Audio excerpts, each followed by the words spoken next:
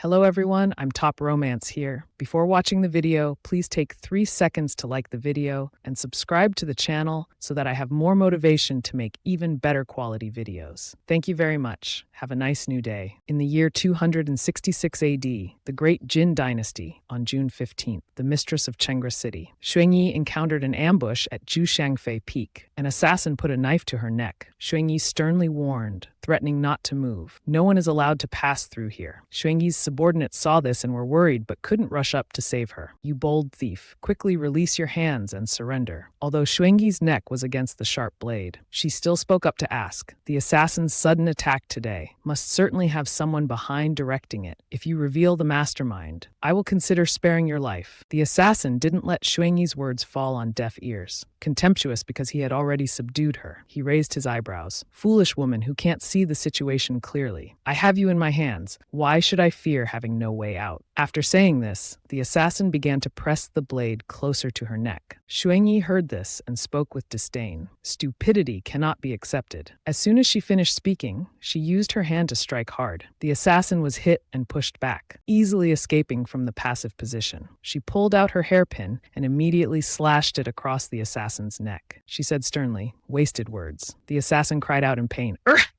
He trembled, crawling on the ground, unable to speak.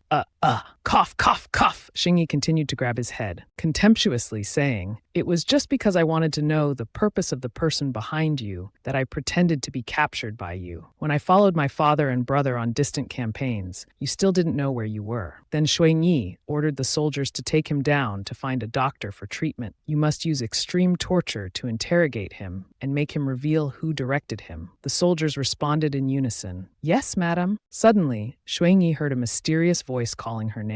Xuanyi. She panicked. "Who's calling me?" Just as she finished speaking, her head suddenly became dizzy. "What's happening? My head hurts so much." The soldiers saw Xuanyi, who was just now so imposing and majestic, suddenly collapse to the ground. "Everyone couldn't help but worry, madam. Madam has fainted. Quickly call for a doctor." In Xuanyi's subconscious, "I am Xuanyi, the mistress of Chengra City in the Great Jin Dynasty. I don't know why, but I seem to have transmigrated into a book." Then she woke up and returned to reality. Xuanyi was sitting cross-legged on a chair. She said, "Then I came to this world, becoming the young Miss Xuanyi of the Xin Yuan group." The doctor was stunned when he heard her story. The atmosphere around suddenly became silent. After a while, the doctor spoke while wiping the sweat on his forehead. "It can be said that you feel that you have transmigrated here." Xuanyi, with a sad face, began to explain. "That's right. Moreover, I've transmigrated into a book. This character of mine is a noble family's daughter." The doctor, of course, couldn't believe this absurd story. He hurriedly interrupted Miss Shui. "How long have you had this condition?" Xuanyi tilted her head and said, 2 days. I've been in this world for 2 days. During these 2 days, I've understood everything about this world." After speaking, she suddenly became excited. Standing up abruptly, she put both hands on the table, leaning closer to the doctor. "I know you're a physician. You can help me." The sound of Xuanyi's phone suddenly rang, interrupting the conversation. "Love how you overcome despair. Love your unyielding appearance. Love your lonely figure passing through the dark alley." Xuanyi answered the phone. A voice from the other end sounded, stunning her. "Is this Mrs. Yan? Your family's 4th young master and the Jiang family's 3rd young master are fighting. They're at the police station. Can you come to pick them up?" Xuanyi turned to ask the doctor, "Is the police station the yamen in this place?" Hearing that question from Xuanyi, the doctor became more certain that she was suffering from delusions. He could only helplessly nod with a forced smile. Xuanyi angrily said, "Tong Tong are brothers from the same family. How can they be fighting in the streets, causing such a commotion that they're arrested and taken to the yamen, and the mistress herself has to go pick them up?" Then she stuffed the phone into her pocket. Thinking about the words spoken on the phone earlier, it was truly absurd. Meanwhile, the doctor was looking up delusional medications for Xuanyi. When he found it, he turned back and said, "Miss Shui, based on your condition, I'll first prescribe you medication for a week." Not hearing any response, he called out once more, "Xuanyi." She was standing dazed by the window, looking down. The doctor panicked, thinking she might do something rash. Miss Shui, please don't think about leaving in that way." Hearing this, Xuanyi turned her face towards the doctor. She said dejectedly, "It seems you still don't believe what I say. Then I can only end this conversation." Without hesitation, she jumped out of the window. As she was falling freely towards the ground, she shouted back, "Just change to another physician." The doctor stood there, watching in horror, his face turning pale. He was bewildered and confused. What on earth is happening here? Shengyi walked along the street. Around her were many new things: cars, students, phones, and other unfamiliar objects. She thought silently, this is a completely alien world. I've become a stranger with the same surname and name. Although she had transmigrated into a stranger, she still possessed all the memories of this world's Xuanyi. The Xuanyi of this world was the young miss of the Xinyuan group,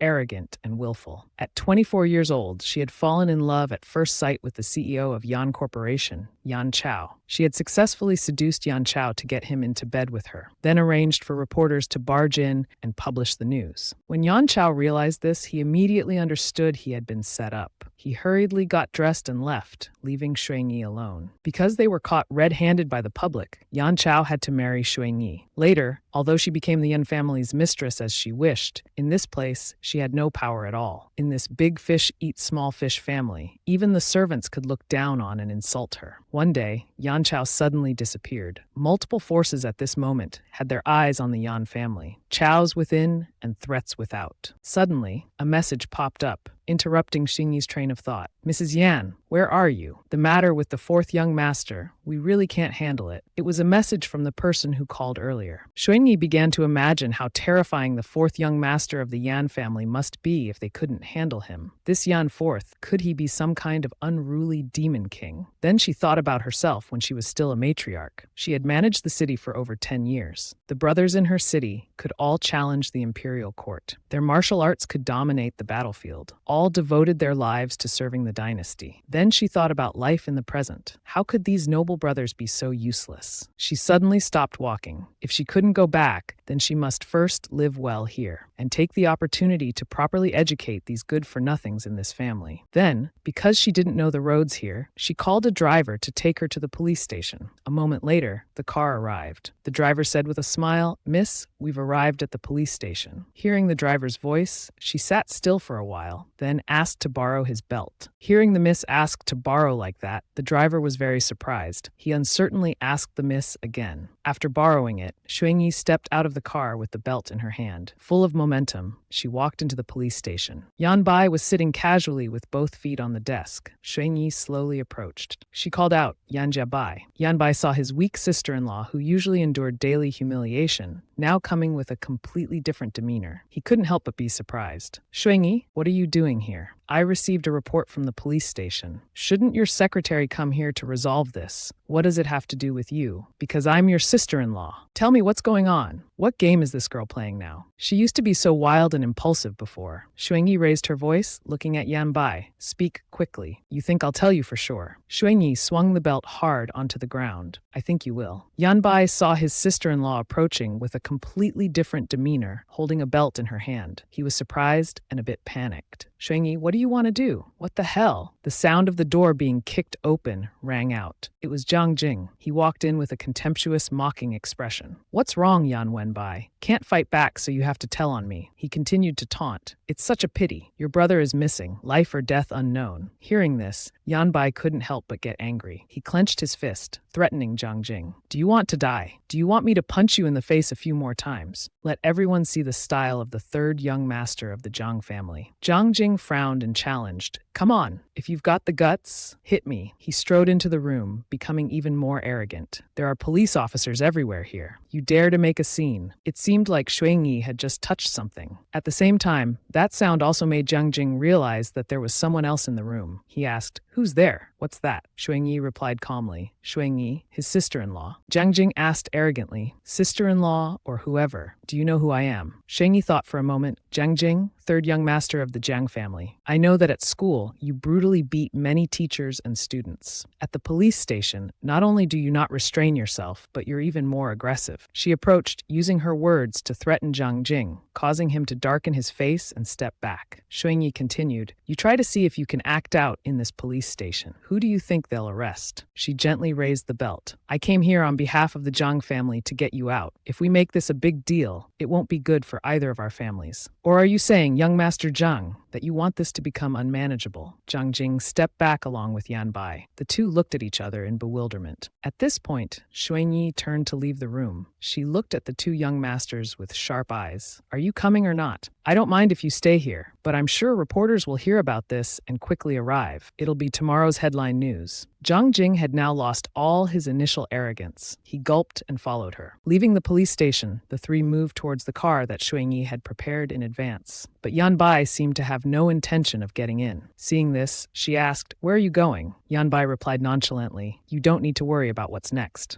Xuanyi, seeing his attitude, couldn't help but recall her own past, when she was still a young mistress, thinking back to when she was so young and already on the battlefield of family life. But this kid's character needs to be disciplined well. Xuanyi didn't dwell on it further. She turned to ask Zhang Jing, "I invite young Master Jiang to visit the Yan family as well." Hearing this, Zhang Jing smirked. Still seeming to look down on everyone, he replied boldly, "What? Want to apologize to me? Let's go then." Zhang Jing opened the back door and got in. Xuanyi followed with a deep look in her eyes. The two sat together in the back seat, uneasy about letting Xuanyi go alone with Zhang Jing. Thud. The sound of a car door closing rang out along with the appearance of Yan Bai, who earlier had no intention of getting in the car. Xuanyi asked unhurriedly, "Why did you come back?" Yan Bai replied irritably, "You're so afraid of the Zhang family, yet you want to invite him to apologize. Is that it? I have to go with you. Can't let you embarrass the Yan family." Xuanyi showed a hint of a smile. "Indeed, you should come along." She then ordered the driver to go. As the car was moving, suddenly Yan Bai's gaze shifted to the rearview mirror. In the mirror was Zhang Jing's image, still with that unpleasant face, as if saying, "What are you looking at?" Yan Bai's eyes then moved to the legs of Xuanyi, which were glowing white. He couldn't stop noticing those legs, and even more, he didn't want that Zhang Jing kid to see them. Yan Bai raised his eyebrows and demanded to stop the car. Immediately, the car stopped at his command. Yan Bai got out and went to Xuanyi's seat. He opened the door and said, "Move to the front seat." Xuanyi coldly didn't even look at him and corrected, "Is this how you speak to me?" Yan Bai was momentarily flustered, but quickly adjusted his words. "Please, sister-in-law, sit in the front." After changing seats, the car continued to roll forward. Zhang Jing questioned, "Yan Wenbai, what are you doing? We were sitting comfortably. Why did you change seats?" Yan Bai frowned and turned his face to the window. Without even glancing at him, he replied irritably, "Talking nonsense again. Want me to shove your head under the wheel?" Receiving such an unpleasant answer, Zhang Jing couldn't help but get angry. He no longer wanted to talk to either of them. Each turned their body away from the other. Xuanyi had been observing through the mirror all this time. She said nothing. The scene changes to the Yan family mansion. As the car approached the mansion's entrance, two servants appeared, waiting to receive them. "Young master, you're back." Then, a female servant quickly approached Xuanyi with a serious expression. "Madam, where have you been? Madam Xiao has arrived. Please go in quickly." Before Xuanyi could enter the house, in the maid's words, Madam Xiao had already appeared, waving with an unfriendly expression. "Madam Yan, you finally agreed to see me. I thought you were planning to avoid me for the rest of your life." She spoke in an accusatory tone. Unexpectedly, she then grabbed Xuanyi's hand. Putting on a pitiful act, she said, "Madam Yan, I don't want to steal your position. I just want to have a say for the child in my womb." Only then did Xuanyi realize. The person in front of her was Xiang Meng. In the original host's memory, Xiang Meng was a minor third-tier celebrity. She suddenly became Yan Chu's mistress, pregnant with his child. In her subconscious, an image of Xiang Meng with raised eyebrows appeared, standing at her door, banging. "Open the door. Open up quickly. Don't hide inside. You must give me an answer." The original host was sitting sprawled on the floor. Along with that, many broken glass pieces were scattered on the floor. She replied with resentment, "Stop knocking. It's so annoying. You're all bullying me. All of you are bullying me." Cutting off the flashback, Xuanyi immediately brushed off the other's hand. She coldly passed by her, saying, "Your matter isn't worth mentioning here. Stand there and wait patiently." Her action startled Xiang Meng. Speechless, she stammered, "What, you?" Yan Bai, following behind, also added insult to injury. "The Yan family's main gate. Now any type can enter, huh?" This action of Yan Bai was marking his territory, not acknowledging the child in Xiang Meng's womb as carrying Yan family blood. Moreover, despising this shameless woman who had no right to set foot in the Yan household. Zhang Jing at this moment also turned to mock. "I've seen your lingerie advertisement, not bad photos." Xiang Meng, receiving contempt from the three, also noticed the oppressive aura of Xuanyi, different from before. This made her tremble in fear, her face darkening as she bit her nails. Entering the Yan family mansion, Xuanyi stood on the stairs. Looking down at the two young masters still slowly striding, she raised her voice. "You two, what are you doing there? Come upstairs." Both obeyed Xuanyi's words and came up to the floor. Zhang Jing at that time was still cheerfully thinking that he was brought to the Yan house for the two siblings to apologize. He even showed friendliness, putting putting his arm around Yanbai's shoulder, sincerely advising, Yan Wenbai, don't be so strict. If you and your sister-in-law have an apologetic attitude, sincere, then I might reconsider. Today's matter won't be held against you. As soon as Jiang Jing finished speaking, a loud smack resounded. Xuanyi's belt from earlier was now being put to use. She slammed it hard on the floor. This action startled the Jiang family's third young master. He couldn't help but be surprised. Xuanyi used her knife-like eyes to glance at Jiang Jing. Young Master Jiang, if the Jiang family hasn't disciplined you, then today I'll take the trouble to teach you what manners are, what rules are. As soon as she finished speaking, the belt was put to use with a whip. The sound of the belt hitting the young Master Jiang's arm rang out. It seemed that the blow just now was not light at all. Jiang Jing's face scrunched up tightly. He was stunned, as if not believing what had just happened. Miss Xuanyi, you dare to hit me. After being hit, Jiang Jing angrily shouted, do you know who my brother is? Xuanyi's face showed not a hint of concern or worry about Jiang Jing's family background. She continued to swing the belt, whipping him again. Smack. Seeing that threats didn't work, Jiang Jing had to beg, stop hitting, please. Stop hitting, it hurts so much. It hurts. It hurts. Yanbai, standing in the hallway, heard Jiang Jing's miserable cries and was bewildered. Could it be that this wasn't the reason sister brought Jiang Jing home? Was it to make it easier to beat him? In the room, Jiang Jing decided he wouldn't endure it anymore. Brother Yan Zhang Canquet, I don't care anymore. Today I'll have to hit a woman. After saying that, he raised his hand and punched straight towards Xuanyi. Being the mistress of the house, to Xuanyi, Jiang Jing was no different than an insect. She easily caught Jiang Jing's punch. Not only that, she effortlessly twisted Jiang Jing's arm behind his back, making him cry out in pain. Ouch, ouch, ouch. Stop hitting. I need to go to the hospital, Mrs. Yan. Jiang Jing tried to turn his head back. Sister Shui,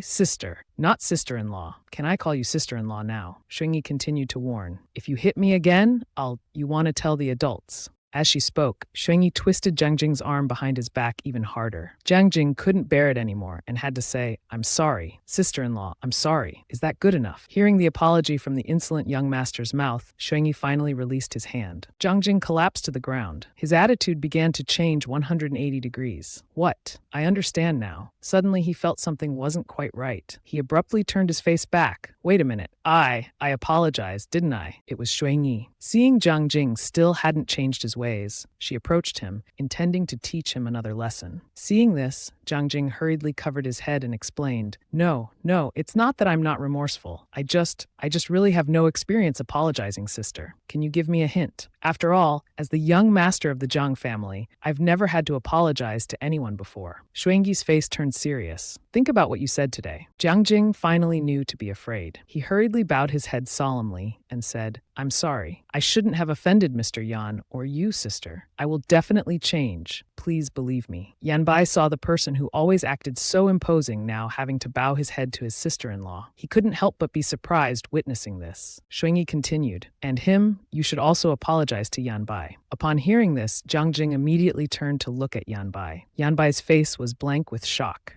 Jiang Jing turned back to Xuanyi, feeling wronged. But he hit me too. Do I still have to apologize to him? Seeing Jiang Jing's refusal to comply, Xuanyi picked up the belt from earlier as a threat. Are you going to apologize or not? I don't have much patience. Jiang Jing quickly panicked. I'm sorry. I'll be polite. Then he approached Yanbai. Mr. Yan, I'm sorry. I shouldn't have fought with you. Next time at a banquet, I won't mention the Yan family again. Yanbai clicked his tongue and turned away.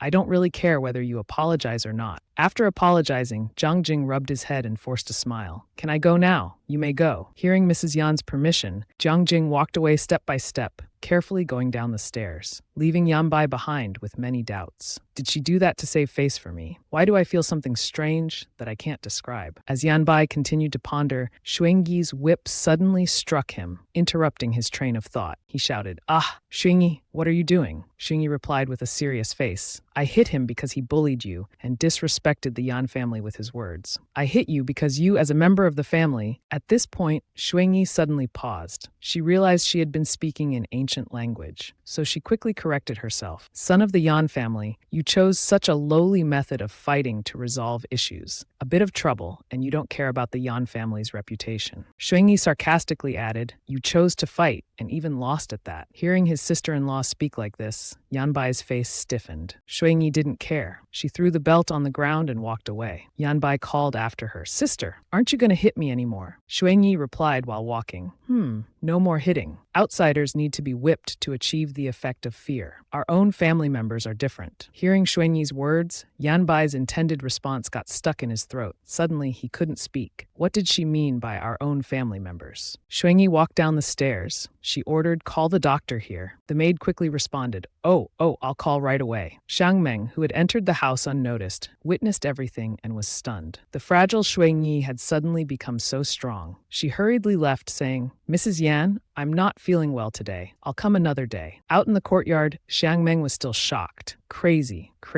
That woman is nothing like her usual self. I must quickly go tell him about this. Then she got in the car, slammed the door shut, and drove off. The voice on the other end said, things aren't going very smoothly. Xiang Meng immediately asked, didn't you say recently that I should call you less often? Why is Cao Ye calling now? Tell me, San Shuangming is Yan Chu's close friend. With Yan Chu missing, he will definitely return. Jian Rui will certainly come back with him. Xiang Meng worried. What now? The Jian family is so powerful. They're in entertainment. If your wife Jian Rui finds out I'm pregnant with your child, she'll surely ruin me or even kill me. Xiang Meng, who was driving, suddenly stopped. Cao Ye continued on the other end. On the contrary, if we don't keep this child, don't expect to get a single penny. Xiang Meng was caught in a dilemma, frightened. I'm just worried about pinning this child on the Yan family. Is there really no problem with that? It turns out Xiang Meng and Cao Ye, taking advantage of Yan Chu's disappearance, were exploiting false rumors. They wanted to use a child with no blood relation to the Yan family for their own benefit. Xiang Meng slumped over the steering wheel. What if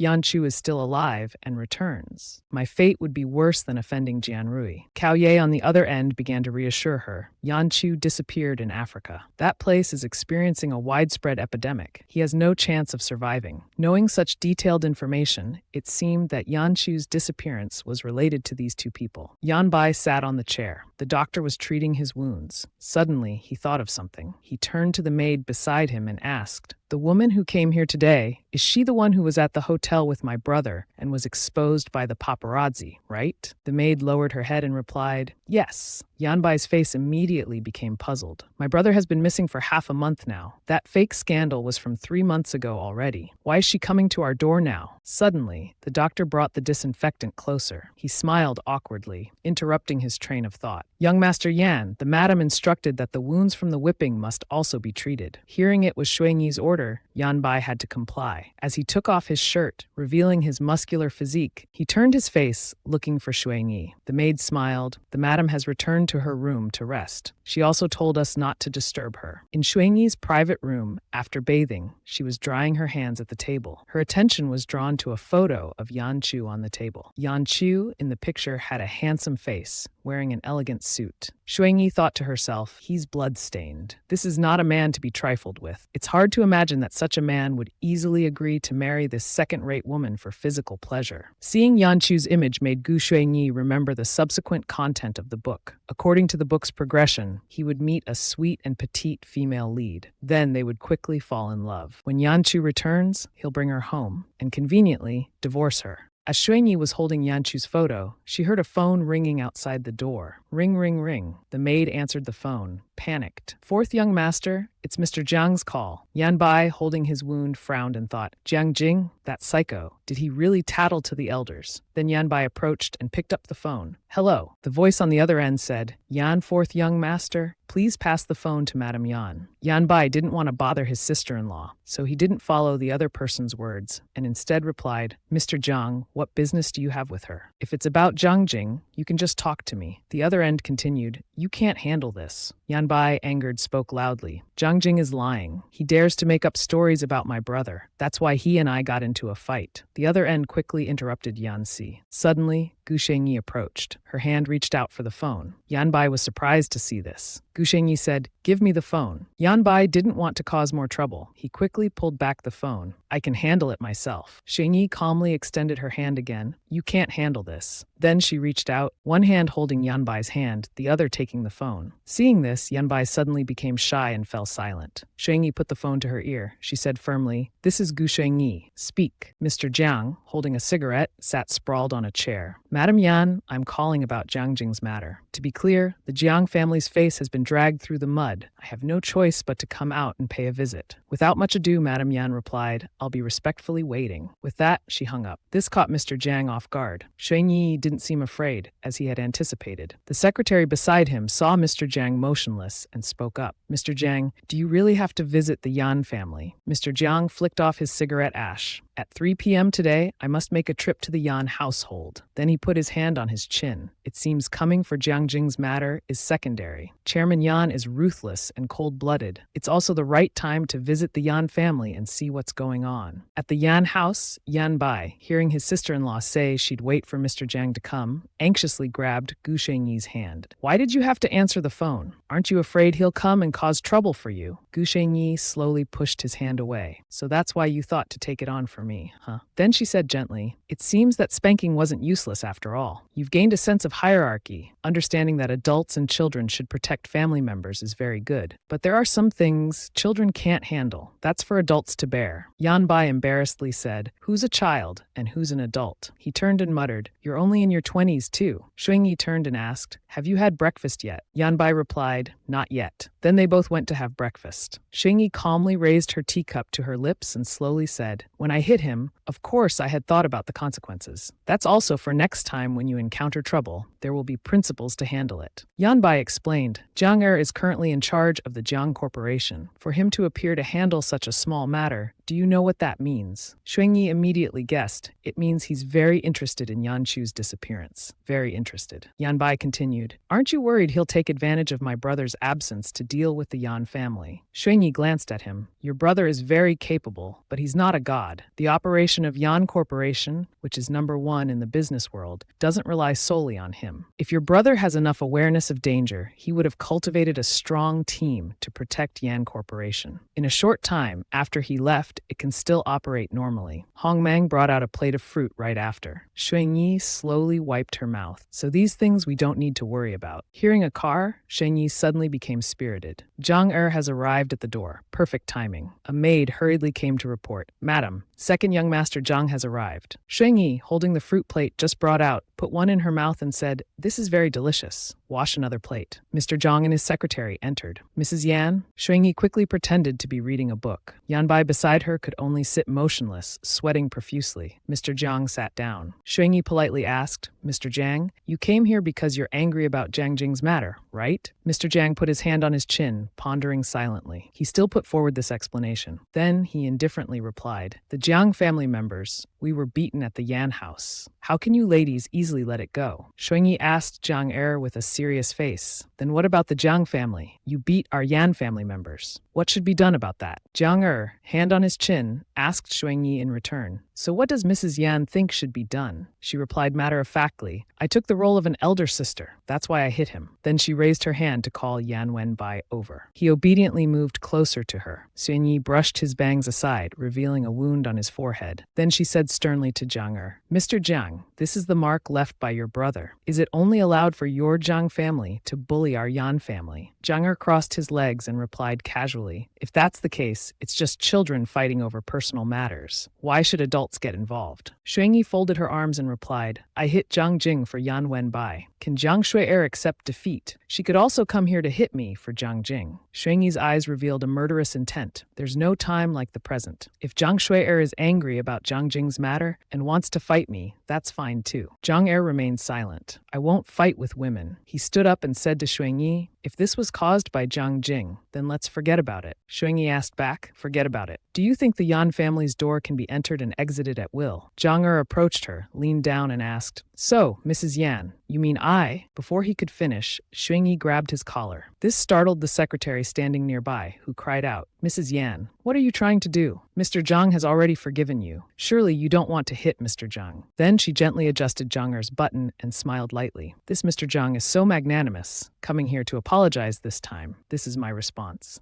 Seeing this, Jiang blushed slightly. Embarrassed, he turned away and loosened his collar. Now we're even, so I'll take my leave. But Xuanyi stopped him. Then she turned to the servant and said, "Pack up the freshly washed strawberries." She smiled and handed them to Jiang, saying, "Mr. Jiang, have a safe trip." In the car, the secretary said to Jiang, "Mr. Jiang, Mrs. Yan doesn't seem to match the rumors of being very intelligent, but somewhat domineering." Jiang, holding the strawberries, put one in his mouth, remembering Xuanyi. He licked his lips and whispered, "Very sweet." At the spy film set, a staff member showed the director a phone and said, "At dawn 3 days ago on set, during a night scene, A Yuan suddenly left the area supervised by the film crew." The director, rubbing his temples in frustration, asked the staff, "Still no contact until now." The staff member helplessly replied, "Director Lee has searched everywhere, but still can't find him." The director angrily shouted, "Keep looking. Everyone go search. We must find him." He anxiously wiped sweat from his brow, pulling at his hair. "If the Yan family's young master disappears on set, I'm surely done for," he said. "Contact Xiang Meng. Find a way to get Mrs. Yan's mobile number. Tell Mrs. Yan we can't find Yuan Wenjie anymore." The staff, hearing this, didn't have time to ask more. They left immediately. Meanwhile, Xuanyi was leisurely reading and drinking tea. She asked the servant, "Has Yan Wenbai gone to school?" The servant obediently replied, "Yes, that's right." She told the servant, "The taste of the crab meat with tofu and Bing Chao tofu today wasn't bad. Tell the driver to take some to him." The servant was startled, then obediently replied, "Yes, ma'am." Just then, her phone rang. A voice came through. "Hello, we're staff from the film crew of Spy. Mr. Yuan Wenjie, during filming on set, suddenly disappeared. Our director told us to call you." The atmosphere suddenly became tense. Xuanyi, stunned, asked, "Who is Yuan Wenjie?" The person on the other end asked back, "You don't know." Then they said, "Yuan Wenjie is Yan Chu's second younger brother. His stage name is Yuan Wenjie.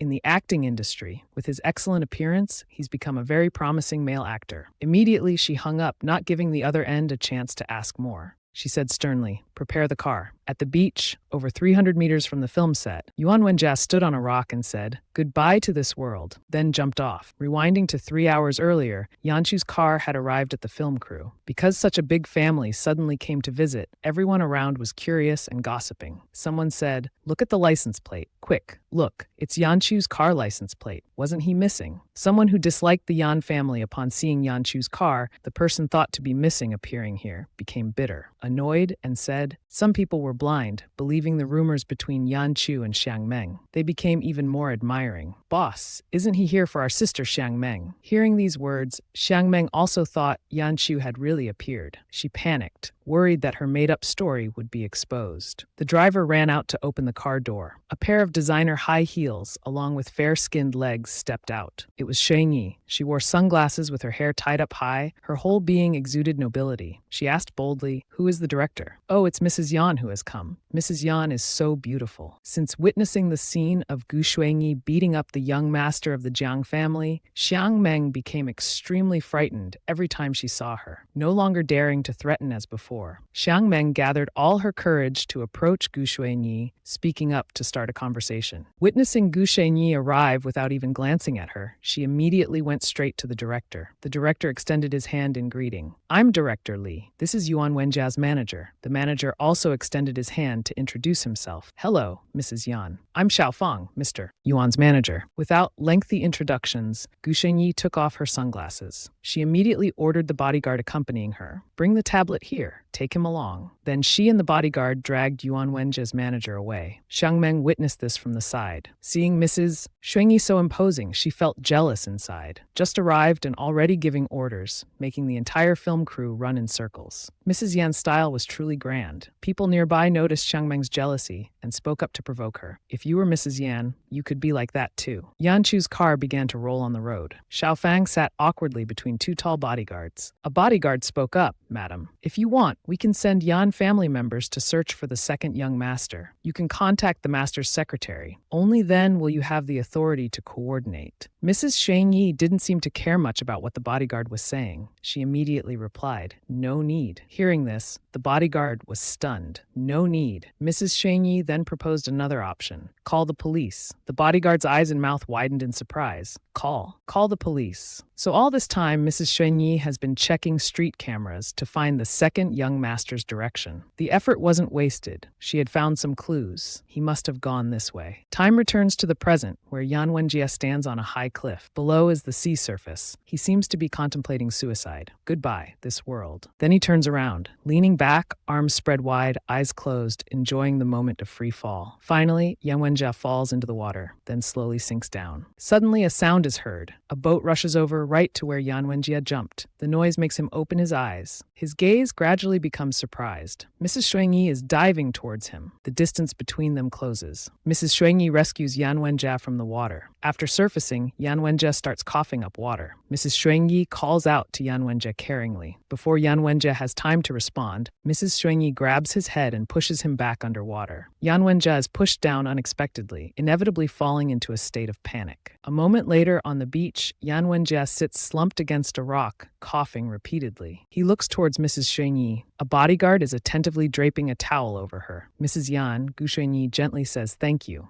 Hearing this, Yan Wenjie thinks Mrs. Yan, Gu Shengyi. Then he closes his eyes. He didn't think that Gu Shengyi would come to save him like this. How could it be? Mrs. Shengyi looks at Yan Wenjie. Yan Wenjie reproaches her. You almost drowned me to death. Mrs. Shengyi asks bluntly, didn't you want to jump into the sea? I was just helping you. Xiaofang hurriedly comes over, worriedly draping a towel over Yan Wenjie. Yan Wenjie still tries to deny his suicide attempt. There's an extreme sports net down there. Haven't you heard of it? Gu Shengyi suddenly speaks sternly. Want to die. If you feel it's not enough, I can help you once more. Hearing his sister-in-law say this, Yan Wenjie becomes frightened. Xiaofang beside him speaks up, trying to ease the tension in the air. Mrs. Yan, how about we sit down and talk calmly? Mrs. Yan turns towards the car. No need. Call the film crew. Tell them we found the person. We'll return now. Xiaofang reluctantly replies, yes, yes, yes. As she's walking, Mrs. Xuanyi suddenly turns her head to look at Yan Wenjie. Want to play more? Yan Wenjie can only silently follow. Back at the film set, seeing Yan Wenjie soaking wet from head to toe, everyone becomes noisy. The director worriedly comes over to ask what happened. Yan Wenjie steps out of the car, gently replying, it's nothing. Just fell into the water. Hearing this, everyone around gathers. All of them are worried. Mr. Yuan, are you all right? Oh my. Xiaofang can only come close to clear a path for Yan Wenjie.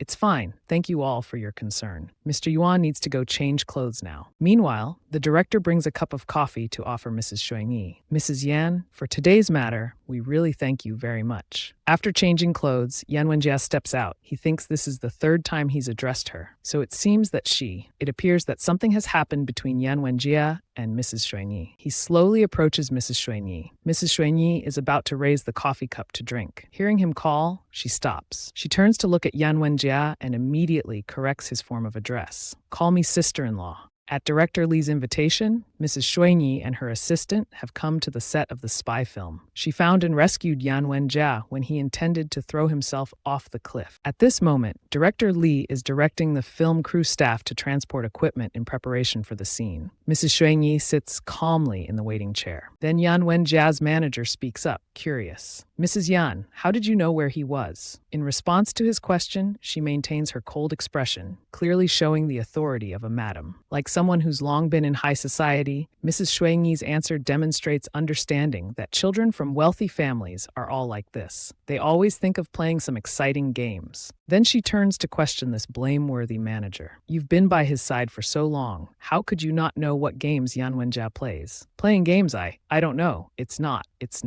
The manager is flustered, not knowing how to answer her. Meanwhile, Mrs. Xuanyi also receives a call from Yan Wenbai. Yan Wenbai, what's the matter? On the other end is a voice that can't hide his curiosity and surprise. Did you send me food, sister? Mrs. Xuanyi remains calm as she replies to this young master. Young master, food. Oh yes, I sent it to you. Do you like it? Yan Wenbai's tone is quite different. His face answers. On the other side is Yan Wenjie, or as many others call him, Brother Yuan, is having his costume adjusted by the film crew. He accidentally overheard the conversation between his younger brother and sister-in-law. His face shows dissatisfaction and no less confusion. He thinks, sending food to Yan Wenbai, but sending me to my death. Next to him is our female lead, Gu Xuanyi, looking at her phone and thinking to herself, it's really strange. Yan Wenbai is amazed by receiving some food he likes and feels astonished. While Yan Wenjie is completely carefree, acting recklessly and unrestrained, he doesn't even care about his own life. life, she sighs. Oh, this Yan family is so strange and without rules, nor do they have any family affection. Director Lee calls for the cameras to roll. The first scene begins. Yan Wenjia is arranged as the lead role in this film. This is what he has risked his life for, to enter this social class. Now he is finally blended in, like a drop of water naturally merging into the ocean. Yan Wenjia's hand grasps an empty crystal glass, raising a toast with the upper class in the scene. His old self has died today. A completely new him has been reborn from today. The film crew members all cheer in unison, praising Yan Wenjia's superb acting skills. Wow, great. Mr. Yuan is amazing. Mr. Yuan, handkerchief. The manager comes to his side to praise him. Yan Wenjia endlessly. Mr. Yuan, this scene was truly remarkable, absolutely perfect. Instead, he pays no attention to the praise from those around him. He immediately looks around and asks the manager, "Where's Miss Shui Ni?" The manager, and he looked towards where the female lead was just sitting. The chair is empty. The manager stammers. She left. Seems she wanted to go to a store to buy some new clothes. Yan Wenjia initially freezes, then immediately chokes up and feels disappointed. It turns out she didn't watch even for a second. At the clothing store, the owner, eating a bowl of noodles, is surprised when she first sees a girl of power step into her shop. Wrap this one up.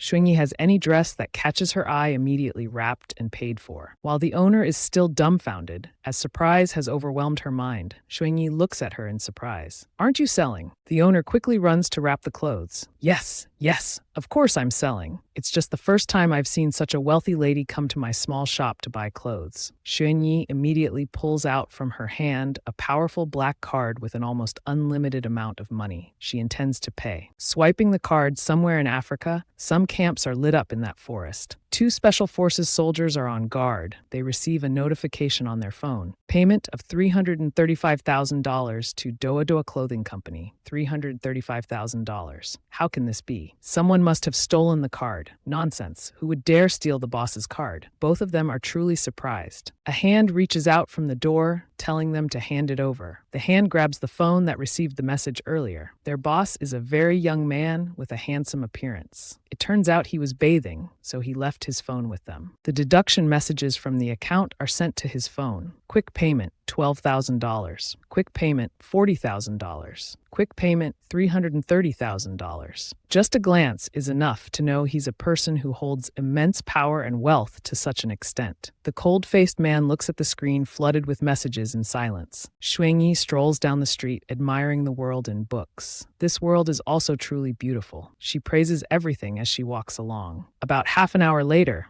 she has bought many things, along with a strawberry-flavored ice cream cone. Xuingyi brings the ice cream to her mouth. It's delicious. Sweet strawberry is truly the best thing in the world to eat. Her mood improves considerably. She happily savors every bit. Behind the brick wall, Yan Wenjia is hiding, silently following his sister-in-law. Suddenly, Xuingyi receives a phone call. On the other end is the urgent voice of Madame Fu. Mr. Jian has returned to the capital. Xuingyi replies, "I know." After the phone call, her face begins to darken.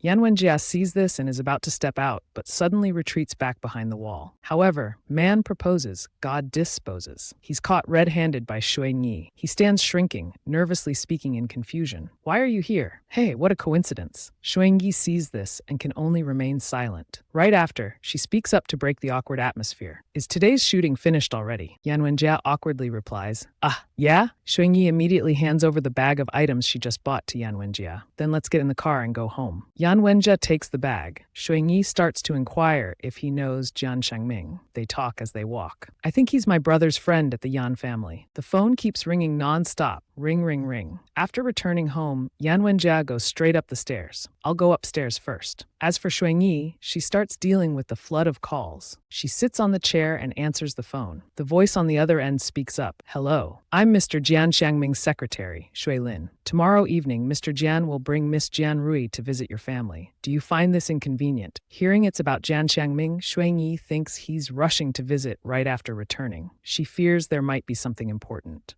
That's fine," Xuingyi replies. Then she hangs up immediately. Just as she puts down the phone, not even 5 seconds later, the phone starts ringing again. Ring, ring, ring. "Mrs. Yan, hello. I'm Mr. Yan's secretary. I've received information that Mr. Jian will visit your home tomorrow evening. If convenient, please allow me to accompany you. Xuanyi replies, "That's fine," and quickly hangs up. Once again, the phone continues to ring. Xuanyi is exasperated. "Hello." The voice on the other end calls out, addressing her by a very intimate name. "Xuanyi, it's Mom." Xuanyi is a bit surprised. "Mom?" When she hears it's Xuanyi's mother on the line, she instinctively thinks about the book. Xuanyi's father is a Mr. Gu, a wealthy man in the educational materials trading industry. As for Xuanyi's mother, named Zhang Xin, she's Mr. Gu's second wife. Unemployed, she stays at home all day spending money endlessly. To them, their daughter is just a tool for gaining wealth and status, something they can manipulate at will. Xuanyi's mother continues speaking. "Mr. Jian is coming to the house tomorrow, right? Your father is worried you won't take the initiative if you need." Before she could finish her sentence, Xuanyi interrupts. "Not necessary." Her mother, hearing her usually obedient daughter, who always does as she's told, now firmly refusing her like this, becomes angry. "What do you mean, not necessary? Has Mr. Yan's secretary already contacted you? We should come too, don't you think?" Xuanyi doesn't bother to care. She directly cuts off the conversation. In one day, hearing Zhang Xiangming's name countless times has made Xuanyi start to ponder. It seems Zhang Xiangming's visit has made many people restless. Tomorrow will be a fierce battle. Xuanyi stands up, crosses her arms, and orders the maid, "From now on, if she calls again, hang up every time." "Yes, Mrs. Yan." A moment later, the door opens. It's Yan Jiabai holding a lunchbox that Xuanyi had sent someone to bring this morning. Seeing this, Xuanyi speaks up. "You're back." Yan Jiabai feels embarrassed to run into his sister-in-law right as he gets home. Did something happen? Xuanyi continues to show concern. "It's nothing." "Did you finish it all?" Yan Jiabai's face suddenly turns red. "No." Perhaps because in this cold house, lacking in affection, this is the first time he's felt the sensation of someone caring for him. "Next time, I'll ask the chef to make more and send it to you." Yan Jiabai hurriedly thanks her. Everything that happened was witnessed by Yan Wenjia standing on the stairs. After Yan Jiabai goes up the stairs, Yan Wenjia comes over to inquire. "She sent that to you, huh?"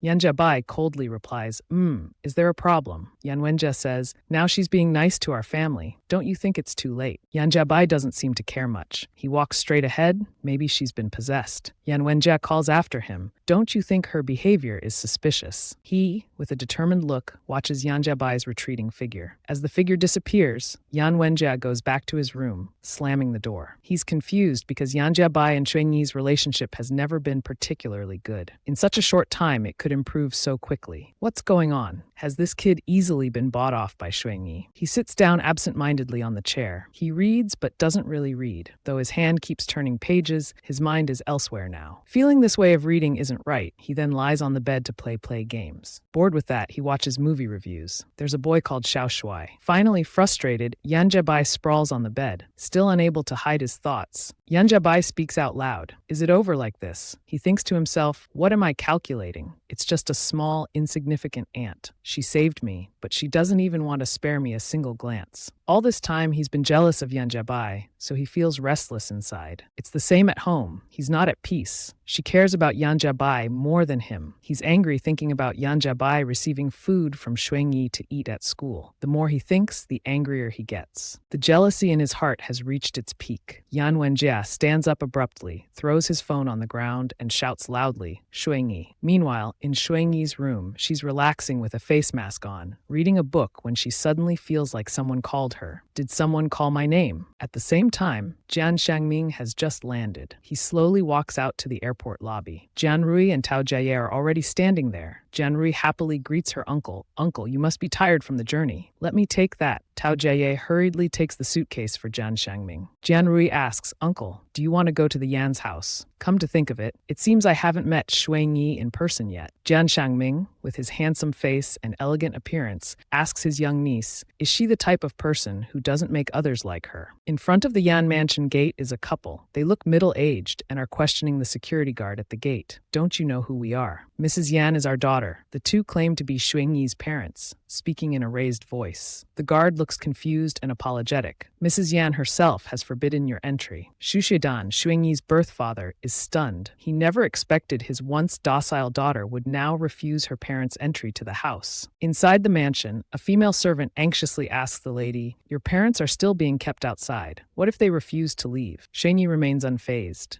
She calmly rests her arm on the armchair, continues to turn the pages of her book, seemingly unconcerned that the people outside are her parents. She says indifferently, "Then let them wait outside and see who will give up and leave first." Meanwhile, outside, suddenly a car appears at the gate. Zhang Xin, Xu Shuidan's second wife, turns to look as the car window slowly rolls down. It's Yan Chicheng's secretary, Wu Jin. He gently asks, "Why are you two here?" Xu Shuidan, in the awkward situation of being locked out by his daughter, nervously replies, "I don't know what happened today. Maybe Xuanyi hasn't woken up yet." He doesn't believe that Xuanyi would refuse him entry and continues to make excuses. "The people inside the mansion don't know either. Be a bit smarter. They still refuse to open the door for us." Wu Jin smiles faintly. He responds indifferently, "Well, I'll go in first to see what's happening." Then he slowly rolls up the car window, showing no sign of inviting the two to join him. Xu Shuidan is surprised by this and knocks repeatedly on the car window. "Wait, Mr. Wu, let us come in with you." Wu Jin sits in the car, not even glancing at the two of them. He just gently loosens his tie and drives into the mansion. The mansion door opens. A maid has opened the door for Secretary Wu. As soon as he enters, Secretary Wu asks where Mrs. Yan is. "Madam is reading upstairs," the maid replies. Wu Jin smiles in response. "All right, I'll go up to find her." At this moment, Wu Jin thinks, reading. Could it be she's reading how to hold on to a man's heart or how to get more assets in case of a divorce? Given Xuanyi's recent outward behavior, he can't help but suspect. Perhaps Xuanyi is secretly preparing some kind of plan. Will it be a plan to hold on to her husband or a way to claim the most assets possible? Wu Jin approaches and opens the door to the room where Xuanyi is sitting and reading.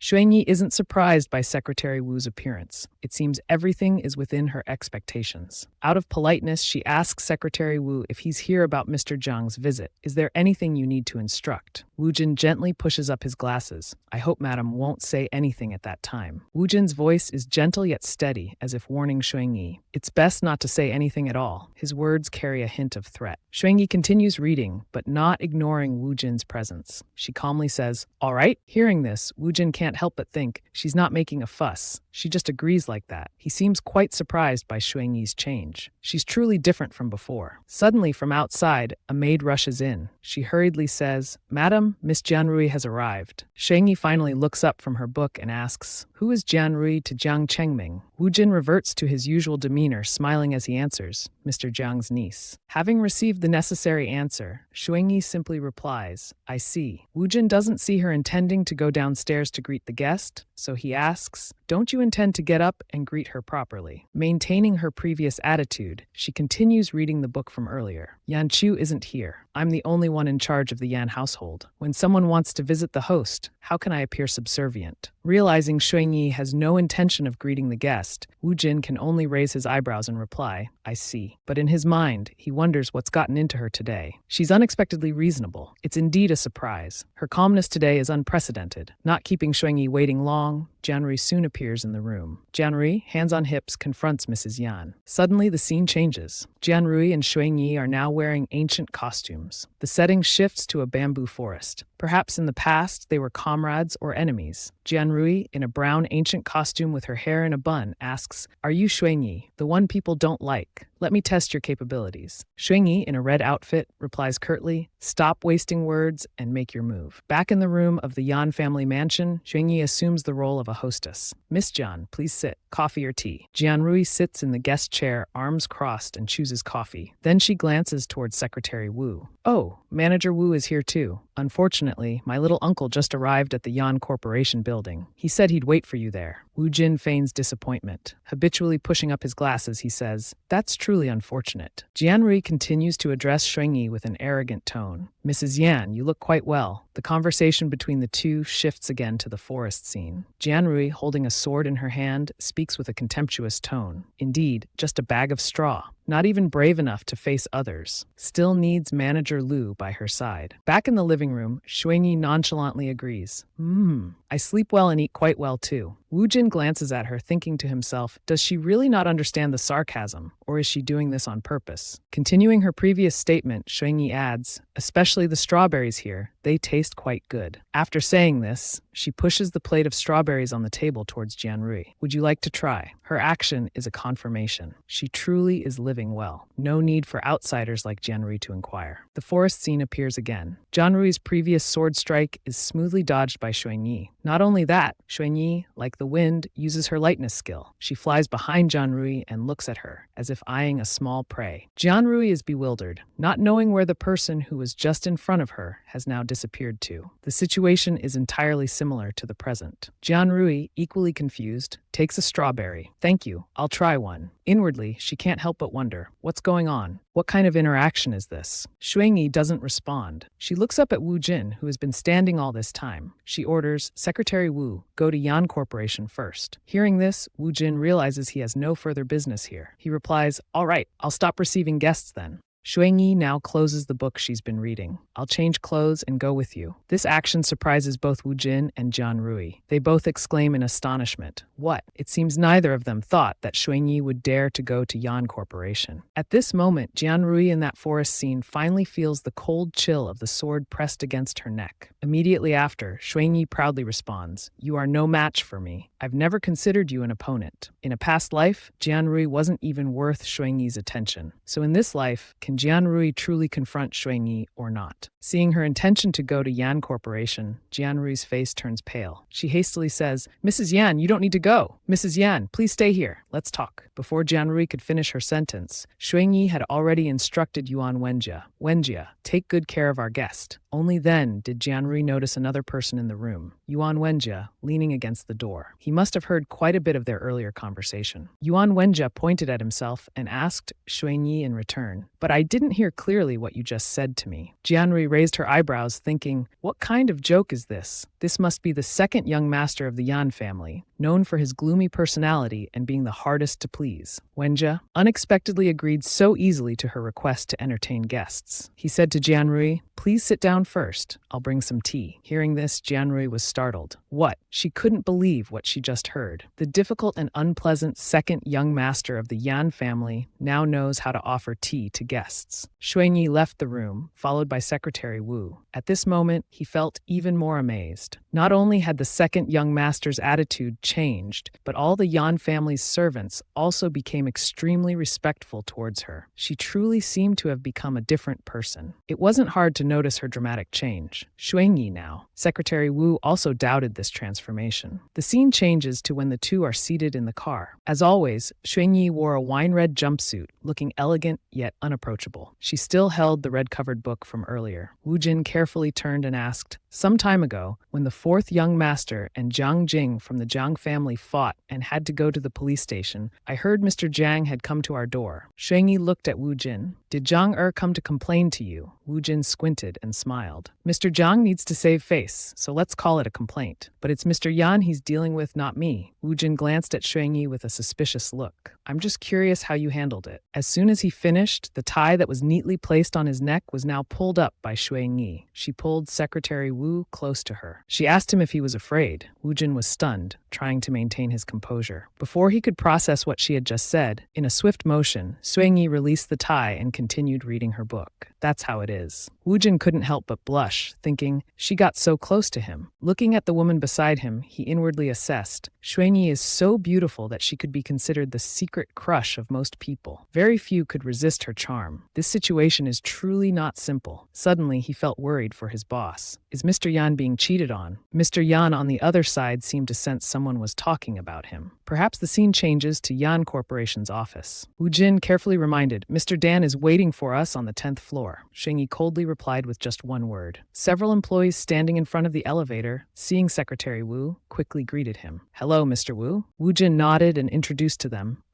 This is Mrs. Yan. Perhaps this was the first time Xuanyi had set foot in Yan Corporation. In the past, when entering Yan Corporation, she hadn't been publicly acknowledged. Now, when Wu Jin announced her, the employees from earlier panicked. They quickly bowed and greeted Madam. Hello, Mrs. Yan. Xuanyi's eyes swept over them. Hello, everyone. Then everyone entered the elevator together. On the 10th floor, a woman who appeared to be a secretary was reporting to Mr. Jian. Mr. Wu is downstairs and will be here shortly. Ding! The elevator bell rang on the 10th floor. Wu Jin and Xuanyi had arrived. The female employee from earlier bowed respectfully, inviting them in. As soon as they entered, Secretary Wu warmly shook hands with Mr. Jian. Mr. Jian responded, Mr. Wu. It seemed they had met many times before. Then Xuanyi spoke up to introduce herself. Xuanyi also also extended her hand, intending to shake hands. Mr. Jian turned to look at her. He quickly responded, "Mrs. Yan?" All three sat down on the office sofa. Mr. Jian spoke first. "The Jian family has been to Niger. Terrorist activities occur there every year. They couldn't find Mr. Yan, but they found some clues. Mr. Yan is very likely to have moved to Mali, so this meeting was to find information about Mr. Yan." Wu Jin maintained his usual friendly expression. He smiled and thanked Mr. Jian for his efforts. Mr. Jian said nothing. He just gently adjusted his glasses. Then he looked at Xuanyi and spoke. "This is what I owe Mr. Yan." A question mark appeared above Xuanyi's head. Why was he looking at her? She wondered, confused. Xuanyi was still perplexed when Mr. Jian said he was repaying a debt to Mr. Yan, but looked in her direction. She had absolutely no recollection of any relationship between this person and Yan Chao. Not wasting any time, Wu Jin then provided some information related to finding Mr. Yan. The Yan family's search and mercenaries are also continuing to search in Inner Africa, so Mr. Yan's situation can certainly be stabilized. Don't worry, what we can do is to maintain the domestic situation. You're referring to Bao Ham? Mr. Jian replied. At this moment, Xuanyi was deep in thought. Bao Ham. It sounds like a subsidiary of Yan Corporation. Cutting off Xuanyi's train of thought, Mr. Jian habitually raised his hand to push up his glasses and continued. But currently, it's in a complicated situation. I can only be of very little help.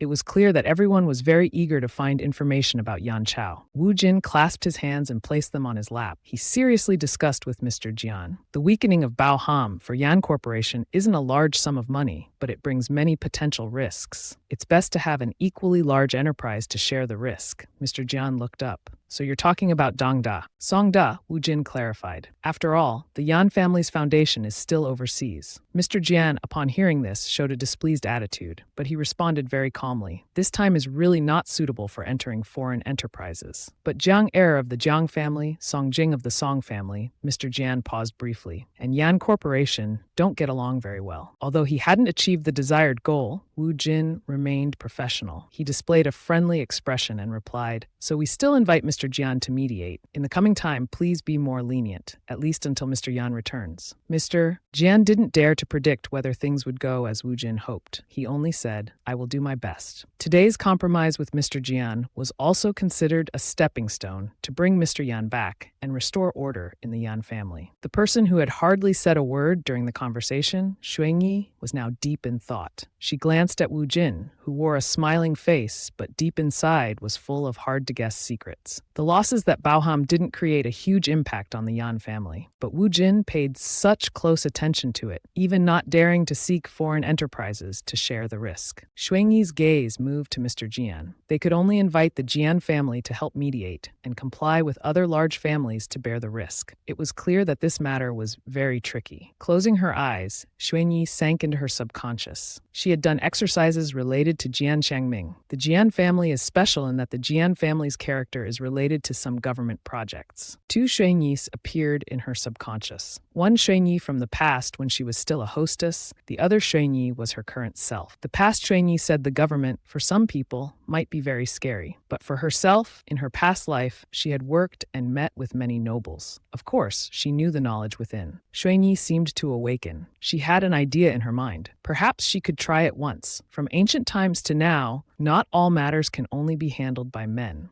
Noticing Xuanyi's silence, Mr. Jian politely asked Mrs. Yan, "Do you have any more questions?" Both Wu Jin and Mr. Jian turned to wait for her question. Unfortunately, Xuanyi currently had no questions. She coldly replied, "No." Regarding news about Mr. Yan, Mrs. Yan doesn't have any questions. Mr. Jian couldn't believe that a married woman whose husband was currently missing would have no questions at all about her husband. He pressed further. The truth was that the current Xuanyi was no longer the weak Xuanyi of the past. All information related to that husband seemed to have nothing to do with her. She continued to deny, "No." Mr. Jian, hearing the unsatisfactory answer, slightly frowned and rubbed his temples. Worried for his benefactor, Yan Chio's life or death unknown, yet his closest wife didn't seem to care about his life or death. Seeing the atmosphere becoming tense, Secretary Chen quickly mediated. "Then I'll have someone take Mrs. Yan home." Without saying anything more, Xuanyi and Wu Jin walked out. Mr. Jian also remained silent, without a word of goodbye or seeing them off. Near the door, Xuanyi suddenly turned around. As if reading Mr. Jian's earlier thoughts, she looked straight into his eyes. "I believe he will return alive." Her words at this moment immediately shattered Mr. Jian's previous thoughts. Her words implied that she not only cared, worried, but also placed full faith in her husband's survival ability. When Mr. Jian heard these words, his facial muscles relaxed. He replied, "Certainly." In the hallway, Xuanyi and Wu Jin were walking with some company employees. Xuanyi seemed to have just asked for something from the female employee beside her. She said, "Thank you." Wu Jin couldn't see Xuanyi anywhere. He turned his head to call Yan. Before he could finish his sentence, the image that caught his eye was Xuanyi placing a paper against the wall and writing something with a pen. He curiously asked what she was doing. Xuanyi didn't answer. She slowly walked towards Wu Jin and slipped the paper into Wu Jin's palm. Wu Jin looked at her without blinking. For some reason, his heart was pounding wildly at that moment. Thump, thump, thump, thump.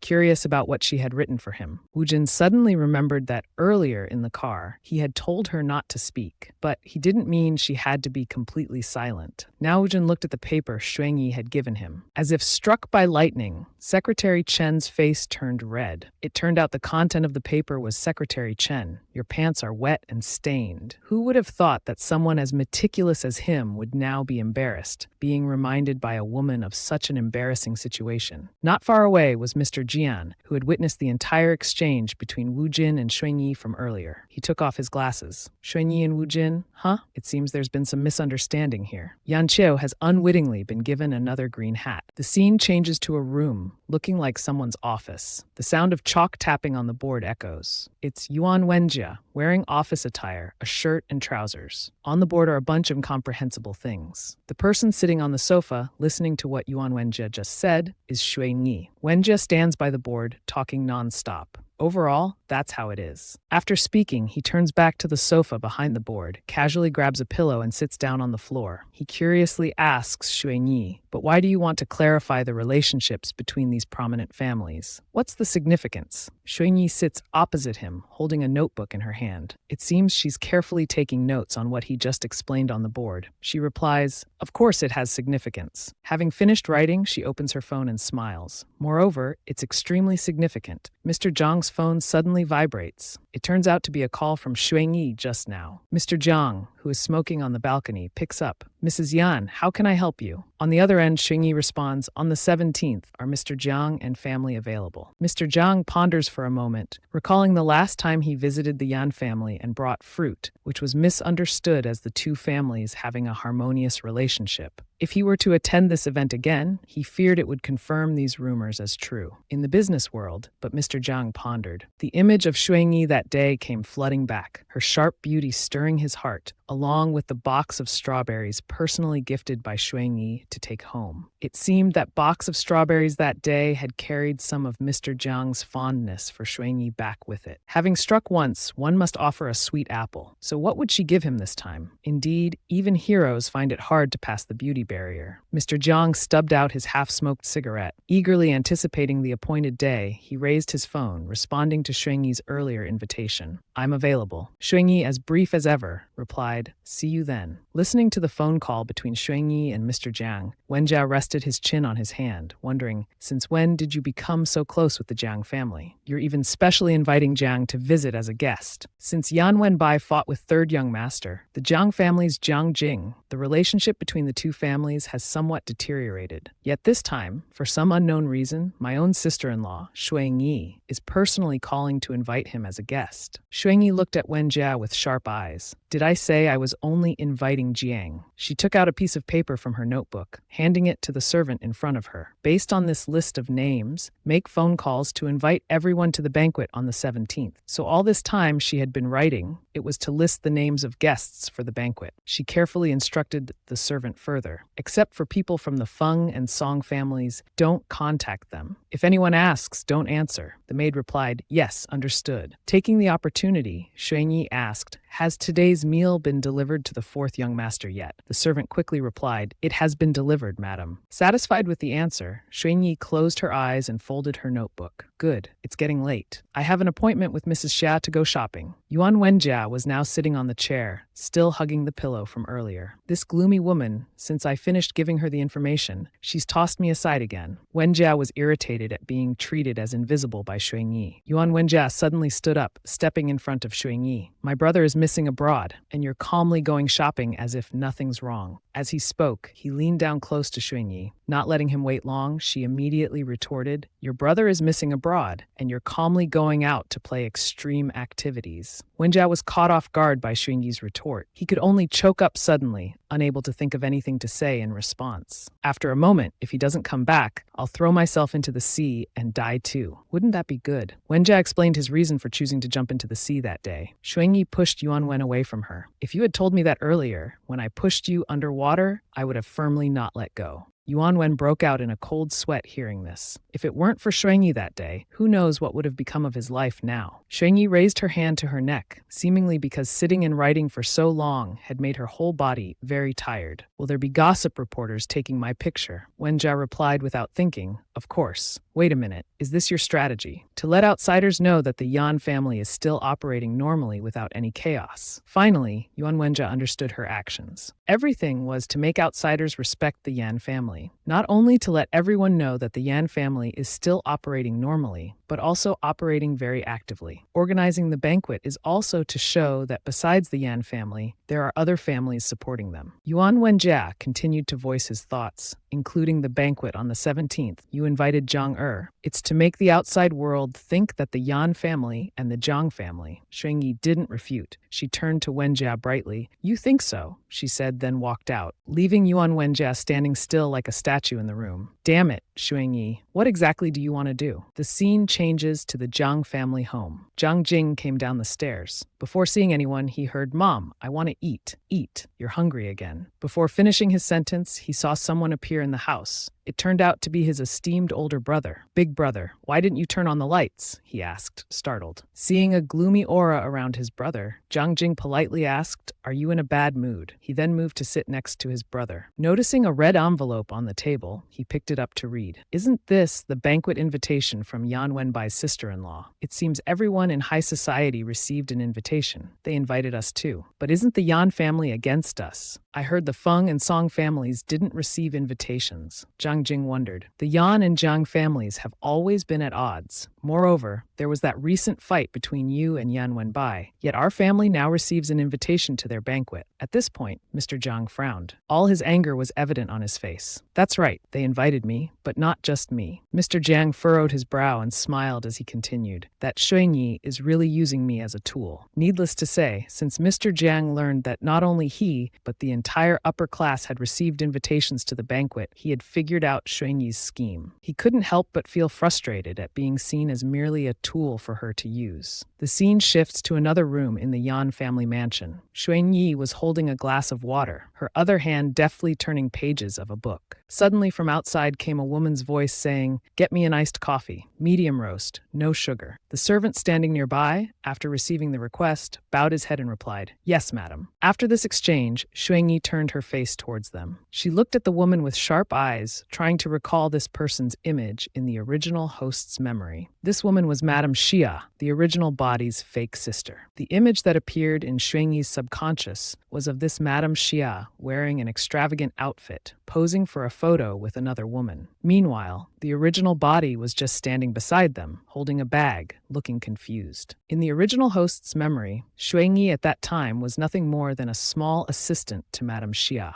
The original host, to enter high society and fit in with the fashionable crowd, had many times in front of these people lowered herself and bowed her noble head. It's clear that this so-called Madame Xia had never shown any respect to the original host. She even tried to put her down. Madame Xia now stepped in front of Xuanyi, arrogantly saying, "You're not wearing makeup today." Xuanyi, showing no courtesy, tossed the half-drunk glass of water into the trash bin right in front of her. She replied lazily. Hearing this, Madame Xia pretended to show concern. "Why are you drinking such trashy drinks? You're not heartbroken just because you saw the news, are you?" Her words seemed caring, but the real meaning was to mock that she now had to drink such trashy water. Truly a vicious woman, Buddha's mouth but snake's heart. Xuanyi, after hearing this, turned and asked, "What news?" Madame Xia was surprised to hear this. Such important news, and this woman didn't care at all. "It's all over the place. They say Xiang Meng is pregnant with Mr. Yan's child." After saying this, she moved closer to Xuanyi, asking to clarify if it was true or false. Xuanyi tilted her head, looked at her, and replied, "It's false. Want to go browse the boutiques?" Not wanting to let Madame Xia ask any more questions, Xuanyi knew this woman loved shopping, so she invited her to go buy some things. When Madame Xia heard shopping, she immediately tossed aside what she had just asked, her face excited, smiling like a flower. Yes, yes, yes. After shopping for a while, in faraway Africa, ding ding ding, a mobile phone rang incessantly. Along with it, a series of notifications appeared on the screen. The last digits of the card, October 15th, 1411. Quick payment 23,000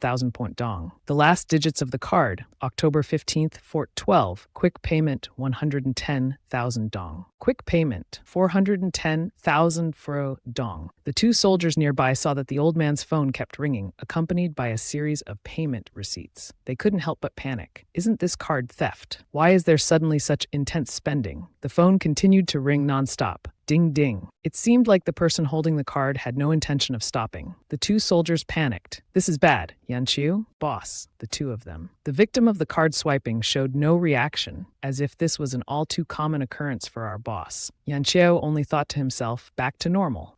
He asked the soldiers, how far are we from Kigali? Scene changes to the shopping mall, where Xuanyi and Madame Xia are shopping. Madame Xia looked at the items Xuanyi just paid for, worried for Mrs. Yan. Based on how you're spending money, today will cost at least 10 million. Xuanyi heard this but showed no reaction, coldly replying, perhaps. Then she continued telling the staff, this one, and this one, wrap them all up. After paying, Xuanyi turned to Madame Xia with a smile. I'm done shopping. It seems Madame Xia hasn't bought anything today. Madame Xia froze, forcing a smile, and replied, it looks like you've bought everything here already. What else could I buy? Xuanyi showed no restraint at all. I really must thank Madame Xia for giving up what you liked. Madame Xia's mouth twitched, only able to force a smile. No need to thank me. Xuanyi picked up her phone, looked at the time, and said, it's getting late. I'll head back first. See you next time. After saying this, Xuanyi and her bodyguards casually walked away, leaving Madame Xia alone and bewildered. She reached out her hand, calling after them. Wait. Madame Xia stood dumbfounded, her face distorted, her hands still outstretched. She just left me here like that. Scene changes to a lecture hall, where Yan Wenbai is studying with two other young men. On the table is a lunchbox that Xuanyi had asked a servant to deliver to him. Yan Wenbai looked at the delivered lunchbox, his face pensive. If Xuanyi was acting, was she really putting on this act every day? Suddenly, the two young men beside him stood up, putting their arms around his shoulders. The one in purple exclaimed, Fourth young master, your family is so nice. They bring you food every day. The friend in brown beside him also chimed in. Someone remembers you every day, cares for you. How can anything be more valuable than that feeling? The one in brown continued, feigning jealousy. Unlike my parents, I'm already in my teens, and they don't even remember clearly anymore. The one in purple grinned. Are we going to the next class? They called and said we should go there earlier. Hearing this, Yan Wenbai felt as if he'd been given a reprieve. He quickly put on his backpack. Let's skip class and go. Before he could finish speaking, ring ring. Yan Wenbai's phone started ringing. It was Xuanyi calling. She asked, I heard from the servants that you're going out tonight and won't be coming home. Yan Wenbai picked up the phone and replied,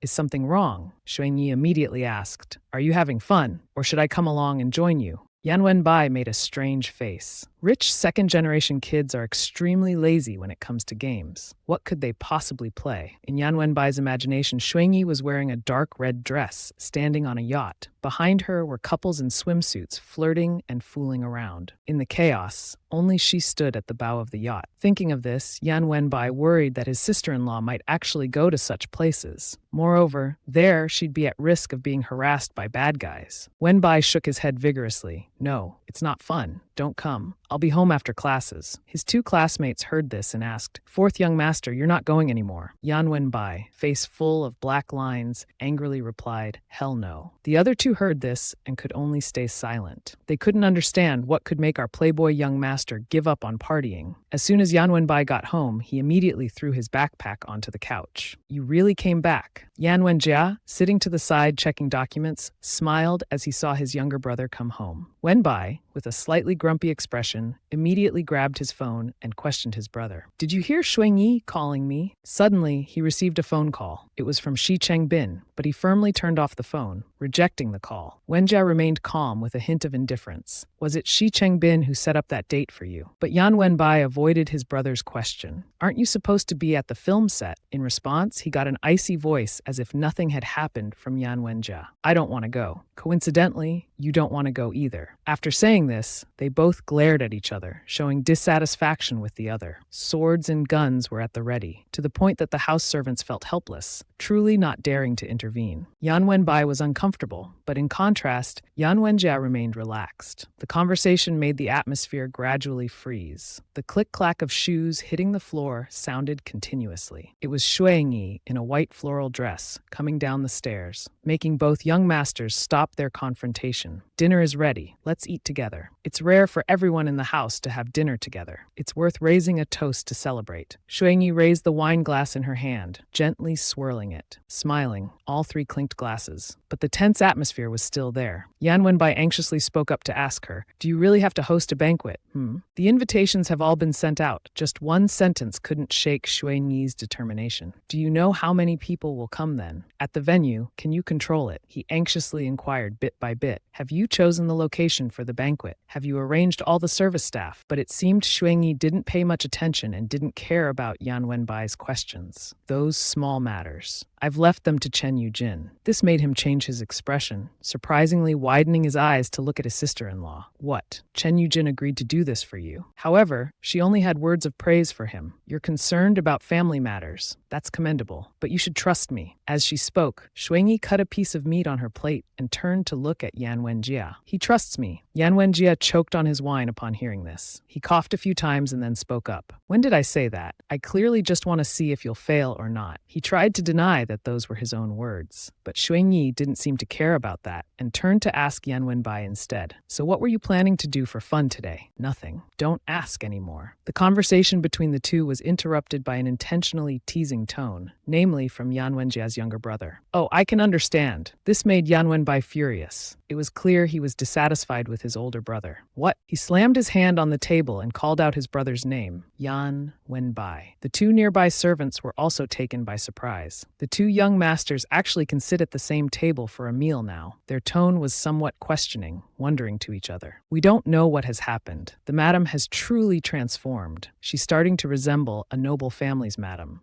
On another side was Jian Rui, sitting still in the young master's office. Jian Xiangming flipped through each page of documents. "You've been sitting here for an hour now. Tell me, what's this all about?" Jian Rui hesitated. "It's about Tao Jiaye." The young master, upon hearing this, didn't seem particularly surprised. "Another affair with some actress or model." Jian Rui held up an image on his phone, showing it was definitely not a mistake. A pink-haired girl was clearly visible. Behind her were Shuangyi and a bodyguard. "The celebrity's name is Xiang Meng. Young master, you don't watch TV, so you probably don't know her well. She's currently working at Tao Jiaye's company. Since last year, I've heard some vague information about it, but now the news is flooding in. They're all saying she's pregnant with President Yan's child. It's making me confused too." Jian Rui's tone went from evasive to gradually becoming helpless about the situation. Jian Xiangming said, his hand zoomed in on the image focusing on Shuangyi and the bodyguard. He looked at it with a somewhat pensive expression. "You said the news is flooding in, right? That's why you suspect your investigation might be wrong." Mr. Jian suddenly spoke about Shuangyi, explaining all of Jian Rui's doubts. "Do you know why Shuangyi is holding a banquet? It's because she wants to announce to everyone the current situation of the Yan family, turning a passive expense into an active one, achieving her goal." Mr. Jian closed his eyes. After hearing this, Jian Rui understood by herself. She lowered her head. "So the flood of news is also to let more people know about it." Jian Xiangming didn't say or explain anything further, leaving her to figure out all the details of the situation herself. "So if you want to know about Xiangmeng's matter, you might as well ask Shuangyi directly." As Jian Rui was about to leave the room, Mr. Jian suddenly spoke up. "Wait a moment. The other day when you were at the Yan house, what kind of person did you think Shuangyi was?" Jian Rui thought for a moment. Each word clearly expressed her certainty about Mrs. Yan in her heart. "She's a person completely different from the rumors." Jian Xiangming still wore the pensive look from earlier. He nodded slightly, expectantly. "It's almost the 17th already," the assistant said anxiously, reporting the current situation to President Chen. "President Chen, the online public opinion about about Yan's banquet has exploded quite fiercely. Should the group intervene? The man glanced back with cold eyes. It was none other than Shen Yi in a seductive, pure black evening gown, embodying the noble beauty of Mrs. Yan in aristocratic circles. This velvet-collared formal dress was designed by the craftsmanship of a special master. It's part of the collection from the 2018 high-end fall-winter line. Paired with ancestral emeralds, it's extremely elegant and noble. The servant on one side described the origin of the outfit, its meticulous design that Xuanyi was wearing. It's not suitable for the Yan family's 14 directions. As the family head, you must dress more formally. She shook her head disappointedly. In the past, Miss Xuanyi has hosted many banquets. Most of the time, she wore traditional official robes from that place. It's a pity we can't wear official robes. The clothes of this era are really hard to choose. In response to the assistant, Chen President didn't care much about those insipid rumors. He walked gently towards Xuanyi, who was still choosing clothes. "Madam, is there any outfit you don't like? You seem quite perplexed." Her mind frantically searched.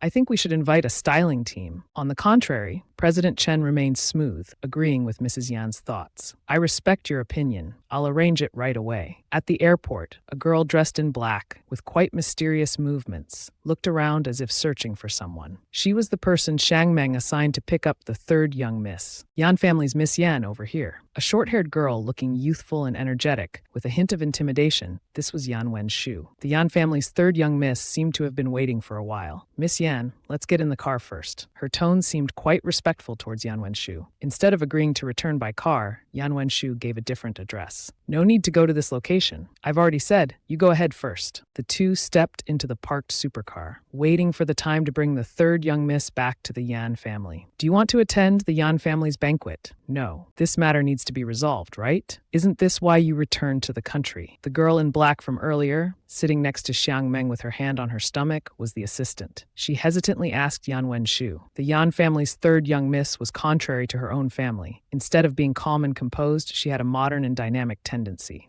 Then let's go." Xiang Meng and the assistant exchanged glances. "Miss Yan, but the original designer didn't allow us to borrow the formal dress. So Xiang Meng's formal dress." Before finishing her sentence, she was immediately interrupted by Yan Wenshu. "You're not expecting me to help you find it, are you?" Holding her phone, she looked at her with an air of indifference. However, Yan Wenshu possessed a beauty that others found hard to look away from. "If there's nothing else, you can go now." Xiang Meng, with an angry expression, rushed out the door. The assistant beside her looked a bit worried. "If Yan Wenshu won't help, it seems we can only turn to him." Just then, Cao Raye called her phone. Suddenly, she thought to herself, "This time, I must outdo Gu Shengyi, no matter what." Scrolling through Weibo, the insulting comments looking down on her, her thoughts gradually became more cunning. 1 hour before the Yan banquet was to begin, the servants were busy preparing. "Madam, please eat something before we head to the restaurant." Gu Shengyi's sharp gaze gradually appeared, in a white outfit exuding the nobility of a lady. Those around her were stunned, admiring the beauty of her exquisite features they had seen before. They had also seen charming styles and overwhelming presence, but never before had they seen a noble lady who could embody all of these qualities. Everyone looked up at Xuanyi, both admiring and somewhat surprised. The assistant lowered her head. "You must be careful as the skirt is quite long." Xuanyi only replied with a single, "All right." From afar, Chen's CEO looked through the door. He couldn't hide the surprise in his eyes. "Chen CEO and you are going to the banquet together. Is that right? This is the banquet menu, Mrs. Yan. Please take a look." The waiter held the menu, indicating that the host should review it first, but Chen CEO reached out to take the paper. "Madam is dressed so elegantly today. How could she bend over to do such things? Then it will be troublesome for Secretary Chen." Everyone hurriedly cleaned up, carrying things to prepare for the upcoming banquet. Gu Shengyi sat on the sofa, watching them calmly. "Mrs. Yan, this is today's guest list." "Mrs. Yan, this is today's." Before Gu Shengyi could answer, Chen's CEO spoke up. "Give it all to me." Outside the banquet area, reporters had completely surrounded it. A supercar stopped in front of the red carpet. It was an important person for the upcoming banquet. "Mr. Zhang has arrived." All the reporters became excited, after learning that the person in the car was none other than Jian Xiangming. "Where is your Chen CEO?" Jian Xiangming spoke as he stepped out of the car, surrounded by reporters who were continuously taking photos for their reports. The reporters were startled by the appearance of Zhang Er. Then all attention began to shift to Gu Shengyi in her white swan-like outfit. "Good evening, Mr. Jiang." Gu Shengyi smiled towards Chen's CEO, which made him suddenly relax. Under the gaze of the reporters' cameras, there she was, Shengyi in a white dress, with Secretary Chen behind her. Secretary Chen had just stepped forward proactively, but suddenly became surprised at himself. "What am I doing?" Before his brain could react, his body had already made a choice. While he was still in a daze, Gu Shengyi had already greeted Jiang. She invited him into the banquet.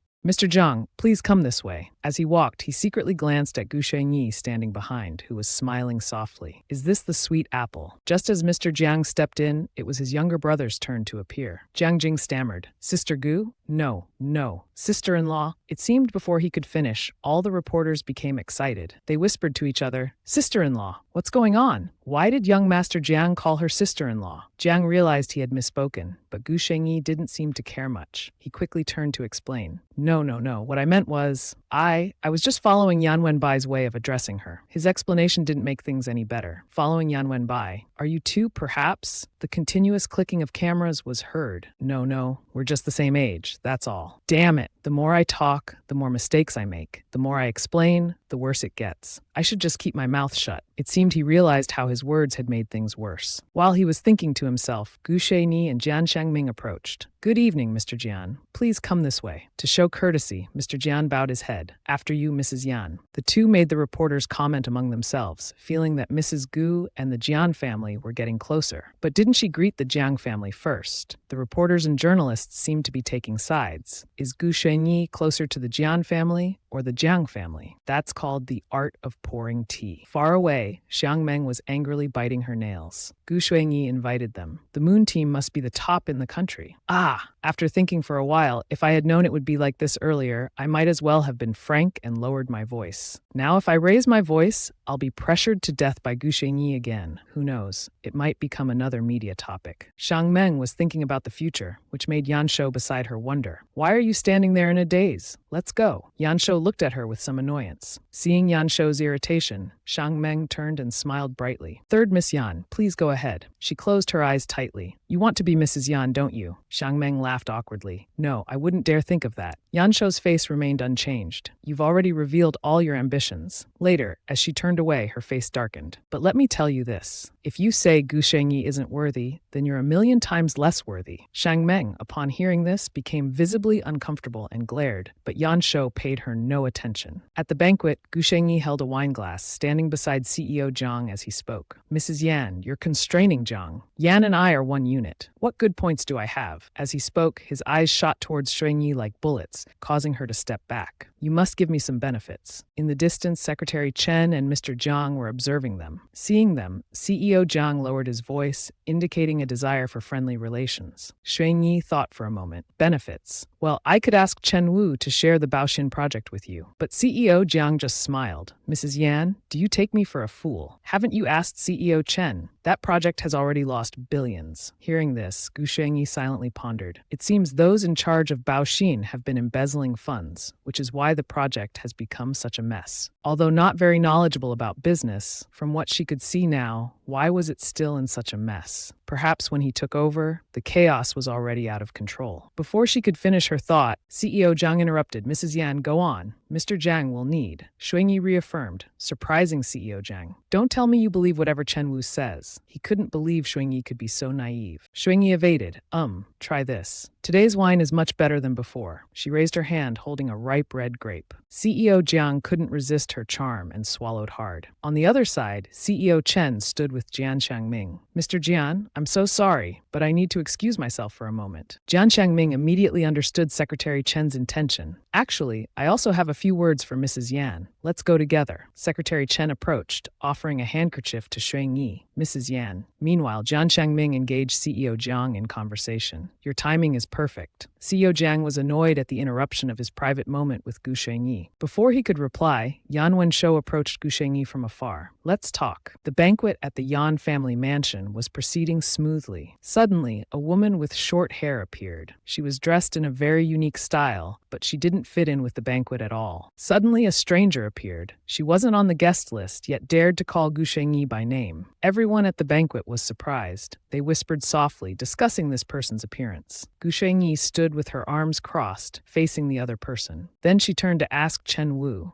standing beside her, "Who is she?" The other person heard this and looked annoyed. "If you're pretending, what are you playing at? Don't say you don't know me." Chen Wu moved closer to her at this moment. He quietly explained, "Madam, this is Miss Yan, the third daughter." Yan Wenshou saw Chen Wu and Gu Shuiyi appearing close. Yan Wenshou stood opposite, gritting her teeth. Her eyebrows were furrowed so much they almost touched. When did Chen Wu become Gu Shuiyi's person? Since when? He's even explaining things to her. After hearing Secretary Chen's explanation, Shuiyi boldly corrected, "Oh, calling me by name like that, I thought you were some ill-mannered girl who snuck in here following someone to get a free meal." Yan Wenshou, for the first time, was scolded in public. Her whole body stiffened. Gritting her teeth, she looked at Gu Shuiyi as if wanting to say something, but her throat couldn't utter a word. Xiang Meng, standing behind, heard Gu Shuiyi scolding Yan Wenshou like that, was also very surprised. He silently marveled. She even dares to scold Yan Wenshou. Not far away was Jiang Jing, who was eavesdropping on their conversation. He had been secretly cheering for Gu Shengyi. "Mrs. Yan, sister-in-law Gu, go for it." Remembering the previous incident when Gu Shengyi had rewarded him with several belt lashes and he couldn't resist, Jiang Jing felt bitter. It can't be just beating other people's children. He wanted to see Yan Wenshou this time being taught a lesson by their Mrs. Yan, just like he had been. Yan Wenshou finally managed to digest what Gu Shuiyi had just said. Angry and reckless, she pointed directly at her sister-in-law. Too angry to speak coherently, Gu Shuiyi turned to Chen Wu.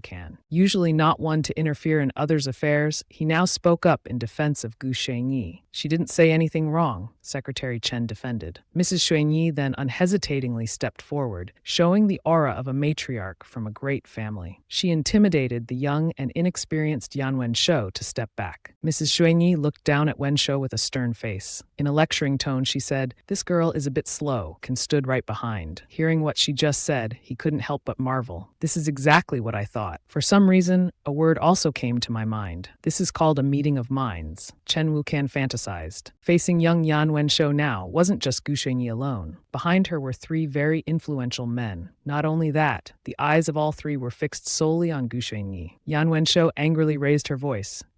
Have you all been given some kind of mind control drug?" Gu Shuiyi stood with arms crossed, her face cold. She shot a bullet-like glare at Wenshou. Gu Shuiyi brushed past her and said, "Come over here with me." Leaving behind Yan Wenshou standing amidst the buzzing discussions of all the banquet attendees, Gu Shuiyi and Yan Wenshou then walked one in front of the other. They went to a room. Gu Shuiyi swiped a black card to enter the room. Click, the door opened. The two entered together. The room looked like a normal reception room. Yan Wenshou, neither fast nor slow, sat down on the sofa. Only then did Gu Shuiyi glance at Yan Wenshou. "How angry you are." "I'm very angry too." Yan Wenshou turned away indifferently and replied, "Who cares if you're angry or not?" Mrs. Shuiyi again used her familiar powerful stance and began lecturing this younger sister as usual. "I never expected that you'd be worse than even Yan Wenbai," meaning that Yan Wenbai is usually insolent, but on important days, he still knows how to maintain his dignity and that of the family. Yet Yan Wenshou, being a girl, dared to speak rudely to her sister-in-law right in front of so many people at a banquet. This action not only embarrassed the Yan family, but also directly affected Yan Wenshou's reputation. That was the reason why Gu Shuiyi earlier called Wenshou a silly girl. Whether Yan Wenshou pretended not to understand or truly didn't understand, she still showed no sign of shame and even raised her voice to argue, pounding her chest. "I'm not as good as Yan Wenbai. I'm worse." Before Yan Wenshou could finish her sentence, Gu Shuiyi interrupted. "Regardless of whether you truly like your own home or just the fame and status the Yan family brings you, if you can feel ashamed and regretful now for your actions today that have embarrassed the family, there's still a chance to save face." Mrs. Shuiyi reminded her sternly, giving Yan Wenshou a way out. But Yan Wenshou seemed not to hear anything she had just said. Instead, she retorted, "Haven't you ever embarrassed the Yan family? Why don't you feel any guilt?" Calmly explaining, "If I've done something wrong, others will only talk about how you need to teach me. I'm not good, but if you do something wrong, then others will only gossip that the Yan family and high society all lack education." At this point, Yan Wenshou finally understood. She opened her eyes wide and looked at Gu Shuiyi, then lowered her head again. But Xiang Meng's matter can't be left unresolved. Mrs. Shuiyi then asked, So how do you want to resolve it? Yan Wenshou fell silent. She's carrying my eldest brother's child? If my brother really died out there, then this child is the only child of my brother. It would be orphaned from the womb, Yan Wenshou explained. Hearing this, Gu Shengyi was quite surprised and exclaimed, "Wow, in the past I never saw you siblings care for each other like this. Why are you now concerned about this orphaned child in the womb?" At this, Yan Wenshou stood up and said loudly, "What do you know? My brother's firstborn is very important. I hate Xiangmeng too. I hate her more than I hate you. But this baby is very important because it's the firstborn of the Yan family's eldest son." Hearing this, Gu Shengyi looked up. "Then I should thank you." Yan Wenshou blushed, suddenly being thanked by someone else. Moreover, it was from someone she hated. "Thank me for what?" Mrs. Xuanyi cheerfully replied, "For hating Xiang Meng." Knowing the reason, Yan Wenshou turned her face away, stammering, What are you happy about? I didn't mean to compliment you. You just don't know, that's all. Let me be frank. The genes of all of you combined aren't as good as my eldest brother's. Only when his genes are passed on will it be worthy of being the Yan family's heir." Yan Wenshou's tone was self-pitying with a hint of embarrassment as she explained. "Are you saying that if the great Qing has fallen, the Yan family still has an emperor's lineage to inherit?" At that moment, a tear suddenly rolled down Wenshou's cheek. She cried while saying, "That's right. The Yan family holds so many things in their hands. Isn't it equivalent to having an emperor's lineage to inherit?" After hearing this, Mrs. Xuanyi showed no sign of sympathy, empathy, or intention to comfort Wenshou. On the contrary, she acknowledged what Yan Wenshou had just said. "Indeed, you siblings are a bit more foolish than your eldest brother." Yan Wenshou's eyes filled with tears, not knowing how to respond. Mrs. Xuanyi stood up abruptly, looking down at Wenshou, and continued, "But everyone's genes are different. Some people are born geniuses, while others are just ordinary. But you should understand that stupidity can be remedied." This, reluctantly, could be considered a word of comfort, right? Mrs. Xuanyi lowered herself, moving closer to Yan Wenshou's face. She gently wiped away the tears still lingering on Wenshou's face. "It's better to strive to make yourself shine than to rush headlong into failure and do countless foolish things." Wenshou was stunned, not knowing what else to say. After wiping the tears of the Yan family's third young lady, Mrs. Xuanyi walked out of the room. Before leaving, she added, "I have to go downstairs. We have many guests today. Think carefully, then come back here." Leaving Yan Wenshou alone in the room to reflect on her actions and the things Mrs. Xuanyi had just told her. As soon as Mrs. Xuanyi stepped out of the room, she ran into Secretary Chen, who was standing waiting outside with his hands behind his back. "Perhaps he's been standing here for a while. Finish talking," Secretary Chen asked. Mrs. Gu Shengyi politely replied,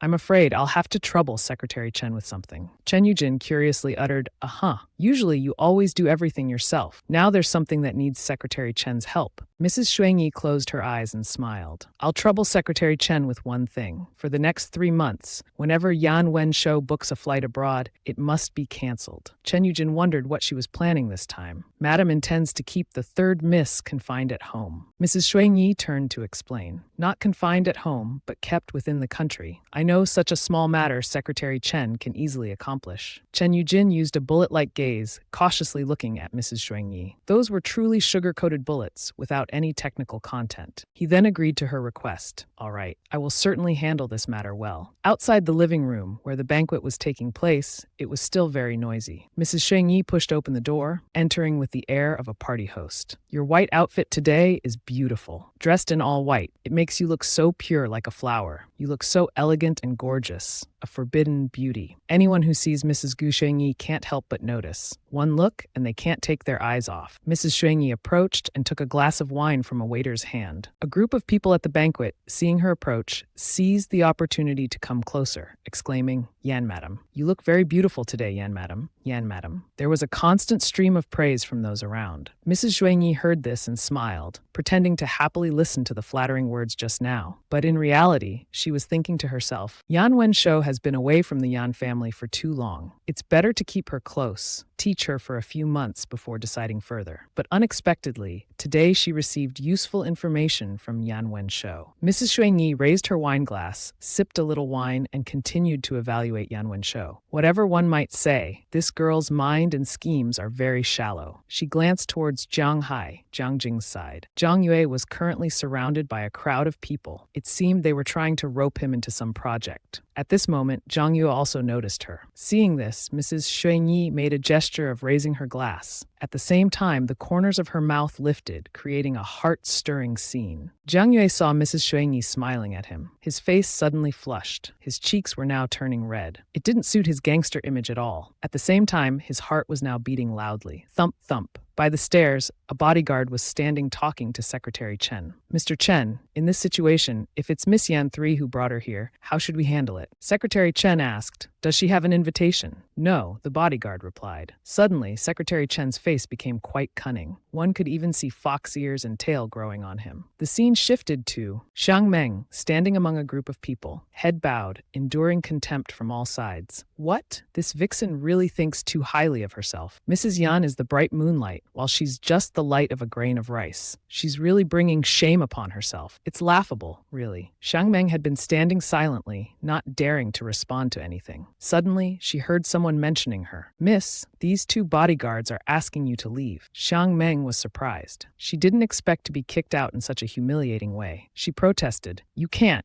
kick me out. I'm Miss Yan 3's guest. But she was so shameless that she raised her voice in challenge. If you insist on kicking me out, I'll make a scene. The Yan family will lose face too. Not giving her a chance to spout more nonsense, the 2 bodyguards acted swiftly. One covered her mouth, the other lifted her up. Together they dragged her out of the Yan family's banquet hall. Only now did Xiang Meng regret. Why didn't she leave earlier on her own? Thinking about tomorrow's newspaper headlines, what to do, how to save face now. Foolish Xiang Meng had brought trouble upon herself again. At the end of the banquet, Mrs. Xuanyi entered the bedroom. She took off her high heels, plopped down on the bed with a sigh of relief. She thought to herself, no wonder it's so quiet. Perhaps Yanwan Jia is at the film set now. Thinking of this, she reached for the phone on the table. She called Secretary Chen on the other side. Chen Wujin was taking off his outer vest. His mobile phone vibrated. Secretary Chen, it was Mrs. Xuanyi's voice. He didn't understand why, so late at night, Mrs. Xuanyi would call him. Chen Wujin answered, Mrs. Xuanyi. She was removing her hair accessories with one hand while holding the phone with the other, saying, Secretary Chen, do you have Director Li's number? Chen Wujin now understood the reason for her call. He couldn't help but lament inwardly about Mrs. Xuanyi. Do you really see me as just a tool to order around? He thought this, but Secretary Chen didn't dare to voice a single complaint. He replied, Yes, I'll send it to you. Mrs. Xuanyi on the other end was tired. She flopped onto the bed, closing her eyes. She replied, Good. The conversation should have ended here. Yet neither of them hung up. There was silence on both ends. Mrs. Xuanyi spoke. Secretary Chen Wujin on this side was standing, anticipating what Mrs. Xuanyi was about to say. The whole room became quiet. The only sound was the heartbeat. Thump, thump, the thump, thump of Secretary Chen. It seemed like there was another person joining Mrs. Xuanyi's harem. Our Mrs. Xuanyi. Mrs. Xuanyi continued, You've worked hard today. Chen Wujin on the other side was stunned for a moment. Then he quickly put on a smile and replied to her, Good night. After wishing her good night, Secretary Chen didn't rush to hang up. He waited for Mrs. Xuanyi to end the call first. After the conversation, Secretary Chen fell silent. He gazed at the city view from the balcony. He took off his work glasses, shedding the image of his daily serious persona. Secretary Chen then revealed his purple eyes. His gaze was distant. His lips mouthed the earlier good night wish, as if regretting something. Mrs. Xuanyi, after receiving Director Li's number from Chen Wujin, immediately composed a message. Hello, Director Li. This is Mrs. Xuanyi. Thank you for taking care of Yanwan Jia. If he ever behaves unusually, please let me know promptly. Her words were like a young mother sending her son to school. After sending the message, she got up and unzipped her dress. She took off the long mermaid gown. She grabbed a towel, then she walked to the bathroom to wash herself after the tiring banquet. The room became quiet. Only the sound of running water echoed. Outside in the mansion hall, Yanwan Shou, from the stairs, glanced at Yanwan Bai approaching. When did you come back today? Wanbai replied, Sister, did you go to the banquet? When did it end? 9:30, Yan Wanshou answered. Wanbai suddenly put on a strange expression. So early. Wanshou turned, expressing sympathy with him, because Mrs. Xuanyi wanted to sleep early. Yan Wanshou was stunned for a moment, eyes wide and mouth agape. Oh, seeing Yan Wanbai's odd expression, Wanshou quickly pulled out her phone. She captured that moment. Satisfied, she said, Excellent. Finally, someone looks as confused as I do. Much more balanced now. Wanshou added, Jian Xiangming, Jiang Yu, Chen Wujin. They all actually agreed to Mrs. Xuanyi's suggestion. Exactly at 9:30, the party ended. After hearing this, Yan Wanbai left. not bothering to respond to what Wansho just said. Yan Wansho saw her brother not replying, passing by her, so she called out, "Hey, are you going to find Mrs. Shuiyi?" The scene changes to Mrs. Shuiyi's bedroom. She had just finished bathing. She was wearing a dark red nightgown. Her hair was still wet. There was a knock on the door outside. Knock, knock, knock, knock, knock, knock. Mrs. Shuiyi opened the door. None other than Yan Wanbai was standing outside. Seeing his sister-in-law in her nightwear, hair still wet, probably just out of the bath, Yan Wanbai blushed and didn't dare to look directly at her. Mrs. Shuiyi, seeing Wanbai at midnight still knocking on her door, said,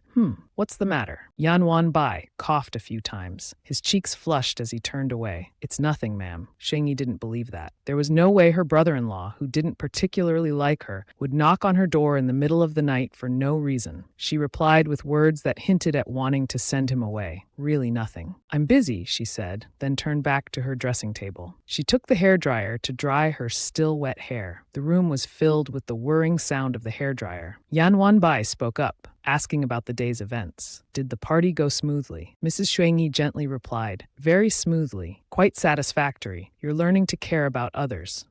There's progress." Her manner was like praising a child. Yan Wanbai, being praised by his sister-in-law, shyly raised his hand to scratch his nose lightly. He'd never been praised for such small things before. Mrs. Shuiyi's voice came from inside the room again. "Wait a moment. I'm getting something." Then Mrs. Shuiyi approached with one hand behind her back, as if hiding something. She slowly walked to the door, where Yan Wanbai was standing. Wanbai found this posture familiar. He recalled the day his sister-in-law picked him up at the police station. His eyes darted to the hand behind her back, and he thought, "No, don't. Don't tell me you went to get that belt." Mrs. Shuiyi said to Yan Wanbai, "Hold out your hand." Obeying her, Wanbai reluctantly raised one hand. Mrs. Shuiyi promptly placed something in the palm of his hand. She added, "This is a reward." Yan Wanbai remained silent. He looked at the round object in the palm of his hand. It looked like a coin, but also resembled a badge given as a reward by his sister-in-law. Regardless of what it actually was, Yan Wanbai was very happy. His eyes sparkled in Mrs. Shuiyi's view. Wanbai now truly looked like a little puppy, ears perked up and tail wagging wildly. He seemed extremely happy. Surprisingly, such a small, worthless gift could make our fourth young master so unexpectedly joyful. Perhaps living in such a large family, everyone in the house was very distant from each other, making Yan Wanbai always feel a lack of affection. But now receiving care from his sister-in-law, our young master was undoubtedly overjoyed. Yan Wanbai held up the reward, staring at it with an even redder face. "This is the first time I've received a reward." The scene changes to the makeup room of the spy film crew. Yuan Wenjia was now sitting in room 1, resting. One hand held a glass of water, the other was scrolling through her phone on Weibo. Unexpectedly, today's Yan family banquet ranked 3rd in hot searches with the title Silica Dinner Party. An account named My Name is a Cute Baby posted a status, "The photo I received from a friend who's a reporter." Mrs. Shuiyi looks stunning. The guests in the hall are also very glamorous. I was absolutely amazed after seeing that photo. The person who styled her is the room. I'm truly impressed. And I even begged the hotel to lay an extra red carpet under her feet. You can imagine a great beauty with eyebrows as beautiful as a painting and a classic aura like an autumn lake. But her presence is 10 times more powerful. Attached below the status is an image of Mrs. Shuiyi at today's party. Her queenly aura has captured the attention of everyone. The post received an enormous amount of attention. The author of the post seems to have used all the most flowery words to describe Mrs. Shuiyi's beauty today. If she looks this stunning and charismatic in the photo, perhaps in person she's 10 times more radiant. Yuan Wenjia, after reading the post, immediately disagreed somewhat. Frowning, she muttered, "A great beauty is a great beauty with gentle makeup." The corner of her mouth curled into a polite smile. Turn around, and she nearly drowned someone in the water. You really shouldn't judge a book by its cover. Looks can be deceiving, huh? Next, another account named Servant Meets Me Many Things wrote, "Surprise. Zhang Er actually came to the party." For friends who might not understand, I'll briefly explain. The current rightful power holder of Zhang Corporation is Mr. Zhang Yue, whom people often call Zhang Er. It's not easy to deal with Yan Shao of Yan Corporation, but when Yan hosts a party, he goes,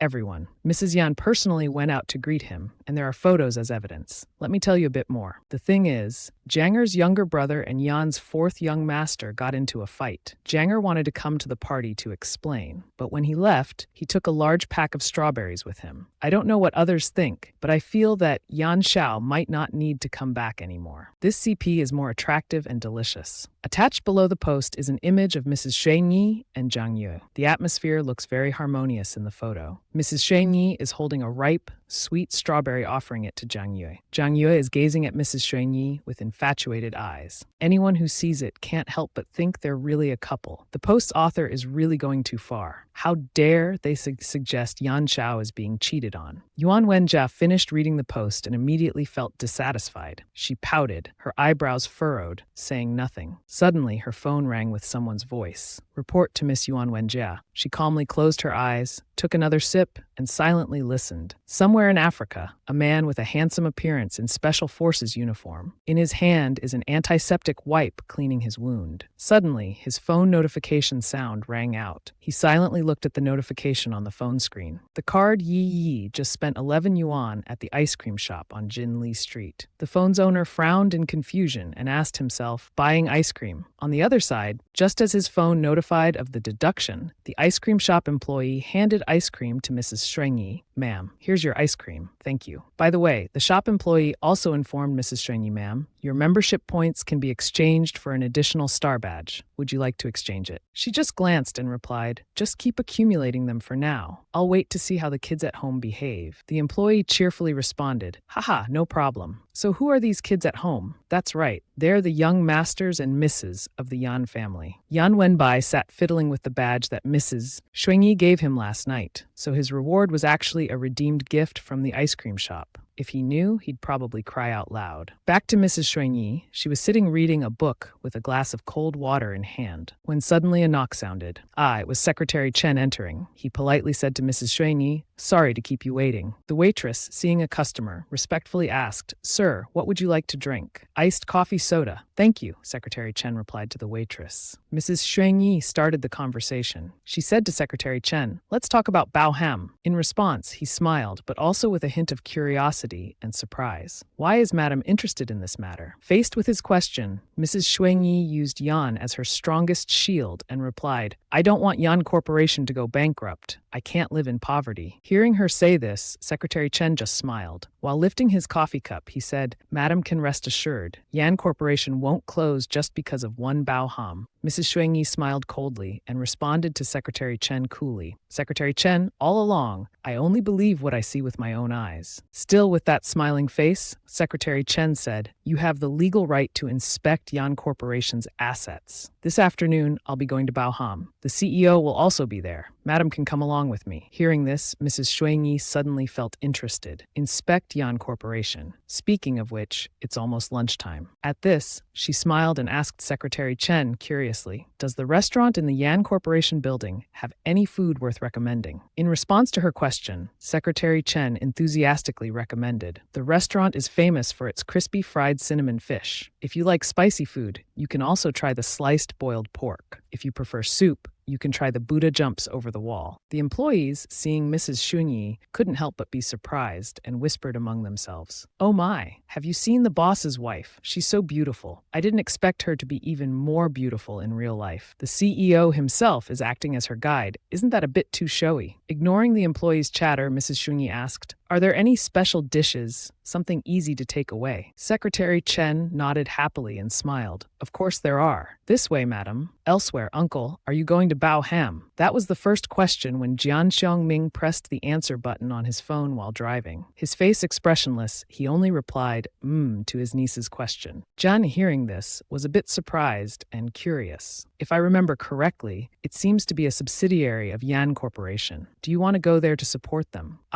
Answering Jianwei's question, Jian Xiongming only replied briefly, I'm just going there to repay a debt of gratitude. As soon as he finished speaking, Jian Xiongming had arrived at his destination. He stopped the car and quickly said to his niece, I've arrived, hanging up now. Then he hung up and got out of the car. Right at the entrance of Bao Ham, Mrs. Xuanyi and Secretary Chen were already standing there. Secretary Chen spoke up, Mr. Jian, as a welcome to this distinguished guest. Mrs. Xuanyi politely greeted Mr. Jian, while also introducing the company's product to him. Good afternoon, Mr. Jian. This is a specialty snack from Yan Corporation. Have you tried it before, Mr. Jian? Jian Xiongming took the paper bag from Mrs. Xuanyi's hand. He didn't forget to thank and compliment her. Thank you, Mrs. Yan. This is actually very unique. Thank you for thinking of me. Secretary Chen, standing aside, thought to himself in surprise, I hadn't realized before that she was so talented in the art of gift giving. Mr. Jian doesn't lack money, doesn't lack power. There's no gift he hasn't seen before. But this small thing seems contain thoughtfulness and doesn't carry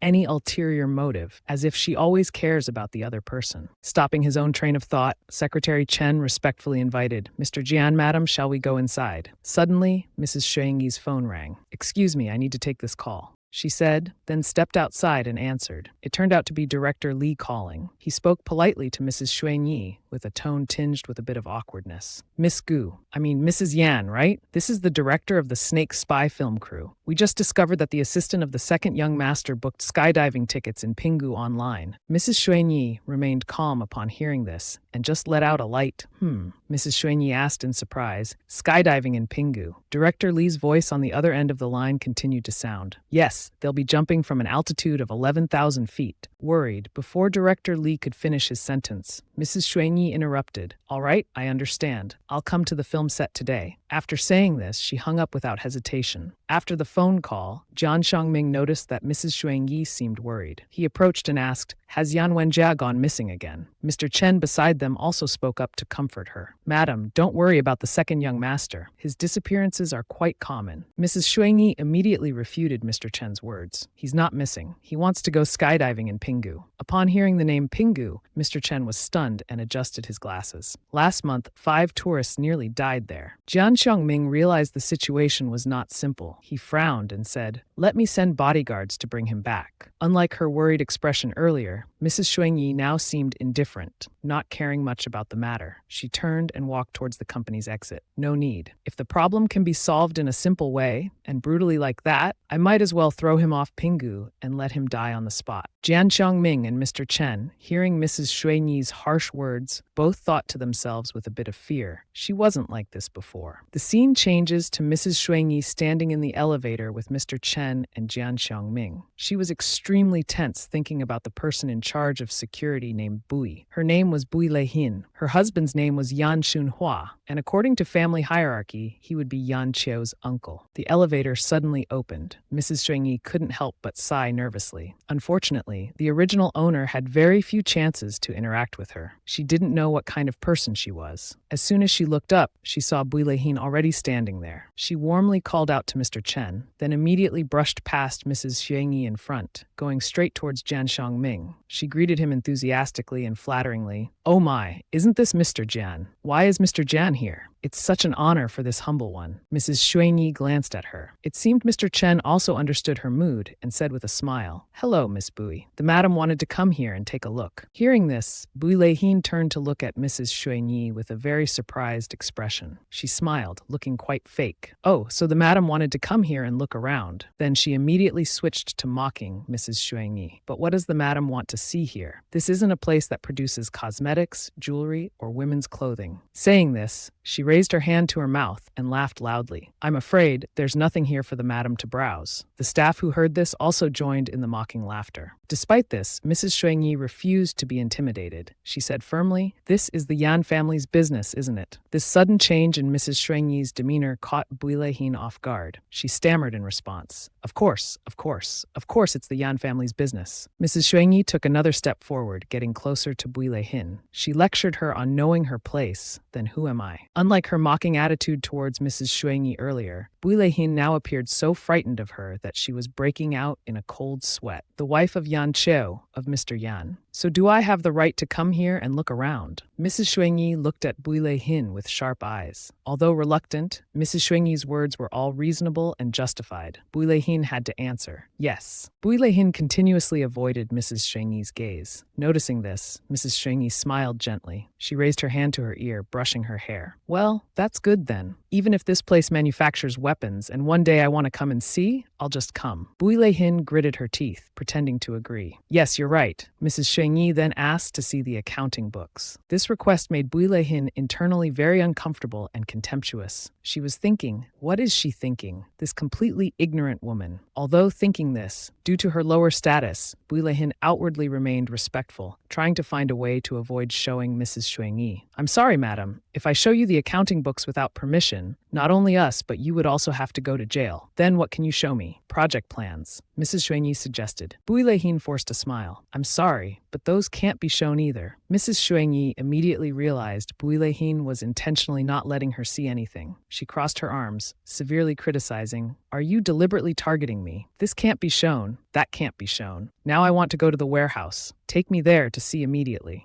Bui Leihin was silent, unable to argue back. She thought to herself, first she wants to see this, then she wants to see that. Now using this tone of voice, it's just to save face, isn't it? All right, let me lead you there. Bui Leihin had to reluctantly comply. Chen Rong smiled and spoke up. Mr. Jian and I will have tea over here. Madam, take your time. Mrs. Xuanyi went ahead. Behind her, the cunning Bui Leihin watched her back. Indeed, these two were forced to come with Mrs. Xuanyi to struggle here. It seems I can just casually deceive her. Mrs. Xuanyi pondered, hand on her chin. How troublesome is Baohan exactly? On that system, anonymous user 33801 asked, Does anyone know what Baohan's business is? Anonymous user 2294 replied, It's very mysterious. I only know that they're implementing a large-scale infrastructure project from the government. Meanwhile, Bui Leihin said with a smile, Madam, this is the warehouse. You can go in alone to look around. She stood outside, speaking inwards. Take your time to look around. I'll wait for you here. Mrs. Xuanyi cautiously entered the warehouse. She carefully observed each box on the shelves, thoroughly investigating every corner inside. Seeing this, Bui Leihin crossed her arms outside, thinking contemptuously. Even Chen Yujin and Jian Xiangming couldn't figure it out, see this warehouse. But Xu Xuanyi can see it. However, she won't be able to spot any issues, so there's no fear of anything being exposed. 2 hours later, Bui Leihin was engrossed in watching a video on her phone. Hey everyone, I've sent the price. Suddenly, Mrs. Xuanyi's voice rang out from behind. Let's go. She asked nervously, Are you done? Hearing Mrs. Xuanyi's answer, Bui Leihin felt smug. Given her superficial way of observing, she's afraid that she couldn't even read the words clearly on the containers. So how could she have noticed anything significant? In the office, Mr. Chen, Jian Xiangming, and others were drinking tea, chatting happily with each other. Suddenly, Xu Xuanyi knocked and entered. Secretary Chen, let's go. We still need to visit Manhwa. Hearing this, Mr. Chen hurriedly stood up, adjusting his clothes. Yes, madam. Jian Xiangming, sitting nearby, also stood up immediately after. Mrs. Xuanyi glanced at Jian Xiangming and asked, Mr. Jian, aren't you coming along? Jian Xiangming seemed to understand something. He quickly pushed up his glasses, trying to look cool, saying, Yanchu isn't here. I must take his place to protect Mrs. Yan. So all three of them left. Bui Leihin, seeing this, also followed to see them off. Before the elevator went down, she didn't forget to show hospitality. Mr. Chen, Mr. Jian, Mrs. Yan, see you next time. Downstairs, Xu Xuanyi quickly said goodbye to Jian Xiangming. Then she got in the car with Mr. Chen. Mr. Chen closed the car door. He began to console Xu Xuanyi. Leihin isn't troublesome. It's the old turtle hiding behind that's the real trouble. If this matter can't be resolved, then the Yan family's business will also face problems. He turned his head to look at Xu Xuanyi and smiled. Madam, you don't need to worry too much. Looking closely, Mr. Chen realized that Mrs. Xuanyi wasn't worried at all. She hadn't paid any attention to his words from earlier. Instead, she was busy on the phone. Hello, Director Li. I'm on my way there. After hanging up, Mr. Chen immediately asked, Going to the film set next? Xu Xuanyi coldly replied,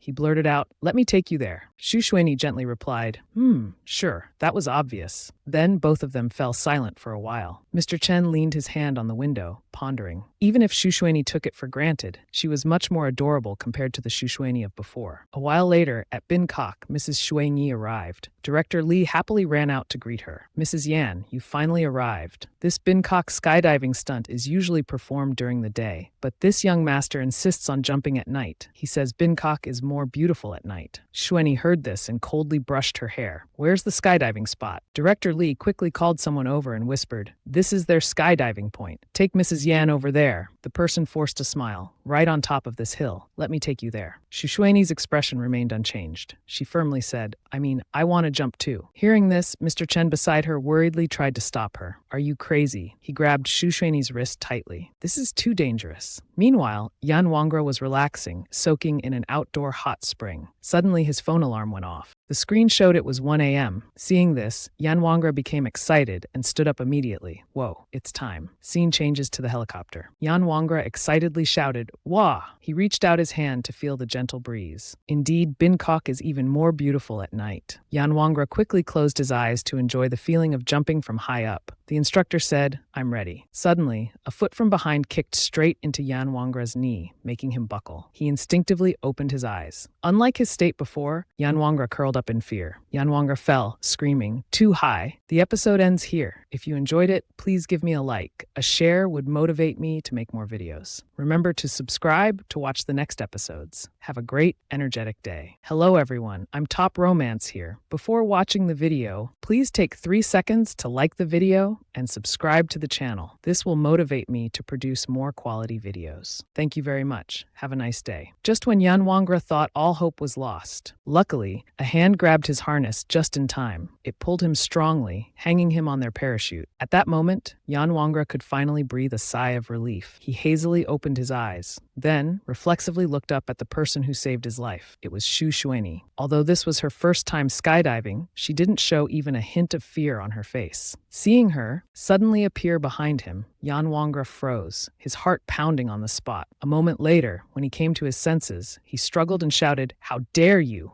This impulsive action of Yan Wangra caused the parachute to twist and sway in midair. It made him scream in fear on one side. Mr. Chen was already waiting at the parachute landing point. He looked up at Shushueni high above. He couldn't help but feel delighted. She was like a butterfly. After floating in the air for a while, the parachute finally landed safely on the ground. At this moment, Yan Wangra was still unable to shake off his fear. His whole body was trembling, unable to stand straight. He glanced at Shushueni and asked forcefully, "Where did you come from to jump down with me?" Faced with the young man's question, Shushueni coldly replied, "I told them to kick you out of the helicopter. They didn't dare, so I had to do it myself." Hearing this, Yan Wangra was speechless. He was stunned by this woman's cruelty. Shushueni continued, "Shall we continue?" Yan Wangra was a bit surprised by Shushueni's suggestion. Continue. Although very scared, he wanted to appear mature and gentlemanly. Moreover, he wanted to compete with Shushueni, so he agreed without hesitation. All right. Seeing Mr. Chen standing motionless nearby, Shushueni asked, "Secretary Chen, it's almost dawn. You should go rest first." Mr. Chen remained still without any movement. Shueni had to call out again, "Secretary Chen." Shushueni quickly approached Mr. Chen and waved her hand slightly, "Secretary Chen." Only then did Mr. Chen come to his senses and softly responded, "Aren't you going home?" Mr. Chen thought to himself, "The feeling of tension and danger still lingers in my heart. If I don't see her safely get in the car and leave, even if I go home first, I'll lose sleep worrying." Despite these thoughts in his mind, Mr. Chen responded to Shushueni with a gentle smile, "I'm not going back." Hearing Mr. Chen say this, Shushueni didn't insist further. "All right then, you're dressed too lightly. Go wait in the car so you don't catch a cold." While the two were talking, Yan Wangra was constantly fidgeting on the side. He wanted to speak up to refuse the earlier challenge with Shushueni, but to save face, he hesitated and swallowed his words. Then Shushueni and Yan Wangra quickly left, leaving Mr. Chen alone behind. He slightly adjusted his glasses and told himself, "You and her have nothing to do with each other. You have no right to control her, and you shouldn't control her." The scene changes back to the helicopter, where once again Shushueni kicks Yan Wangra out. Just like before, he screams in fear, "Oh no." Seeing Yan Wangra's expression like this, Shushueni, unsatisfied, says again, "One more time." Shushueni coldly says, "Continue." Just like the previous 2 times, she kicks Yan Wangra out again. This time, however, he was prepared in advance. He desperately clung to the helicopter door, pleading non-stop, "Please don't kick me anymore." In the end, Yan Wangra couldn't resist enough and was forced to jump. He spread his arms wide, closed his eyes, and embraced it. Whatever, let it be. In that moment of free fall, Yan Wangra had a brief reflection on his life. "I've always felt lonely and couldn't sense the meaning of life. Scuba diving, desert trekking, skydiving, ice jumping. I've tried any sport that could make me feel alive, but I still couldn't grasp the meaning of existence in this life. This is the first time someone has done something so life-threatening to me." me. Returning to the present moment, the sun was peeking through the mountain gap. Seeing this, Yan Wangra unconsciously exclaimed like a child, "Miss Shueni, the sun is about to rise." The parachute slowly descended. Both of them stumbled as they landed on the ground. Shu Shueni coldly asked Yan Wangra, "Want to play again?" Learning from previous experiences, Yan Wangra had thrown his pride out the window and flatly refused. "No, I suspect you're looking for a chance to kick me." As he slowly removed the safety harness, "How about a few more rounds? One time is thrilling enough, right? If it's not exciting enough, you can also jump directly from the mountainside." At this, Yan Wangra sighed.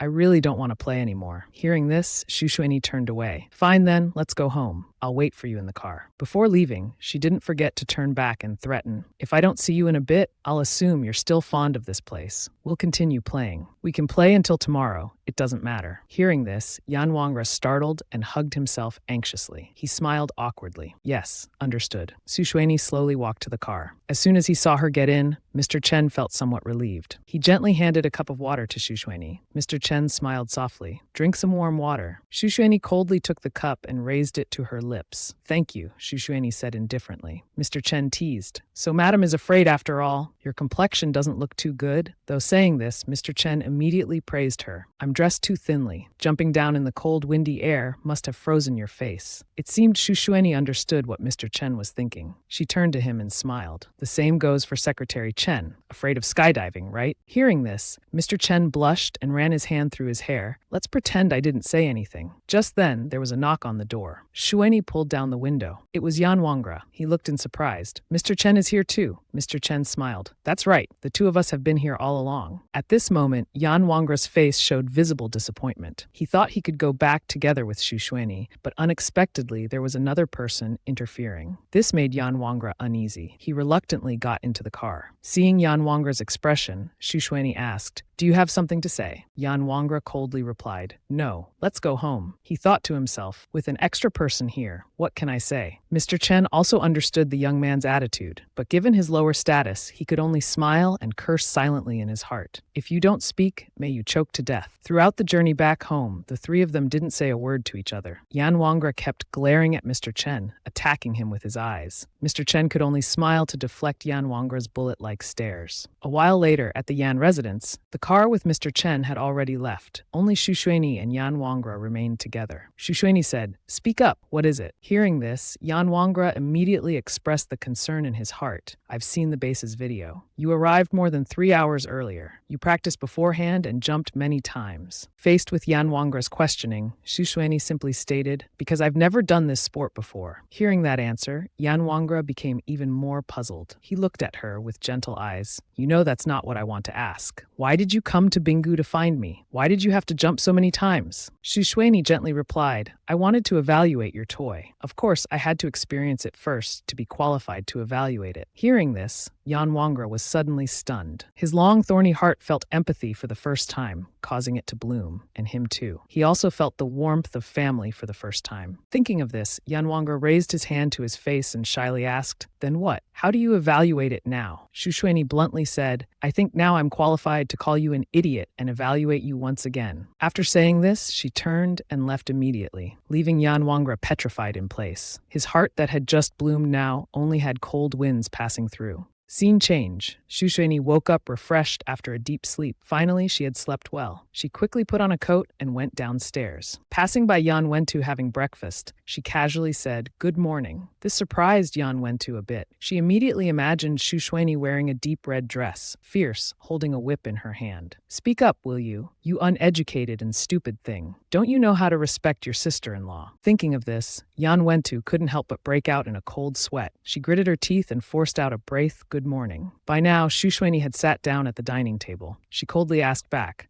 "What do you want to say?" Hearing this, Yan Wentu quickly avoided Shu Shueni's gaze and immediately changed the subject. "How should we handle that matter?" Shu Shueni then looked at Yan Wentu, probing her. "What do you think?" Yan Wentu thought to herself, "Is she testing me? If I say something wrong, will she scold me again?" Yan Wentu cautiously stammered, "I think we should be wary of her first. When she comes to find me." Understanding Yan Wentu's mood, Shu Shueni comforted her. "What's the point of regret? What's past is past. It's of no use now. You should think about what's coming next." Yan Wentu had to admit, "I don't like you. but you're right. My eldest brother hasn't returned. You are the lady of the Yan family. We can't just let some woman who appeared out of nowhere be indulged and force the king to abdicate." Xu Shuini sighed. Seeing this, Yan Wentu thought she had said something wrong. Her hands and feet began to tremble. Xu Shuini then questioned her. "She says something and you believe it. Don't you have the ability to judge the situation yourself?" Hearing this, Yan Wentu had to make an excuse. At that time, there was an urgent matter. Xu Shuini, holding a slice of bread, continued. "What was so urgent? Did you think if you ran slower, Xiang Meng's baby would miscarry? It's just because she caught your weakness. She knows you dislike and are prejudiced against me." Hearing these words, Yan Wentu seemed to understand. She suddenly became excited and stood up. "I've been used as a gun by her. You're right. Why should I believe what she says? Just based on a scandal from months ago." At this point, Yan Wentu angrily gritted her teeth, admitting, "This Xiang Meng has really taken advantage of me." She quickly grabbed her bag and hurriedly left. "Now I'm going to find out if the baby in her belly is really my brother's child or not." Watching Yan Wentu's back as she left, the servant couldn't help but worry. "Madam, Miss 3. However, Xu Shuini appeared completely calm. Sipping her tea, she waved her hand. "That girl likes to be stubborn. Prepare paper and ink for me." Then she pensively looked at her phone.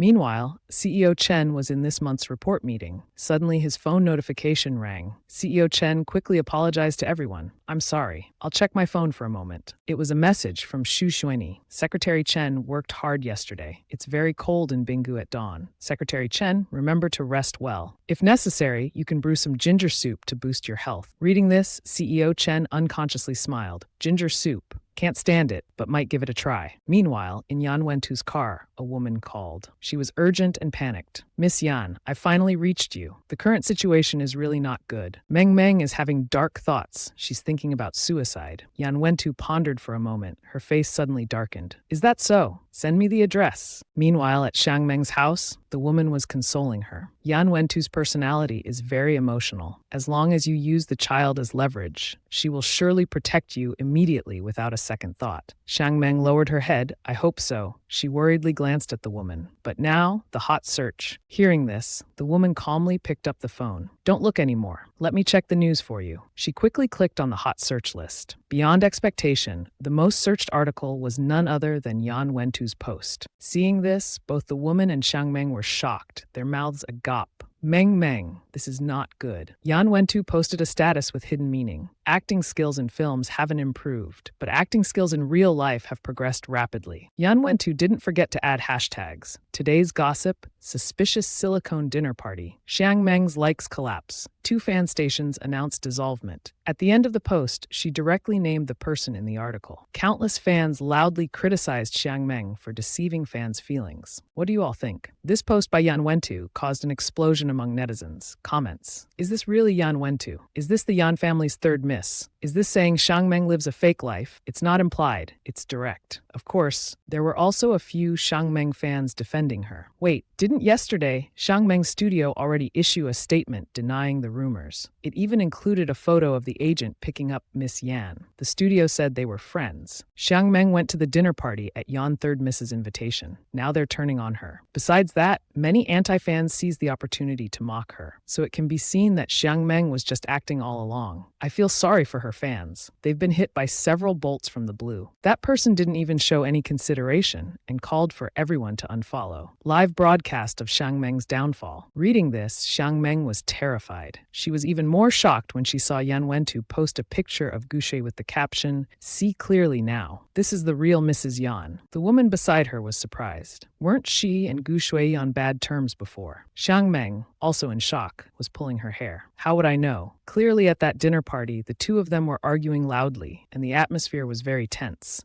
Just then, the doorbell rang. Both of them became frightened. Meanwhile, in Gu Shei's office, she was gracefully writing when Yan Jibai entered. He glanced around for a while. He couldn't help but think, it's rare for the house to be so quiet today. That Yan fellow has finally settled down. But why hasn't Yan Wentu returned yet? Gu Shui suddenly spoke up. "Give me Yan Wentu's number." Yan Jiabai startled and shouted, "What?" Seeing Gu Shui staring at him, Yan Jiabai tensed up and sweated. Is something wrong? He thought to himself, why is she at home? Why didn't I see her earlier? After thinking for a while, Yan Jiabai came to his senses. He forced a smile and replied, "I'll send it right away." Unable to delay any longer, Gu Shui immediately called Yan Wentu. However, what she got in response was, "Sorry, the number you've dialed is currently unavailable." She had to leave a warning message. "Stop right there. Don't do anything stupid." Back at Xiang Meng's place, the woman quickly went to open the door. "Miss Yan," Yan Wentu pushed the woman aside. She stormed in furiously. "Where's Xiang Meng? I heard you're sick, so I came today to take you to the hospital for a checkup. Let's see what's wrong." She approached Xiang Meng. Disregarding her pregnancy, she tried to drag her away directly. Seeing this, Xiang Meng struggled to resist. "No, let go of me." At this point, Yan Wentu became even angrier. "In front of me, you acted so well, but now what? Now I'm taking you to the hospital for a prenatal checkup, and you refuse." Everything that happened was being recorded by the other woman. She thought to herself, just a little editing, and this could change the whole situation. But Yan Wentu wasn't foolish. She quickly realized. Yan Wentu immediately swatted the phone away. She yelled, "You dare to secretly record me now?" Yan Wentu lost her composure and lunged forward, grabbing the woman's collar. The frightened woman pleaded with Xiang Meng for help.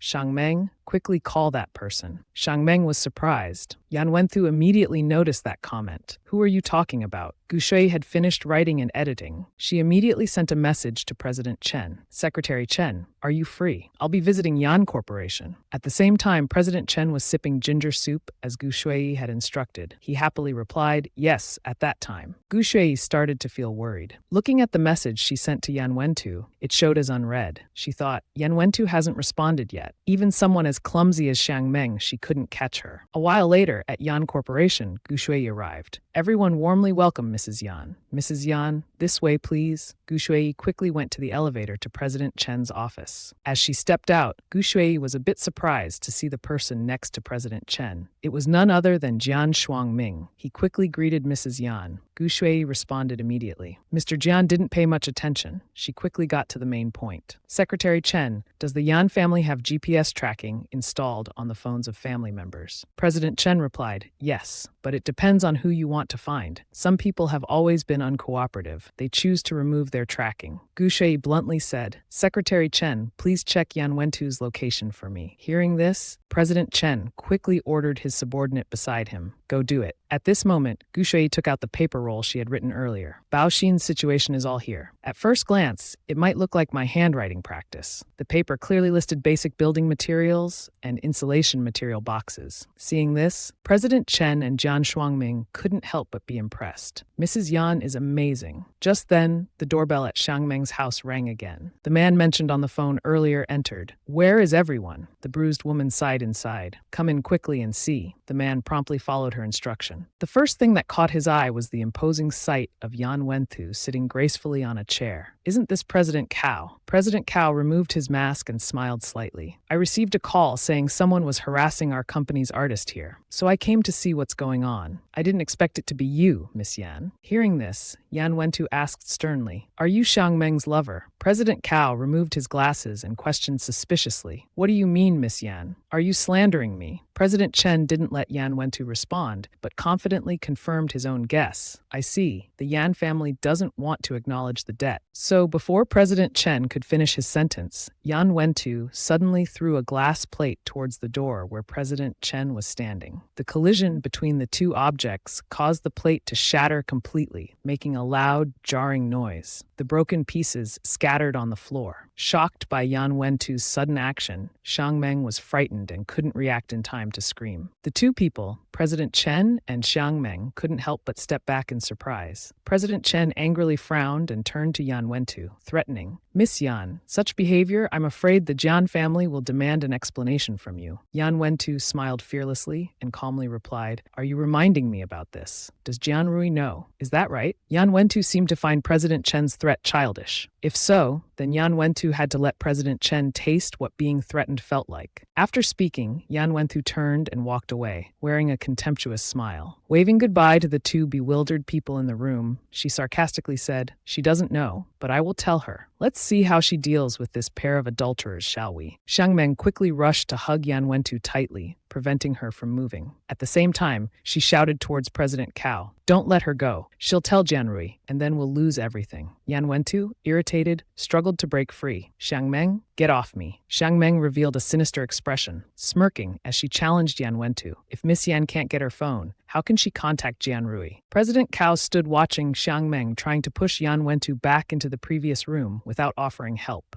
Yan Wentu struggled and cursed. "Let go of me." President Cao stepped closer. With a victorious smile, he taunted, "Well then, Miss Yan, why don't you stay here as our guest?" Seeing the situation turn unfavorable, Yan Wentu warned the couple, "Do you want to kill me? If so, what awaits you isn't just ruin and disgrace, but being chopped into pieces." President Cao, unconcerned, wore a superior expression. He posed a question to Yan Wentu. "Back in Hong Kong, to control rebellious starlets, do you know what they did?" As he spoke, President Cao moved closer to Yan Wentu, causing her to feel a bit frightened. President Cao asked and then answered his own question from earlier. They would take nude photos of that starlet and inject drugs into her body. President Cao's answer was clearly aimed at Yan Wentu. His face bore the expression of a cunning wolf, along with a smile. It made President Cao's face look even more like that of a fearsome person not to be trifled with. President Cao continued, "This way, the person won't die, but will become an obedient dog from then on. Tell her to shoot porn, she'll shoot. Tell her to serve the boss, she'll serve." Yan Wentu angrily shouted at President Cao, "You dare!" President Cao maintained his smile without any fear. His hand forcefully grabbed Yan Wentu's chin, making her look straight at him, saying, "Just try and see if I dare or not." Meanwhile, Miss Xueni was reading unfavorable hot news online about Xiang Meng and Yan Wentu. Miss Xueni held her phone, looking intently while speaking to President Chen and Jian Shuangming. "Mr. Jian and Secretary Chen, please look at this first. I need to leave for a moment." Before leaving, Xu Xueni asked President Chen, "Secretary Chen, do you have bodyguards I could borrow? I can lend them to Mrs. Yan." Jian Shuangming spoke up before the person Xu Xueni had addressed in her question could agree. President Chen was speechless and turned to look at Jian Shuangming. Miss Xueni gave additional instructions to President Chen before leaving. Her beautiful face, with a touch of unmistakable difference, made it hard for others to look away. "Also, Secretary Chen, please later send Xiang Meng's address to my phone." President Chen complied. "Yes, understood." Meanwhile, in that other room, Yan Wentu was tied up, her mouth gagged tightly with a small ball. Yan Wentu tried to make noise to call for help from those around. Yan Wentu cried in fear because right in front of her, another man had appeared. In his hand, he held a syringe containing a strange drug. Yan Wentu trembled in panic as she watched the needle swaying before her eyes. The stranger didn't rush but toyed with Yan Wentu. "Miss Yan, do you like the gift Mr. Cao has prepared for you?" The sound of the doorbell rang out, breaking the current atmosphere. President Cao hadn't yet determined who was ringing the bell. It must be the camera crew. I'll go check. President Cao went to the door and looked through the peephole. Who is it? It was Xu Xueni. Why is she here? President Cao was startled. Calming himself, President Cao reassessed the situation and showed a contemptuous attitude, but she didn't bring anyone with her. Women are truly foolish. Seeing this, President Cao, without any fear, opened the door to greet Xu Xueni while planning to eliminate her. "Why has Mrs. Yan come here?" Xu Xueni didn't beat around the bush and entered the room, asking directly, "Where is Yan Wentu?" President Cao's hand slowly closed the door tight. Click. "She's not here. She's inside as a guest at Xiang Meng's house. It seems they had a bit of an argument. As the boss, I had to come here to see what's going on." The sound of Xu Xueni's high heels hitting the floor made the atmosphere inside become tense. Yan Wentu worried. "No, don't come here. Don't." President Cao, from behind Xu Xueni, "Let me show you how Yan Wentu is doing." His hand reached out, grabbing a vase from the shelf, lunging towards Xu Xueni. Xu Xueni sensed the danger, glanced back quickly. She raised her leg high, kicking President Cao flat on the floor. Her hand caught the vase and threw it straight at President Cao's head. Hearing the commotion, the bodyguards hiding outside rushed in together. Xu Xueni turned around, looking at President Cao with cold eyes. President Cao, terrified, screamed loudly, "Ah!" Xu Xueni glared at President Cao, making him fearfully back away. "You, don't come here. Leave me alone." Xu Xueni approached Yan Wentu. Boldly taking off her own coat, she draped it over her, creating a scene of a hero rescuing a beauty, looking incredibly cool. Seeing this, Yan Wentu burst into louder tears. Her tears flowed uncontrollably down her cheeks. Xu Shuini gently reached out to remove the ball gag from Yan Wentu's mouth. She gently embraced her, saying, "It's all right, everything's fine now." Yan Wentu, now frightened like a child, cried incessantly, calling out sister-in-law. Xu Shuini had to gently comfort her. "Wait for me a moment." After saying this, Xu Shuini stood up and approached President Cao. At this point, he was panicking, waving his hands frantically at the bodyguards. "Who are you people? This is illegal trespassing into a private residence." Hearing him say this, Xu Shuini didn't hesitate to move closer, grabbing his collar tightly. "President Cao, we're here to settle accounts." Realizing he was at a disadvantage, President Cao's eyes widened in panic. He hastily brought up Mrs. Yan's matter. "Please, listen to me. It was Xiang Meng. She hated Yan Wentu for insulting her on Weibo, so she sent people after her. I was trying to save Miss Yan." Hearing President Cao shift the blame to her, Xiang Meng finally realized his true nature. "Cao Jiai, you bastard." At this moment, Xu Shuini took out her phone and did something. President Cao sensed trouble and hurriedly explained, "Mrs. Yan, you must listen to what I have to say." It turned out Xu Shuini was making a call. She called Jian Shuangming directly, the person President Cao had always feared. Jian Shuangming's voice came through from the other end. "President Cao, what do you want to say?" Hearing this, President Cao immediately fell silent. He froze on the spot. Xu Shuini coldly responded to Jian Shuangming's words. "Please contact Miss Jian Rui for me. I'll send you Xiang Meng's address. Ask her to come here, please." After saying this, she hung up and stood up. She gently picked up the syringe President Cao had dropped earlier, causing him to turn pale with fear. "Wait, what are you going to do?" Xu Shuini ignored his words and directly pointed the syringe at President Cao's arm. Seeing this, President Cao screamed in terror. "No, you can't do this, Xu Shuini. How dare you do this to me? Jianrui loves me very much. She hasn't wanted to divorce me for so many years. She won't let you off the hook." President Cao's words didn't cause Xu Shuini to show even a hint of fear. On the contrary, she found it more interesting. "You're wrong. Jianrui and Yan Wentu are enemies. The question is whether I'll let her off the hook, not the other way around." After speaking,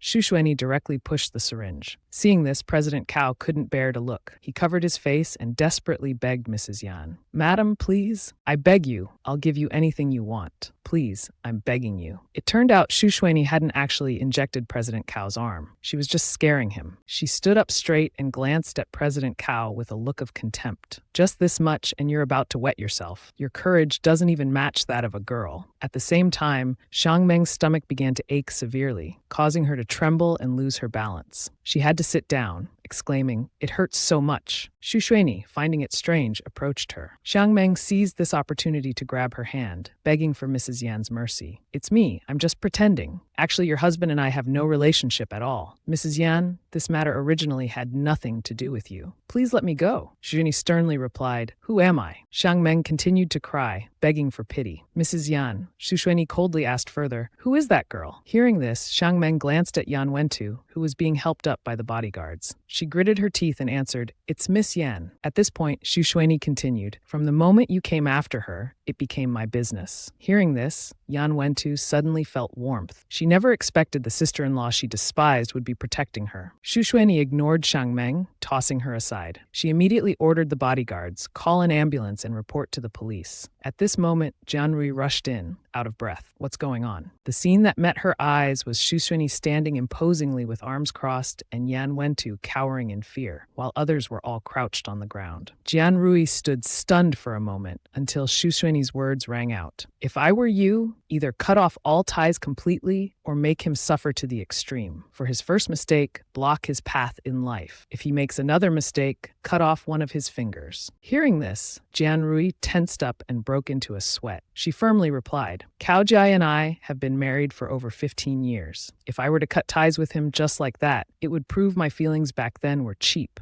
Moreover, if he leaves me, he'll just go to other women. This isn't punishing him. It's actually doing him a favor." Xu Shuini interrupted. "He changes lovers more often than clothes. Every year, you have to rack your brains wondering who his new lover is and who's carrying his child. You think letting him have it and then lose it is the real punishment. Isn't Cao Jiai's pain only temporary? But your pain is eternal. If you really like such a man and can't let go, then cut off his lifeline and keep him like a dog. It won't hurt." Hearing this, President Cao became became panicked. What? Xu Shuini continued. If you still want to act like this, you'll be looked down upon. At this moment, Jian Rui seemed to have an awakening. She bitterly gritted her teeth. Suddenly, Xu Shuini's bodyguard announced, "Madam, the ambulance is about to arrive." Hearing this, Xu Shuini immediately put aside Jian Rui's matter. She supported Yan Wenthu and said, "I'll go ahead with Miss Yan. You stay here and help Mrs. Jian handle the next steps." Yes. At the same time, Jian Rui was recalling her beautiful times with President Cao. Finally, she made up her mind. Taking a deep breath, she approached him with cold eyes. Cao Jie saw Jian Rui behaving this way. President Cao, frightened, tried to reassure her. "Rui, listen to me." But by now, Jian Rui had resolved to let everything go. In her heart, their love had been shattered. There was no way to piece it back together. After many times of yielding, Jian Rui finally exploded. "I've tolerated you for far too long." Cao Jie, abandoning his self-respect, knelt down, begging and crying to Jian Rui. He intended to use this pitiful appearance to stir up some sympathy from Jian Rui, but it didn't work. Cao Jie blamed all his faults on Xu Shuini. Jian Rui couldn't stand it. "You also listen to Xu Shuini. Chanam should call Cao Jie grandfather." He started to bring up old stories about how he risked everything to save Jian Rui. "Have you forgotten? 17 years ago, you were implicated because of your uncle. It was me. I risked my life to save you. I love you." Jian Rui didn't want to hear him speak. She directly called someone to gag President Cao. His rambling was giving her a headache. She decided that bad things should be discarded. Jian Rui turned her head away. Cao Jie, gagged, struggled trying to say more but couldn't. Downstairs, the ambulance had arrived. Police stood by with a team of doctors. A crowd gathered around, gossiping, filming, and taking photos. Xu Shuini shielded Yan Wenthu with a large coat, not letting her face be exposed. Shuini was concerned, noticing reporters, so she carefully protected Yan Wenthu. "There are reporters here. Let me get you into the ambulance first. Once inside, take off the coat and watch your step."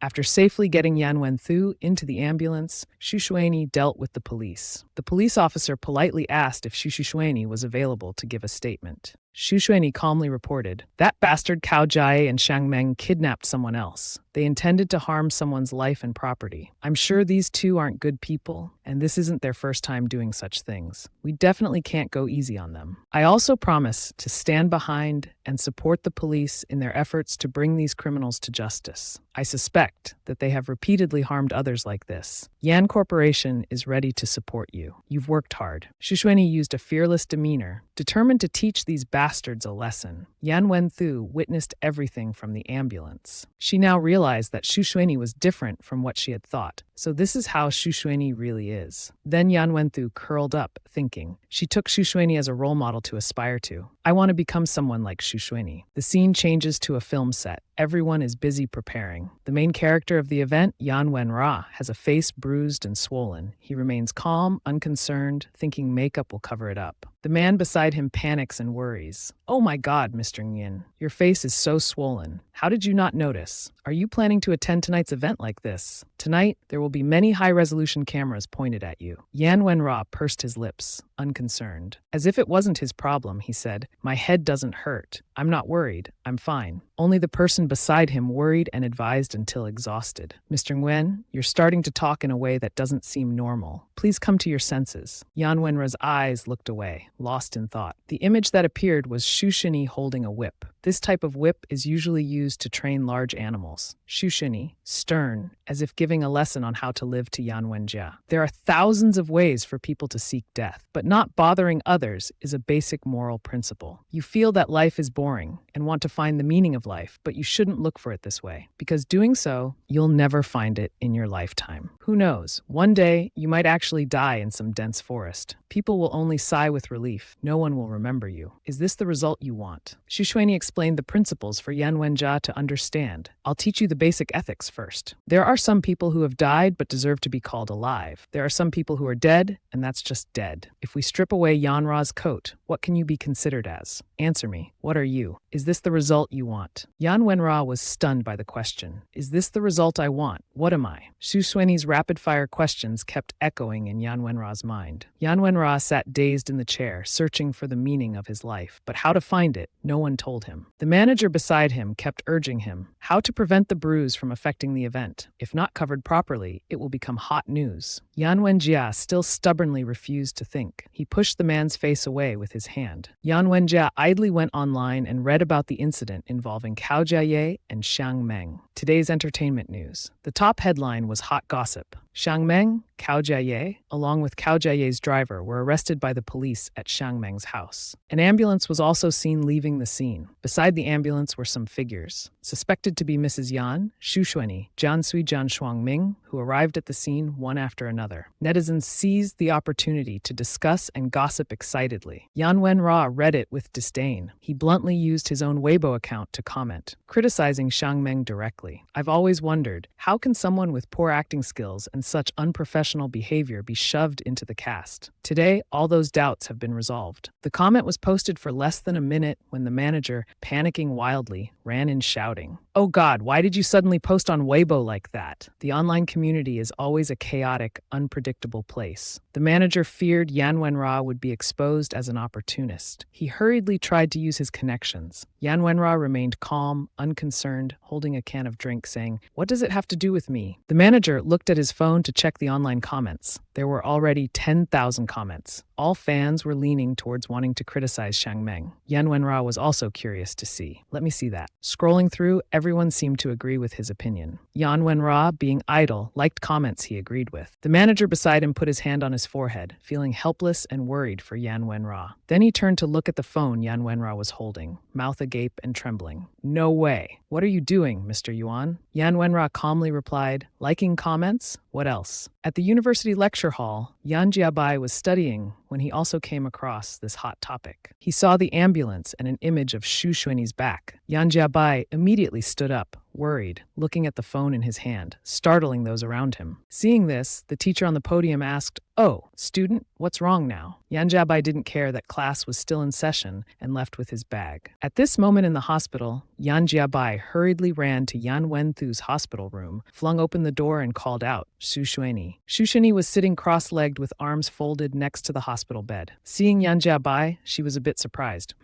Why are you here?" Seeing that Xu Xuanyi was fine, Yan Jiabai felt relieved. Yan Jiabai, still panting, awkwardly replied to Xu Xuanyi, "Oh well, I was playing ball nearby and hurt my leg, so I came to the hospital to get it checked. Nothing else." He lied to cover up the real reason, to prevent Xu Xuanyi from suspecting that Yan Jiabai rushed here because of her. Xu Xuanyi believed Yan Jiabai was telling the truth. She asked seriously, "Have you had a CT scan yet? Or maybe an X-ray or ultrasound?" Yan Wenthu looked at Yan Jiabai with contempt and interjected, "I don't think it looks like he hurt his leg. It seems more like he hit his head." Hearing Yan Wenthu say this, Yan Jiabai's face darkened. He was also momentarily surprised by her presence. "Yan Wenthu, why are you here?" A while later, after hearing the whole story, Yan Jiabai sat in a chair, peeling an apple while speculating. The housekeeper and the Yan family have a good relationship. Cao Jiaye must have relied on this point to dare to lay hands on Yan Wenthu, right? Yan Wenthu softly said, "It's just a dog jumping over the wall." Hearing this, Xu Xuanyi glared at her. "What foolish words did you just say?" Yan Wenthu fearfully avoided Xu Xuanyi's gaze and stammered, "It's nothing. I'm just telling the truth." Xu Xuanyi folded her arms. She looked seriously at Yan Wenthu and questioned, "Regarding Cao Jiaye and Xiangmeng, telling the truth is equivalent to stabbing their hearts." Yan Wenthu fearfully replied, "Okay, I won't say it next time." Yan Jiabai, who was peeling an apple nearby, saw Yan Wenthu being so obedient. He stopped peeling and looked at her suspiciously. "Have you changed your personality?" Yan Wenthu, annoyed, shot Yan Jiabai a sharp glare. Yan Jiabai sighed, "Or maybe not changed at all." Then he finished peeling the apple and handed it to Yan Wenthu. "Here, eat this." Xu Xuanyi continued to lecture Yan Wenthu seriously. "I'm not telling you not to speak, but to puncture someone's lungs, you need to be arrogant, authoritative, and definitely have some capital too. With just Xiangmeng and her manager, you couldn't even win against them. How could you deal with Cao Jiaye?" Yan Wenthu lowered her head and admitted, "I'm too weak." Xu Xuanyi's face relaxed into a smile as she said, "Next time you encounter situations like this, if you want to go to someone's house to show off, please bring along some bodyguards." Yan Wenthu, as if not believing her ears, gasped. Xu Xuanyi poked Yan Wenthu's cheek teasingly. "Indeed, you can't even manage to be a proper young lady, can you?" Yan Wenthu shyly replied, I understand now." At this moment, Yan Wenra was scrolling through comments on the top hot search about Xiangmeng's statement. Everyone was commenting frantically. Most were praising Yan Wenra and criticizing Xiangmeng and Cao Jiaye. Yan Wenra scrolled through and let out a ha. Then he handed the phone to his assistant. The assistant sitting opposite was extremely anxious and worried. "My brother, you finally decided to take a break. Let me check. Your fans must have dropped." Before finishing the sentence, the assistant looked at the screen and was shocked, gasping 4 times in a row. Am I seeing this right?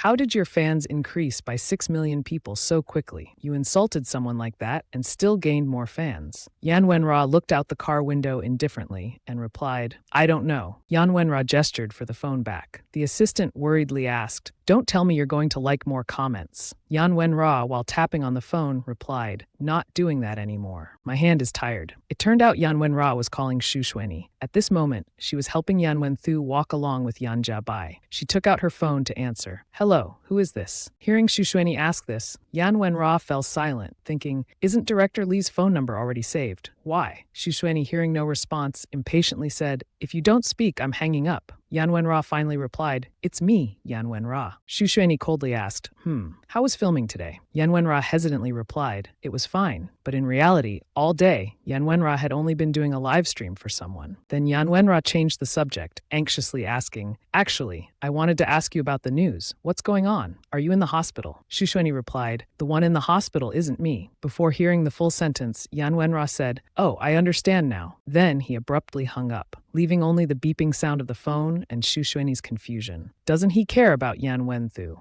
Yan Wenthu looked at Xu Xueni and asked, was that Yan Wenra? Xu Xueni replied, yes, you should call him second brother. Yan Wenthu turned her face away indifferently and said, second brother, my foot. But Xu Xueni glared at Yan Wenthu sternly. Yan Wenthu, frightened, quickly said, yes, yes. Later, after Xu Xueni had returned home, bathed and relaxed, she sat in a chair reading a book. She asked the maid beside her, how is the young miss doing? The maid respectfully replied, the family doctor has changed her medicine. She's probably asleep. Suddenly, Xu Xueni's phone chimed. It was a message from Yan Wenjia. I've filmed 8 scenes today. After reading it, Xu Xueni smiled softly. Meanwhile, Yan Wenra was anxiously waiting for Xu Xueni to reply to his message. The assistant brought water to Yan Wenra. You've had a tough day. Why don't you rest a bit? Yan Wenra focused, thinking he hadn't filmed enough scenes. Suddenly, Yan Wenra stood up, startling the assistant. He declared boldly, let's film 2 more scenes. The assistant beside him trembled. Are you not feeling well? If you're unhappy, just say it directly. Don't be like this. Meanwhile, in Yan Wenthu's room, she was recalling the moment Xu Xueni saved her. Yan Wenthu hugged tightly the jacket Xu Xueni used to cover her, and at that moment, she resolved, I must become someone like her. Elsewhere, Jiang Er was frustrated as he couldn't get through to Xu Xueni. He only heard the voice of the operator saying, the number you're calling is currently busy. Why can't I still connect? Is Xu Xueni on a call with someone? In the study of the Jian family, Jian Shuangming asked Jian Sui, did she really say that? Jian Sui replied, yes. Jian Shuangming turned around and said, she's not wrong. What status does Jian Ra have, and what status does Chao Jiaye have? If you really like that guy, it's like keeping a dog, nothing wrong with that. Jian Sui cautiously asked, Uncle, after hearing this, don't you feel uncomfortable about anything? Jian Shuangming calmly explained, she has a clear mind, speaks strongly. Why should I feel uncomfortable? Jian Shuangming asked Jian Sui back, when are you going to their house to apologize? Jian Sui hesitated, scratching his face. Well, I'm preparing, aren't I? I don't know what Madame Yan likes or what Miss Yan likes either. Jian Shuangming suggested, Madame Yan is a straightforward person. Just ask her directly. Jian Sui found it strange, thinking, is this really necessary? To give a gift, I have to personally ask them what gift they want. But Jian Sui didn't question it further, thinking, whatever, I'll just follow Uncle's advice. So Jian Sui politely asked to leave. Well then, I'll go do it right away. Suddenly, Jian Shuangming added, after you ask, let me know. This made Jian Sui confused, uttering a surprised, huh. Jian Yangming coughed, pretending to read seriously, as if nothing happened. At this time, Xu Xueni had changed into a splendid outfit. Yan Wenthu approached and asked, sister, are you going out? Is Secretary Chen coming to pick you up? Xu Xueni replied, yes, going to a party. Is something wrong? Yan Wenthu hesitated and answered, no, nothing. Yan Wenthu couldn't help but worry inside. Her eldest brother and Xu Xueni seemed to have no noteworthy feelings for each other. Now that her eldest brother was missing and probably couldn't return, would Xu Xueni leave him and love someone else? For example, Secretary Chen before, he didn't like Xu Xueni, but at that dinner party, he even took the initiative to carry Xu Xueni's dress. Seeing Yan Wenthu deep in thought, Xu Xueni asked, What are you thinking about? Yan Wen-thu looked at her tearfully, worrying inside. Is she about to stop being my sister-in-law or not? Xu Shuini thought Yan Wen-thu was scared after going through the incident with Cao Jia, which caused her to behave this way. So she patted Yan Wen-thu's head gently and said, "It's all right, go upstairs and rest." Then she turned and left. Yan Wen-thu was excited inside. She touched my head. Does that prove that in Xu Shuini's heart, I'm not so silly after all? Xu Shuini went to the parking area. Mr. Chen was already waiting there, opening the car door. Mr. Chen greeted Madam. Bui Lei-hin's party is set for 6:30 p.m. Let me accompany you. Xu Shuini calmly sat in the car and said, Bui Lei-hin's younger brother is having a birthday. What's there to celebrate? Mr. Chen attentively cared for Xu Shuini while replying, Please watch your step. Bui Lei-hin's mother had this son at the age of 50, so he's like a golden child in the family. After their parents passed away, she single-handedly raised her brother like a mother. Moreover, she invited you to attend this time. I'm afraid she might have something to discuss. Xu Shuini calmly said, She won't speak up so easily. Today, we still need to put on an act to make her believe I only like money and am easy to manipulate. Upon arrival, Bui Lei-hin and her brother were already waiting at the entrance. Madam, Mr. Chen, welcome, welcome. Jikang, come here, let me introduce you. You haven't met Madam before, right? This is my younger brother, Bui Jikang. This is Mr. Chen, and this is Yan's wife, Madam Yan. Jikang politely extended his hand, greeting, Hello, Madam Yan. However, Xu Shuini coldly walked in, flipping her hair, and asked, Are there any other guests today besides me? Bui Lei-hin smiled awkwardly. No more. Today, apart from family members and a few of Jikang's friends, the most distinguished guest here is you, Madam. Inside, the scene was truly enviable, with many tables set up. The tables were laden with countless delicacies. Bui Lei-hin pulled out a chair for Xu Shuini. Please have a seat. If there's anything lacking, please let us know. We'll improve it next time. Xu Shuini sat down coldly. Bui Lei-hin raised a glass, flattering. Today, having Madam attend Jikang's birthday party is truly an honor for the Bui family. Let's all raise our glasses to toast, Madam. Contrary to Bui Lei-hin's talkative manner, Xu Shuini remained pensive and silent. Bui Lei-hin felt uneasy meeting Xu Shuini here. Madam Xu Shuini paid no attention to her and only coldly asked, Where is Yan Shenhua? Bui Lei-hin, somewhat flustered, answered Xu Shuini's question. You mean old Yan? He wasn't here earlier. Xu Shuini, with her domineering aura, retorted to Bui Lei-hin. Then where is he? You invited me to your home, but the host isn't here. This is deliberately disrespectful to me because Yan Shun isn't here, isn't it? Bui Lei-hin hurriedly explained. It's not disrespect, it's just that old Yan couldn't return in time. Xu Shuini, hearing this, didn't ask further and made an assumption. Oh, so he's abroad then. Xu Shuini's usually beautiful face was even more radiant today. With heavy makeup, her features appeared more elegant and irresistible. She began to pick up her chopsticks, ready to eat. If the host invited me but isn't here, then I shouldn't waste time waiting. It's just tiring myself out.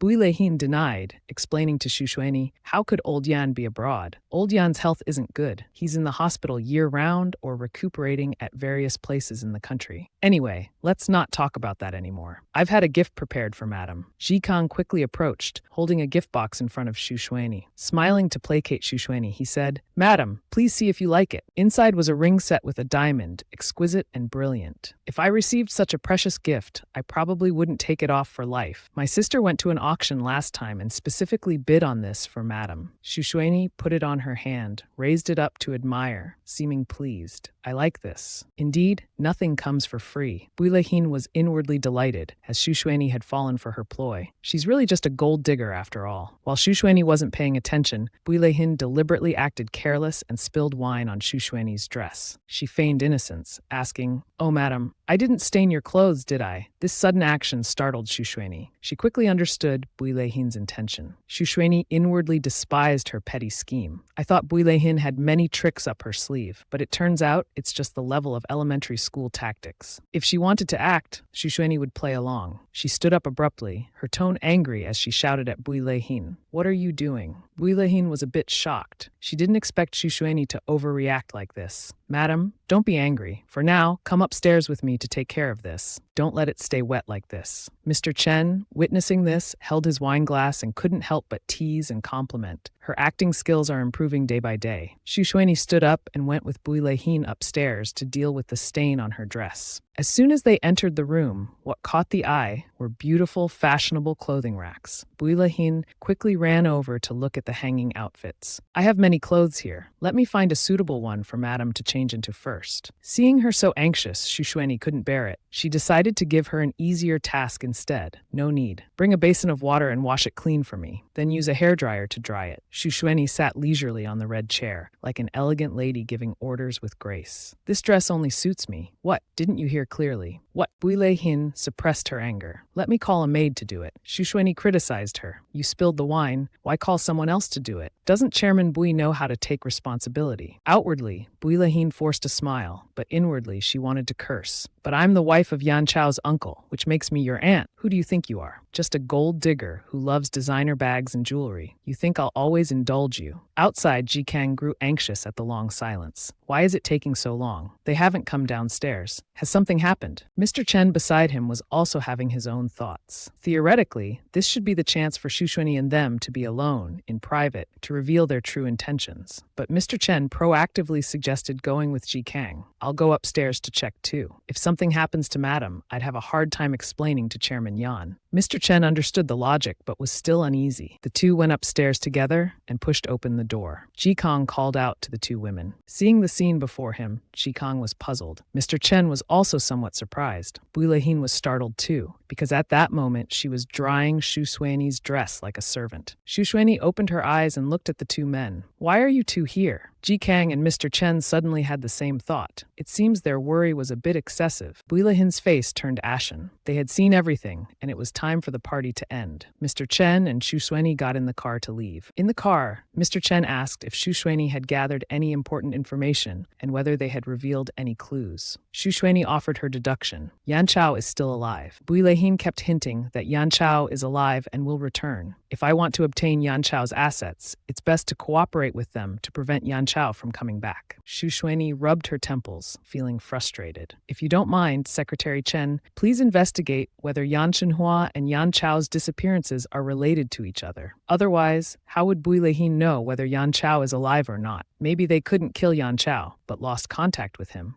Continuing from the previous episode, Shushweni and Mr. Chen were discussing matters in the car. Mr. Chen kept asking questions revolving around the issues he needed to know. Did Builahin make any promises to Madame today? Shushweni replied calmly, as if it were routine. She didn't promise. I closed the deal right away. Flashback to earlier in the upstairs room. Builahin sat on the floor, humiliatingly wiping Shushweni's dress. She showed remorse for her intentional action. Anyone unaware might think Shushweni was bullying her. I'm really sorry about today. Another day, I'll make it up to Madame. Shushweni, not bothered by her cheap act, changed the subject. Do you know what I like? With such an aura and demeanor, it's hard to tell you're the guest and she's the host. Builahin asked suspiciously. Didn't Madame really like the gemstones earlier? Shushweni looked at her own hands and said, Yes, I have a sapphire. I'm a collector. I hope to gather gemstones of all 7 colors. I also love jade. Shushweni looked towards Builahin. For example, red jade, white jade, jadeite, I love them all. This action of looking towards Builahin made the intention clear in each of Shushweni's sentences. This time, Builahin was in trouble. Builahin must be boiling with anger inside, but still had to keep a straight face. Madame likes all of those. Shushweni, not caring about Builahin's face, why can't I have them? Builahin tremblingly agreed to this excessive request. No. I'll try my best to find them. Seeing her goal achieved, Shushweni smiled. Then I'll wait. Shushweni didn't really care about those gemstones, but since Builahin had set up this game, she had to play along and finish it neatly. Builahin had no time to worry about that now. She took Shushweni's hand intimately. Inviting Madame to this family gathering today means we already consider you as family. It's been a while without news from Chairman Yan. Have you thought about what to do for your future? Chairman Yan still has several brothers and sisters. The future will involve dividing assets. As she spoke, Builahin moved closer to Shushweni, spewing out malicious words. Or shall I devise a plan for Madame? Shushweni now understood Builahin's true intentions. She finally said what she wanted to say. Mr. Chen, hearing everything that happened earlier in that room, laughed. That's enough to skin her alive. Xu Xuanyi then talked about something else. This is nothing compared to my previous birthdays. Xu Xuanyi recalled the time before she came to the present. So many jewels, not to mention those gemstones. The Qi family gifted 60 sets of southern pearls, 80 pieces of jade artifacts. Mr. Chen couldn't hear clearly what Madame was saying. Xu Xuanyi came back to her senses. Realizing her slip, she didn't say anything more. Ah, it's nothing. Yan Wenshu sat by the window, intently studying something. Suddenly, Xu Xuanyi appeared out of nowhere, startling Yan Wenshu nearly to death. What are you drawing? The image Yan Wenshu drew was quite vivid. If described, it was like a story of a cool, rich young master dealing with a bad guy. Yan Wenshu, embarrassed, quickly hid the drawing behind his back and explained, "This is that." The psychologist said drawing can help reduce anxiety. Xu Xuanyi handed something to Yan Wenshu. "This is for you." Yan Wenshu opened it. It was the ring that Bui Leihin had given to Xu Xuanyi earlier to trap her. Yan Wenshu was overjoyed inside. Was Xu Xuanyi rewarding him? Yan Wenbai definitely won't get this. Yan Wenjia won't get it either. Hey, Jikong and other male students were discussing Xu Xuanyi in a vulgar manner. I saw Yan Wenbai's eldest sister-in-law. She's incredibly beautiful. So beautiful that I couldn't control myself. The male student next to him didn't believe Jikong was exaggerating. Haha,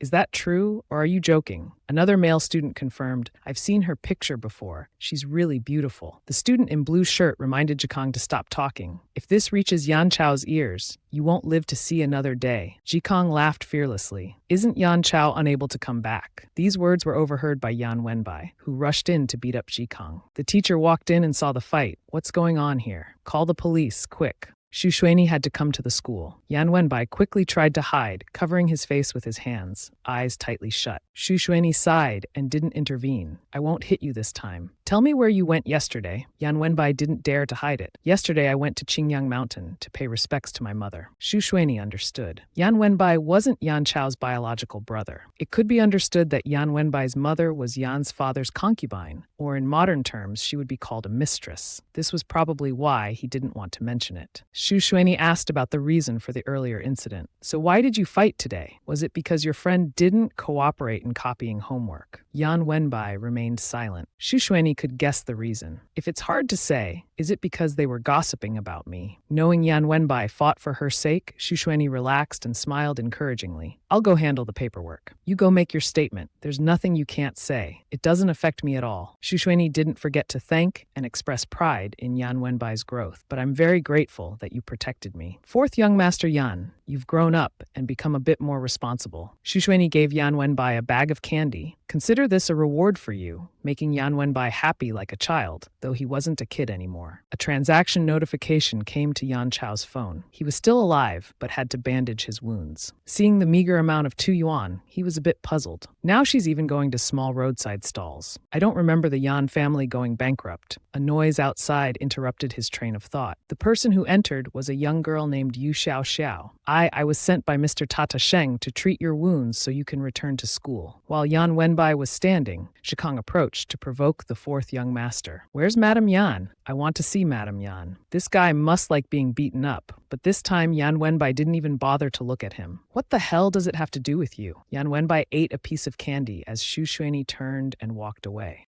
It's so delicious. I think he's about to turn into a puppy. Look at that cute wagging tail. Shikang stood there puzzled. What's going on? You're so happy over a piece of candy. This episode ends here. If you enjoyed it, please give me a like, share it to motivate me to make more videos. Remember to subscribe to watch the next episodes. Wishing you a day full of energy. Hello everyone, I'm Top Romance here. Before watching the video, please take 3 seconds to like the video and subscribe to the channel. This will motivate me to make more quality videos. Thank you very much. Have a nice day. Xu Xuanyi, with an expressionless face, extended her hand in front of Yan Wenbai and told him to give her his hand. Although he was blushing with embarrassment, he still followed Xu Xuanyi's instructions and placed his hand on hers. She then said, last time when you and Jiang Jing fought, I wanted to ask, why couldn't you beat him? Xu Xuanyi remained as usual, showing no expression as she replied to Yan Wenbai. Didn't you think about hiring a teacher? He frowned, seemingly recalling past events. and answered her. I did, but it wasn't the same. Jiang Jing learned martial arts from his uncle. This uncle used to be in the military. Hearing this, Xu Xuanyi calmly said, then let me teach you. This statement suddenly awakened Yan Wenbai, but very soon after, he displayed a confused expression, not understanding when Xu Xuanyi pensively said, let's start with the tiger-taming fist. A while later, Yan Wenbai saw Xu Xuanyi off to her car, one hand opening the door, the other carefully placed above to prevent her from bumping her head. Xu Xuanyi didn't forget to add, after you learn this, if anyone provokes you in the future, you'll easily defeat your opponent with just one move. This left Yan Wenbai speechless and helpless. He could only say, but this name sounds like it's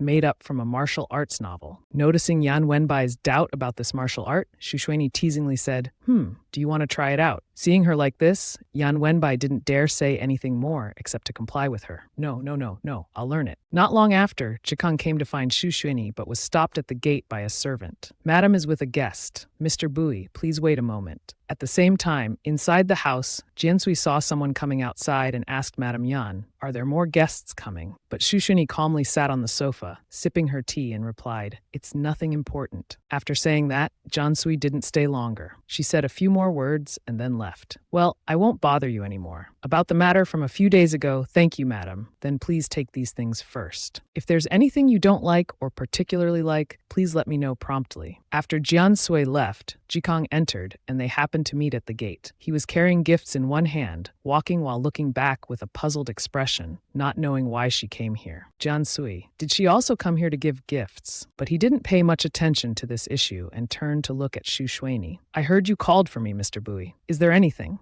His expression quickly changed 180 degrees. Although he seemed embarrassed because the gift he brought was insignificant compared to those displayed on the table, Jikang still didn't give up. He bowed, forced the brightest smile he could, and said to her, ha ha ha! I brought a small gift for madam. If madam would be pleased to accept, there's a charity dinner on the 7th. But before he could finish his sentence, Xu Xuanyi took a sip of tea and interrupted him.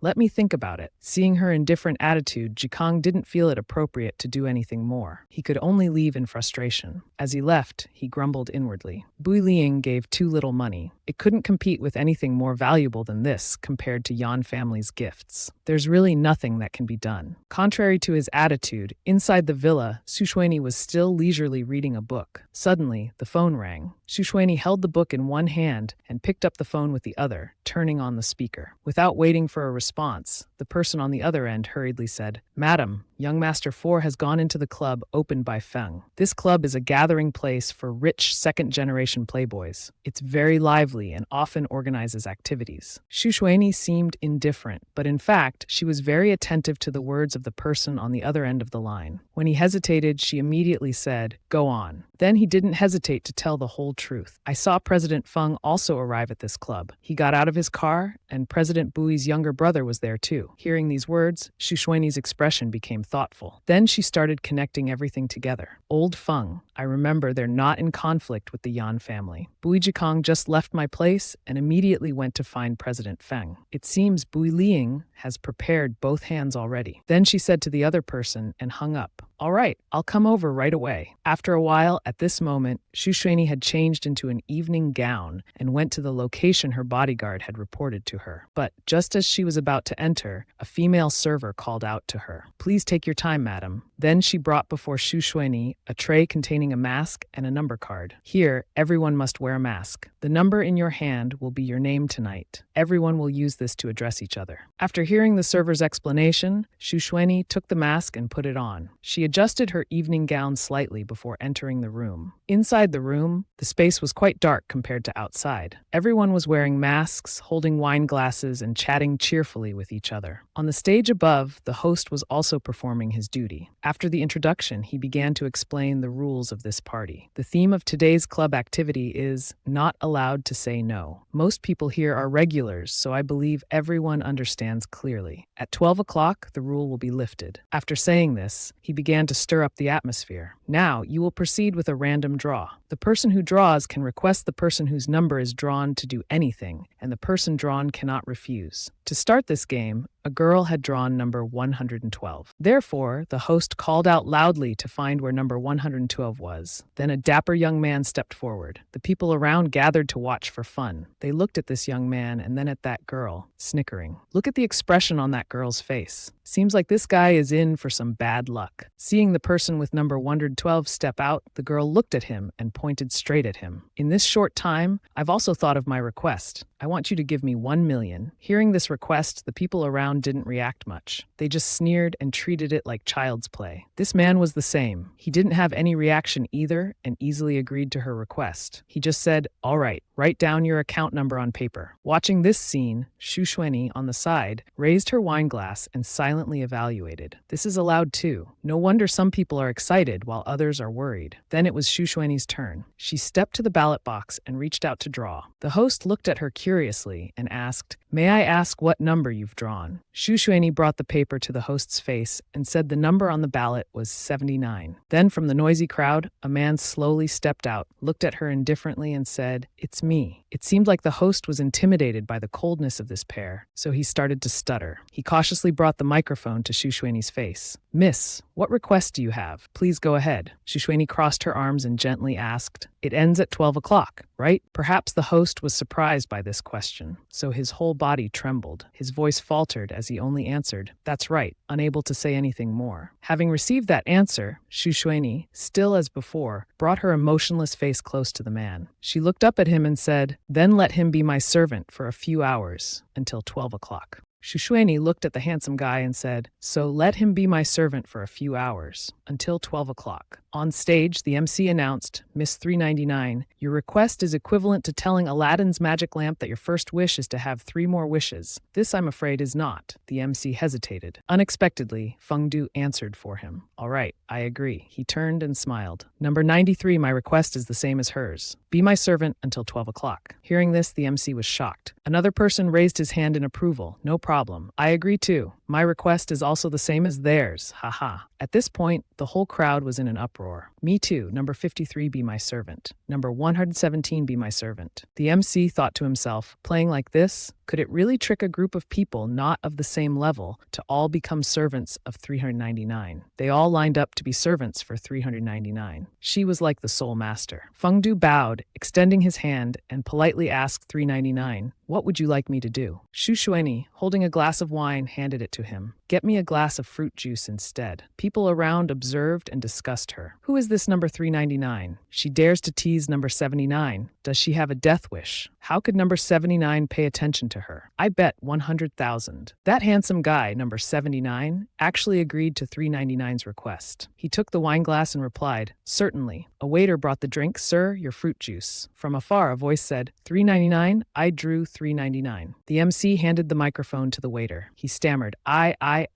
My request is. Chatter below about 399. It's 399 again. The woman who dared to order number 79 around. A man approached and said to the waiter, "Oh my, can't think of anything." "Then wait a bit and state your request later. Anyway, it's before 12 o'clock, right? Next person, go ahead." The MC followed along. The next person, 339 and 79, both looked up at the stage. He whispered to Xu Xuanyi, "Very soon, someone will actively approach him, using benefits as an exchange to make him make an excessive request to you." Seeing Xu Xuanyi still leisurely enjoying her fruit juice, he asked if she wasn't worried. Xu Xuanyi looked at him calmly and replied, "What's worth worrying about?" He smiled. "Let's wait and see." The waiter looked at the two and hesitantly said, I've thought it through. I've thought carefully. My request is, no matter what request I make to you, you must repeat it exactly the same to him again." He pointed at 79 while speaking. Xu Xuanyi thought he was both stupid and malicious. She replied, "All right." The waiter pointed and said, "First, give me 10 million, then you say the same to him." Xu Xuanyi closed her eyes, shook her head, and said, "No." The waiter boldly pointed at Xu Xuanyi and said, "Then sleep with me for an hour right now." Xu Xuanyi still answered, "No." He became angry. "Why not? Don't you want to follow the rules?" With an elegant demeanor, Xu Xuanyi looked at him and said, "Each person can only make one request, and you've already made your request at the beginning." He tried to argue, No, that's not right. Earlier, I was just reminding you to repeat my request to that person, so I can still." Xu Xuanyi approached him. Your request is no different from telling a genie that, I promise that if there's water, you must give me lots of gold. But you don't have water. He panicked, fell to the ground, dropping the tray of wine. What do you want to do? Shushweni continued. How can you open your mouth and say, Genie, can you please give me some water first? As she spoke, Shushweni poured the remaining water in her glass on his head. He fearfully knelt down. Now I want to change my request. Give me 5 million. 5 million is enough. Shushweni pulled out her dress, turned her head towards Feng Du. She said to 79, beat him up.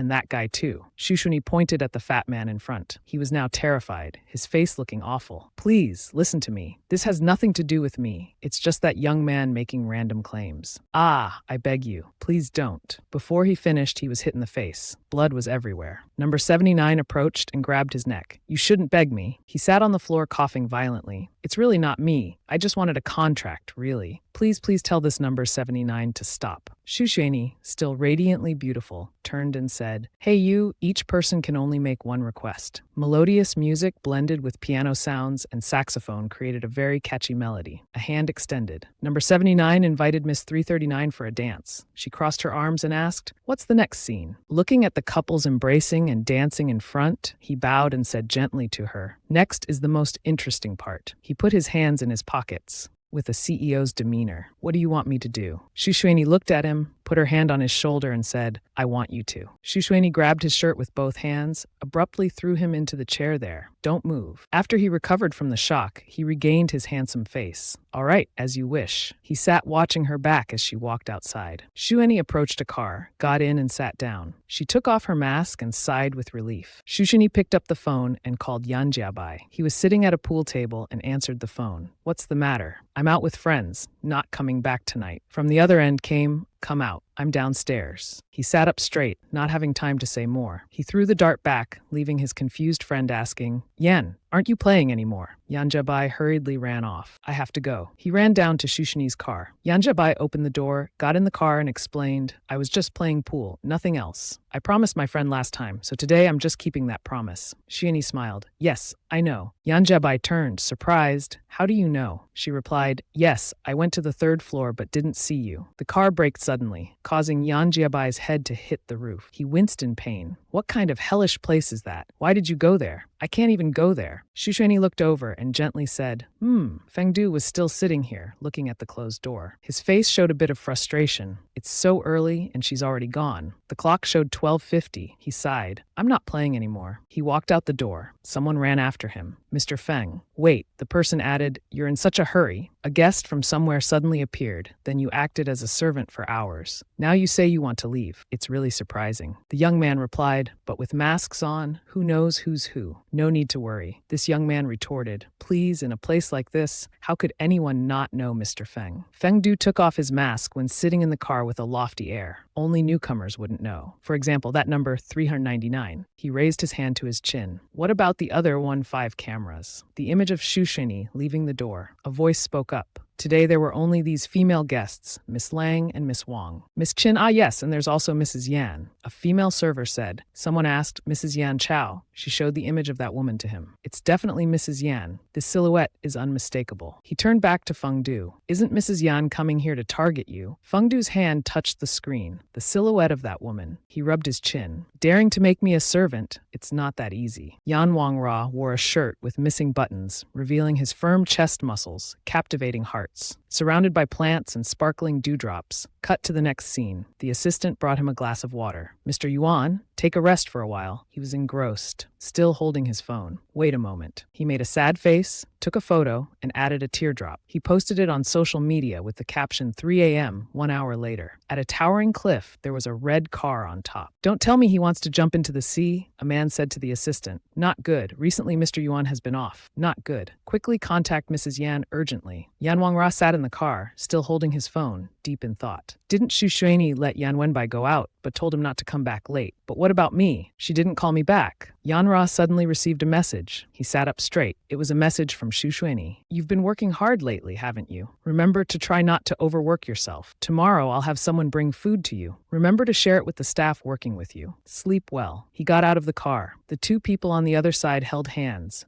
panicked and worried. He's getting out of the car. Mrs. Yan texted him. He leaned against the car and took a few photos. His face now looked bright and alert. Director Lee said, Mrs. Yan is amazing. Looks like he won't jump into the sea anymore. The assistant next to him replied, but it still feels not quite normal. Director Lee, look. Before finishing the sentence, he saw the director set up an altar to thank Mrs. Yan. Mrs. Yan really knows what to do. Please bless our film crew to have a smooth shooting. On Yan Wenjia's personal page, things had completely changed. His profile picture was changed to a happy photo. He even posed saying hello. A minute ago, he posted a photo of the moonlight with the message, good night. The next morning at the spy film set, what's going on? Where did all these cars come from? Are there reporters visiting the set today? A handsome bodyguard in black said, this is Mr. Yuan's invitation. The people behind are chefs bringing food. There's lobster, pork, chicken, and countless other delicacies. Don't laugh at the homemade food, everyone. This homemade food is 5-star Michelin standard. Did Mr. Yuan's family hire professional chefs to cook? Or did Mr. Yuan's mother cook it? The entire film crew buzzed with excited discussions. Yan Wenra, sitting in a chair far away, replied, it's not someone from the crew. Yuan Qingcheng sweated. Yan Wenra put on dark sunglasses. Legs crossed, he adjusted his glasses. A truly handsome and domineering CEO look. Dazzling aura blinding everyone's eyes. It's my sister-in-law who prepared it. His smug expression made everyone immediately understand. It was as if he was showing off. Meanwhile, at the Yan family villa, Yan Wenshu was looking around, tiptoeing down the stairs, clenching her toes to avoid making noise. Finished reading. A voice rang out. She looked embarrassed. Not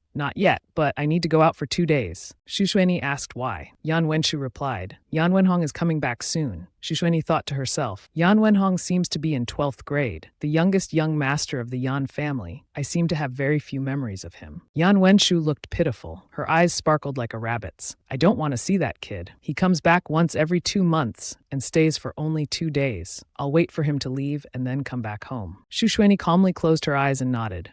Go. Goodbye, sister-in-law. Her voice was heard, but she was nowhere to be seen. Yan Wenshu ran out and disappeared in an instant. Xu Xuanyi broke into a helpless sweat when she saw Yan Wenshu's action. Xu Xuanyi leisurely sat on the sofa to read. Her posture was truly elegant. Even just at home, she exuded an air of sophistication. A servant announced, Madam, the young master has returned. The young master of the Yan family, Yan Wenhong, was wearing a uniform and carrying a school bag, looking very scholarly. Young master, let me take your bag for you. He handed it to the servant and thanked them. Then he approached Xu Xuanyi and said, Sister-in-law. She looked at him with concern and asked, Haven't eaten yet, have you? Let me tell the kitchen to make you some noodles. Have a seat first. Xu Xuanyi continued, Yan Wenra is with the film crew. Yan Wenbai is at school. Yan Wenshu won't be back for a few days. And your eldest brother hasn't returned yet. He sat down meekly. Yes, thank you, sister-in-law. I understand. She was a bit surprised and thought to herself, it seems this kid doesn't care much about where the other Yan family members are. Have some warm water. Thank you, sister-in-law. He took the cup and drank. His inner thoughts were a bit chaotic. Yan Wenra honestly stayed with the film crew. Yan Wenbai obediently went to school. How strange, really strange. Xu Xuanyi asked him, how many days do you plan to stay this time? He paused for a moment and then said, half a month. Something happened at school, so I have to postpone my return. Xu Xuanyi let out an O and asked, what happened at school? He replied seriously, a student was killed. Xu Xuanyi asked, have they caught the killer yet? He answered, not yet. She continued, aren't you scared? Yan Wenhong looked at her directly and replied, I'm afraid of scaring you. Just then, a servant brought a bowl of noodles and a glass of milk, saying, Madam, the young master's favorite egg noodles are ready. Come and eat something. Yan Wenhong respectfully stood up. Thank you, sister-in-law. Xu Xuanyi, seeing his behavior, felt a bit suspicious. He appeared obedient and spoke carefully, but showed no emotions like fear, worry, or anger. It was contradictory. She recalled his actions. When talking about the school incident, something happened at our school. A student was killed. I'm afraid of scaring you. Each sentence was very calm, as if nothing had happened. A servant came to announce, Madam, young Master Bui is here to visit. He walked in calling, Mrs. Yan. Before he could finish his sentence, he saw Yan Wenhong standing there, looking a bit surprised. He thought, why is this kid back? This kid was truly a childhood ghost for the second and third generation rich kids. His face darkened, a frightening genius, the one that annoys me the most. Luckily, he's at school and stays there, so we don't have to see him every year. Xu Xuanyi, sitting on the chair, asked him, Young Master Bui, what brings you here? Hearing her voice, he was startled and cheerfully replied, I came to invite you for a tour around the Phoenix Rising silver shop. They've just received new stock. He was holding a black card and raised it, saying, "My sister just gave this to me. No need to worry about money." Xu Xuanyi was still leisurely reading her book. She brushed her hair aside. "All right, give me half an hour. I have a few more pages to finish." Jikang, still excited, sat down on the chair. Sure, half an hour is fine. Even an hour would be okay. He didn't expect that. Because of this statement, Xu Xuanyi actually made him wait for an hour. By then, he felt like mushrooms were growing on his head. He had tears in his eyes. "Don't tell me you're really making me wait an hour." Yan Wenhong approached Xu Xuanyi and said, "Sister-in-law, I've finished eating. Can I come along? It's been a long time since I've been out." She immediately closed her book. "Sure, let's go." Jikang frowned. He looked at Yan Wenhong with annoyance, thinking, what is this kid up to? She reached out and took Yan Wenhong's arm. He turned to look at her. She said, "It's cold. Get him 5 jackets." He smiled happily and thanked his sister-in-law. Xu Xuanyi asked him, "Don't you drink cow's milk?" He paused for a moment, then replied, "Yes, I do." After saying that, he went to get the glass of milk and drank it all at once. The two of them got into a luxurious car and set off. 2 servants in the house watched them leave. One said, "The young master has gone. We can finally breathe a sigh of relief." The other continued, "But it seems the young master is very obedient to the madam, which is a good thing." The scene changes to a jewelry store. Yan Wenhong and Xu Xuanyi are selecting items. She looked at those precious glittering jewels and casually chose this one and that one too. Wrap them all up.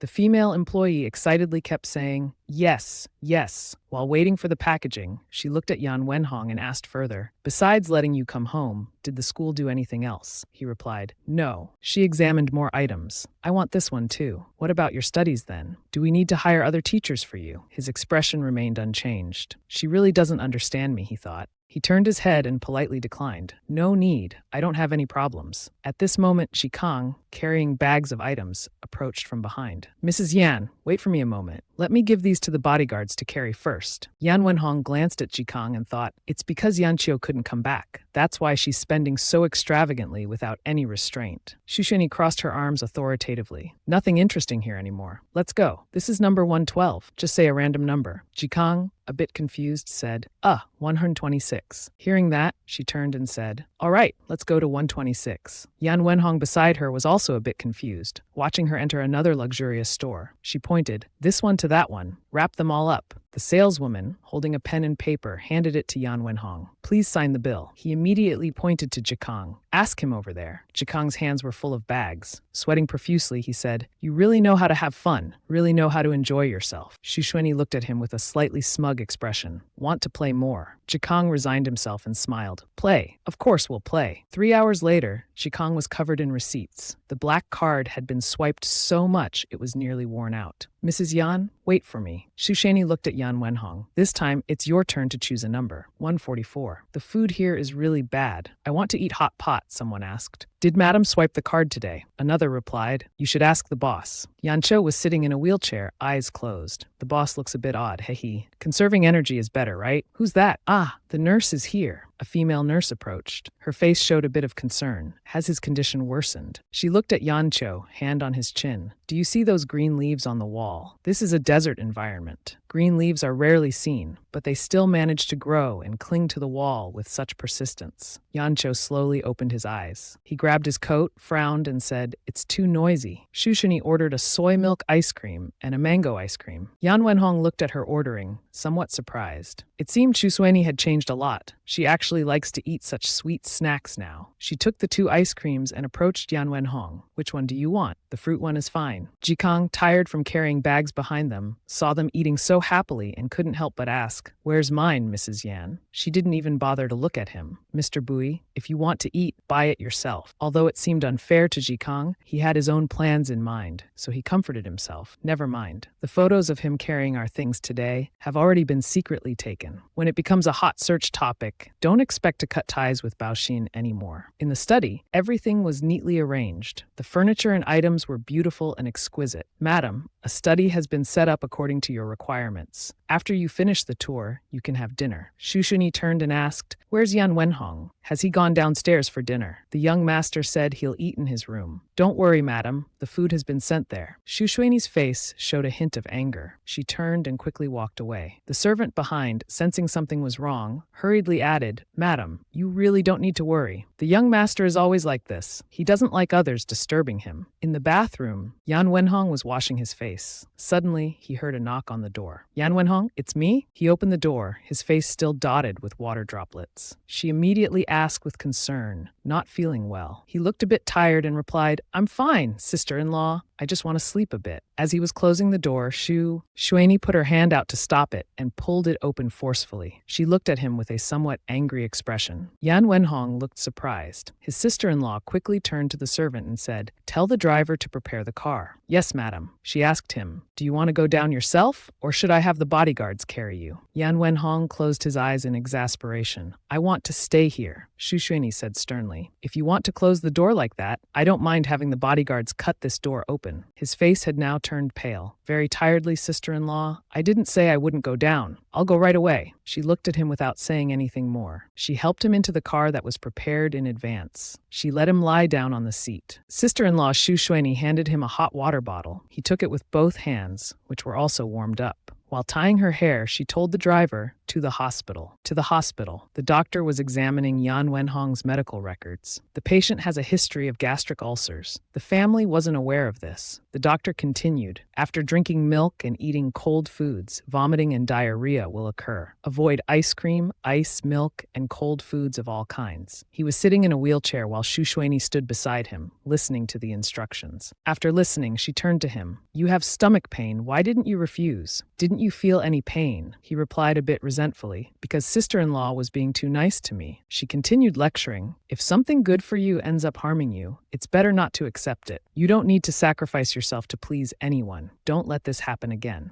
After her long reprimand, luckily a nurse came in to rescue him. Oh, miss, the patient needs to rest. Let me take him back to his room first, okay? She sighed. The doctor's instructions, I'll prescribe medicine. Remember to take it on time. Come for checkups on the scheduled days. She silently reproached. The first 3 kids never listen to anything I say, but this little one, he listens to everything. Big head. She took out her phone and sent a message to Chen Yujin. Do you know the name of the school? Yan Wenhong is currently attending. She received his reply. Sorry, I'm not sure about that. His education isn't arranged by Yan Ra, but by his mother. She thought about Yan Wenbo saying he was going to pay respects to his mother. She had thought that Yan's father's lover was no longer around. Turns out she's still alive. Shu Shuini entered Yan Wenhong's hospital room. He was sitting on the hospital bed, sister-in-law. She poured a glass of water and handed it to him. Warm water is very good for you. He took the glass and sat huddled against the bed. Sister-in-law, are you this nice to brother and the others too? Shueni heard this and asked, What? He looked at her and repeated the question. Sister-in-law, are you this nice to brother and the others too? Hearing Yan Wenhong say this, she replied, They don't end up in the hospital like you. Wait until next time they're hospitalized and you'll see. Suddenly, at this moment, a phone rang. He looked over and saw Shu Shueni tell him to stay put. She got the phone for him and opened it, putting it to Yan Wenhong's ear for him to listen. It wasn't clear who was on the other end. Whatever they said, he didn't say a word in response. Shu Shueni felt something wasn't right. She took back the phone and responded to the other end. You've dialed the wrong number. From the other end of the line, a woman's voice echoed back. That's impossible. He still uses this number. Are you a thief? Have you stolen his phone? Shu Shueni challenged back. Do you know what slander is? She felt a bit guilty. I'm sorry. I didn't know you didn't want to answer this call. He sat hunched over, smiling. It's okay, sister-in-law. You answer the phone. She'll be afraid of you, and I'll avoid being bothered for a few more days. Shu Shueni was surprised. Huh, she'll be afraid of me. That's right. The way you just spoke sounded a bit like eldest brother. She's very afraid of eldest brother. That's right. She's my mother. She went to sit on the chair. Is she the one who arranged for you to study at your current school? What's the name of your school? He replied, Huainan High School. I heard it's quite famous. She continued, I remember Yan Wenbo studied high school at Yizhong Jingxi. Why don't you study there? He lowered his head and said calmly, because brother too is a bit stupid. Shu Shueni heard this and fell silent. He looked over and asked, Sister-in-law, was I too straightforward? She patted Yan Wenhong's head. Honesty is a good virtue, but conversation also requires skill. Yes, I'll listen to you, sister-in-law. I'll remember carefully. She pondered. This is getting a bit troublesome. Some people are impulsive or stubborn or hot-tempered. They all have one thing in common. they're headstrong. She looked at Yan Wenhong, who probably had about 78, 80, or 90 stubborn bones. She sat cross-legged on the chair and said, "I'll sit here and read a book. You go to sleep." Yan Wenhong, with a pleading face, "I want to listen too." "Sister-in-law, lie down on the bed and cover up."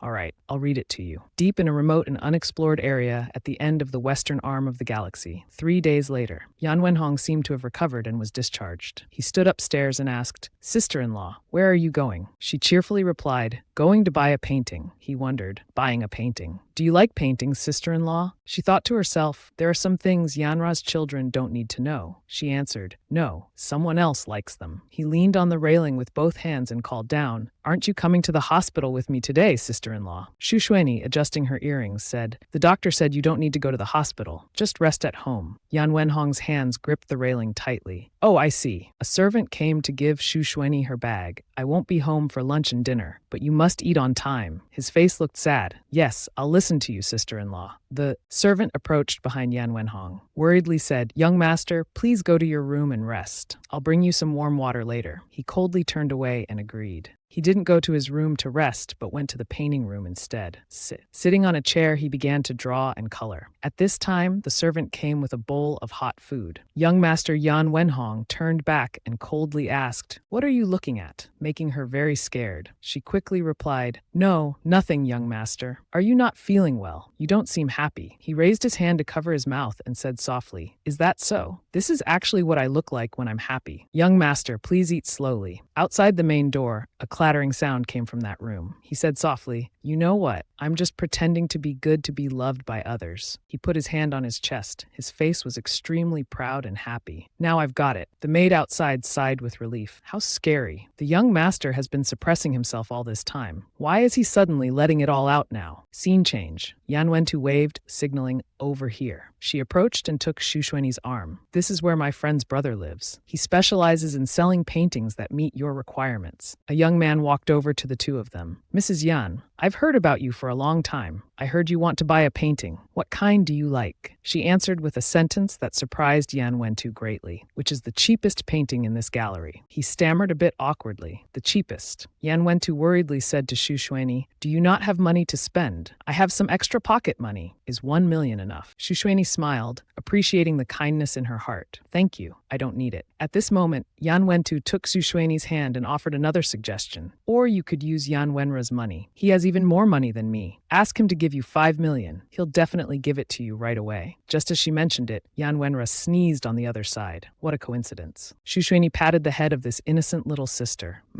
I know, but I really don't need it." Yan Wentu shyly blushed and tucked her hair. "All right then." The owner also asked someone to bring out the cheapest painting for Shu Xueni. "Madam, this is a painting by a very pitiful young artist. Because he needed money, he left it here. We're selling this for 3,000. Lifting the cloth upon observation, a very gloomy painting was revealed. Dark, with an image of someone lying on a sickbed. It gave a truly sorrowful feeling. Shu Xueni looked at it and decided to take this one. Yan Wentu saw Shu Xueni take out her brother's black card to pay and was completely stunned. She thought to herself, "That's my older brother's supplementary card, which makes sense. How could she not have money? But then again, maybe it's not right." After thinking for a while, she turned to Shu Xueni and said, "This supplementary card has a limit. If one day you run out of money, just tell me. I still have some money left." Unable to keep refusing, Xueni cheerfully accepted. "All right, when I run out of money, I'll definitely come to you, Yan Wentu." Hearing these words, Yan Wentu was truly happy. She felt it was so good, this feeling of being needed like this. It seemed to be the very reason for her existence. Scene change. At a hair salon, Xueni received a phone call. "What's the matter?" asked the voice on the other end. "Someone told me they saw you at the moon. What were you doing there?" She replied, "Attending a charity party." "Why?" he continued, sounding annoyed. "Who arranged for you to go there? Was it Chen Yujin? That family is so trashy," he shouted through the phone. What does Chen Yujin know? Maybe he understands company matters, but what does he know about what's fashionable? On this side, Shu Xueni stood still, silent, letting him grumble on. His voice echoed, making the hairdresser look up, startled. Shu Xueni covered the phone's speaker. "I'm so sorry. I'll discipline him when I get home." On the other end, the voice continued without pause. "Let my representative find you. I guarantee they'll arrange more valuable places for you." The hairdresser responded, "It's really fine," while thinking to herself, "Everyone in this family understands. What kind of drama am I about to witness now?" Yuan family and Yan Madam. On the hot news board, Shu Xueni with Bui Group CEO's younger brother, Bao Ham. Countless comments on the post. Can someone give some info about Bao Ham? 01 is a very good enterprise. Few know it's a subsidiary of Yan Corporation, right? I'm so envious. Is this how the rich live? I'm dying here. Xu Shuini is so beautiful. Bao Ham's young master carrying bags for Yan Madam. Typical lapdog behavior. Surely he's honored to carry bags for Yan Madam. Inside an office, a woman angrily exclaimed, "What exactly is Xu Shuini up to? Did she know beforehand that we'd arrange for photographers? So she wanted everyone to see you serving as her servant." She put her hand on her chin, speculating. Or did she intentionally spend money to manipulate public opinion? But why do we keep talking about her? Jikang scratched his head. She's naturally arrogant, and public opinion is sometimes really hard to grasp. She clenched her fist and gritted her teeth. Although I come from a poor background, in my life, I hate it most when people say we're inferior. She looked at Jikang. Mr. Feng will be at the charity dinner tonight and will be ready to teach her a lesson on our behalf. We must teach her to be obedient, he said worriedly. Is that really possible? I don't think Mr. Feng would be willing to do such lowly things. She frowned, pointing at Jikang angrily. To achieve his goals, Feng Du will stop at nothing. He even wishes Yan Chao would just die already. Cheer up.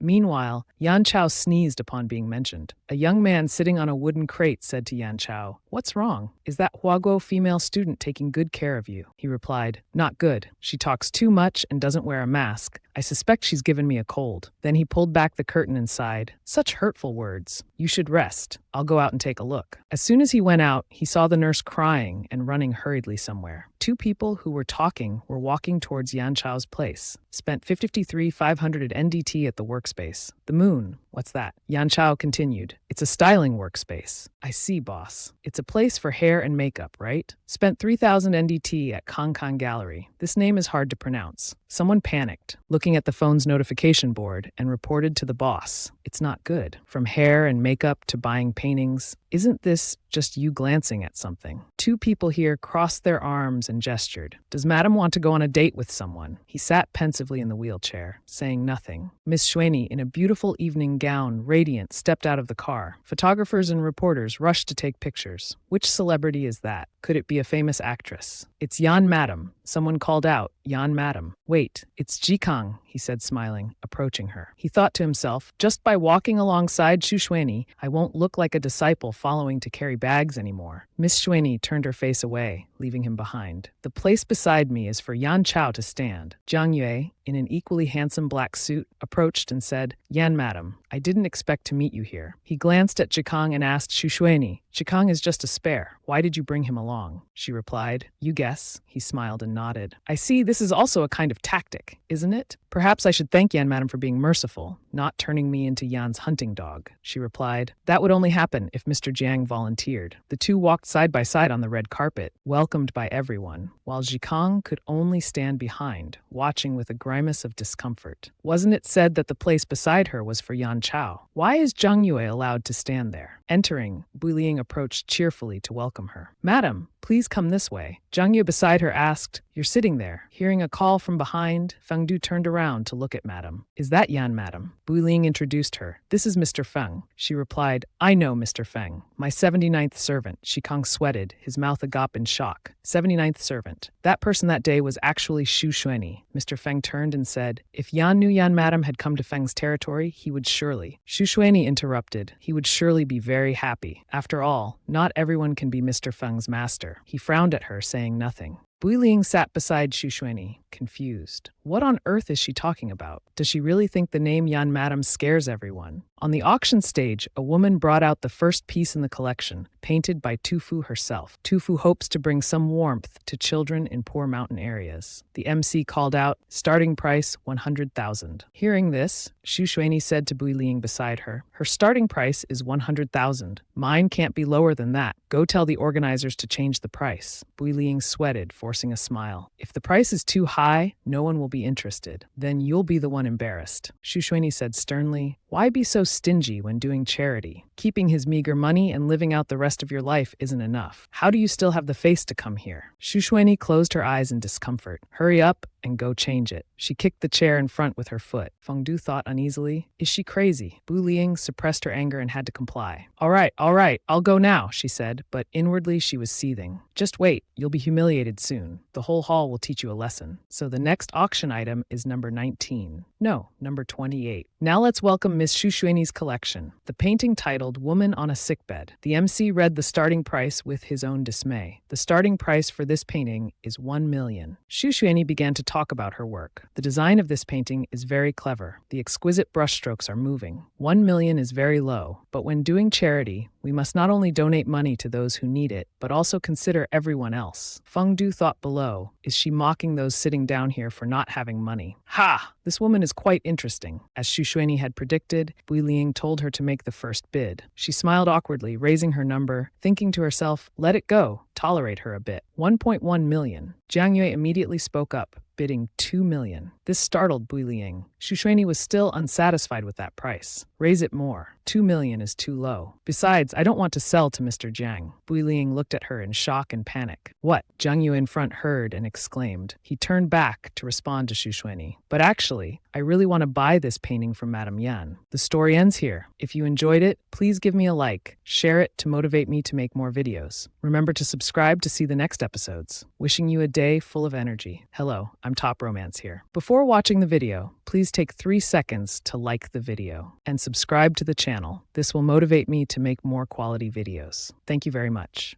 Have a nice day. Xu Xuanyi immediately urged Bu Ling to hurry up. I want to sell at a high price. Bu Ling looked at Xu Xuanyi in horror, thinking, Xu Xuanyi is really too greedy. How can she think this little-known painting can still be sold at a high price? But Bu Ling still raised her paddle, bidding 2.11 million. Jiang Yue didn't hesitate to bid 3 million. She continued to raise the price to 4 million, then 5 million, 7 million. Finally, he cheerfully bid 9 million. Yet Xu Xuanyi still wanted more. Bu Ling replied, Madam, isn't the current price good enough? Xu Xuanyi calmly answered, doesn't Jiang Yu have a lot of money? Raise it to 10 million and sell it to him. Bu Ling reluctantly raised her paddle to 9.9 million. Anyway, Jiang Yu will take it, so whatever. This time, Jiang Yu's voice was no longer heard. 9.9 million, first call. Any more bids? Bu Ling, visibly scared, asked Jiang Yu, Mr. Jiang, aren't you raising your paddle anymore? Didn't you say you absolutely had to buy it? He looked back. Madame Yan won't sell to me. I'm out of options. At this point, the MC called out, 9.9 million, second call. 9.9 million, third call. Sold. This painting now belongs to Ms. Bui of Baoxin. She was petrified at that moment. Just then, Xuanyi received a message from Jiang Yu. This time, Madame Yan should thank me, right? People online discussed 9.9 million for a painting. Poverty limits my imagination, someone else said. If you have the ability to enhance it like that, why don't you go home and see if your husband is still alive? Thanks to the comment above. With Madame Yan's abilities, we'll all continue to live very well in the future. Another person said, may I ask if Madame Yan wants to enter the entertainment industry or something? How many hot searches does she want to buy? Yan Wenro sat reading each comment on social media. Someone came to ask him, what are you trying to do? Yan Wenro, without taking his eyes off the screen, said, monitoring comments. He gave his opinion to Yan Wenro. Those are other people's comments. Go reply to each comment. You have a point. He immediately commented, this painting is very valuable. I like it. An account named Talk About Entertainment commented, once a year at the Huaiyue Hotel. The manager beside him, confused, covered his mouth and asked, what are you doing now? He calmly closed his eyes and said, I'm arguing with them in my comments. He kept arguing with them. Are you dead yet? The manager had to scratch his head and was at a loss with him. What celebrity has this much free time? You're truly a logic genius. Back to the auction. The woman brought up the item. The MC introduced, this auction item is provided by Mr. Jiang Yue. It's a button that fell off his shirt, and the starting price is 100,000. People below were stunned and exclaimed, oh my, is it made of gold or what? Such a scam. Xu Xuanyi calmly bid 200,000 at this moment. Jiang Yue said to Xu Xuanyi, Madame Yan doesn't need to thank me like this. I have plenty of those things in the box. If you like them, I'll bring a box to your house tomorrow. She replied, each matter should be dealt with separately. Favors should be saved for important things, not for such trivial matters. Feng Du, sitting nearby, thought to himself, if it were me, I'd do the same. The 9 million that Bu Ling spent for Xu Xuanyi is just a small matter. Interesting. 200,000 once, 200,000 twice. At this moment, a woman bid 500,000. Xu Shuini bid 600,000. Seeing this, that old man also bid 700,000, thinking it must be valuable. 700,000 once, 700,000 twice. The hammer sounded. Sold for 700,000. As the auction ended, Jiang Yu felt a bit uncomfortable. If she bid, he couldn't bear to see her at a disadvantage. If she didn't bid, he felt a sense of loss. Damn, this feeling is really unpleasant. He turned and said to Shuini, "It's indeed difficult to make Madame Yan suffer a loss, using a similar tactic to get back at me. But Madame Yan's item fetched over 9 million, while mine only got 700,000. It's not fair." Shuini immediately replied, "It's quite fair. The painting is truly valuable. But your button here, Mr. Zhang, is worthless." Zhang Yue was at a loss for words. There was nothing more he could say. Feng Du, after witnessing the scene, thought to himself, "The Playboy Tactic 2.0 has failed." The auction ended. Everyone was leaving one by one. At this moment, Feng Du called out, "Madame Yan." He approached and said, "Not attending the dinner later. Is Madame Yan afraid now? I'd really like to see later how Madame Yan will struggle, how embarrassed she'll be." Xu Shuini looked at Feng Du and said, "Just now, Mr. Feng's words made sense. I've been in Mr. Feng's territory for a while now. If Yan Chao knew about these words, it wouldn't be good." Hearing this, Feng Du replied, "Using my words to counter me, Madame Yan is indeed clever." She boldly replied, "I wouldn't dare." That night, Mr. Feng was the more understanding one. Xu Shuini looked at Feng Du for a moment. He felt uncomfortable with her gaze, but didn't know what else to say. Someone came to ask Feng Du, "Mr. Feng, the CEO of Baoshin wants to donate that painting. How do you think we should handle it?" He pondered for a moment, then said, "Keep it and put it in my office." After saying this, he continued to mutter, thinking about Xu Shuini. His mouth kept saying, "Xu Shuini, 399. At this moment, someone beside him said to Mr. Feng, "Sir, don't be so picky with her." He laughed loudly and said, "Xu Shuini is really interesting, much more interesting than Baoshin." The scene changes to Xu Shuini getting into her car outside. The car starts moving. She sits in the car and calls, "Yan Wangra, what's going on?" The other side replies, asking her to check her messages. She looks at her phone. The message is here. Yan Wangra made the call and then tossed the phone to the manager. "All right, we can continue recording." The manager hurriedly takes it, thinking to himself, "Is Madame Yan so easy to command?" Yan Wangra is extremely pleased. She ran off to sell paintings. She must be out of money for sure. A notification sound comes from the phone, shocking the subordinate. "Your account ending in XXX has received from Baoshin Corporation 9.9 million. He informs Yan Chao, "Boss, money has come in." He wonders, Baoshin transferred money into my secondary card for her. At this moment, the subordinate says again, "Boss, there's another message. Yan Wangra transferred 2 million. Yan Chao seems a bit surprised. Number 2 also transferred to her. And quite a lot too, boss. This wife even knows how to make money from family members. That's impressive." Yan Chao coughs once and says, "Very impressive, or more accurately, formidable." In a park, a young man sits on a bench with his head down. "After tonight, I won't have a penny to my name. I'll drink this and die right here and be done with it." He picks up his phone, answering hello. As soon as he answers, the other end of the line bursts out, "Oh my God, Dongzi, you're amazing. You're famous now. Damn it. Your painting sold for 9.9 million. He can't believe it and says, "What?" Shuini just arrived home. The housekeeper approaches and says, "Madam is back. Let me help you." On the other side, Yan Wangra, hand on a painting, says, "Sister-in-law is back." He grips the painting frame tightly. "Does sister-in-law like this painting? This is a painting I drew for you. Shu, please hang it at the head of your bed." He hands the painting to the housekeeper. "Follow her. If sister-in-law likes it, next time I'll paint you a wall-sized rose painting." Shuini sits down and sighs with relief. After an auction, she's quite tired. She responds, Yan Wangjang obediently sits beside her. "Have you eaten today? And dinner too?" Xu Shuini raises her hand to relax her neck. "Good boy. What about the medicine the doctor prescribed? Did you take it with meals?" He's a bit worried. "The medicine is very bitter, hard to swallow. If swallowed, it makes me feel nauseous, and I can't sleep well." She tells him, "If it's bitter, suck on a candy. So what do you want? Not to take medicine and be in pain again next time." He shyly says to her, "If I can't sleep, could you read me a book, like you did at the hospital the other day?" She agrees with him, saying, "Go get your medicine and take it." He happily obeys. Yes. He puts the medicine in his mouth and swallows with difficulty. After drinking, Shishueni takes out a candy box and gives him one. "Here's a candy. Suck on it to ease the bitterness." She holds the candy in her hand, offering it to him. Yan Wangra doesn't take it with his hand, but instead brings his mouth close to her hand.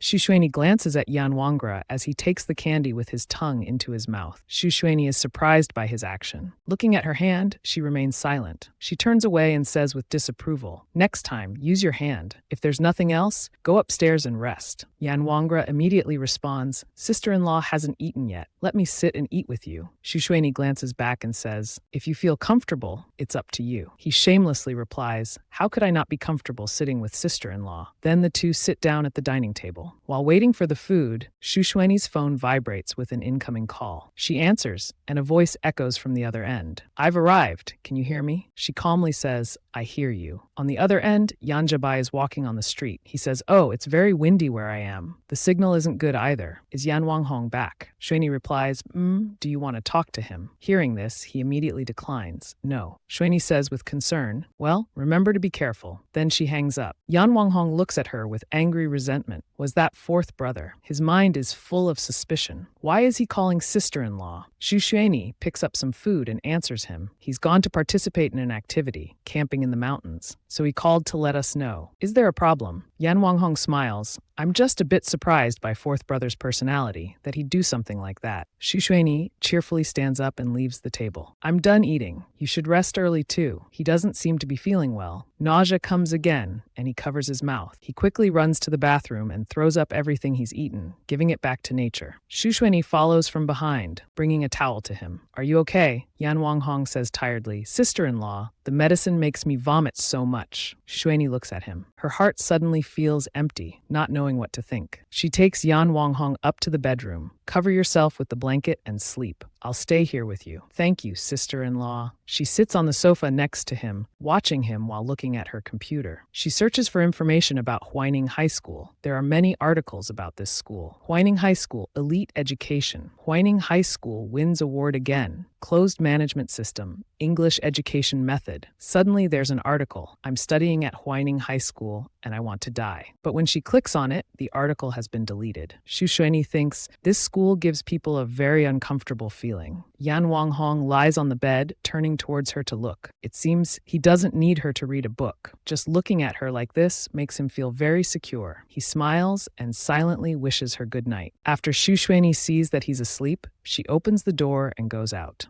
Returning to her own bedroom, she can't stop thinking about this younger brother. Yan Wanghong's inner self and the painting he drew are truly separate from each other. To bring them back in the right direction is a bit troublesome. A new day has arrived. The clock just strikes 8 o'clock. Yan Wanghong is awakened by the light from outside shining in. He hurriedly looks at the chair where Shuxuani had been sitting. Shuxuani is no longer there at this time. Yan Wanghong's face looks tired. He slowly gets out of bed and walks slowly to the chair. He sits on that chair to feel something left behind by her. Meanwhile, Shuxuani is already in the office. She says Bui Li Ying and her husband have embezzled Baohan's internal funds. They've also embezzled deposit money from the government side. They've transferred over 2 billion from the charity fund, but if, she hesitates. Chen Wujin sitting across asks, if what? She picks up the teacup and brings it to her mouth, thinking to herself, if Yan Chao died outside, it seems the problem would be much simpler. But she replies, the shares in Yan Chao's hands, plus the shares I got when marrying into the Yan family, are greater than Bui Liying's shares in Baohan. I could directly replace her right now. He then says, that's not possible. Yan Chuanhua's shares are more than Yan's CEO. However, after Yan's CEO's death earlier, the young masters and misses of the Yan family all hold shares in Baohan. She suddenly turns back and asks, are theirs included? He replies, yes, theirs plus your shares. And Yan's CEO only needs to contribute 1% more to exceed Yan Chuanhua. But that's not possible. Shuxuani leans back in her chair. She looks at the coffee cup and ponders for a moment. Shuxuani is sitting drinking her coffee, when suddenly her phone rings. She answers the phone, and on the other end, Yan Wanghong, with an extremely cute tone, tells her he just took his medicine on time. He also chewed an extra candy. It made him want to vomit, but he managed to hold it back. Shuxuani praises him, saying he's very good. The phone call ends just as simply as that. Chen Wujin beside her asks who called. She replies, Yan Wanghong. He surprisingly repeats Yan Wanghong. 10 minutes later, another call comes in. It's Yan Wanghong calling her again to say, I'm reading the book you left behind. She only replies, and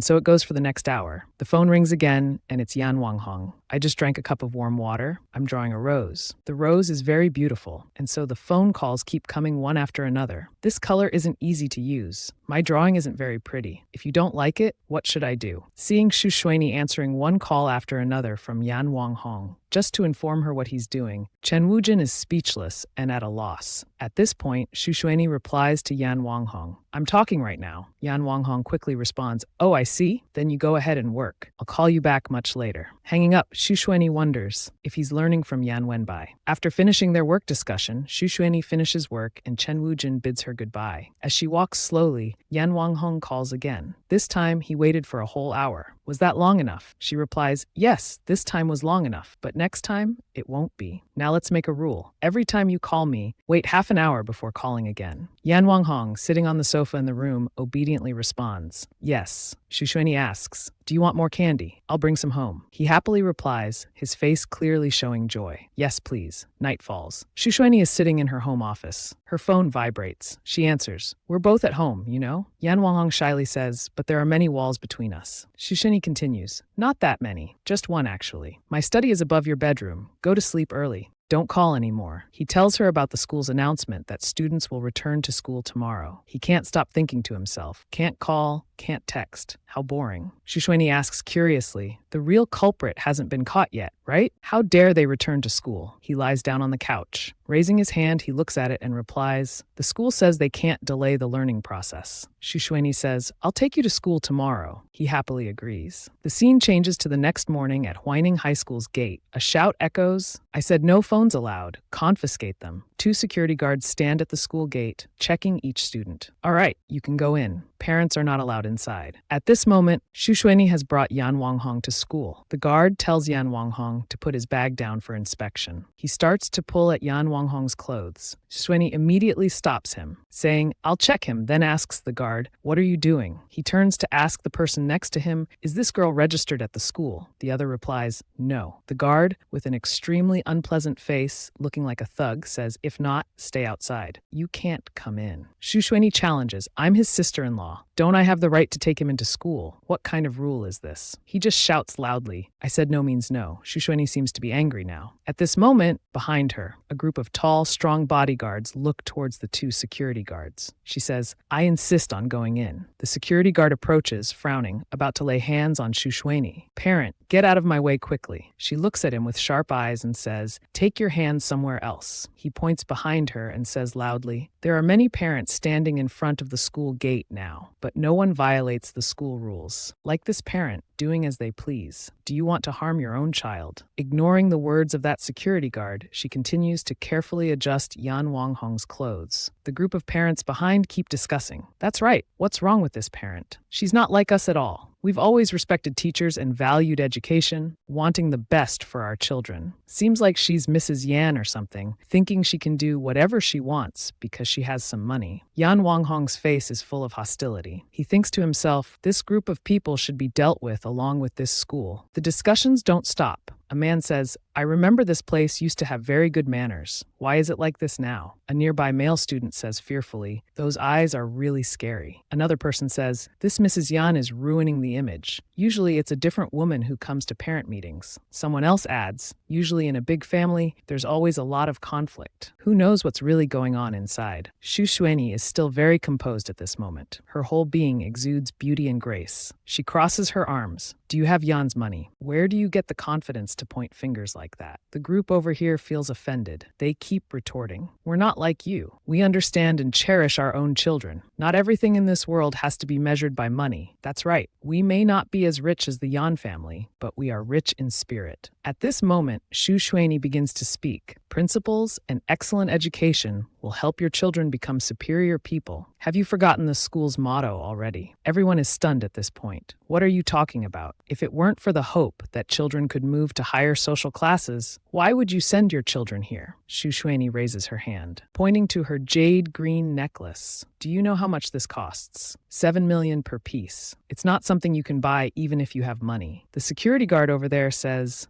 "Why is this Mrs. Yan suddenly boasting about her wealth?" That security guard replies, "What do you know? By emphasizing the superiority of the rich, clearly she is trying to undermine the school's promotional slogan. Xu Xuanyi affirms, "So stop dreaming your beautiful dream. There are some social classes that you will never be able to enter in your lifetime. Just sending your children here doesn't mean they can become superior people. Chickens and dogs can't ascend to heaven." She extends her hand towards Yan Wanghong. "This boy, the young master of the Yan family, was born with a silver spoon in his mouth. How I manage him is none of your business. Wait until you can enter the grand doors of the auction house. Then you can come talk to me." Hearing Xu Xuanyi's words, Yan Wanghong has a thought. That's right. Why are there always some people who can't accept their own mediocrity and insist on relying on others to transform themselves into something greater? The anger has reached its peak. They start shouting and yelling. "Chase her away. Listen, what is she saying? Are the people down here not worthy of climbing up the social ladder? Get out of the way. The rich often have wicked hearts. All right, don't you want to enroll? Our children are still waiting." The security guard reports on the walkie-talkie. "Hello, Director Wang, please come immediately. At the school gate, there's someone pretending to be a student's parent trying to cause trouble at the school." The other side responds, "Give me the student's registration number, 187,622. Upon receiving the number, Director Wang replies, "Understood. I'll call the student's parents immediately." Outside the school gate, Xu Xuanyi continues speaking. "I just said you don't have money. Now you don't even understand the most basic rules. You don't even understand that whoever lines up first goes first." She orders the bodyguards, "Stop everyone for me." They respond in unison, "Yes, madam." At this moment, a woman's voice calls out, "Yan Wanghong," causing both of them to turn and look. This woman has an extremely minimalist and elegant style. She is Yan Wanghong's mother, Hu Yuqin. "And who are you?" she asks. She replies, "His sister-in-law, Xu Shui." Upon hearing the name, Hu Yuqin's expression changes. She seems very frightened. "So, Mrs. Yan, from the beginning, it was agreed that whoever's child it is, that person would be responsible for their education. If Mr. Yan himself said so, perhaps Mrs. Yan has nothing to do with Hong Hong's education, right?" She is very determined, placing her hand on her chest and saying, "A sister-in-law is like a mother. How can I not manage him?" Hu Yuqin then says, "If Mrs. Yan insists on blocking me, I have no choice but to call Mr. Yan." Xu Sui, not worried at all, immediately agrees. "All right, go ahead and call him. If you can get through, let me say a few words too. I have something I want to say." The crowd behind becomes noisy. A man holding an iron bar points at her and shouts, "You came to cause trouble, didn't you?" Xu Shui immediately orders to stop him. "I don't like people pointing at me like that." Hearing this, he becomes frightened for a moment, yet he still speaks loudly. "Do you think I care whether you like it or not?" Immediately, Xu Shui grabs and twists his arm. He falls to his knees in pain, crying out, "Ow, ow, ow, my arm, my arm. We can't let this rat ruin the good learning environment of our school. Arrest them all. Everyone charge forward for me." Xu Shui is no longer polite. "Ha, then don't blame me for not saving face for you." Xu Shui pulls up her skirt and turns around. He painfully rubs his arm. Shui then steps on his head, pushing it to the ground. She folds her arms across her chest and arrogantly asks, "Now, have you learned to be more respectful?" He's pressed face down on the ground, constantly shouting, "Are you just going to stand there and watch? Don't you see all the students and parents around watching? We are a school. How can we not protect our own students?" Two security guards shout in unison, "Let go of our Director Wang." Two bodyguards pin the two security guards against the fence, causing them to be electrocuted and cry out in pain. A bodyguard turns to Xu Shui and says, "Madam, there's electricity on the school gate. How can a high school look like a private prison facility like this?" Xu Shui shows no mercy and orders, then press all their heads against the gate. A female student nearby covers her mouth, laughing with glee. The man next to her is annoyed. "What are you laughing at? Don't you see the teachers from your school being bullied? Where's the respect for teachers and morals? They're not real teachers at all." The young man lying on the ground turns and says, "Hey, someone has already called the police. This isn't a lawless place. I advise you to stop immediately." She folds her arms. "I'm very curious. Why are the school's main gates equipped with electric fences?" He justifies, "It's for closed management. Shouldn't it be a bit strict?" Xu Shui then asks him, "What if children get caught when the gate opens? Will they be electrocuted to death?" He stubbornly says, "This electricity won't kill." The parents start discussing among themselves. "That's right, it's their school. Don't they know better than you?" Surely a school wouldn't harm people. We can't say that for sure. Saying that shows there's some hidden risk. She grabs the young man's collar. He says, "Are you crazy?" She drags him in front of her. "Whoa, you?" Shui pushes him towards the electric fence near Yan Chao. The girl asks, You have to go." "Yes, we've already talked with Papa. You can go with our convoy, and we'll hand you over to the local embassy at the next location." The nurse looks frightened. "Can I go back to the country with you? I'm already familiar with you all. I don't want to stay with strangers. I'm afraid of being tricked again." He puts his hand on his chin. How could the Chinese embassy trick you? Don't worry. "Oh, right. Our boss said, remember to wear a mask when you get in the car." She looks confused. He continues,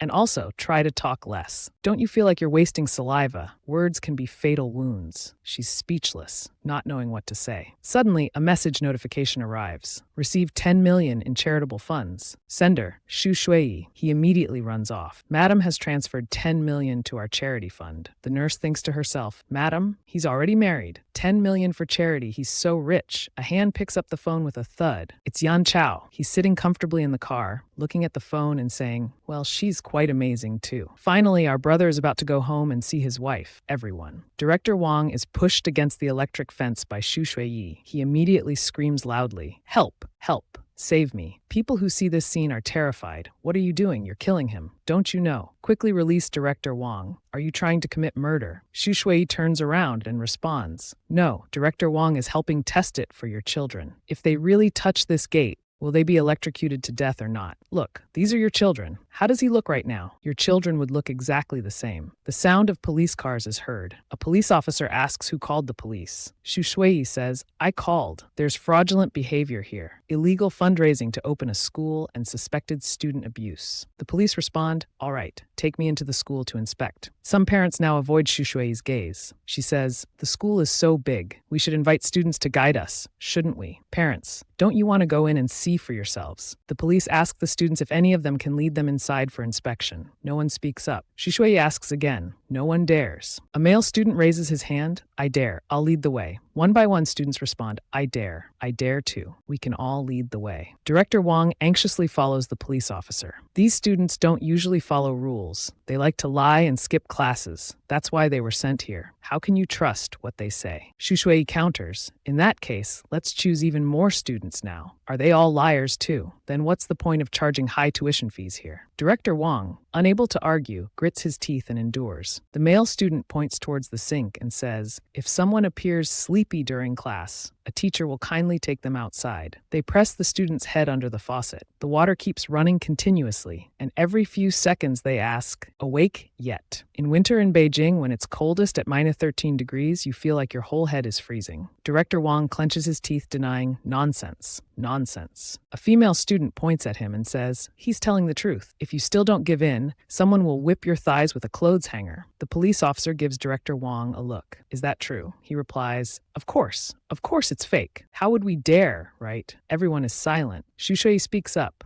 "Let me help your children once. Let's see if this water can kill someone, huh?" She grabs Director Wang by the collar. What are you doing, officer?" Xu Shui pushes his head into the sink. He keeps screaming for help. "Help? Save me." The police officer, slightly concerned, says, All right, Mrs. Yan, don't rush. We'll handle this. Director Wang keeps choking and sputtering. Xu Shui says, "Well then, you want to try it on behalf of your children." Everyone remains silent, avoiding Xu Shui's gaze. She continues, "No one wants to try." "Well then, why don't we go to the principal's office and take a look?" Yan Wenhong knows in his heart, everything in this world is murky and dark. Only she is like a snow-white flower, the only one blooming in the darkness. He suddenly grabs Xu Shui's arm. Her hand is also very cold. He takes out a handkerchief to wipe her hand and says, "It's filthy. Let me clean it first." The scene changes to the students' classroom. Director Wang immediately defends the principal, saying they need to create a simple learning environment for students, plain so that students can focus more on studying. However, when they reach the principal's office, Xu Shui remarks that it's indeed too simple and plain. The floor here is covered with imported oak wood, and the lights are crystal chandeliers, aren't they? The parents start to get angry. Using our money to decorate the office. What we see in the principal's office might not be everything. Where's the principal? Come out and explain now. The police officer intervenes. Parents, please calm down. Don't get agitated. Let's go downstairs and wait a bit. We're contacting the principal to come. What if he runs away? Today, the school must give us an explanation. Shui calmly says, he will definitely come. He won't give up this lucrative business because of some troublesome parents. She sits down in a chair. I'll sit here and wait for him. The principal arrives promptly. He opens the door, enters, and shouts, "What's going on?" Shui, sitting in the chair, turns and asks, "Are you the principal?" He points at her and says loudly, "Where did you come from? Such an ill-mannered parent. Who are you?" Completely calm, she slowly replies, "I'm Yan Wenhong's sister-in-law." Now who's being arrogant? Hearing her voice, he smiles, trying to make amends. "Mrs. Yan, is there some misunderstanding? At our school, young Yan is a key student we're focusing on nurturing." Shui gives a cold laugh. Key student to nurture. She grabs the principal's collar. She throws him to one side. She pins his neck against the railing. He panics. "Mrs. Yan, Mrs. Yan, Mrs. Yan, please don't be so agitated." She squeezes him harder. He starts coughing and choking. She begins to lecture him. "Children and teenagers are the pillars of our country's future. If you harm these kids, how is it different from treason? Do you see those people?" He glances through the glass door. He sees the crowd below discussing and buzzing. Those are parents and students. "Now I'm going to push you down there. At this very moment, they seem to hate you so much, they want to chop you up into pieces." The principal is so scared, he's sweating profusely, begging, please don't." From afar, a police officer says to Shui, "Mrs. Yan, next, leave it to us to handle. Those who deserve to be arrested by law will be arrested immediately." Shui looks over and sees Yan Wenhong standing nearby. He calls out, "Sister-in-law." Yan Wenhong approaches and looks at her. Shui extends her hand towards him. "Let's go home." The two walk away hand in hand. Yan Wenhong asks if she'll come again. She replies, "Never again." Hu Wuxian approaches and grabs Yan Wenhong's hand. "Hong Hong, why are you going with her? Come home with Mom. I'll find you a better school." Yan Wenhong's face shows no emotion as he smirks and replies, "Didn't you say Yan Manor is my home?" She gets angry, pointing at herself and shouting, "Hong Hong, is it because she stood up for you that you're going with her? Have you forgotten how I risked everything to give birth to you?" Shui glances at her and challenges, "From the moment you chose to be someone's mistress, you deserved all the suffering. Don't try to use it to bind others." Hu Wuxian says indignantly, "What are you saying? You're Mrs. Yan. You have money and status. Of course you won't understand." Shui replies, "That's right. I am Mrs. Yan. I'm the wife who was properly married to Yan. Why should I try to understand the feelings of a woman who's a mistress?" Yan Wenhong cheerfully says to her, "Sister-in-law, please wait for me in the car." Shui agrees. Then she leaves. Hu Wuxian still patiently calls, "Hong Hong." She grabs his hand and says, "Hong Hong, Mom knows you've suffered. Come back to me. I'll make it up to you." He glares at Hu Wuxian and throws her hand away. "Mom, you're wrong. I've never suffered here." He moves closer to her. "When I was 10, I took a large amount of sleeping pills, and you called me weak. Do you still think I'm weak now? Yes, someone once pushed me into a pool, but the next day, I smashed that person's head against the iron gate. This place is disgusting, but I haven't suffered here either. They're all terrified of me." Hu Wuxian fearfully steps back. He continues, "So Mom, take back your hypocritical pity and guilt. It's all fake." She trembles. "What about her then? If you haven't suffered, why should you be grateful to her? I'm your real mother." He chuckles lightly and replies, "How can you compare yourself to her?" Yan Wenhong calmly says, "How can you compare yourself to her?" He turns to leave. "I'm going now. I don't want to keep her waiting long." Hu Wuxian still stubbornly calls out, "Yan Wenhong, how can you disregard our family bond? Have you forgotten who your real family is?" He stops and says to her, "Mom, you taught me that if I don't become cold-blooded and ruthless, how can I compete with my older brother? Moreover, now it seems I have more motivation to compete with him." Then Yan Wenhong gets in the car and apologizes to Shui. "Sorry, I talked for too long." Shui replies, "It's fine." He turns and asks, "Are you hungry?" She answers, "A little. Let's eat out. I'm really happy today. I'll treat you to dinner, sister-in-law. I have a lot of money." Back at home, assistant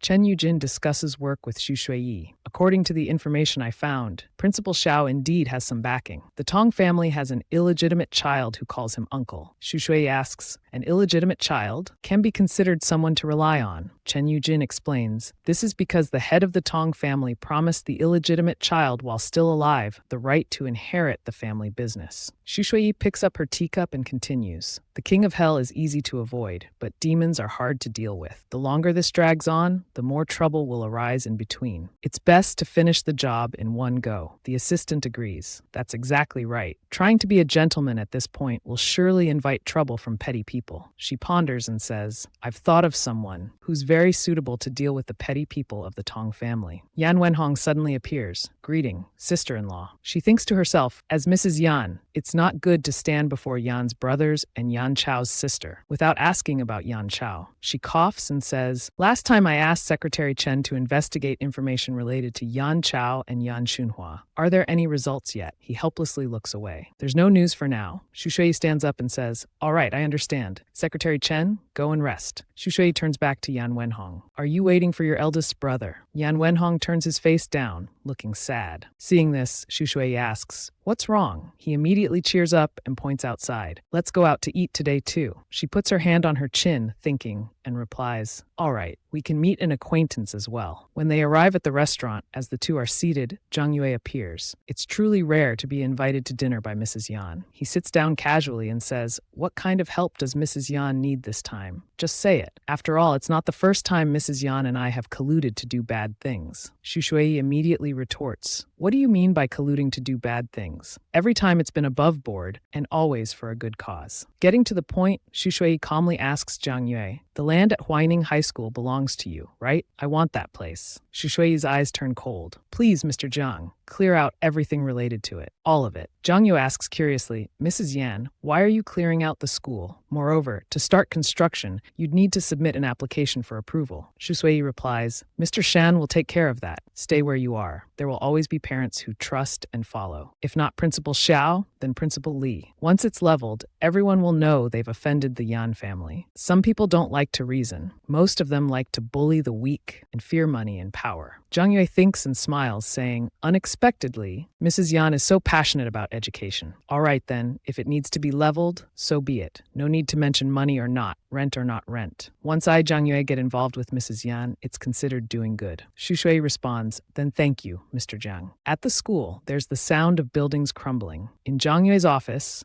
a phone rings from an unknown number. As soon as he answers, the other end shouts, Zhang family, you and our Tong family are allies. How dare you treat me like this? Zhang Yue angrily asks, who are you? The other side replies, I'm Tong Wu. The place you're trying to dig up, that's my place. He puts out his cigarette and says firmly, that land belongs to me. I'll dig as many holes as I want. If you want to settle scores with me, tell Tong Jing to come find me. How did I suddenly offend the Tong family? How did I fall into Xu Shui's trap? He calls Xu Shui, but only hears the sweet voice of the operator. Sorry, the number you've dialed is temporarily unavailable. In Mr. Zhang's office, the young man says, Mrs. Yan, turning favors into debts. Couldn't you wait until it's really necessary before using them? Using them all now, don't you feel it's not profitable? Xu Shui calmly sits in the chair. This favor sounds grand. I worry that one day, you, Mr. Zhang, might kill me to avoid future trouble, fearing I might force you to repay the favor. Mr. Zhang raises his glass and says, how could I? I'm not a bandit. She continues, well then, let's just say I'm using a petty person's heart to judge a gentleman's intentions. He replies, Mrs. Yan is the true gentleman. Xu Shui, wanting to end the conversation, says, it's getting late. I won't bother you anymore, Mr. Zhang. Then Xu Shui leaves. Mr. Zhang sits there staring blankly. Jian Sui beside him is confused. She waves her hand and says, Uncle, what's wrong? Are you unhappy? Only then does he come to his senses and look at her. He says, the first person to see through me was Yan Chao. The second is Xu Shui. She asks, confused, Uncle Kong, what do you mean by that? He picks up a book and explains, no big family likes to owe favors. She understands this well, so she actively used up that favor. She's even more curious, Uncle, than what happens. He frowns and says, don't worry about it. After returning home, Xu Shui calls Zhang.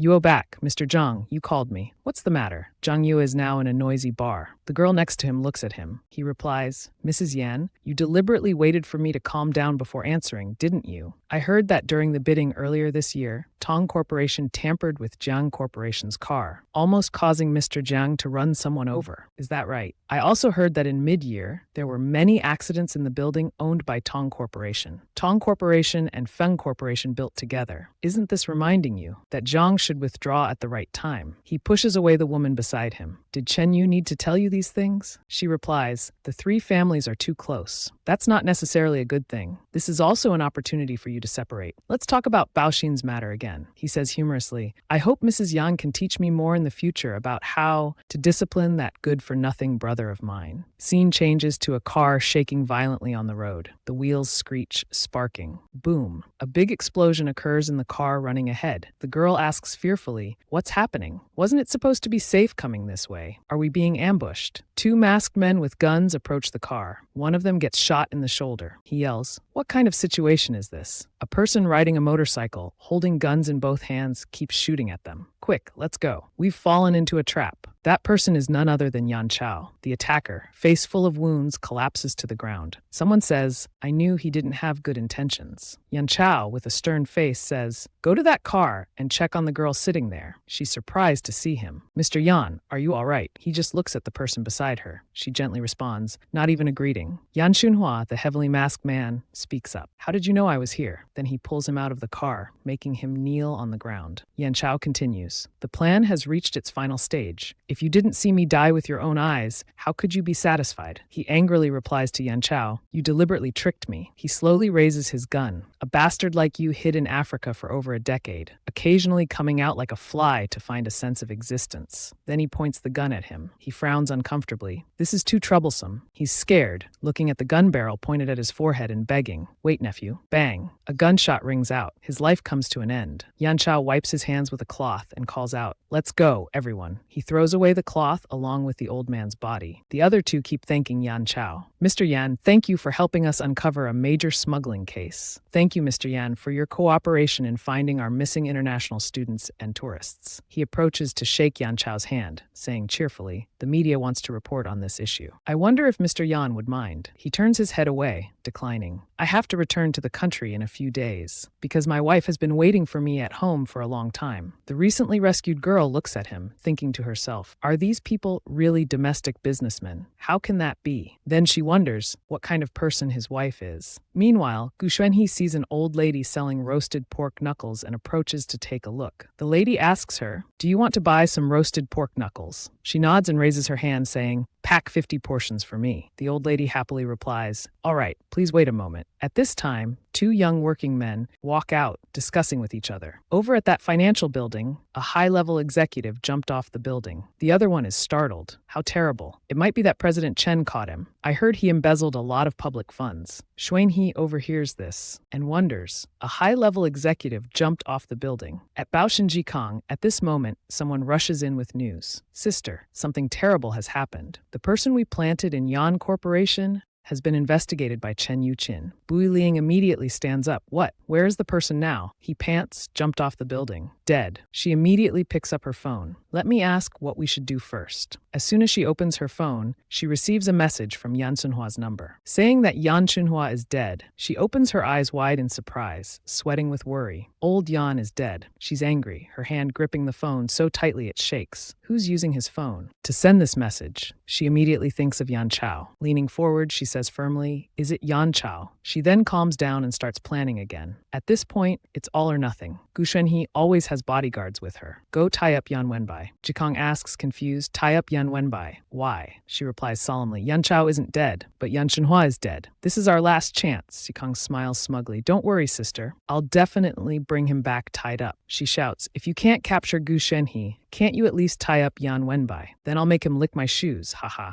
Yan Jibai, wearing headphones, is walking down the street when a man with a buzz cut holding a baseball bat rushes to attack him. He quickly dodges the punch, which only knocks the headphones off his head. The attacker shouts, he dodged it. The blue-haired guy says, next time, aim better. If we tie him up and bring him back, we'll be rich. Someone comments, isn't that Yan Jibai? Those people want to kidnap him. Meanwhile, enjoying hot pork knuckle with a cup of milk tea, she takes a bite of pork knuckle and then sips some milk tea. She savors it blissfully. Roasted pork knuckle and strawberry milk tea are truly the best foods in the world. At this moment, Yan Wangra rushes in, panting, and asks her, if Big Brother misunderstands and when he returns, he wants to divorce you, what will you do? Shuni calmly wipes her hands and replies softly, then we'll divorce. Yan Wangra slams his hand on the table. That won't do. Gu Shenhe is surprised. He continues, because the Yan family still has Yan Wenbai, Yan Wenshu, and me. He hesitates and stops speaking at this point. You can go, he says, but thinks to himself, you haven't told me yet what the true meaning of life is. I don't want you to leave yet. How can I? Yan Wangra's whole body exudes a dark aura, his face showing a desire to crawl into a dark place. Gu Shenhe checks her phone and says, I've asked the director. He said you still have to shoot later. I'm leaving now. She stands up, thinking to herself, so being a celebrity isn't easy either. Before leaving, Gu Shenhe tells Yan Wangra, remember to take care of your health. Don't overwork yourself. Then she turns to leave and encounters a seductive starlet passing by. Yan Wangra behind her makes a throat-slitting gesture, scaring the starlet who cries out, Brother Yuan, I'm just passing by. I'm really just passing by. I'm truly only passing by. Yan Wangra threatens, stop babbling. If it weren't for you, would she have left so quickly? Gu Shenhe reaches the parking area when a notification appears. Live broadcast, Yan Fourth Young Master assists in arresting criminal in the major case of home invasion and murder from 3 years ago. In the broadcast, Yan Jabai is being interviewed. May I ask, Young Master Yan, how did you bravely catch the murderer? He irritably says, what does it have to do with me? Then he suddenly realizes this interview might be seen by her, right? This makes him bashfully say, my sister-in-law taught me. Below the broadcast, everyone comments, this is the rumored Yan Fourth Young Master. Wow, the Yan family is really good. Sister-in-law teaches normally. Gu Shenhe stays at home teaching how to be brave and taking action. Oh, when the little guy mentions his sister-in-law, even his ears turn red. Netizens enthusiastically say those who always claim he doesn't study and spends his days fighting, racing cars, and shooting guns. Where are you now? Where have you all gone? Say something. Gu Shenhe watches while telling the driver, drive faster, as fast as possible. At the Yan residence now, Yan Jiabai and Yan Wenhong sit 3 meters apart. As soon as Gu Shenhe opens the door, both stand up to greet her. Sister-in-law. Yan Jiabai, annoyed at being interrupted, thinks, unexpectedly, Yan Wenhong is already calling her sister-in-law. I should have known with Yan Wenhong's personality, what can't he do? Yan Wenhong gently calls, sister-in-law. Then he turns to Yan Jiabai and asks, fourth brother, you're back. Yan Jiabai is annoyed, thinking, with this fake attitude of Yan Wenhong, he's just pretending. He didn't say a word to me earlier, and now he's actively asking about me. Gu Shenhe approaches and asks Yan Jiabai, this hand again. Did you get into a fight with someone? Hearing this, Yan Jiabai quickly hides his hand. Yan Wenhong, pretending to be naive, adds fuel to the fire. Fourth brother, did you fight with someone again? Yan Jiabai angrily scolds Yan Wenhong. Are you some kind of word-sensitive machine come to life? You want to emphasize the word again once more. Gu Shenhe speaks up. All right, such a big kidnapping incident. If I hadn't seen the interview, you weren't planning to tell me. Yan Jiabai replies, the police had already taken them away by then. I didn't want to worry you. Gu Shenhe sighs, all right, let's eat first. Yan Jiabai leaves, but Yan Wenhong remains standing. Gu Shenhe turns back and asks, what's wrong? Stomachache. Yan Wenhong replies, no, I just feel I'm not as good as fourth brother. Gu Shenhe smiles and praises, but you're very smart.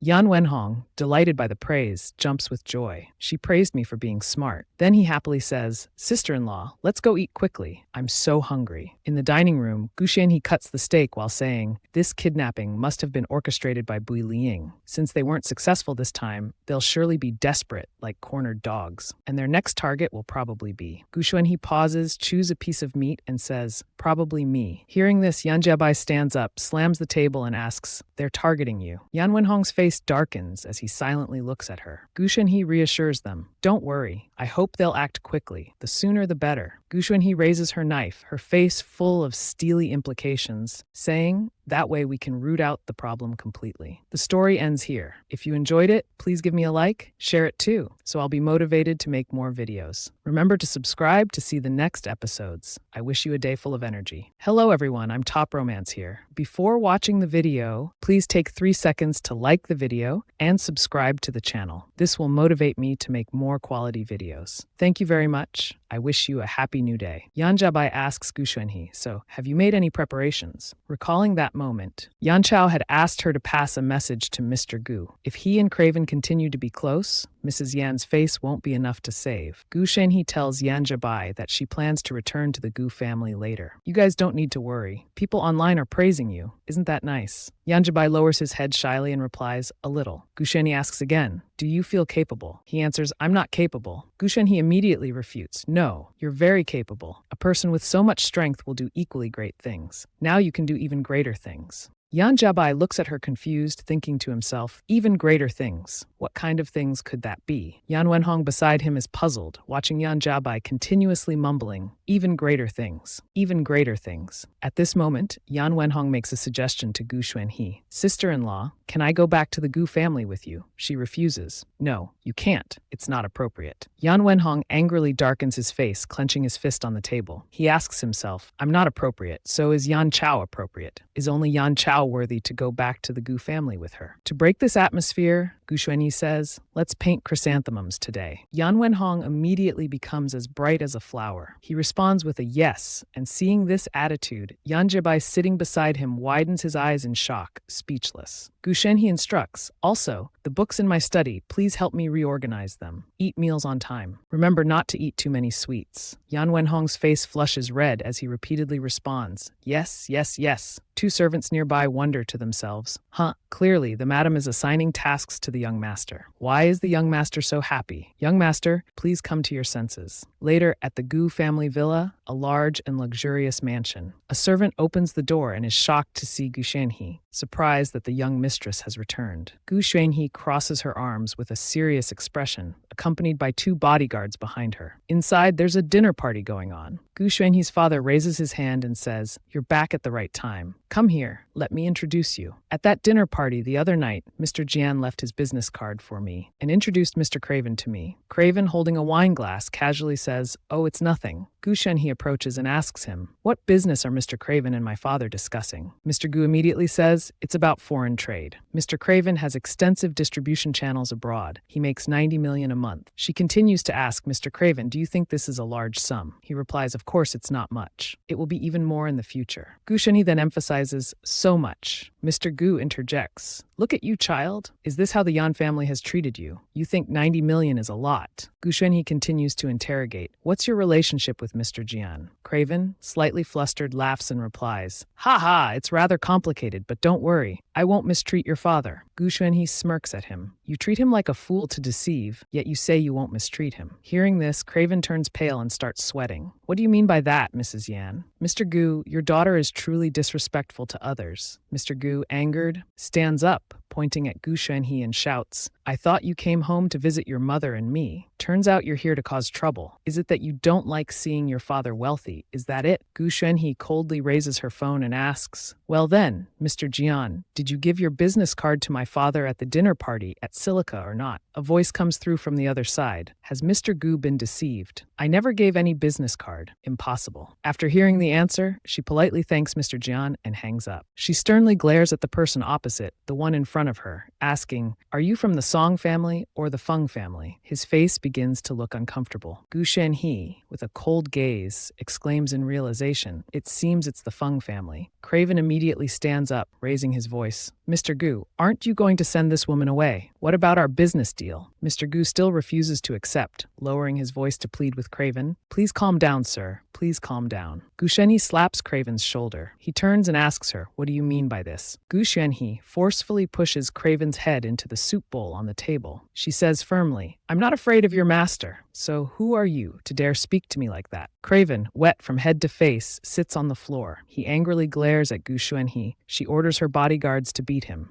until he agrees to call his master here. 20 minutes later, Craven's face is swollen like a rice cake. He trembles, thinking, damn, why are they beating so hard? Mr. Feng will be here soon. Mr. Gu puts his hands on his hips and asks sternly, you just said Feng. Which Mr. Feng are you talking about? Gu Xuanhe turns and says, Feng Du? Now do you realize how foolish you've been, Dad? Mr. Gu stubbornly replies, I've already received last month's money. Could there be some misunderstanding? Gu Xuanhe calls to Craven. You tell him yourself. He startles. No, you have no right to interrogate me. Wait for Mr. Feng. Wait until Mr. Feng arrives to talk. Gu Xuanhe leans down close to his face and says, you're being stupid again, waiting for Mr. Feng to arrive. Do you think you'll have a chance to speak again? Raven looks stunned, then forces a smile and says, I did some things, Mrs. Yan. Please don't tell Mr. Feng. Gu Shenhe looks back at her father. Look at the good deed you've done, Dad. He tries to explain, I just wanted to make some big profits. I didn't think it would be this kind of thing. This is illegal. It's against the law. Gu Shenhe grabs Raven's head. Drugs bring disaster to the country and its people. They destroy the foundation of a person. They destroy the foundation of a nation. People like you in ancient times would be sentenced to hanging or execution of 3 generations. Time passes. The sky begins to darken when the maid runs in saying, They're here, sir. Miss Feng. Before she finishes, Feng Du appears, entering and waving hello. Mrs. Yan, long time no see. Raven, trying to seize the chance to escape, is stopped by Gu Shenhe's bodyguards, going somewhere. You have the guts to come to the Gu house to show off your power, but not the face to meet your master. Feng Du approaches and says to her, What are you doing, Mrs. Yan? I just arrived, and you want to put on a show for me. Killing a chicken to scare the monkeys. She replies, So that's what Mr. Feng thinks. It seems he really is your man, Mr. Feng. Feng Du acknowledges. That's right. She turns back and asks, What do you plan to do now, Mr. Feng? You think planting a bomb in the Gu house would be enough to blow it up? Yan, you're too naive. At this moment, Secretary Chen arrives.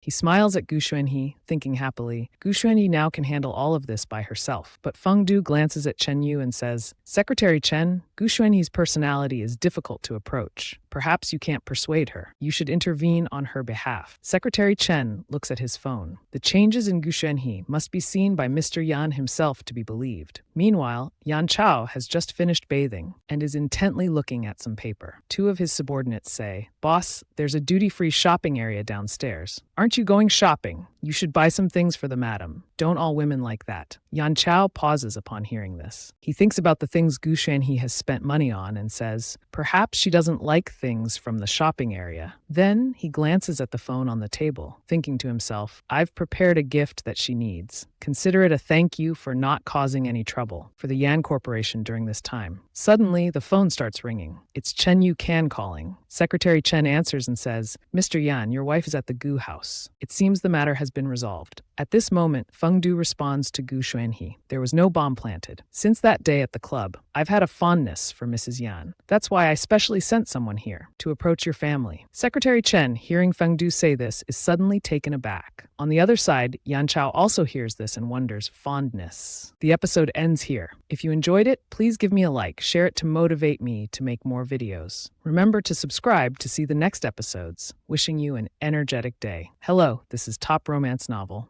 Before watching the video, please take 3 seconds to like the video and subscribe to the channel. This will motivate me to produce more quality videos. Thank you very much. Have a nice day. Feng Du arrogantly says, Mr. Yan seems very generous. Gu Shenhe smiles and says, not as generous as Mr. Feng. In the first month, Craven made my father a profit of 90 million. She looks up at him and continues, when you were young, was your first business venture as impressive, Mr. Feng? Hearing Gu Shenhe say this, Craven fearfully begs, No, I don't. Mrs. Yan, please stop talking. Feng Du's face darkens. My first business venture, of course, was much better than his. I made 1.3 billion. An idiot like you can't be compared to me, he says, then grabs Raven's collar and lifts him up. Raven, frightened, says, I'm not worthy. Feng Du interrogates further. Speak up. You used Feng's name to lure Gushuman overseas. What are you smuggling? Raven fearfully says, DP. Feng Du angrily says, you've got guts. Feng Du tightens his grip on his collar, making it hard for him to breathe. Cough, cough. You know the Feng family values its reputation, yet you dare to do one thing in front and another behind our backs. You're really asking for death, he says, then lifts his foot and kicks Raven. Gu Shenhe reminds Feng Du, the most important thing now is to find out who else is involved in this. Who's the seller? Who's the buyer? Where's the source? Feng Du adjusts his tie and replies, I'm not very interested in these details. Compared to smuggling, the act of exploiting Feng's name is more irritating to people. Outside, Bui Qikong's subordinates are discussing. Why haven't we seen anyone come out yet? How long do we have to wait? One guy with candy in his mouth says, that's right, I see more and more people going in. What's the background of this woman anyway? The scarred man replies, the one we need to capture is the owner of Yan Corporation. Extremely wealthy. Then he takes out his phone. No one's coming out yet. We can't just barge in and snatch her. At this moment, inside, Feng Du receives a call from Bui Qikong. He lets out a surprised, huh. Then he picks up and Bui Qikong asks, Mr. Feng, Yan Chao is still not dead. He's about to return. You can't just stand by and watch. Please introduce us to get acquainted. Feng Du asks back, What do you want? Bu Qikong immediately replies, I want Gu Shenhe. I know she's in your hands now. Surely you want to capture her too, right? Feng Du responds, you think I'm a human trafficker. Bu Qikong hurriedly says, no, don't hang up. If Yan Chao finds out you and we have been cooperating, you won't be able to escape either. We should join forces and cooperate. Feng Du immediately replies to him, the whole world knows Yan Chao and I are at odds. Whether he knows or not doesn't matter. You want to capture Gu Xuanhe. I can't do that. Feng Du says while turning to look at Gunhe, asking, right, Mrs. Yan. Bu Qikong hears this and is startled. You two have already colluded. Gu Xuanhe replies, I don't understand what you're saying. Mr. Feng wants to clear out the chess pieces that can't help on the board. You've delivered yourself to his door, which is exactly what Mr. Feng wants. Hearing this, Feng Du laughs and says, ha ha, she's absolutely right. Xuanhe's father whispers. This Mr. Feng's expression changes from gloomy to laughing out loud. It's truly frightening. Gu Xuanhe's mother replies, everyone says Mr. Feng is ruthless and unpredictable, hard to grasp and very scary. It's exactly like that. Just as Mr. Feng hangs up, he receives a message from Bui Lei Hin. Mr. Zhang, have you seen the news? Or you can ask Gu Xuanhe directly. Baoham's project wants to rebid. Jiang Tu also wants a piece of this pie. Do you know what this means? He reads and mutters, Baoham wants to rebid. He then asks Gu Xuanhe, how did you persuade Jiang Tu?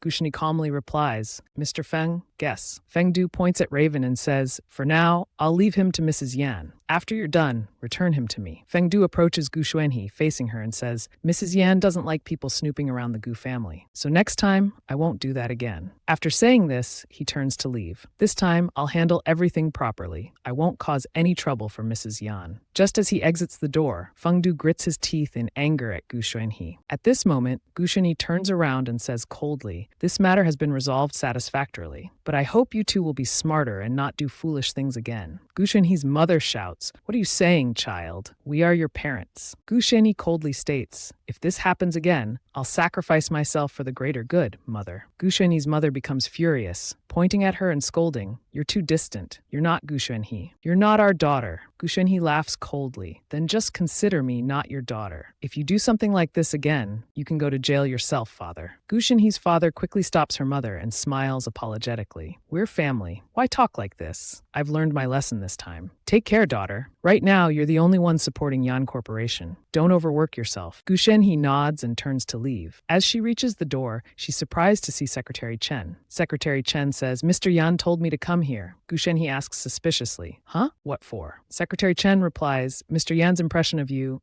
is still in the past. He thought that you might not be able to handle this matter. Gu Xuanhe replies, if Secretary Chen is here, then please lead the others away first. Secretary Chen asks, Madam, aren't you coming? Gu Xuanhe replies, Bui Qikong has prepared people to catch me. I haven't lured them out yet. Secretary Chen says, actually, you don't need to do this. I'm worried that. Gu Xuanhe interrupts, everyone has a different personality. As for me, I prefer to have control in my own hands. Hearing this, Secretary Chen adjusts his glasses and replies, all right, this is the Mrs. Yan I know in the present. Then he leans in and says quietly, there's one more thing. When I entered, I was on the phone with Mr. Yan. I'm not sure if Mr. Yan heard what Feng Du said or not. Gu Xuanhe smiles slightly and replies, it's fine. He's a smart person. He won't suspect anything. But the smart Mr. Yan, in Gu Xuanhe's words, is now sitting in his room, wearing a bathrobe, hanging up the phone with a gloomy face, muttering, clearly Feng Du said more nonsense than I did. Yet he sits quietly thinking for a moment, then says, one day I must stuff Feng Du into a pile of glue to keep him silent forever. Meanwhile, Gu Junhee is walking on the street. Suddenly there's a clicking sound. Then a knife flashes behind her. Gu Xuanhe immediately twists the arm holding the knife, making the attacker cry out. Another blonde-haired man immediately rushes at her from behind with a knife. Gu Xuanhe's eyes turn cold. She spins around and kicks, knocking the person unconscious. The remaining one, holding the knife, trembles and says, You.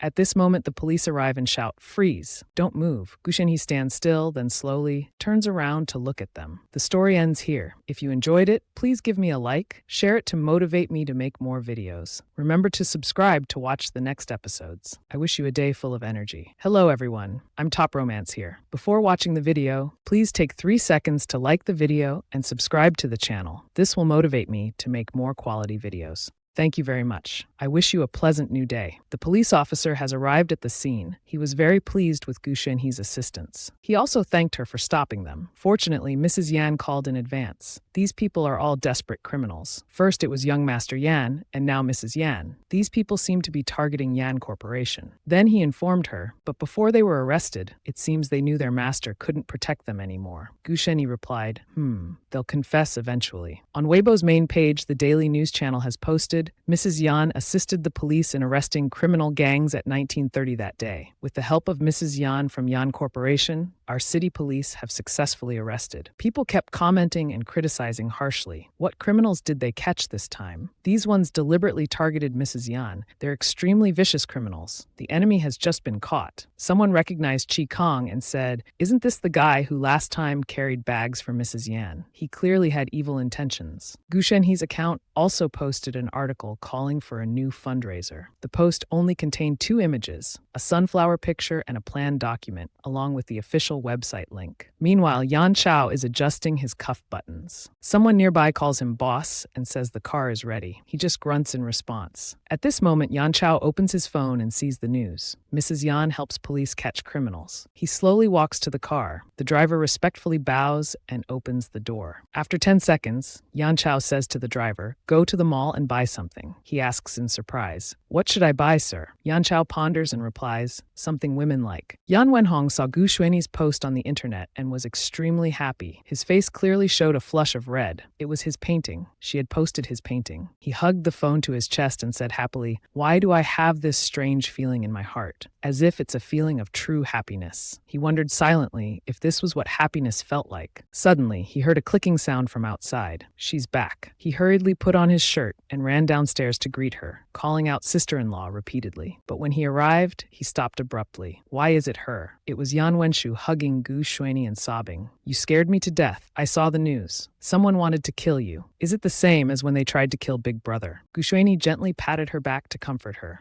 It's okay. I'm fine. Yan Wenshu was very pleased, thinking, she's patting my head. Surely Yan Wenhong wouldn't be treated like this. Suddenly, she realized something. Wait, Yan Wenhong is at home. Why did she suddenly take a defensive stance? Are you ambushing me? Yan Wenshu glared at Yan Wenhong. He also stood there, shifting his feet. Yan Wenshu, teary-eyed, tried to stir up trouble. She burst into tears, saying, sister-in-law, Yan Wenhong is bullying me. This statement made him frown, unable to speak. Given the unreasonable nature of this Yan Wenshu, Gu Shenhe kindly said, what are you standing there for? Sit down, all of you. Yan Wenshu kept clinging to Gu Shenhe. Gu Shenhe turned to Yan Wenhong and said, Secretary Chen has selected a few schools. All the information is here. Take it and look it over, then choose. She didn't forget to remind Yan Wenshu, you too should continue your studies. Do you want to go back abroad to continue studying or choose a new school in the country? Yan Wenshu instinctively thought about going back abroad, but then said, I'll choose to study in the country. I'll take the National College entrance exam again. Yan Wenhong seized the opportunity to interject. Third sister's age, I think she should be a freshman now. Yan Wenshu retorted angrily, I'm only 20, sister. Why don't you take the exam again? It's not too late, is it? Wenhong indifferently replied, who knows? Gu Shenhe looked at her and said, first, think clearly about yourself. Momentary impulses won't help you go further. Yan Wenshu stood up, making an excuse to leave. I'll think it over. I'm going to my room to read. Gu Shenhe thought to herself, indeed, the young are easy to dismiss. The servant then informed her, Madam, Mr. Jiang called to set up a meeting with you. He said he has something to ask you. She thought, now comes someone not so easy to dismiss. Jiang Yue held a cigarette while talking on the phone. How did Mrs. Yan know the Tong family would do this? Did the Tong family also adjust their bid documents? Gu Shenhe replied, hasn't it always been the Tong family's habit to compete with the Jiang family? Jiang Yue said, that's right. Outsiders think the Tong and Jiang families have a good relationship, but that's just due to the Tong family's dirty tricks. So outsiders can't see through it. But how did Mrs. Yan see through it? She didn't answer his question, but instead asked Jiang Yue, why is the Tong family's reputation so good outside? Have you ever thought about it, Mr. Jiang? Jiang Yue pondered and said, charity. All along, long, they've been praised online as philanthropists. They've donated 16 primary schools and 3 libraries, with annual charity expenses of $6 million. But each year they spend on marketing 10 times the amount they spend on building schools. Gu Xuanyi still wondered. Even so, they can't knock on officials' doors. Mr. Jiang surely knows why. Jiang Yuo sat up straight. He pondered. 2 generations ago in the Tong family, someone defected abroad. How does she know this? He replied with praise. Mrs. Yan grasps information quickly indeed. Gu Xuanyi then said, in the Tong family's eyes, this bid is just a brick to knock on doors. So of course they'll compete with Jiang. Jiang Yue put out his cigarette and said, well, that's really embarrassing. The Jiang family has already fallen out with them. This time, there won't be any losses either. Gu Xuanyi wished Mr. Jiang good luck. Jiang Yue also thanked Mrs. Yan for her wishes. Then both of them hung up. Gu Xuanyi sighed with relief. She turned to ask the servant, how is the food preparation going? She replied, it's ready, ma'am. The young masters and miss are waiting in the dining room. Only the second young master is missing. At this moment, Jiang Yu announced, starting from tomorrow, I will establish a top marketing team. No budget limits. This made his assistant feel exasperated and confused. He thought, at the Silica dinner party, Gu Xuanyi said I would actively share risks with Bao Xin. He touched his lips and said, that's actively transitioning to the dinner of the century at the Yan family's house. 2 servants whispered, I've been working here for so long, but it's still the first time I've seen all the young masters and miss at the dining table. The other replied, it's my first time seeing it too, but the atmosphere seems a bit strange. Gu Xuanyi smiled and asked, does anyone want some wine? All 4 people were stunned. They stared at Gu Xuanyi without saying a word. She continued, red wine, perhaps. White spirits might not suit you all. Pick up your chopsticks and see if the food suits your taste. Come on, doesn't anyone want to tell me about your recent situations?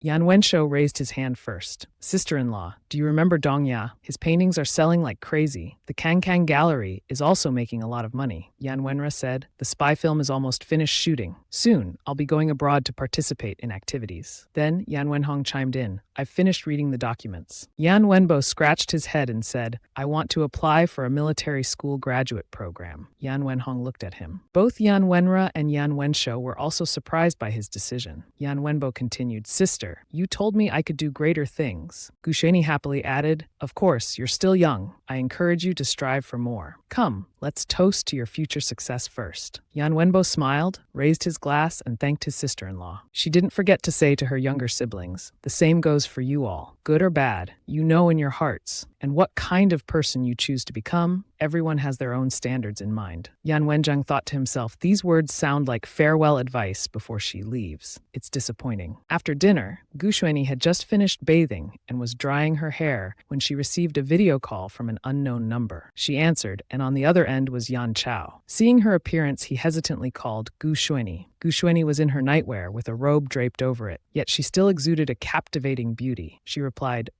it's me. Yan Chao gazed absent-mindedly at the woman on the phone. Is this really Gu Xuanyi? She's completely different from the Gu Xuanyi in my memory. Gu Xuanyi spoke up and asked, what's the reason for Chairman Yan's call at this hour? Chairman Yan collected himself and asked her, you told Zhang Er to actively bid for Bao Xin's project. Xuanyi turned to grab something as she replied, not exactly. This is the best choice for Mr. Zhang himself. He pondered for a moment, then asked, how was the Craven matter handled? Gu Xuanyi talked while drying her hair about Craven, providing the entire industry chain. Yan Chao, very surprised, asked, the industry chain.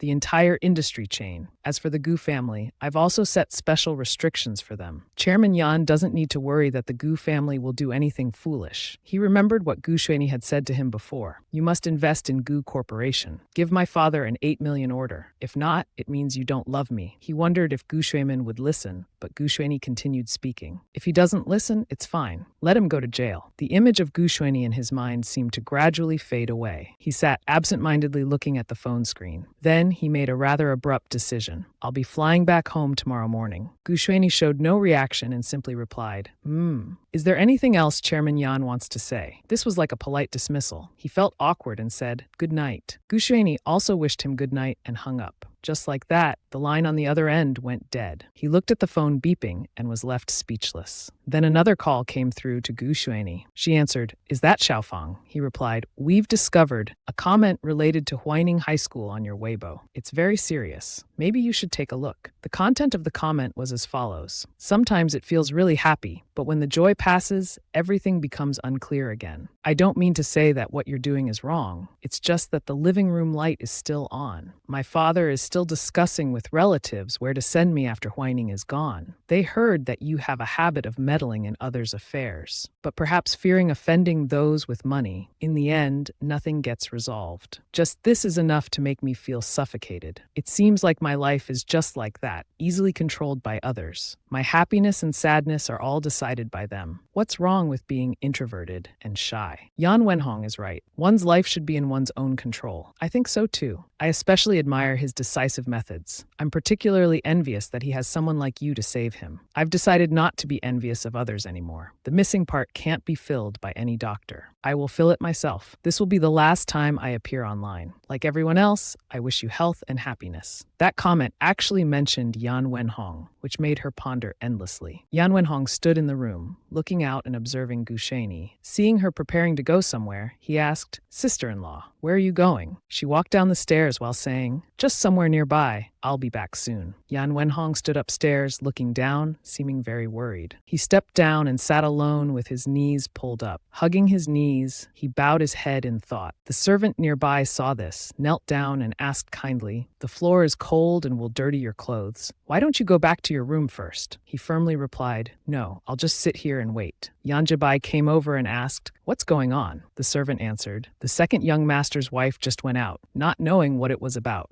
A question appeared in his mind. Has Yan Chao returned? Is Gu Shuini going to pick him up at the airport, or will she sign divorce papers after picking him up? Thinking this, both he and Yan Wenhong sat on the stairs, waiting for Gu Shuini to return. Is it real or fake? Does she want to commit suicide? If she wants to commit suicide, why is she still commenting on Weibo? Many people fall into morbid thoughts, and they will send out distress signals in the organization, sending them at midnight. Honestly, the chances of saving them seem very low. If we can't save her, then tomorrow there might be a party for many people who have nothing to do with her, right? The assistant handed her a card and said, "We've got the elevator card and room card. The person is in room 1109. He reached out to scan the code on the door, but Gu Shuini stopped him. She said in a low voice, "Let's try calling inside first." The phone rang. "Hello, we've detected what seems to be a power outage in room 109. Our staff will come to check immediately. Is that okay?" He said, "Customer service says they answered the phone, but didn't say anything and then hung up." Gu Shuini crossed her arms and said, "They can answer the phone. This proves we don't need to climb through the window. We can go straight in now." Then he swiped the card to enter the room. Inside, a woman screamed loudly. A female student was holding a knife approaching someone. The woman kept screaming for help. "Help! She's gone crazy." The female student trembled as she looked outside. Gu Shuini. At this moment by the door, Gu Shuini and others had entered. She replied,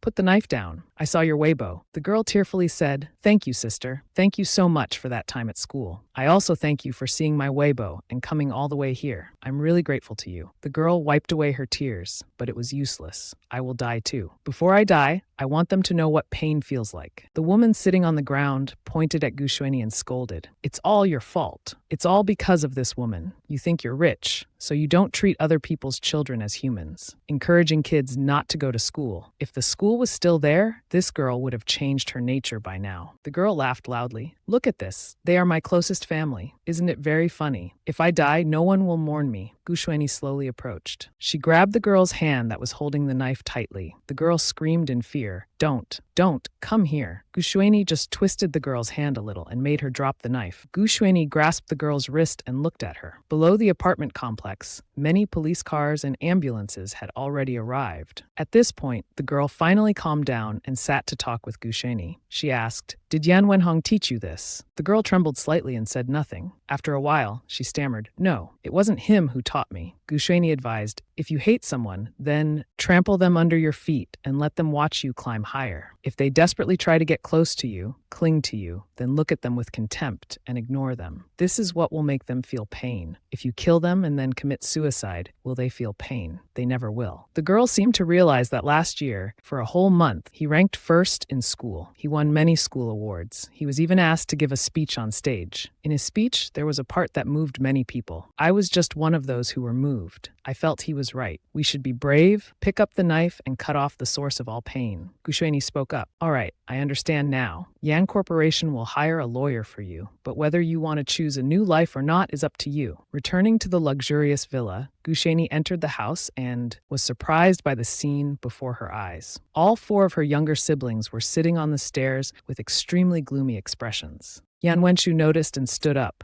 "Sister-in-law, you're back. Where did you go?" Gu Shuini said nothing and approached Yan Wenhong, saying, "Come in here with me." Yan Wenhong, not understanding what was happening, stared at her. He followed Gu Shuini into the room. She told him to close the door, and he obeyed. At this point, Gu Shuini questioned, "Last May, you gave a speech at Whining High School. Tell me about it again." He was surprised and stood still, his hands clenching into fists after a moment. The scene changes to the airport. Yan Chao had arrived at the airport. People kept shouting, "Big brother, look at me. You're so handsome."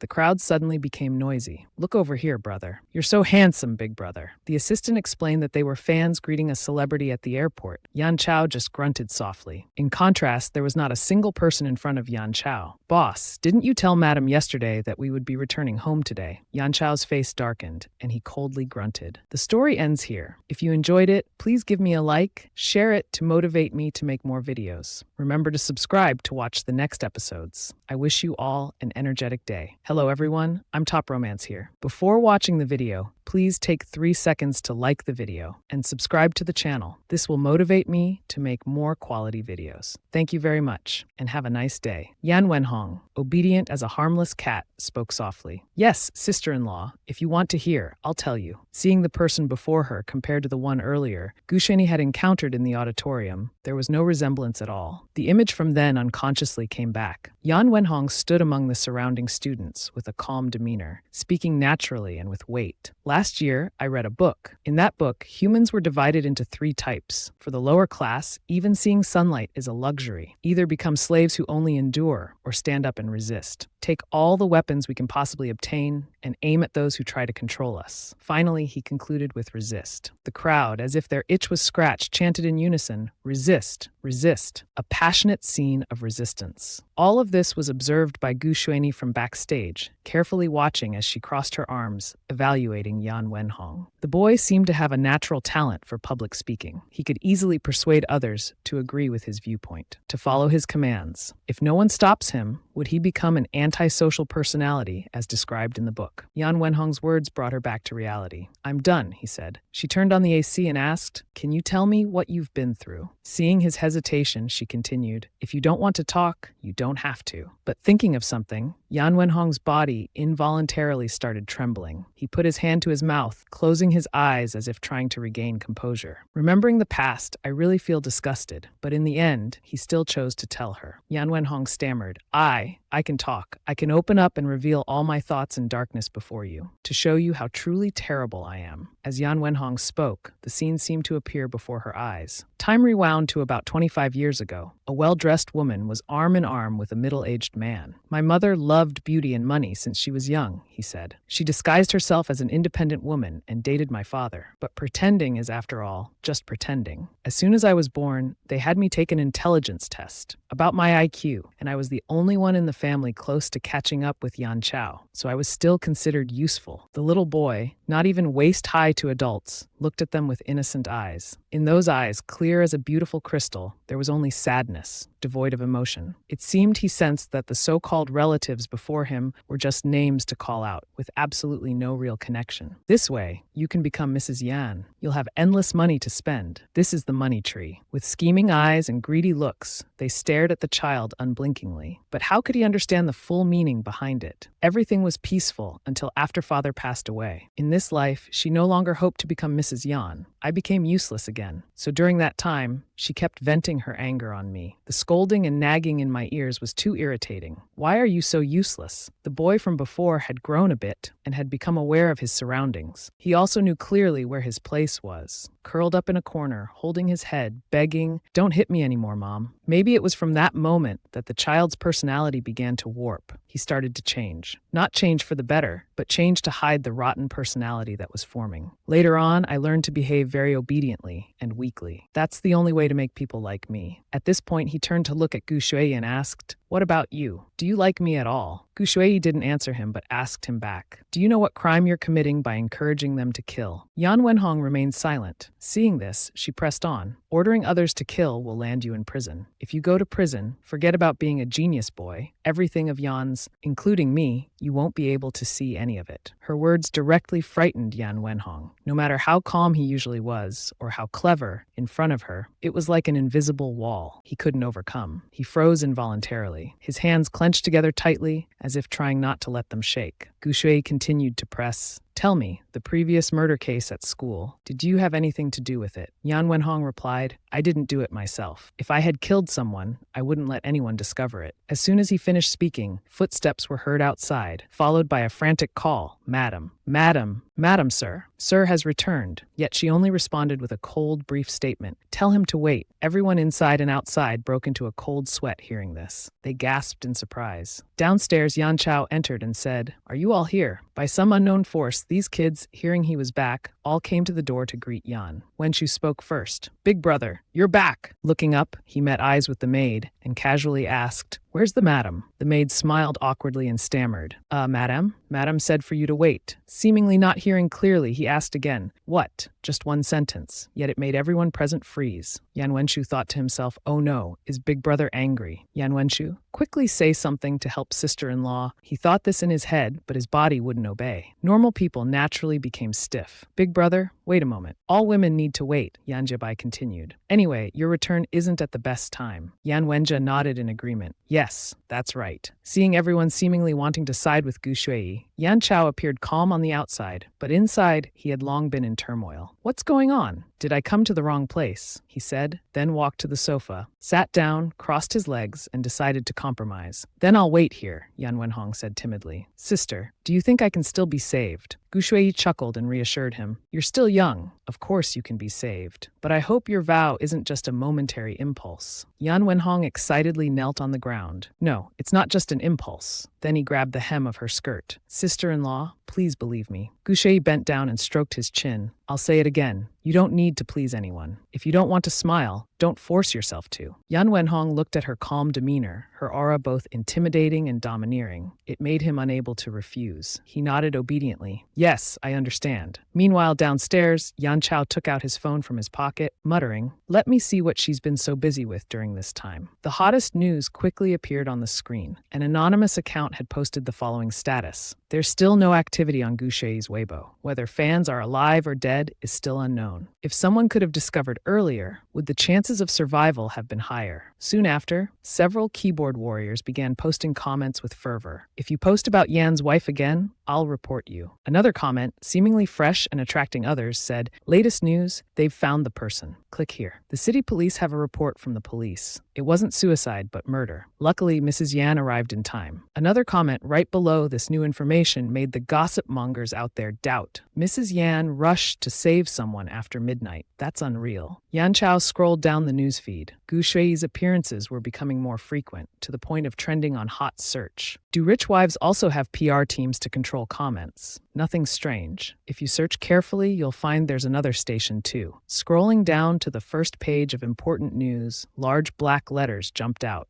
Gu Shui's fan attempts suicide. Gu Shui charity fund. Gu Shui receives commendation flag. Gu Shui catches gangsters. Everywhere was news related to her. Yan Chao read through it all, grasping the situation, and pondered, I've only been away for one trip and the world has completely changed. Or perhaps, away from my control, Gu Shui could finally shine like a jewel hidden in the sand. Scrolling further down, a news item caught Yan Chao's attention, making him pause for a moment. Jiang Corp fiercely opposes Song Corp for Mrs. Yan at Silicon Valley dinner party. Jiang Corp, Song Corp, Mrs. Yan. Still confused, suddenly Yan Chao noticed Chen Wujin's presence again. Immediately, he felt a bit irritated. When did he become Gu Shui's lapdog? He wondered. Yan Wenshu curiously appeared behind him and asked, Big brother, what are you looking at? Yan Chao coldly replied, News. Seeing Yan Chao's unhappy expression, Yan Wenshu quickly spoke up. Oh, those media people. They write nonsense every day. It's annoying. Big brother, don't look anymore. There's nothing between sister-in-law and Jiang Corp. Yan Wenra folded his arms and smirked. That's right, last month those marketing accounts even wrote that I was gay, but it was nothing. They just made it up. Unexpectedly, Yan Chao dropped a comment that surprised all three of them. If you were gay, I'd believe it. Nothing strange about that. This move I really didn't anticipate. Big brother, are you saying you believe I'm gay? But that also means you suspect the relationship between her and Jiang Corp. Ah, truly a person who knows how to manipulate others. Fortunately, two subordinates carrying items entered, breaking the gloomy atmosphere with their voices. Boss, what should we do with the things we brought back? He replied, there's a spare room on the third floor. Put them there. Unexpectedly, they were stopped by the maid. Sir, that room is currently Madam's study. Yan Chao glanced curiously at the maid. Study. Does Madam actually read books regularly? The maid replied, since you left, Madam has been very fond of reading. In fact, the maid held out before him a book titled Encyclopedia of Agricultural Cultivation. This is the book that yesterday Madam was reading. Yan Chao's face immediately darkened. In his mind appeared an image of Gu Shui proudly holding a book about cultivation, and he couldn't help but feel chilled.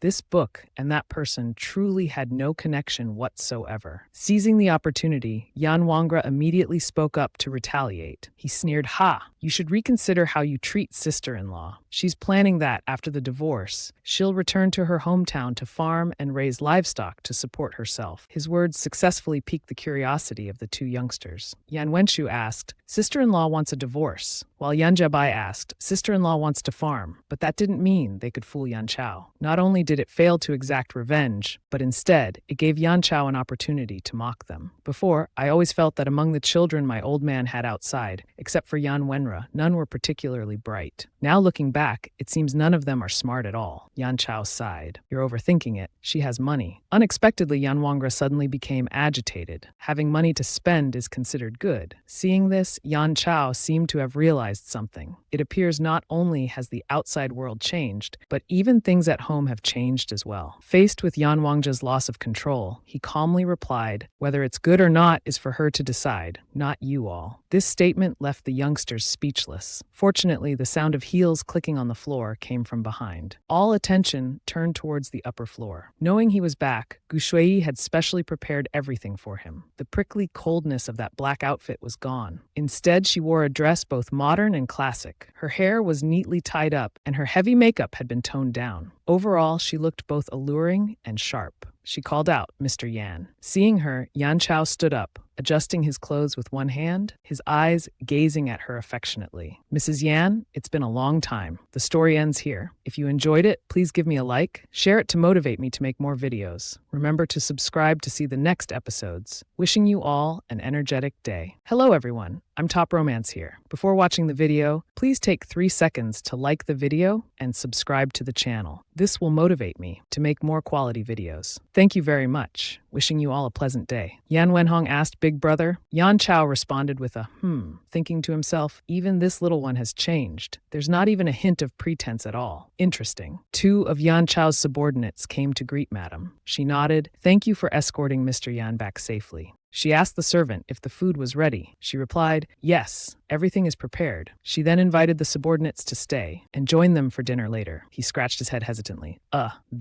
This, Yan Chao said. "It's fine. Just do as Madam says." Scene change. Now the atmosphere was lively with Yan Chao's people happily eating together. This is so delicious. It's been so long since we've had such good food. Hey guys, try this one. In contrast, at the Yan family's dining table, it was so quiet, it was shocking. Everyone looked at Yan Chao expectantly, hoping he would say something, but not a word was spoken. To break this atmosphere, Miss Shui picked up some food and praised, "The flavor of this dish is quite good." Yan Wenhong also picked up some, saying, "Let me try it too." Yan Jiabai agreed. "Sister-in-law is right, it's delicious. I have to admit, it really is good." Yan Wangjie replied, "Of course it is." Hearing Miss Shui's praise, the servant behind immediately said, "If Madam likes the shredded chicken with black pepper and asparagus, I'll remind the kitchen to make it again next time." Yan Chao picked up his glass to drink, thinking to himself, "These people are like chickens following behind Gu Shui. As soon as Gu Shui opens her mouth, they all rush to follow her lead. It's laughable, but also strangely lively in a way." Yan Chao turned to find a topic to discuss with Gu Shui. He asked her if she had seen the news about Zhang Corporation being resolute against Song Corporation for Mrs. Yan's sake. He asked what Mrs. Yan's opinion was. Gu Shui calmly replied, "Speaking of news, Mr. Yan, please look at this news first. On the hot search news board, Xiang Meng, suspected to be pregnant, returns hopelessly from family dinner." Let's recall a few months ago the scene of Xiang Meng and Mr. Yan entering and leaving a hotel together. Xiang Meng is about to climb the social ladder and become a phoenix. So where will the legal Mrs. Yan go from here? Gu Shui looked at him sternly, feeling a hint of slight jealousy. Mr. Yan, please explain this first. Yan Chao raised his hand to his mouth and gently refuted, saying that he didn't know her. Gu Shui heard this and exclaimed, "Oh." Yan Chao put down his glass and took out his phone, saying, "I'll have Chen Yujin clarify this matter." Seeing him so attentive, Gu Shui said it wasn't necessary. No need. I'll handle this myself and make Miss Xiang clarify things. Yan Chao smiled, thinking, she's deliberately teasing me. He looked at his phone and said, just clarifying isn't enough, is it? Gu Shui smiled slightly and said, you're right. That's why I've had her sent to prison. Yan Chao froze. Yan Wenshu beside him stared at him in shock. Sister-in-law is really formidable. Big brother is speechless. He continued, all right then. Now, Mrs. Yan, can we discuss the Jiang'er matter? She calmly replied. A smart person like Mr. Yan surely understands what these news reports are saying. Do I need to explain it? Yan Chao looked at Gu Shui, thinking to himself, she's become smarter and 100 times more interesting than the Gu Shui of the past. Then he calmly said, I won't send him to prison, but if I get the chance, I'll definitely send Jiang'er to Africa to mine ore. Just then, Gu Shui's phone vibrated. It was a call from Feng Yu. Yan Chao was quite surprised, looking at the phone. Gu Shui answered, hello, Mr. Feng. Mrs. Yan, you act fast indeed. You've already sent Raven to the police station. Feng Yu spoke while crossing his legs and holding a glass. Gu Shui replied, has Mr. Feng forgotten who arranged for this person to approach the Gu family? Raven has caused such a big issue. The root cause of the problem lies with Mr. Feng. So what does Mrs. Yan suggest? She answered, the Yan family might not be pleased if Mr. Feng handles this matter personally. But if we hand it over to the police station, it's different. If the police handle it according to the law, the Yan family surely won't have any objections. Does Mr. Feng have any objections? Is this her working style? First, she uses her position to suppress the opponent, then gives them a smart way out. Clever indeed. I have no objections. Mrs. Yan has considered all aspects thoroughly. Of course, I don't object. This Sunday, will Mrs. Yan be coming to the club again? Just as he asked this off-topic question, the phone went silent with a beep. Yan Wenshu considered, if we hand the person over to the police, won't Gu Shaman have to go to prison too? Shui said, if he goes to prison, his mind might develop further. Yan Chao put his hand on his chin, looking at her. You've changed a lot. You wouldn't have said something like this before. Gu Shui was stunned. Oh, what did I say before? Then he recalled, before I wouldn't listen. I wouldn't listen. You wouldn't help my father. You were cold-blooded and heartless. Before, if your father's interests were affected,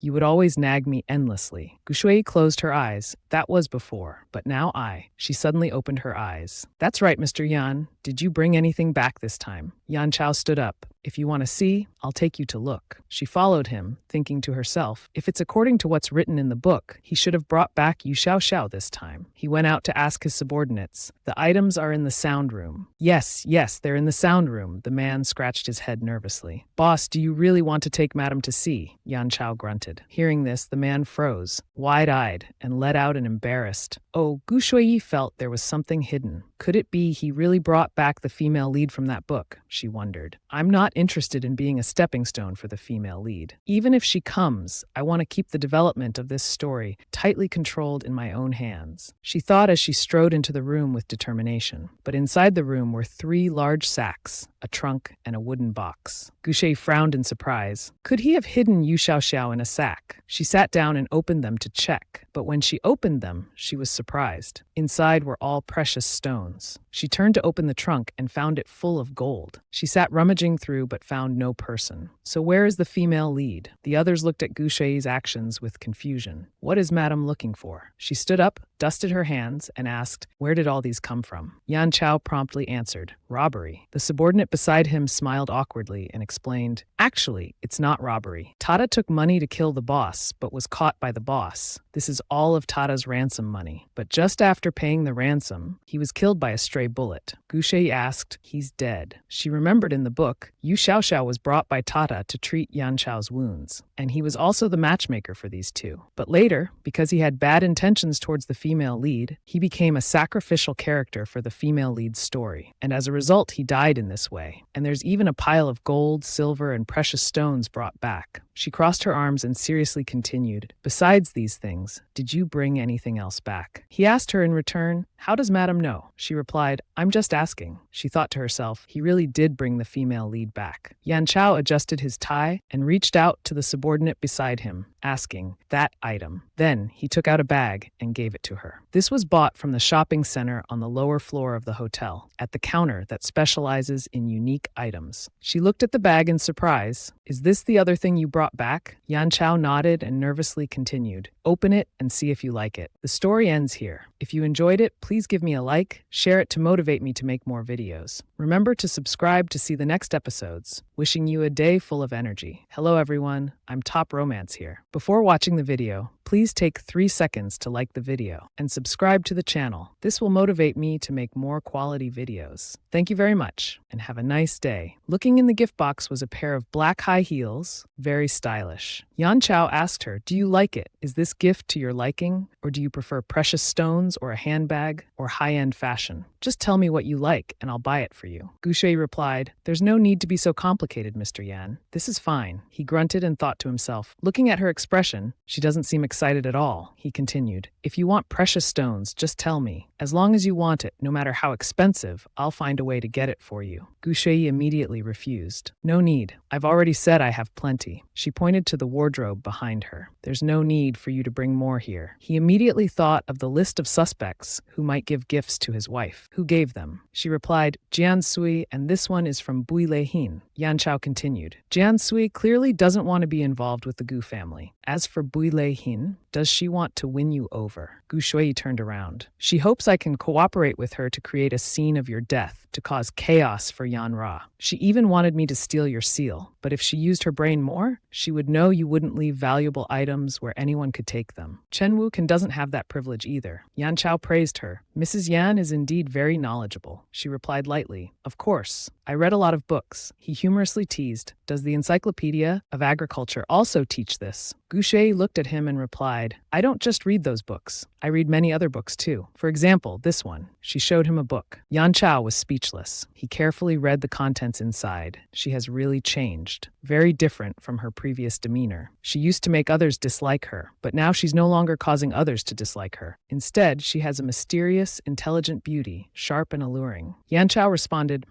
I must admit Mrs. Yan's reading range is indeed quite broad." Gu Shui looked at him puzzled and asked, "What do you mean?" "The book you showed me is about caring for sows after giving birth." She took back the book and read the title again, then froze. She was embarrassed. "I grabbed the wrong one. I've been reading too many books lately." She stuffed the book back on the shelf and then, still not giving up, asked him again, "Besides these things, did Mr. Yan bring anything else back?" Yan Chao replied bluntly, "What do you think I should have brought back?" He thought to himself, not understanding what she really wanted. Does she want me to show something more? Perhaps a hug and a kiss? Gu Sui turned and walked away. Nothing. "Mr. Yan, please rest first." "I'm going to my room to rest." Yan Chao grunted. His subordinate beside him said, "Mr. Yan, you still don't understand in this situation." Yan Chao turned to look at him. "You know what she wants." He confidently said, "Of course, she definitely wants you to say sweet words to her. Then kiss her. Everyone who comes back from a trip would act like that, like passionate hugs and kisses you see in TV dramas." Hearing this, Yan Chao just sighed and said, "I see. Shut up."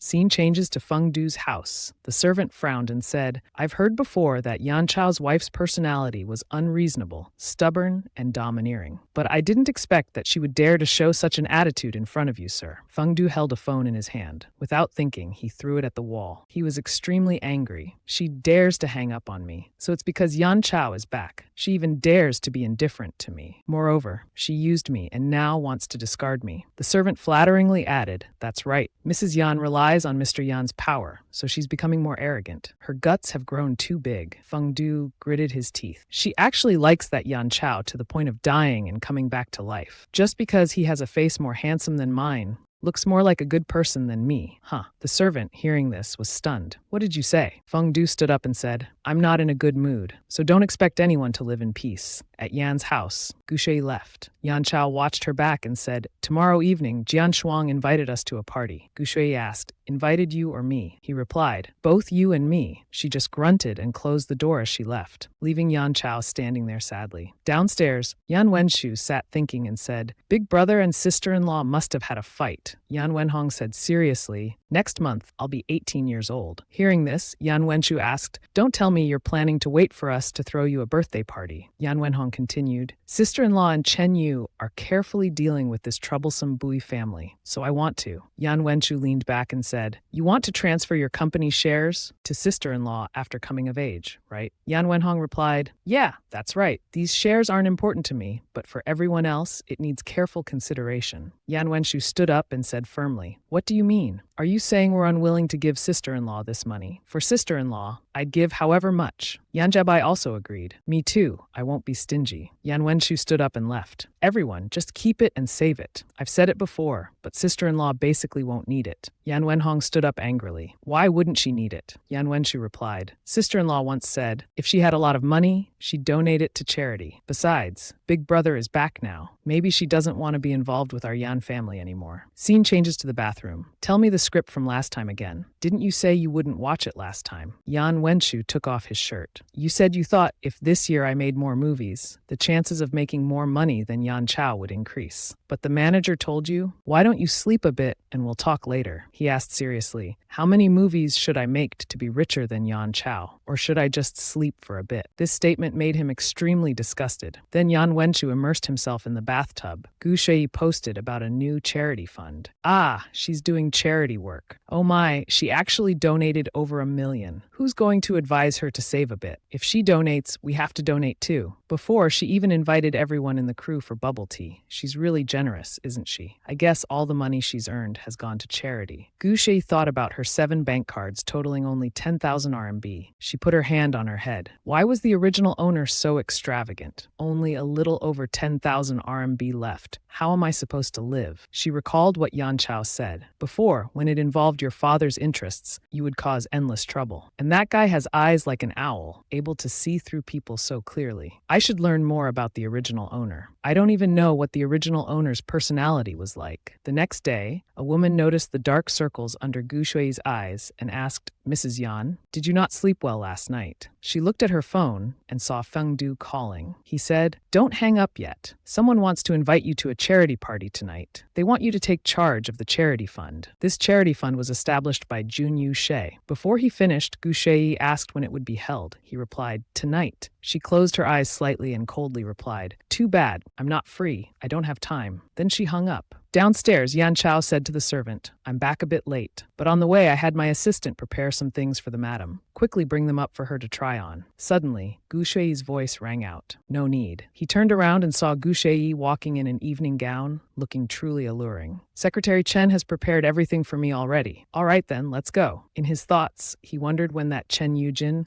dared to interfere with his wife's wardrobe matters. The young couple, Yan Chao and Mrs. Yan, arrived at the party. As soon as they arrived, a woman waved her hand to call Mrs. Yan. The man beside her also politely greeted Mrs. Yan. "Today, all the Jian family members have gathered. Even the Cow family has come. Mr. Yan, I've prepared some wine for you." Yan Chao replied, "I heard the Cow family is in prison now. Jian Rui surely won't let it rest, will he? Even if he doesn't, there's nothing he can do. With Mrs. Yan keeping them in check, how could they act recklessly?" Yan Chao glanced towards Gu Shui. In his heart, he wondered, what exactly happened that day? How could she keep in check such ruthless people? He didn't know if someone else might be inhabiting her body, but if there really was a spirit possession, that soul must be very noble. The story ends here. If you enjoyed it, please give me a like, a share to motivate me to make more videos. Remember to subscribe to watch the next episodes. Wish you all an energetic day. Hello everyone, I'm Top Romance here. Before watching the video, please take 3 seconds to like the video and subscribe to the channel to give me more motivation to produce even more quality videos. Thank you very much. Wishing you all a pleasant new day. At this moment, Gu Shui turned to ask Jia Rui, "Have you heard of Jun Yu She and the Hongxing Fund?" Jia Rui replied gently, "That fund was established by Mrs. Song. I participated, but I didn't fit in with them, so I quit." Jian Shuangming, standing nearby, said, "They have their own internal rules. After each member joins, points are allocated based on the number of activities they participate in and the amount of money donated to the fund. Those who don't achieve the required points are kicked out." Gu Shui was puzzled. What kind of rule is this? Multi-level marketing? Jian Shuangming awkwardly replied, "It's a bit similar." Seeing his uncomfortable expression and Gu Shui's comment, Jia Rui burst into laughter. "Haha, Mrs. Yan just said it. Suddenly, I feel so refreshed. Isn't it just multi-level marketing? Yan Chao came over and asked her, did someone from the Hongxing Fund invite you to attend a charity party? Gu Shui nodded.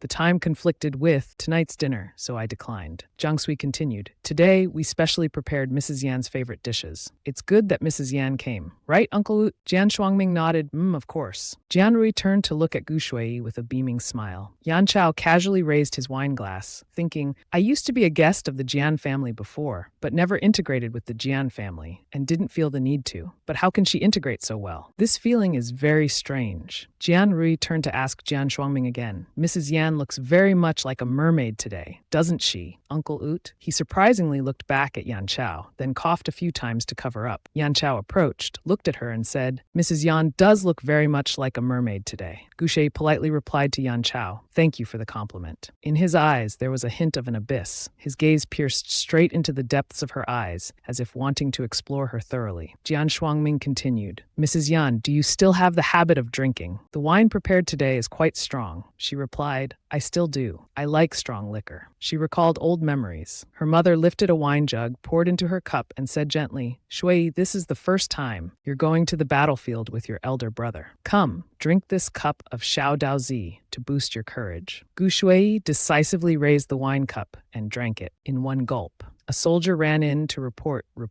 The supplies sent by the imperial court encountered an ambush on the way. They are being delayed. She sat on the snow and said, Is there any Xiao Dao Zi to distribute to the soldiers? Gu Shui spoke with vigor, raised the flag, and charged forward. She recalled those memories and suddenly became sad. She asked Jian Shuangming again if there was any white liquor. Jian Rui immediately nodded. Yes, but I don't know how to drink it. Uncle Ut, will you drink with her? A moment later, the liquor was brought out. Yan Chao picked up the jug of liquor, then smiled and said to Gu Shui, Jian CEO doesn't know how to drink. I'll drink with Mrs. Yan then. Jian Rui looked at him with wide-eyed surprise. Mr. Yan, you know how to drink this too. How come I've never seen it before? After that, the party ended. Yan Chao politely thanked them for today's hospitality. He smiled and extended his hand towards Gu Shui, smiling as he called her Mrs., but she coldly turned her head away. Yan Chao immediately followed after her. Seeing this, Jian Rui said to Jian Shuangming, They really are a perfect match, aren't they, Uncle Ut? He calmly replied, You're a bit drunk. Jian Rui was surprised. How did Uncle Ut suddenly get drunk? Let me take you back to rest. Okay. At this time, Yan Chao and Gu Shui arrived at the parking area. The two got into the car. Seeing Gu Shui's flushed face, Yan Chao kindly asked if she was drunk. Gu Shui just rested her hand on her forehead and closed her eyes without saying anything. This made Yan Chao even more worried. Are you okay? At this moment, they reached a curve in the road. The car turned quickly. Gu Shui swayed to one side due to inertia. Fortunately, Yan Chao blocked her to prevent her head from hitting the car window. Then he asked if she was all right. Gu Shui unexpectedly put her hand on her lips and spoke sweetly. Yan Chao's eyes looked at her full of love. Then he gently replied,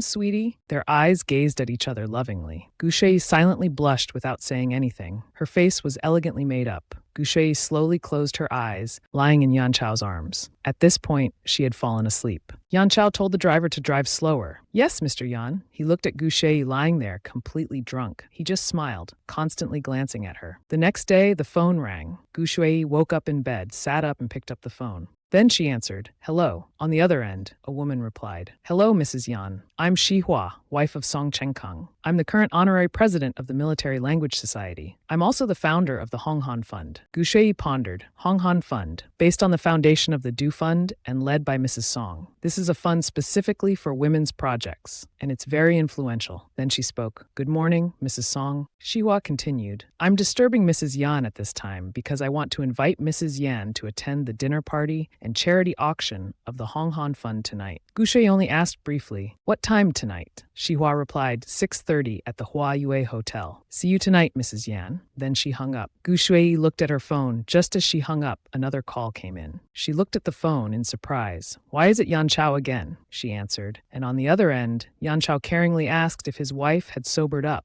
She wondered if he called just to ask about this. I drank a bit too much yesterday. She embarrassedly replied, I'm sober now. Yan Chao said, From your voice, you still don't sound fully sober. I've asked the maid to make some hangover soup. I've had this soup before. It can alleviate some of the discomfort from being drunk. Gu Shui asked back, has Mr. Yan been drunk before? He admitted, it was a long time ago. Some employees looked at him curiously. Is Mr. Yan smiling? It was when I first entered the business world. I didn't have much experience, so I drank too much. Gu Shui was stunned. Why is he suddenly talking so much? It seems like I'm having an illusion that I understand him a little bit now. Mr. Yan continued speaking. Did Xihua call you? Do you want to attend the charity party? Her intentions are not simple. Gu Shui replied, it's for charity after all. Shouldn't I go? Will my attendance have any impact on Mr. Yan? He just smiled and said, no. Whatever you want to do won't affect Yan Corporation at all. All right, I won't bother Mr. Yan anymore. Beep, beep, beep. She hung up quickly as usual. Mr. Yan gritted his teeth as he hung up.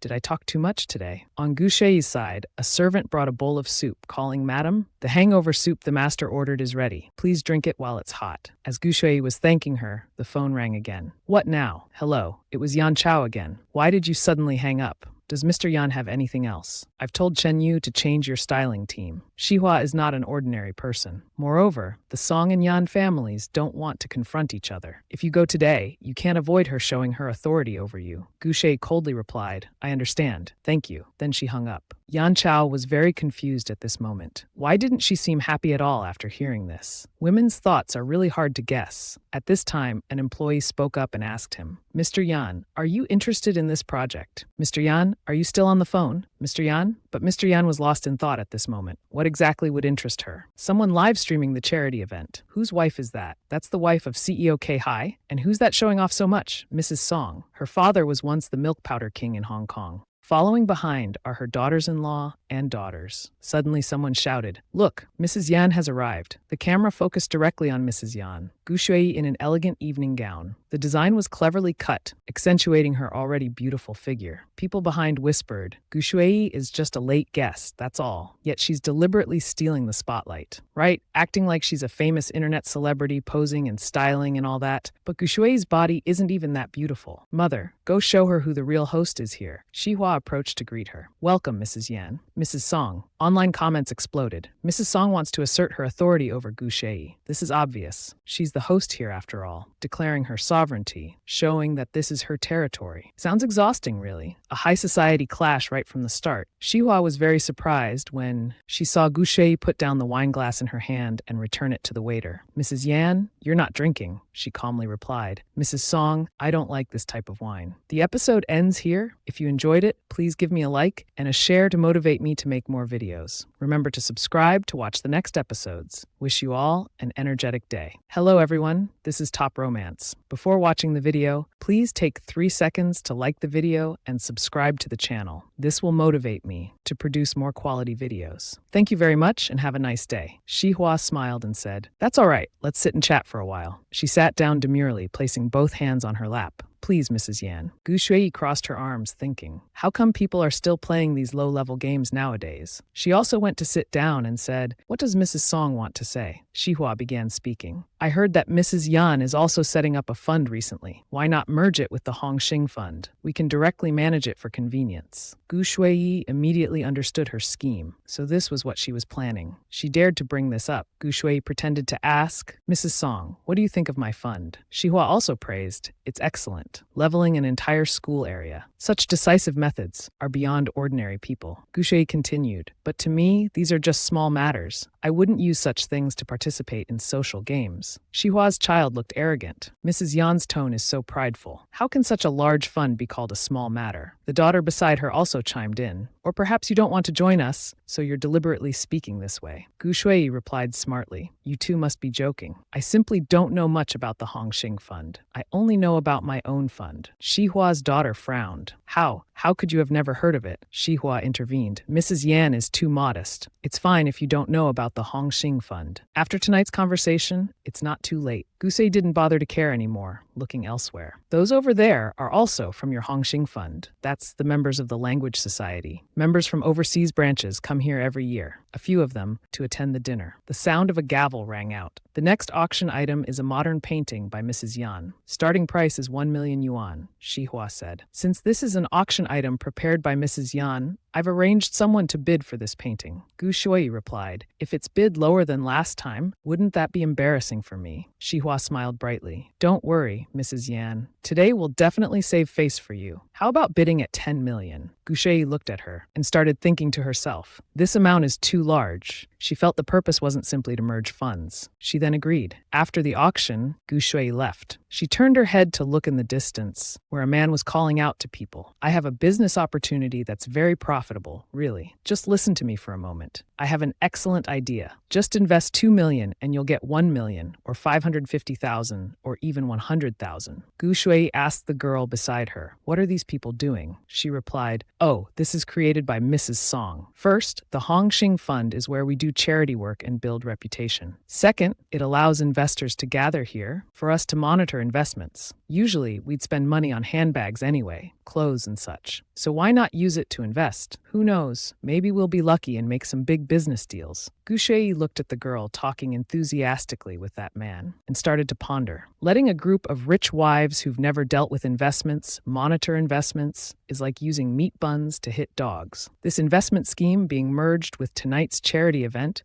Interesting. A young man said, sir, hurry up a bit. Don't you feel it's not very reliable? What's not reliable about it? Haven't you heard of the Language Society's reputation? Director Sun is now so poor, he can barely afford pants to wear. He replied with difficulty. I know. He approached Gu Shuiji and said, hello, miss. I have a script. Would you like to take a look? Then the company can decide whether to invest or not. A script. It seemed to be related to Yan Wenjia's work. Director Sun continued, if you're interested, I can send it to you. But this project requires quite a large investment. She asked him how much he wanted to invest. He replied, at least 100 million. Films are not like other things. To shoot well, you need to burn a lot of money. Gu Shui asked him, do you have a business card? Yes.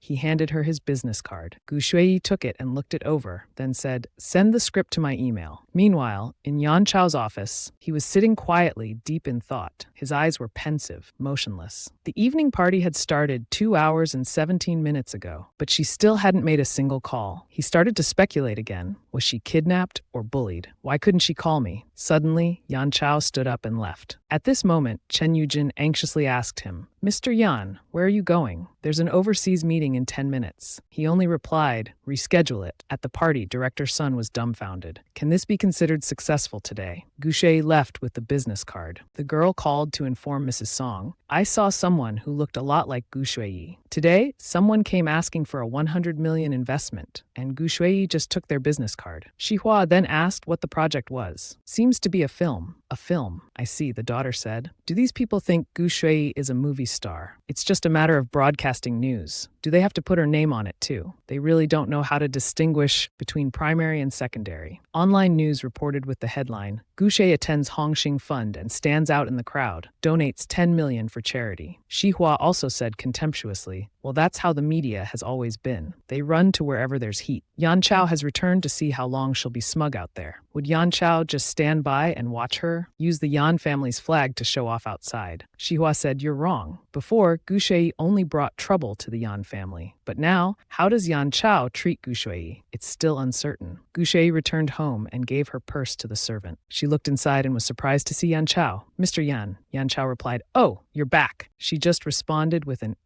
She thought to herself, why is he reading documents in the living room instead of his study? Yan Chao asked her, did Xihua give you a hard time? She replied very casually, without any skill, it doesn't count as giving me a hard time. Yan Chao told her some news. Xihua isn't Song Chengde's first wife. Gu Shui just looked at him and thought, is this supposed to be enlightening me? He continued, Xihua is an only daughter. She took over her family's milk powder factory. Then she met Song Chengde, and they became allies through some shady dealings. She doesn't get along well with other rich wives. Gu Shui asked, and then what? He called someone to bring slippers for the madam. Gu Shui changed out of her shoes. He was also attentive, lifting her dress so she could easily put on the slippers. Step on them now. Gu Shui replied, thank you, Mr. Yan. Did you drink today? She answered, no. After all, it was someone else's territory. He pondered the word someone else. So drinking at Jian's place was because she considered everyone there, including me, as family. Gu Shui said. Xihua prepared very thoroughly. She bought paintings, and I got publicity. The auction raised 10 million. The Yan family name was indeed very effective. So for the money saved, I'll split half with you, Mr. Yan. Yan Chao looked at her. This is the first time someone wanted to give me money. He took the card. Gu Shui continued. I also hope Mr. Yan could make another card for me. Oh, right. Where are the children? He replied, all in their rooms. Gu Shui deliberately teased him. Is it because they're afraid of you? He remained silent. Those stepchildren aren't close to me. It's only natural. But why does it feel like my being very unlikable has been exposed? He coughed a few times and said, Madam, take some time to rest. Gu Shui returned to her room to change. Sitting on the bed, she began researching about the director. Sun Tun Wan was a very talented director. He had won many awards, but his latest film didn't achieve high box office results.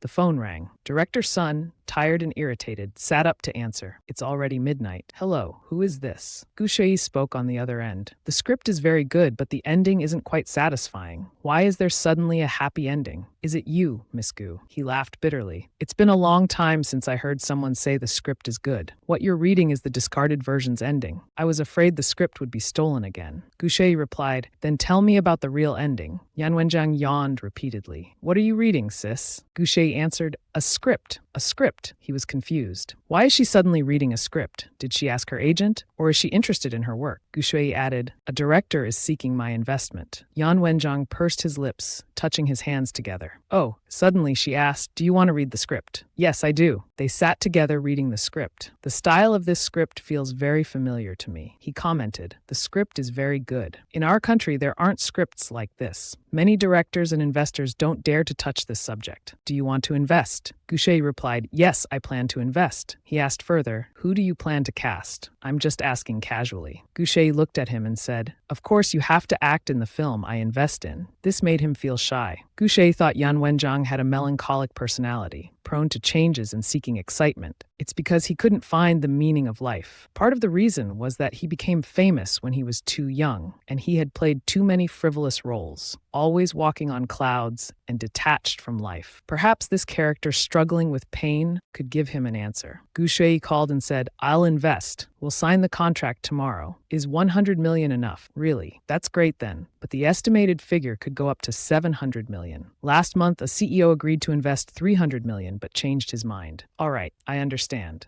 Tomorrow my side will prepare the contract. Yan Wenjiang asked, 600 to 700 million. Do you have that much money? She replied, no. In his heart, he thought, I have money. I have money, sis. Ask me. He scratched his chin and hesitantly said, actually I. Gu Shui then said, but if Yan Chao has, he immediately froze. Scene change. Yan Chao, twirling a pen in his hand, said, do you know when I visited your imprisoned brother, what despicable things he said? Bui Leihin, sitting on the floor, said, he's still young and naive. He doesn't understand, Mr. Yan. He shouted insults at Gu. He dared to offend my wife. Tell me, how should I teach him a lesson? Bui Leihin continued to kneel on the floor, begging him. Mr. Yan, I beg you. The phone ring caught his attention. It was Gui calling. Mr. Yan, is it convenient to talk now? Yes, it is. Gu Shui said, I want to invest in a film, but I only have 5 million in hand. I'd like to invite Mr. Yan to join. He replied, both the supplementary and new cards are in your room. I won't participate. If you want to invest, go ahead. Gu Shui quickly responded, okay, goodbye, Mr. Yan, and hung up. This left him frozen. He frowned, thinking, Gu Shui, I'm just a tool to be used and discarded immediately. Why did Bui Leihin call me Mr. Yan? He looked at her with frightening eyes and asked, where's the list? She replied, I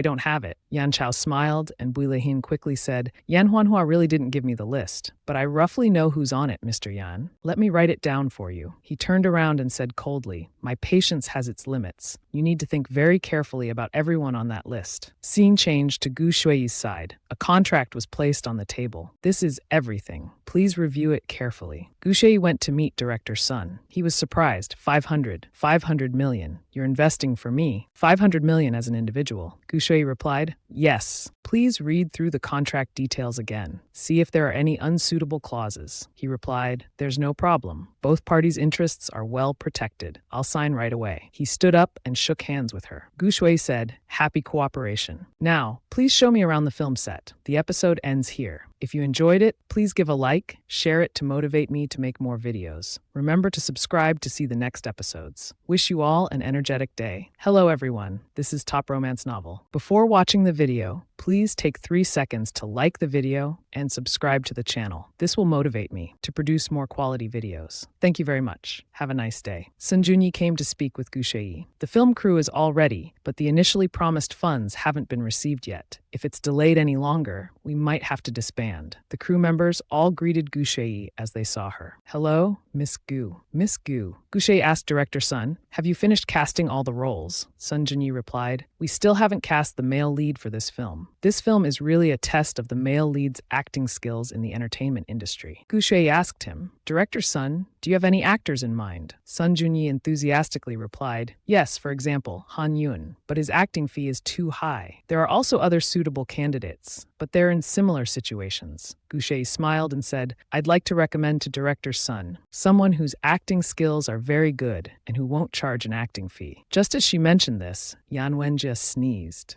Sun Junyi heard this and happily said, that's great. Bring him here tomorrow so we can meet first. After deciding on the lead role, we'll start filming. He thought to himself, the person Miss Gu recommends must be very professional and capable. Then, at the beach, the manager asked Yan Wenjie, when did you accept this role? Why is it so rushed? You don't even know the character's name. What's going on? Yan Wenjie sipped his coffee and replied, I forgot. Anyway, I want to film it. The manager sat down and told him, in the end, Dianying Dagu didn't invest in Director Sun's TV series. They originally wanted to take over this resource and have you play the male lead. But in the end, it didn't happen. Yan Wenjie took off his sunglasses and said, it must be because a few years ago, his mouth went too far. So now he's facing the consequences. Moreover, don't expect me to act in his film anymore. I'll never do it in this lifetime. The centuries' war of words began. Sun Junyi posted on Weibo, Yan Wenjie is not qualified to be an actor. He can only play simple roles. For roles that require complex inner emotions, he is completely unable to control them. Yan Wenjie retorted, what's it to you? Netizens saw this and commented, why is it like this? If you can't make any good films, don't be jealous of others. Is Yan Wenjie a bit too arrogant as an actor? Our Mr. Yuan has a lot of money anyway. The manager asked him, has Mr. Yuan met the director from the other side? Is it okay? Yan Wenjie replied, as long as their eyes aren't blind like that. Sun Junyi, it's fine. Who wouldn't want to use me? I don't even need a salary. It's mainly about supporting each other. The manager was startled. Wait, why don't you need a salary for acting? Yan Wenjie didn't answer, but took a selfie and posted it online, preparing to join a new team. At Yan Chao's company, he saw a notification. The card account ending in had withdrawn 5 million at 1711. On 11/30, 5 million. Yan Chao praised 5 million. She's really brave. Not many people have her decisiveness. The secretary asked, Mr. Yan, what's going on? Yan Chao smiled slightly and said, go, double the limit on Mrs. Yan's supplementary card. At the Yan residence, Gu Shui saw Yan Wenjie and spoke up. Yan Wenjie said, good morning. Yan Wenjie, dressed neatly, winked at Gu Shui. Sister-in-law, how do I look dressed like this to meet the director? Gu Shui, with a headache, praised, progress is always good. The two went to the film crew together. Sun Junyi welcomed Gu Shui as soon as he saw her. Welcome, Miss Gu, welcome. Yan Wenjie saw him and was startled. Why is it you? Sun Junyi was also surprised. Why is it him? Yan Wenjie shouted. I should be asking you, isn't Director Sun already washed up? Are you currently on your deathbed, making your last wishes? Sun Junyi contemptuously argued back. Even if I were on my deathbed, I wouldn't need a pretty face who knows nothing about acting. Gu Shui curiously asked, what's going on? Yan Wenjie explained to her, it's nothing, just that 2 years ago, Director Sun called me a dead fish, saying I acted without soul. The year before that, he insulted me again, calling me a vase that only relies on looks. Sun Junyi raised his voice. Miss Gu, he has no acting skills. He really has no acting skills. He can't play this character. Yan Wenjie angrily asked, why can't I play it? If I say I can act, I can act. Sun Junyi angrily replied, based on what? I'm the director. If I say you can't, you can't. Yan Wenjie laughed inwardly. I was just waiting for you to say that. Then he put on airs. Based on the fact that my sister-in-law has invested in you, so you have to listen to her. And if you listen to her, it means you have to listen to me, because she's my sister-in-law. Yan Wenjie said, then smiled smugly. Gu Shui crossed her arms and said to Director Sun Junyi, Director Sun, I've seen Wenjie's acting. His skills are not bad. If you're worried he can't grasp the character, then I'll teach him. Sun Junyi skeptically asked, is that possible? Gu Shui replied confidently, it's possible. Seeing Gu Shui's confidence, Director Sun sighed and said, all right, I trust you, Miss Gu. Let him play the lead role then. Yan Wenjie suddenly pushed up his glasses and spoke. Wait a minute, I haven't agreed yet. If you want me to agree right now, post 3 consecutive Weibo posts praising me. Sun Junyi gritted his teeth and shouted, Yan Wenjie, Wenja. Yan Wenja, relying on Gushei's support, smugly said, "Otherwise, forget it." So Sun Junyi had no choice but to post Weibo praising Yan Wenja. Yan Wenja is a genius. Yan Wenja is extremely handsome. Yan Wenja's acting skills are excellent. Netizens were shocked when they saw Director Sun's Weibo posts. What am I reading? Has Director Sun's account been hacked? Yan Wenja, give Director Sun's account back already. Director Sun, shouldn't you be filming instead of doing this? When will you make a new film? The movies in the market now are trash. Have you guys contributed to increasing box office revenue to be rushing others to film? Director Sun is cooperating with Yan Wenja now. Let's see how many people will jump into the river. So relaxing. Meanwhile, Yan Wenja was extremely happy, as if basking in the spring breeze. Having a sister-in-law is great. Yan Wenja ran after Gu Shui and asked, "Are we going home now?" Gu Shui replied, "No, we're going to the Kangkang Gallery to meet the teacher who was invited for Yan Wenhong." Yan Wenjia stood in front, putting on an extremely pitiful appearance, pretending to seek his sister-in-law's attention, saying, "Sun Junyi criticized my poor acting skills. I've never attended any formal acting school, so they've been using this to attack me." Gu Shui asked, "Do you want to hire a teacher to teach you?" Yan Wenjia wiped his tears and replied, "Not just Sun Junyi, but several others too have said I'm not worthy of acting in films. I need to hire 2 teachers, one more than Yan Wenhong to be impressive." Gu Shui nodded and replied, "I understand." Yan Wenjia waved to her. "Come home early. I miss you a lot, sister-in-law." Teacher Gu Shui has arrived. The people in the gallery greeted. Yan Tai has arrived. Yan Wenshu saw her and asked in surprise, "Sister-in-law, why are you here? Weren't you with Yan Wenjia?" Gu Shui replied, "Yes, I just came back from the film set. Is Dongye here?" The staff replied, "Lu Dong. Yes, I'll go call him right away." Yan Wenshu brought Song Yuan to introduce her. "Sister-in-law, this is my friend from abroad, Song Yuan. Don't be misled by her surname Song. She's actually not related to the Song family at all." "Hello, Mrs. Yan?" Gu Shui asked Yan Wenshu. "Abroad, did you all join the Military Language Society, right?" Yan Wenshu happily asked, "Sister-in-law, you know already." A moment later, the staff brought Lu Dong over. Mrs. Yan, Lu Dong arrived and greeted, "Hello, Miss Gu." Gu Shui asked him, "If you're not busy, Mr. Lu, could you come to the gallery with me?" The two stood in front of a painting. Lu Dong said, "The scenery outside this painting is full of vitality, but the colors are extremely heavy because the artist created this work while in the final stages of cancer. So he saw the scenery as rotten and distorted." Gu Shuiji praised, "You not only understand the techniques used in these paintings, but also know what the artist has been through." Lu Dong replied, "Paintings can reflect a person's inner world and their state of life. Artists struggling in this industry all have similar experiences. After all, life always has its uncertainties." Gu Shui asked him, "Do you know any artists like that? Those who have difficult lives but can paint very well. Could you introduce them to me?" Lu Dong replied, "Sure." Gu Shui said goodbye. "Well, I'll go first." Lu Dong replied, "Goodbye, Mrs. Yan. Take care. Please come again next time." Yan Wenshu ran to Gu Shui and said, "I'll go with you, sister-in-law." Song Yuan watched and sighed.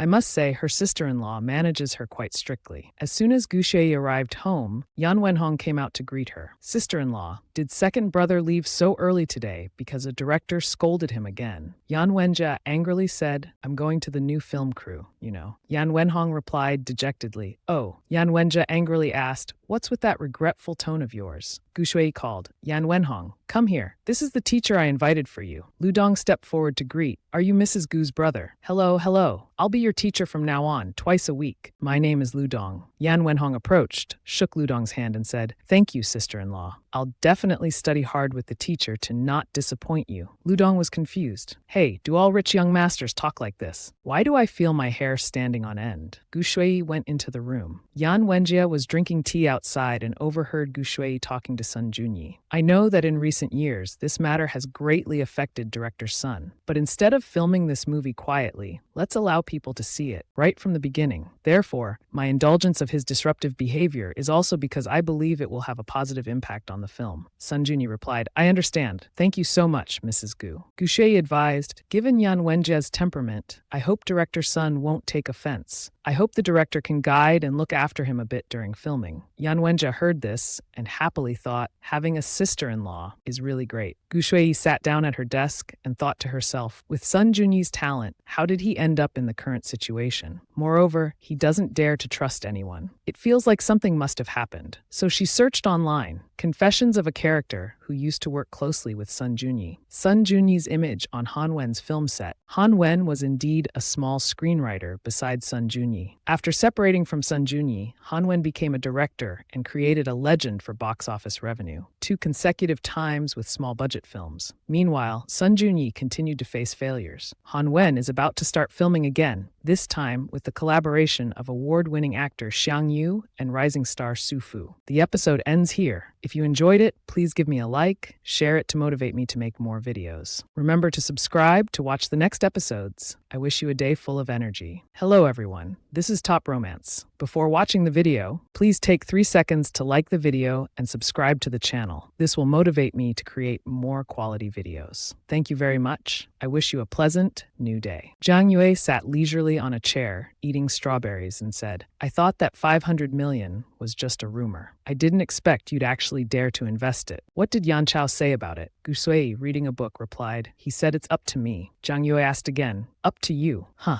don't trust that man. He's two-faced and deep. His inside and outside don't match. His thoughts are unfathomable. I've never seen anyone as cunning and vicious as him before. In short, he says it's up to you and you actually do as you please. Then the story will end with him dealing with you. Are you even listening to me? Everything I'm saying is true. Goucher, uninterested, just grunted a perfunctory, Zhang Yue continued. Actually, if Yan Chao really can't bear to lose that 600 million and gets angry with you, in my opinion, why don't you come to my Zhang family? You can teach our little brat. Gu Shui looked at him and made a questioning sound. Zhang Yue laughed awkwardly. Just kidding. Just kidding. Don't take it seriously. He stood up and said seriously, looking at her. Anyway, if Mrs. Yan argues with the Yan family over the matter between Zhang Group and Bao Xin, just tell me. If you have any issues, I'll definitely help. At this moment, Yan Chao entered the house, taking off his coat. A servant immediately approached. Sir, please let me take your coat. Yan Chao saw Zhang Yue and asked, Zhang what are you doing here? Zhang Yue replied, nothing, just casually visiting Mrs. Yan. Yan Chao then turned to ask Gu Shui, what did he say to you, madam? Gu Shui honestly replied, he warned me to be careful of you, saying you're two-faced and deep.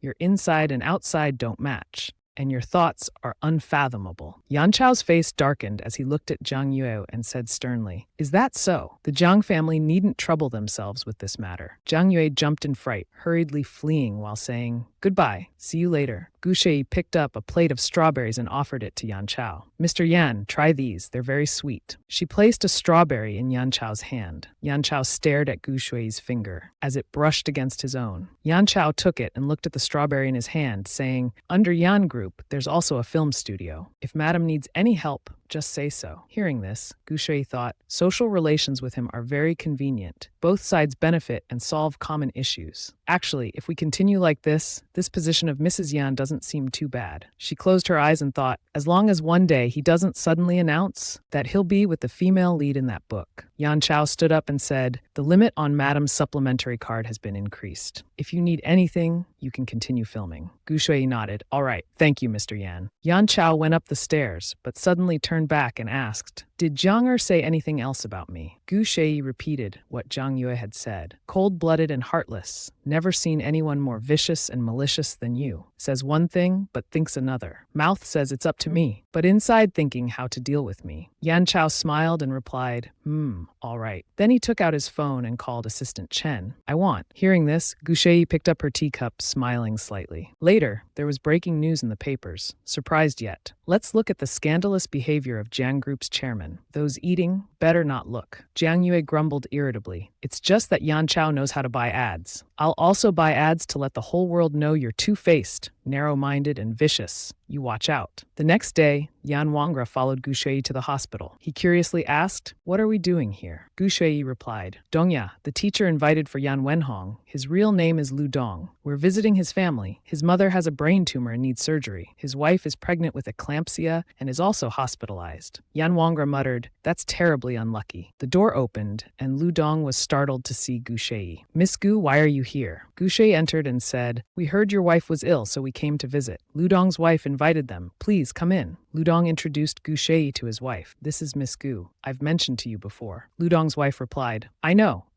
Mrs. Gu is our benefactor. Please, both of you, sit down. Ludong, quickly go and cut some apples for our guests. Ludong smiled and said, All right, I'm going now. Ludong's wife then told Gu Shui, 2 years ago, Ludong and I had very little money. We could only afford apples for fruit. He learned to cut apples that were both crisp and beautiful. Plus, apples aren't expensive. In a moment, please try some and see. I heard from Ludong that you sold his paintings for a very good price. Suddenly, he earned quite a bit of money. It all went to pay off our previous hospital bills. She wiped her tears and held Gu Shui's hand, continuing, You are Ludong's benefactor, our family's benefactor. I really don't know how to thank you enough. Yan Wangra was startled. Ludong's wife suddenly had a seizure while speaking. Her whole body was in pain. Gu Shui and Yan Wangra quickly stood up. At this moment, Ludong came in and dropped the plate of apples when he saw his wife seizing. He trembled, calling out, Wife! Gu Shui calmly pressed the emergency button and told Ludong, Hold her. Don't let her hurt herself. Doctors and nurses immediately rushed in, saying, Please make way. Yan Wangra was startled by the scene before him. Why is this happening? She was fine just a moment ago. Ludong sat down beside the hospital bed and said, This illness keeps recurring. We really don't know how much longer she'll have to endure this. Gu Shui approached and handed Ludong a business card. Ludong asked in surprise, What's this? Gu Shui replied, It's Yan Corporation's hospital. If you call this number, someone will make arrangements for you. Ludong trembled. Thank you. Really thank you. Yan Wangra stood silently behind. Meanwhile, Assistant Chen answered a phone call saying, All right, that's fine for now. Just go home and wait for news. Yan Chao, holding a teacup, asked, A personal call? Usually you don't take personal calls at the office like this. Assistant Chen replied, It's not exactly a personal call. It's from the former madam. For convenience, I left my number with her. Yan Chao asked curiously, Did she need something from you? Assistant Chen answered, The madam wants to use some of Yan Corporation's medical resources for treatment. I guess she's trying to do another good deed. Yan Chao spoke up. She's the madam of the Yan family. What resources of the Yan family can't she use at her own discretion? Why does she need to call you privately? Assistant Chen replied awkwardly, Yan Corporation's resources. The Gu family members can't use them. You said so before, sir. Yan Chao retorted. She's not a member of the Gu family. She's a member of the Yan family. Assistant Chen thought to himself, You didn't say that before, sir. Outside, a logistics staff member, Zhang Da, said to Gu Shui, CEO, Zhang personally called to say you're coming soon. He wants you to take a look. Gu Shui replied, We won't go in. Just a casual tour around will do. Please continue with your work. The staff member nodded. All right, please look around. Call me if you need anything. Yan Wangra, seeing this, was curious. Why did you call Zhang? He's a fierce competitor of Yan Corporation. Gu Shui replied, Isn't that perfect? We should take advantage of our rivals, shouldn't we? Yan Wangra laughed. Makes sense. We can't waste an opportunity to use them. But what are we doing here? Gu Shui pointed to a worker carrying goods and said, Look over there. See if you can notice anything. A worker standing on a truck asked, Shangao, it looks like it's about to rain. Why don't you go get a raincoat? The person below replied, It's just rain. I'm not afraid of rain. Suddenly, he tripped and fell. His colleague asked worriedly, Are you okay? Do you need a hand? Yan Wangra asked Gu Shui, Does that person have difficulty walking? Gu Shui replied, Keep watching. It started to rain. The worker got up and said, It's fine. Today at the residential area entrance, a lady gave me a bottle of milk. His colleague laughed and asked, Why would someone give you milk? You're a grown man. No one can tell there's anything wrong with you. He nodded, blushing slightly. Yan Wangra pulled down his mask and asked Gu Shui, Is that person not normal? Gu Shui explained, He had a high fever as a child that affected his brain. When he was young, his mother used to scold him. You crazy thing. You're really not right in the head. Gu Shui continued, Life indeed has countless pains that can't all be counted. Gu Shui sat down, looking at a flower growing on the road, and said, Don't you see? The flower growing from the rubble is so beautiful. Yan Wangra suddenly remembered the worker's smiling face as he held out his hand to catch the rain. I like the rain. Yan Wangra turned and asked her why. Gu Shui replied, For no particular reason. To fall into suffering yet still live earnestly is the appearance of most ordinary people. Perhaps you feel your life has no meaning, but for an ordinary person, it has its own great significance. The story ends here. If you enjoyed it, please give me a like, share it to motivate me to make more videos. Remember to subscribe to see the next episodes. wishing you an energetic day. Hello, I'm Top Romance here. Before watching the video, please take 3 seconds to like the video and subscribe to the channel. This will motivate me to produce more quality videos. Thank you very much. Have a nice day. Gu Shui smiled and said, maybe for you, this life seems meaningless, but for some ordinary people, it's very meaningful. Yan Wangger was stunned hearing this. He thought to himself, is this the answer I've been looking for? Suddenly, Gu Shui said, it's noon. Let's go eat. Yan Wangger snapped back to reality and asked, so are we going anywhere else after that? Gu Shui replied, you'll know when the time comes. The next day, Gu Shui took Yan Wangger to a general store. The next day, they went to the racetrack. Then they visited the Great Wall. On the last day, Yan Wangger looked at his phone screen. Gu Shui had posted on her social media with the words, class is over. At this moment, Yan Wanshu woke up. As soon as he saw Gu Shui, he ran over calling, sister-in-law. I thought you and Yan Wangger had run away. Where's Yan Wangger? Gu Shui replied, he's in the hospital. Yan Wanshu heard this and was curious. Has he finally been hit with acid? Couldn't take it anymore, right? Gu Shui replied, it's due to his fear of heights. You should respect your brother. Yan Wanshu grumbled, Just then, Yan Chao came out asking, Madam, you're back. Why didn't you inform me beforehand? Yan Wanshu immediately hid behind Gu Shui, whispering, sister-in-law, I'm going back to sleep. Then he quickly ran away. Yan Chao turned to ask Gu Shui, did you call Zhang Ni? Gu Shui nodded, yes. Yan Chao continued asking, did you also call Zhang Shangsheng? Gu Shui nodded again. Didn't you call me? Yan Chao replied, yes. Gu Shui said, it's because Yan Corporation doesn't control every place. Yan Chao smiled. It seems the scope of Yan Corporation's activities is still not large enough. Madam, let's have breakfast first. They went to the dining table. Gu Shui asked about the companies under Yan Corporation. Are there any companies that are blind alleys? Yan Chao replied, there are a few companies that are, and there are some that aren't. I'll send someone to rectify it. Gu Shui said, oh, that's right. Recently, it seems Song Corporation is facing a financial crisis. Yan Chao was startled. How does Madam know? Gu Shui replied, while I was away, Shihua's third daughter-in-law called me up to 5 times recently. I discovered when I swipe my card to buy things, my phone receives a notification by text message. Mr. Yan, do you also receive notifications when I make purchases? Yan Chao replied, yes, I do receive them. Madam buys anything from clothes, cosmetics, sugar, spicy noodles, cookies, or ice cream. I receive notifications for all. Gu Shui was stunned hearing this. Everything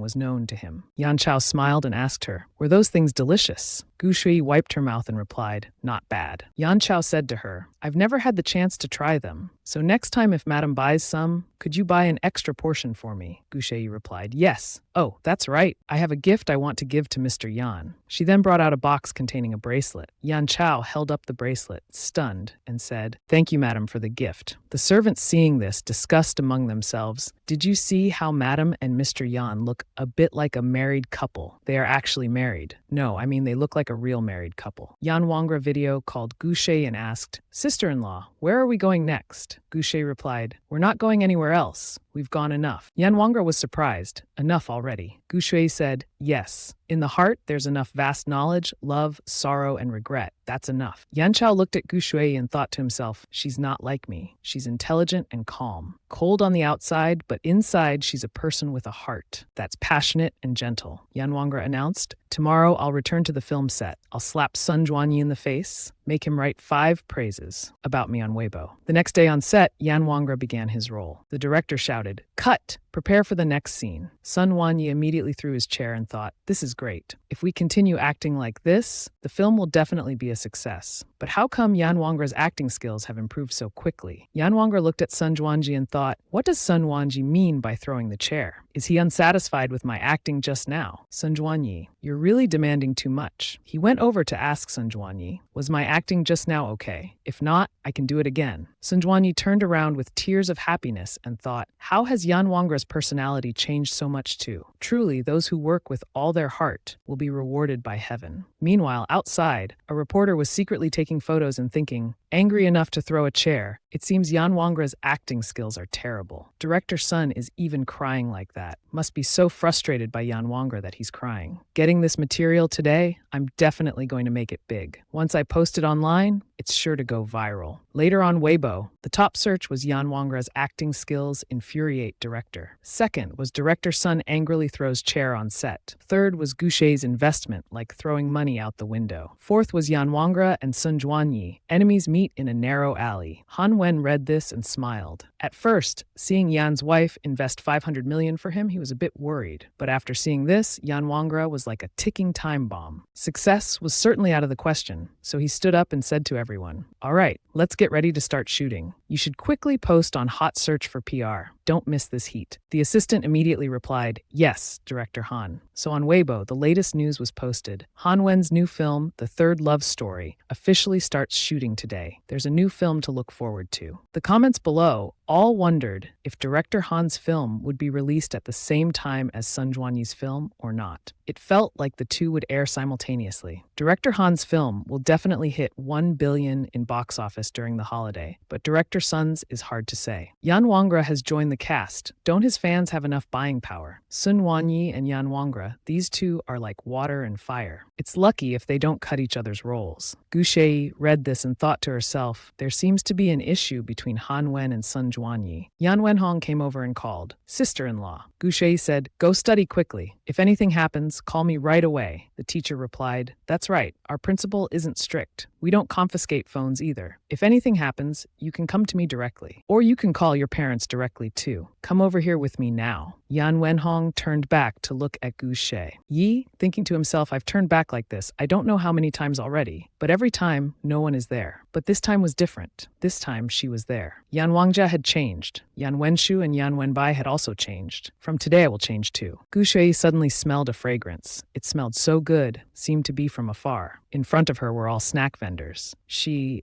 called the bodyguards, who immediately responded. "Please give us your instructions, madam." Gu Shui said, "You go get this, and you go get that. Later, we'll meet at the ice cream cone shop." A moment later, she asked again, "Are you sure we didn't miss any shops?" The bodyguards assured, "Madam, we've bought from all of them." Gu Shui nodded. "Then let's go back." Suddenly, she passed by an ice cream shop. She looked at the shop, then at the ice cream cone in her hand, as if thinking about something. At the villa, a servant tremblingly said, "Sir, Master Yan Chao has returned in a bad mood. The living should stay away." Suddenly, he asked, "What's that smell?" The servant replied, "It's madam." Yan Chao looked at her. At this moment, Gu Shui was sitting reading a book. The table was full of food containers of various sizes. Seeing Yan Chao, Gu Shui gently closed her book and spoke, "I bought some food back for President Yan. Some hot, some cold. I'm not sure how it will taste. Would you like to try?" The episode ends here. If you enjoyed it, please give me a like, a share to motivate me to make more videos. Remember to subscribe to watch the next episodes. Wishing you an energetic day. Hello everyone, I'm Top Romance here. Before watching the video, please take 3 seconds to like the video and subscribe to the channel to motivate me to make more quality videos. Thank you very much. Have a nice day. Yan Chao rolled up his sleeve, picked it up and asked, "What's this?" Gu Shui opened the plastic bag, took out the food and said, "It's spicy sour noodles." Yan Chao picked it up to eat. Gu Shui immediately asked, "How is it?" Yan Chao promptly coughed. The servant anxiously said, "The master's diet is always supervised by nutrition experts. He can't eat food that's high in oil, fat, and salt like this." Gu Shui, with an experienced expression, handed bubble tea to Yan Chao and said, "Drink this. It will neutralize that." The servant continued to protest unsuccessfully. The master can't eat food with too much sugar. If he gets sick, it will certainly be very troublesome. These things are like major enemies. Yan Chao, in an awkward position, wiped his mouth and replied, "My stomach isn't that weak. Just now, I was just not used to it." Seeing Yan Chao drink the bubble tea, Gu Shui, with sparkling eyes full of expectation, asked, "How do you find the taste?" Yan Chao thought to himself, "She seems to be eagerly awaiting my reaction," so he replied,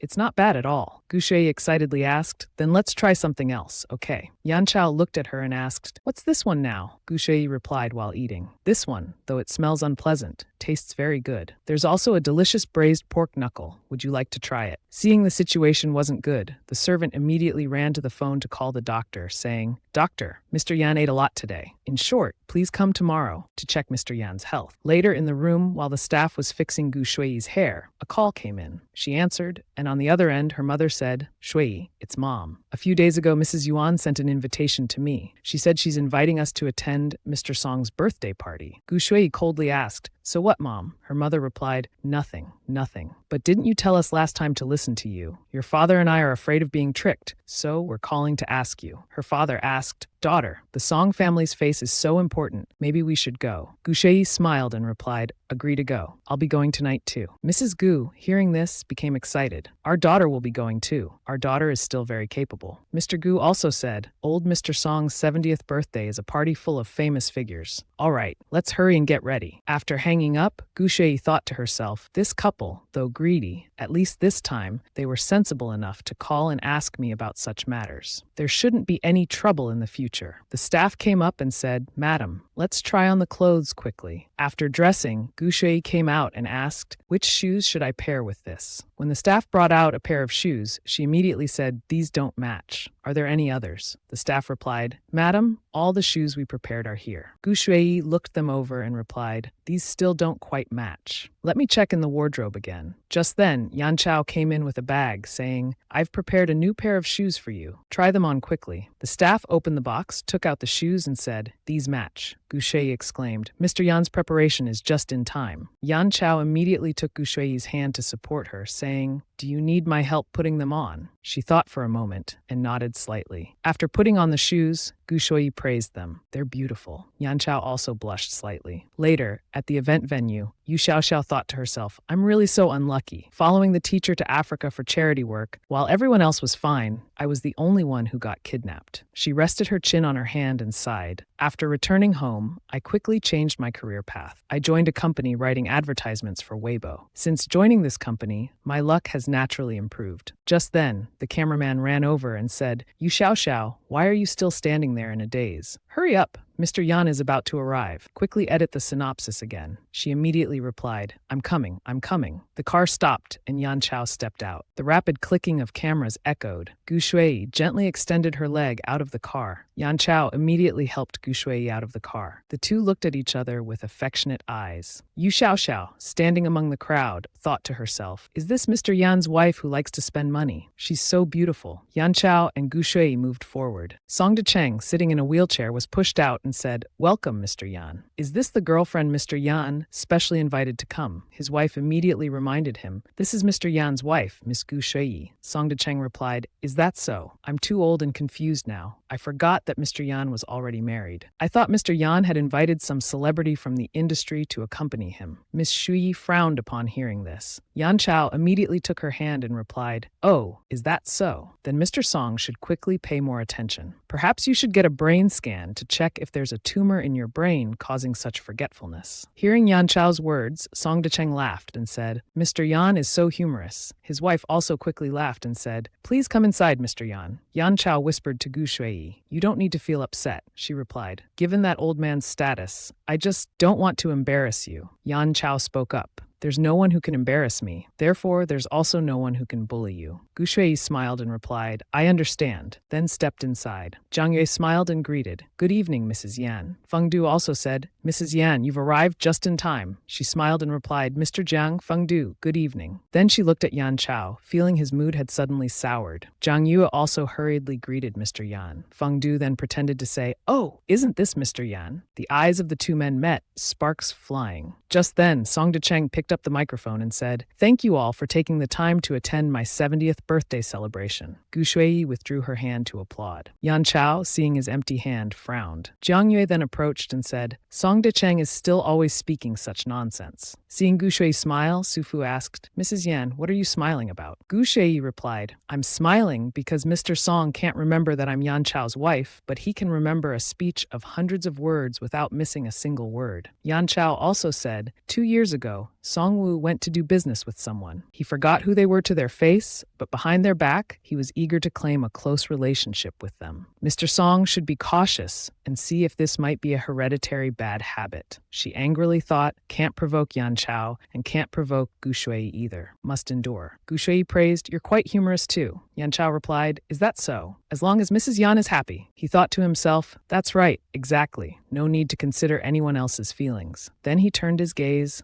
towards Zhang Yue and Feng Du. For some reason, he suddenly felt very uncomfortable inside. Zhang Yue suddenly shivered and said, is the air conditioning set too high? Why do I feel so cold? Feng Du replied, it's because someone is looking at you with bullet-shaped eyes. That's why. Song Decheng approached and said, please, everyone, take your seats. It seems Mrs. Yan has never met the Song family members before, right? Let me introduce them briefly. This is my most talented son, Song Jing. Song Jing came forward to greet Mrs. Yan. Then Song Decheng Cheng continued, and these three are Song Wen, Song Lin, Song Lin. At this point, Yan Chao interrupted. That's enough. No need to introduce the rest. Song Cheng nodded. All right, then everyone please take your seats. Gu Shui looked at Song Wu, thinking of what Chen Yujin had said. The younger sister of Huailin High School's principal is the mistress of the Song family's illegitimate son. It must be him, right? Su Fu approached Song Cheng and asked, Foster father, can't I sit at this table? I want to sit near Mr. Yan. Song Cheng smiled and said, don't be spoiled. Mrs. Yan is here today too. Song Cheng introduced, this girl's name is Su Fu. A few years ago I met her at Xihua, felt a connection, so I adopted her as my daughter. She greatly admires Mr. Yan. Su Fu followed up saying, Mr. Yan, I truly admire you very much. I can recite all your achievements by heart. Gu Shui smiled and asked, so, do you want to write his biography? At the same time, Yan Chao also said, so, you want to write my biography. Seeing the two speak in such perfect unison, Song Cheng and his daughter were startled. Yan Chao looked at Gu Shui with a smile. Zhang Ye, sitting to the side, snorted. The way this couple talks is scary. They even insult people in unison. He thought to himself, it's irritating to look at. She should have been mine. Su Fu said shyly, I heard Mrs. Yan is investing in a film. I also have a new film that just started shooting. Perhaps when the time comes, it might air alongside Mrs. Yan's film. I hope everyone will support it then. Gu Shui gave a cold laugh, thinking it was the first time she'd seen someone so bold, daring to step on her face like that. Then Yan Chao and Gu Shui simultaneously asked, what genre of film? Su Fu immediately ran to Yan Chao's side and said, it's a low-budget romantic comedy. Mr. Yan, are you interested in this? Yan Chao replied, not interested. Gu Shui then asked, how much is the investment? Su Fu answered, the capital is small, only 80 million. Gu Shui crossed her arms and said, I admit, that is little. Is your film crew really that poor? Su Fu, embarrassed by this comment, frowned. She thought to herself, you invested 5 billion in a washed-up director. What's there to be so proud of and act superior about? Everyone outside is saying she treats money like trash, yet she dares to mock me. So she said, of course, it can't compare to Mrs. Yan's investment. As it's your first time investing in a film, Mrs. Yan probably doesn't understand yet. Nowadays, with little capital, you can still achieve high box office returns. As long as you choose a good director, there's no need to worry about box office performance. As she tried to move closer, Yan Chao stepped away. He asked pleasantly, what kind of film is Mrs. Yan investing in? Gu Shui replied, a blockbuster. Isn't Mr. Yan not interested in films? Yan Chao answered, a blockbuster that Mrs. Yan invests in is different. Feng Du also chimed in. When will it be released? I'd like to see this blockbuster. Zhang Yue also said, Mrs. Yan, have you considered multi-channel distribution for the film? If you need help, just let me know. Others also chimed in simultaneously. We're usually very busy, so we've never watched blockbusters before. That's right. When the time comes, we'll definitely support you together. Mrs. Yan, do you need more investment? I'm ready to co-invest. Gu Shui replied, I don't need it, but you can invest more in her film. Her acting fee is so low, it's pitiful. Yan Chao smiled and said, that's right, Mrs. Yan has plenty of money. Su Fu, angered to the point of trembling with tears in her eyes, said, thank you, Mrs. Yan. She cursed inwardly. What the hell is going on? I originally wanted to get acquainted with the big shots, but why does it look like I'm begging at their table? Reporters quickly took photos,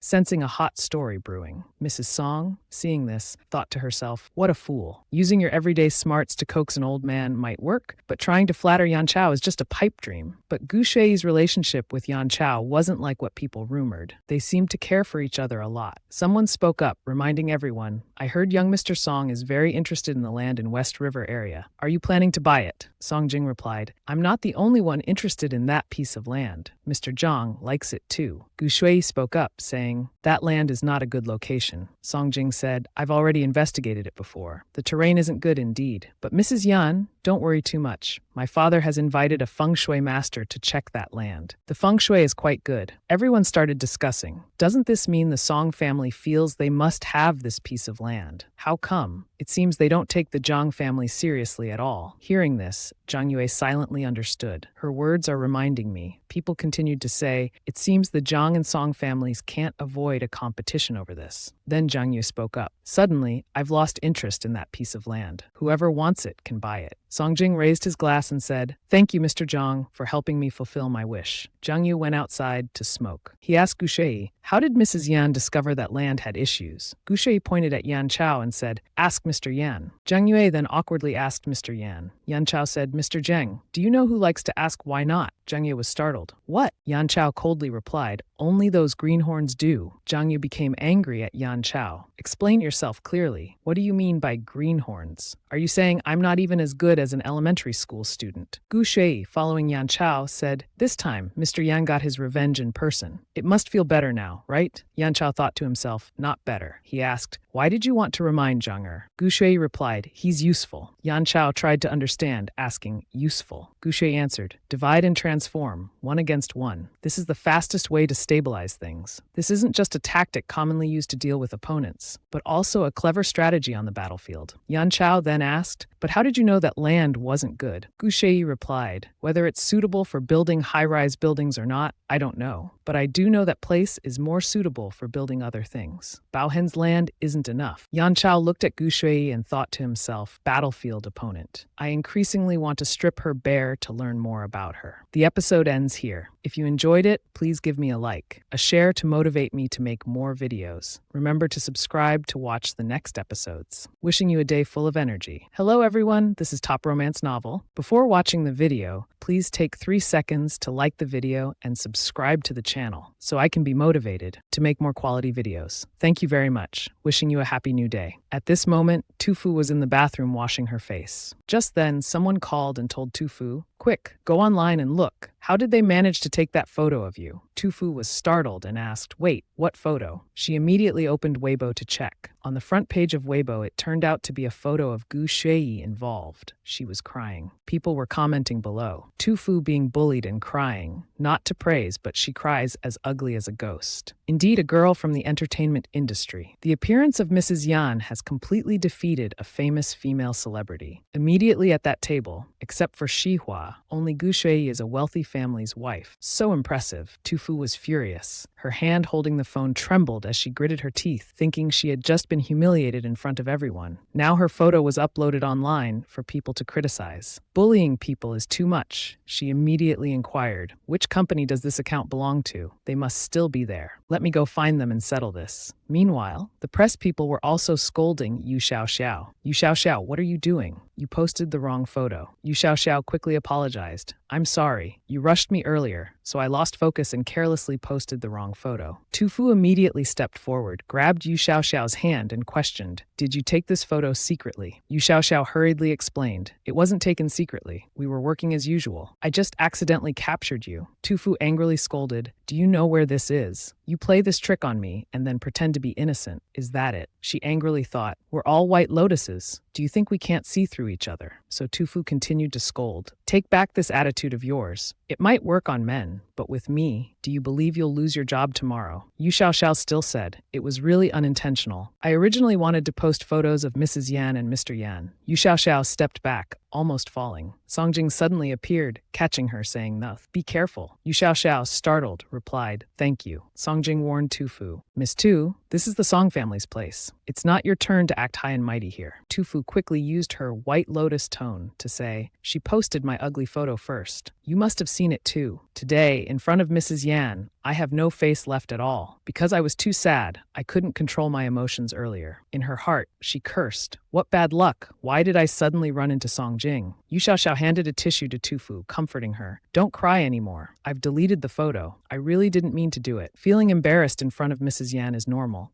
I feel the same way." Tufu took the tissue, gritting her teeth, thinking, offering tissues too, beating around the bush to say, "I'm not as good as Gu Shui. Has this White Lotus's brain died, or is this a higher level tactic?" Songjing turned and said a sentence. "It seems Miss Tu's heart isn't as generous as this girl's." Then Tufu turned around angrily, called someone, asking if they had a backup of that photo. "That office has deleted the photo. Edit it and repost it. I don't care how you do it. Just guide public opinion to focus on Gu Shui making me cry. Do you need me to tell you what Gu Shui said? Connect with those low-budget directors, and you can make it viral. If you can't even do this simple task, then go back to your mother." Gu Shuimin approached the party and started to mingle. "Is this Mrs. Zheng? I'm Gu Shuimin, and this is my wife." Mrs. Zheng frowned and said, "Never heard of Gu Shuimin." The two Mrs. Gu then introduced, "Our daughter is Gu Shui, Mrs. Yan." The other ladies immediately changed their attitude. "Oh, it's Mrs. Yan's parents. We were just chatting about Junyu Society. We wonder if Mrs. Gu is interested in joining Junyu Society or not." Mrs. Gu asked in surprise, "Really? Gu Shuimin grunted. Mrs. Gu quickly said, But let me think about this and get back to you later. She thought to herself, I almost forgot to report this to my daughter. Then Mrs. Zheng immediately called Mrs. Song to report. It's strange. Gu Shui acts superior because her husband is Yan Chao. But why does Gu Shuimin's wife seem hesitant? Could it be they're not receiving enough benefits? Mrs. Song continued. The Gu family is a typical bloodsucker, but they're short-sighted. Bring her into our circle first. Let her experience some convenience. Gu Shuimin looked at his phone and sighed. Our daughter's name is still very useful. Even Junyu Society sent an invitation. Mrs. Gu replied, relying on our daughter like a big tree will surely not lack good things in the future. Then Gu Shui was outside when Gu Shuimin called. Gu Shui, I have something to tell you. Did you give your father some benefits? Gu Shui replied, if you don't speak, I'll hang up. She listened to Gu Shuimin speak, thinking, Xihua is learning from Bui Liying. It seems they're planning to target those without brains in the Gu family. After thinking, she said, agree to it. Benefits will come soon. If anything happens, call me right away. At this moment, Songwu approached and called Gu Shui. Gu Shui turned and replied, yes, brother. Songwu smiled and said, Gu Shui, have you ever thought that one day you'd be standing on the boundary of my Song family? Gu Shui closed her eyes and replied, indifferently, those who walk at night will eventually meet ghosts. Songwu stepped closer and asked, where's Yan Chao? How convenient that he's not by your side. Gu Shui crossed her arms and said, if he were here, would you dare to approach? Gu Shui looked at him contemptuously and continued, I used to wonder, when would the backing behind Huaining High School be personally handed over to me? Songwu then stepped forward and grabbed Gu Shui's hand, angrily asking, you think this is Yan Chao? How dare you speak to me so crazily? Gu Shui, if you cause trouble, you must pay for it. Seeing Gu Shui look towards the camera, Songwu laughed loudly. Ha! Ha ha! Don't bother looking. There's no one in the control room to observe anymore. Consider yourself unlucky. Gu Shui looked around and coldly asked, is that so? Songwu happily said, now you're scared, but it's too late. Let me think how to punish you.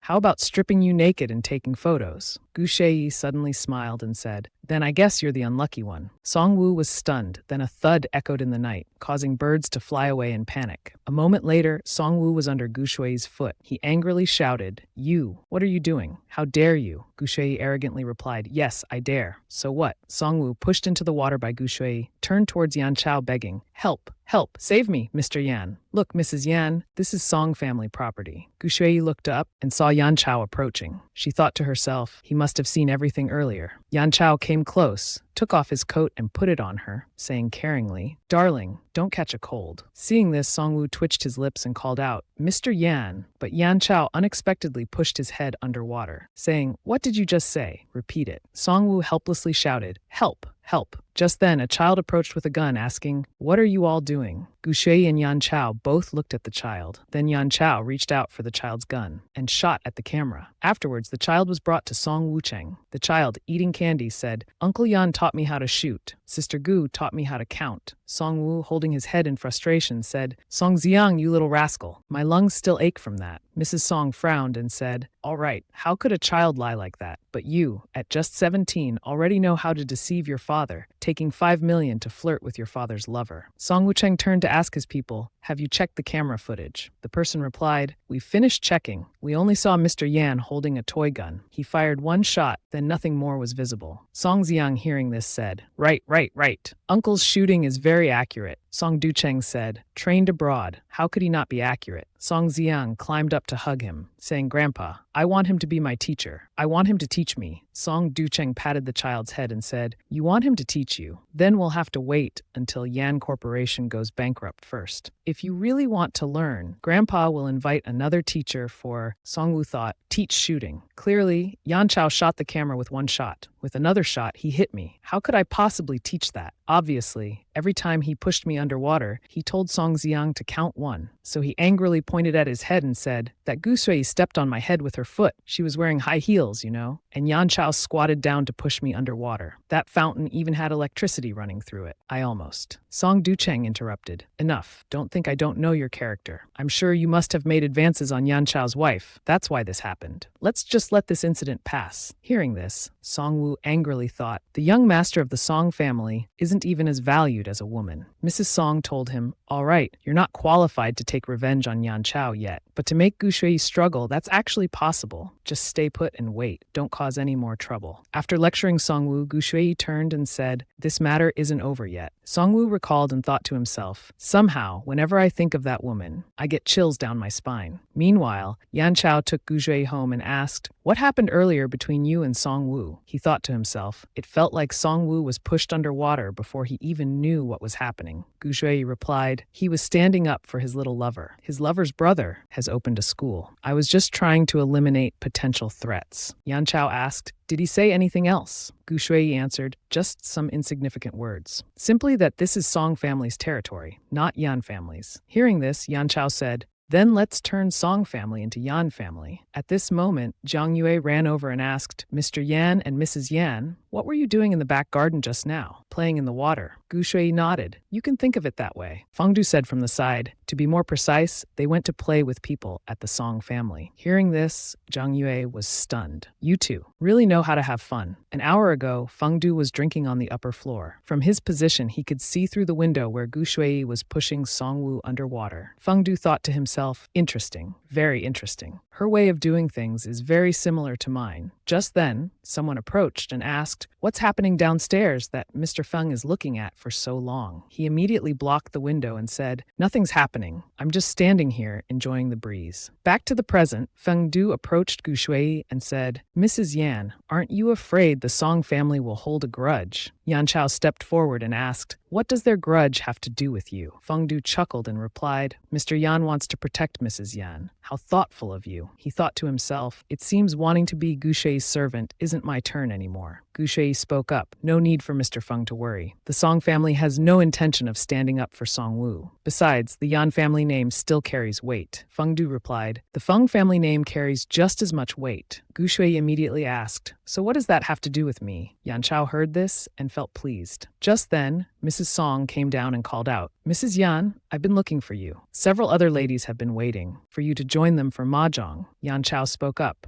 "My dear wife doesn't know how to play mahjong." Gu Shui smiled and said, "It's all right, I can give it a try." Then she and Yan Chao followed Mrs. Song upstairs. The ladies saw her and said, "Mrs. Yan, come join us quickly." Mrs. Song spoke up, "Mrs. Yan doesn't know how to play very well. Please be considerate, everyone." The other ladies understood and replied, "We understand. We'll go easy on Mrs. Yan." Yan Chao whispered in Gu Shui's ear, "Just play with ease. Even if you lose a few 100 million, it's fine. We'll take it from the Song family anyway." Gu Shui replied, "Thank you, Mr. Yan." Mrs. Song thought to herself, "Is Gu Shui really a novice? Mr. Yan is certainly generous with money. Thinking about it, with this amount of money, the future looks very promising. How exciting. We can both take money from the Yan family and step on their reputation too." So Mrs. Song glanced at everyone and said, "Two dots." The other ladies also said, "Two dots." But Gu Shui said, "Who?" She had won and reached out for the money. Mrs. Song frowned at this. "Is there a problem with my luck today? Or perhaps it's just the first round so everyone is still being polite." Another round and Gu Shui called out, "Who?" again. One of the ladies angrily asked, "What? How is this possible?" Gu Shui replied, "It must be good luck. Shall we play again?" In the following rounds, she kept calling Hu, winning hand. Then she said to everyone, "Please have someone record the score. Accumulating so much money makes me feel like a nouveau rich." Mrs. Song frowned at this. Wasn't Gu Shui supposed to not know how to play mahjong? Could it be she deliberately pretended to be a pig to eat the tiger? Another lady gritted her teeth and asked, "Didn't Mrs. Yan say she was a beginner? How does her playing style resemble that of a seasoned expert? Don't tell me you're intentionally playing us." Gu Shui smiled and replied, "That's right. I am indeed a beginner. I must thank you three. While playing with you, I've learned a great deal." That lady became angry, thinking this was truly a huge loss of face. Next time, I must definitely get the money back from the Yan family. Meanwhile, Gu Shui looked up and asked Yan Chao, "I've helped Mr. Yan save money. No need to be polite." Yan Chao smiled, thinking he had underestimated her too much. Her mahjong skills might not be good enough, but she's capable of crushing others like this, so there's no chance for him to get money from the Song family anymore. The bosses nearby also praised, "Mrs. Yan is so formidable, a true heroine in a red dress." Shui replied, "It's just playing cards. How can that make me a heroine in a red dress?" The other bosses then asked, "Mrs. Yan, would you like to try playing cards with us?" Come, let's give it a try. We'd like to discuss the game with Mrs. Yan. So Gu Shui stood up and replied, all right, let's try. Gu Shui recalled her past life, thinking to herself, in my past life, when playing with the princess consort, the crown princess couldn't win. I had to arrange the cards for others to win, without revealing any flaws. I wonder how much more complex this will be. After a while, she called Hu, winning hand. Song Cheng heard this and praised Mrs. Yan for being so lucky. You've won again. Another boss then said, this can't just be luck anymore. Clearly, Mrs. Yan is an expert. But why didn't we know before that Mrs. Yan was so skilled at mahjong? Gu Shui replied, no one asked me before. Then she turned to ask the scorekeeper, how much money has been recorded? The person answered, 75 million, ma'am. Gu Shui exclaimed, Mr. Song is so generous. You play bigger than the others. Song Decheng smiled and said, today we must let Mrs. Yan play comfortably. Let's continue. Mrs. Song frowned. Song Decheng still thought he was like in the old days, spending money like water. The Song family now earns more money because of the Hongxing Fund, a money-making machine. And this is also what I've worked hard to earn. But Guye has won so much money. Why doesn't Yan Chao look happy at all? The scorekeeper kept calling out, 80 million, 98 million. One boss wiped his sweat and withdrew first. Sorry, Mrs. Yan. Enjoy your game. I have some business to attend to. The scorekeeper continued to call out 110 million. This time, Mrs. Yan wins again. Now Mrs. Yan has won a total of 120 million. Want to continue? Another boss said, for this round, I'll use my shares to play a big game. Gu Shui replied, this isn't a casino. We're just playing for fun. Those shares would be of no use to me, even if I took them. You should keep them. Hearing this, everyone started discussing. Mrs. Yan really knows how to conduct herself. She's even better than Mrs. Song was back then. She knows when enough is enough and doesn't make enemies. That's right. Yet outside, they keep saying she's capricious and willful. That boss heard this and smiled, saying, I was momentarily confused earlier. Thank you, Mrs. Yan, for the reminder. Gu Shui held up her phone and said, I've received your payments. Let's call it a day. Song Decheng smiled. Mrs. Yan, it's only 10 p.m. How about we play something else? Gu Shui replied, it's not early anymore. I have a habit of sleeping early. We'll play again with everyone next time. Yan Chao nodded and said,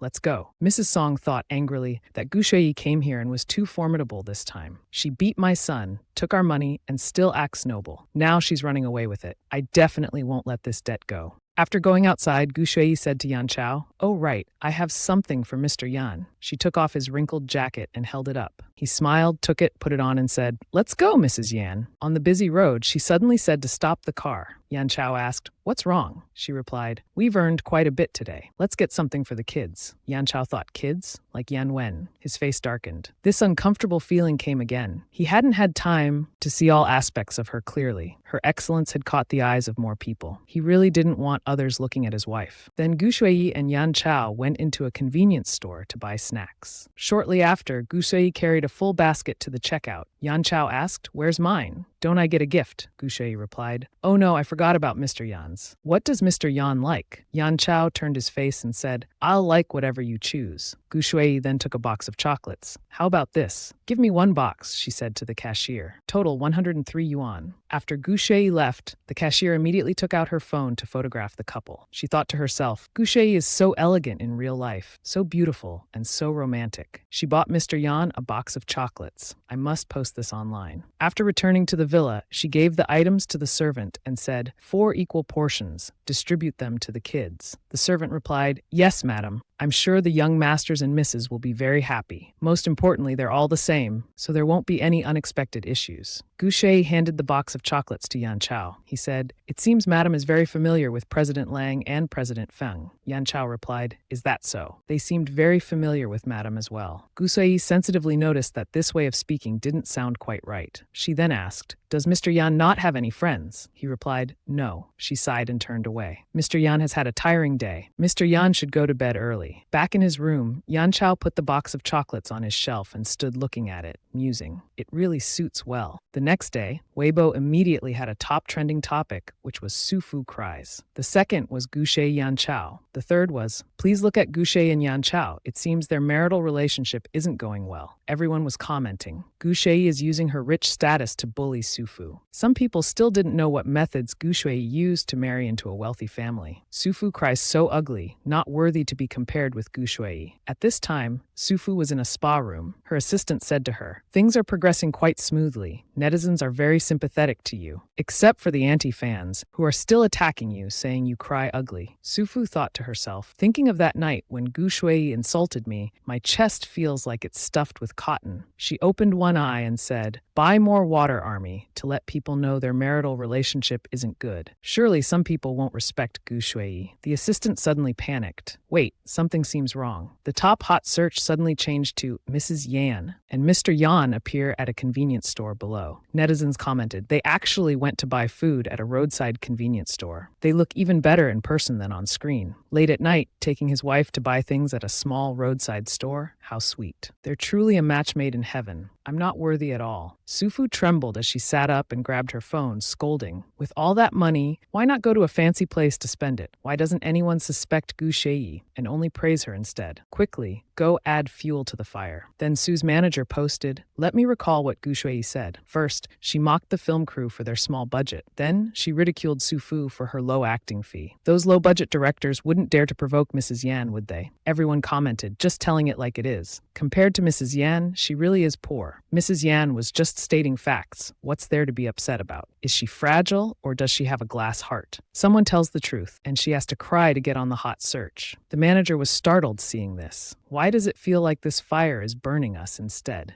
Meanwhile, at the Yan family, Gu Shui said to Mrs. Gu, "Mother, you can go wherever I take you. Unless you have the upper hand, then invest 10 million in Hongxing. But if you want to use this money externally, tell them to provide a list. Just say it's your first investment, so you're afraid of losing money." Mrs. Gu replied, "All right, I'll listen to you." Gu Shui continued, "Unless this money is invested externally, I'll give you the 6 million yuan jade ring I won at the auction." Mrs. Gu happily said, "Wonderful, thank you, Shui. Well, I'll go take care of it now." Gu Shui noticed a book on the table. "I've never seen this before. Is this book Mr. Yan's?" The book was titled "The Strong Don't Need Friends." She looked at it and said, "Childish." Then she called Secretary Chen and said, "Secretary Chen, help me donate 50 million from the gambling money to the fund. Also, check your bank card. I've transferred 200,000 yuan to you as a thank you for your help during this time." Secretary Chen replied, "Madam, you're too kind. I'll take care of it for you right away." Yan Chao suddenly appeared, frowning, and asked, "It's Madam again. What did she say?" Secretary Chen sweated and replied, "She asked me to help process charity funds and paid me for it." Yan Chao then asked, "Does Madam call you often?" Secretary Chen answered, "Not too often, just occasional text messages." Yan Chao trembled with anger hearing this. Why does she contact Chen Yujin for everything big and small, while my phone doesn't have a single message from her? He picked up his coffee cup and said, "Put the report on the desk and you can leave work now. After work, don't answer personal calls anymore. No text messages either." As Secretary Chen left, he thought to himself. Suddenly, he felt a chill down his spine. Just then, a girl rushed in shouting, "Mr. Yan." Another secretary hurriedly ran in and told Secretary Chen, "This girl just barged in like this. Should we call security?" The girl said, "Mr. Yan, I need to talk to you about your wife. She was Hu Wuxin, Yan Wenhong's birth mother." Hu Wuxin angrily said to Yan Chao, "Your father made it very clear before. Each person raises their own child. The money would be allocated from Yan Corporation's budget, but now Gu Shui is taking care of Yan Wenhong. Isn't this going to cause internal chaos?" Yan Chao replied, "I can't just listen to your side, Mrs. Hu. I need to call my beloved wife first." Hu Wuxin said, "Go ahead, Mr. Yan. I'm not lying." He called Gu Shui and said, "Madam, Hu Wuxin came to me saying that you arranged for Yan Wenhong to enter a new school. Regarding this matter, my father had stipulated that each person raises their own child." Gu Shui replied, "If you raise a child with such distorted values, what kind of person will they become in the future? Yan Wenhong will not be handed back to her anymore. The Yan family can't bear this injustice." He thought to himself, her tone of voice sounds like she's rectifying the Yan family, including me in the process. So he replied, "I understand. Madam, do you often call Chen Yujin?" She replied, "Whenever I need Secretary Chen's assistance, I'll call him to find him. Is there a problem?" Yan Chao said, "No, nothing. There are some things Chen Yujin can't handle. For example, the matter of Yan Wenhong's custody. I'll resolve it decisively."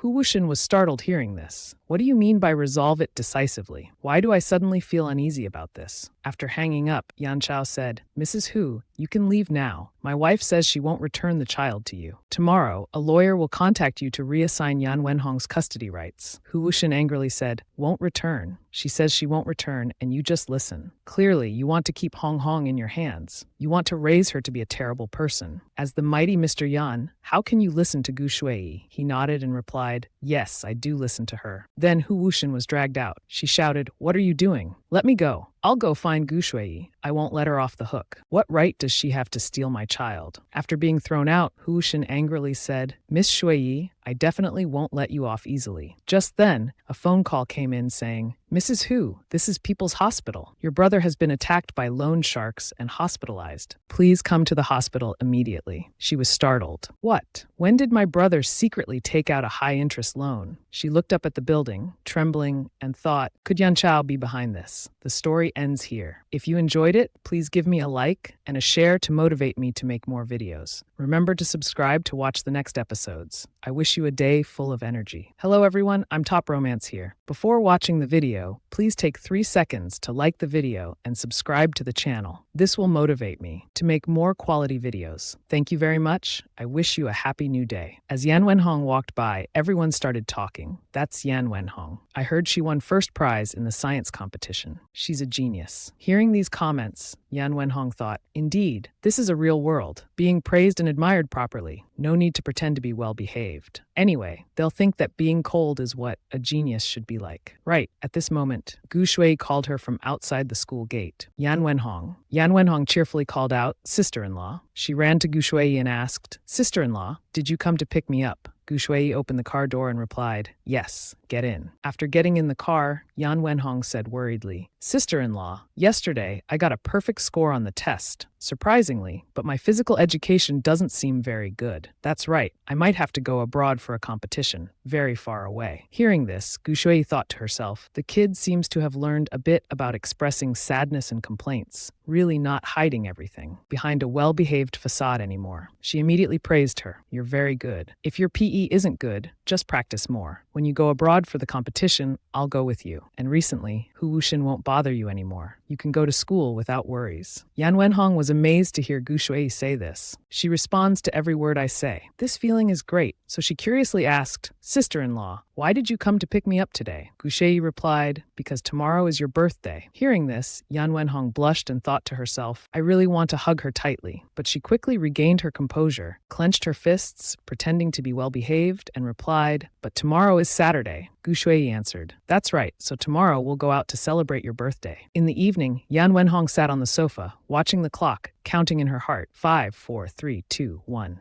12 o'clock has arrived. She then took out her phone and called the lawyer, asking, lawyer, I'm 18 years old now. I have the right to manage my assets now, correct? The lawyer replied, that's correct. Yan Wenhong then said, I want to transfer my shares in Baoxin. I have 500 million, right? I want to withdraw it. The lawyer asked, you can, but have you thought it through? This money, just sitting in the bank, has already earned a lot of interest. Yan Wenhong replied, I've thought about it very carefully. It can't be more careful than this. The lawyer answered, all right, I'll come tomorrow to confirm with you. We also need to process the share transfer agreement. Yan Wenhong looked up at the upper floor and replied, tomorrow won't work. I want to celebrate my birthday tomorrow. She texted Gu Shui, sister-in-law, I'm 18 now. She hugged the phone to her chest, lay on the sofa, and thought, she must be asleep already. She's very particular about maintaining her health, but when she wakes up, she'll see my message. After she woke up, she saw Yan Wentu and Yan Jiabai appear, saying, why are you sleeping in the living room? You've woken up late. Gu Shui, reading a book beside her, said, happy birthday. Yan Wenhong, surprised, said, thank you, sister-in-law. Why are you all up so early? Yan Wentu replied with disdain, to celebrate your birthday, of course. Yan Wenhong thought to herself, well, I'm not really welcoming you to celebrate for me. I just want to celebrate with sister-in-law outside. Yan Wenra asked, where are we going? Gu Shui, holding a stack of tickets, replied, the amusement park. I've booked the whole place. You can play as much as you want. Yan Wenra looked behind and thought to himself, going out with these silly siblings. He then said, all right, let's go. Later at home, Yan Chao came downstairs to find the house empty. He asked, where's my wife? The servant replied, Madam has finished breakfast and taken the young master and miss to the amusement park, sir. Hearing this, Yan Chao's face darkened, so she didn't take me along. In the car, Gu Shui suddenly sneezed. She thought to herself, seems like someone is talking about me. Then she turned and asked, when is your brother's birthday? Yan Jiabai, Yan Wenhong, and Yan Wentu looked at each other blankly and answered in unison, who knows? Gu Shui imagined Yan Chao as a lonely old man and thought, it seems Yan CEO not only has no friends, but also no one who cares about him. He's truly alone and isolated. At the amusement park, Yan Wentu immediately took out her phone to take selfies. Gu Shui thought, the amusement park seems very interesting. I've never been to places like this before. Later, they climbed onto the carousel to play. Gu Shui, sitting on a horse, thought to herself, it feels like returning to old memories of the days of horseback riding. Yan Wentu and Yan Jiabai were happy. Only Yan Wenra covered his mouth, thinking, so dizzy, I want to vomit. Then everyone moved on to play the free fall tower. Yan Wentu shouted excitedly while Yan Wenra screamed loudly, so dizzy. Yan Jiabai silently complained, too noisy. Gu Shui and Yan Wenhong both enjoyed the ride. After that, everyone moved on to ride the roller coaster. Yan Jiabai sat alone, so he felt very relaxed. Yan Wentu shouted excitedly. Yan Wenra was about to faint and thought, so dizzy. At this time, Yan Chao drove to the amusement park. A staff member came out to greet him. Are you here to see your wife and young masters, sir? Let me guide you there. Yan Chao said sternly, where's the main control room? Take me there. Then the staff member led him to the main control room. He asked, which one is the main power switch? The staff replied, it's here, sir. But aren't you here to play with your wife and everyone else? Yan Chao smiled and replied, I'm here to turn off the power myself. Then he reached for the switch. In the dining room, Yan Wentu said happily, sister-in-law, later let's go on the Ferris wheel to see the night view. It's beautiful. Gu Shui replied, okay, I want to see it too. Just then, all the lights went out. Everyone was surprised. The power's out? Gu Shui then said, a park this big usually has backup power. Let's wait a bit. 5 minutes later, still no power. She then told everyone, let's go outside first. Everyone replied, okay, sister-in-law. Then they all went outside. Suddenly, a light shone on them. Gu Shui raised her hand to shield her eyes. It was Yan Chao holding a flashlight saying, looks like there's a power outage. Good thing I came to pick everyone up.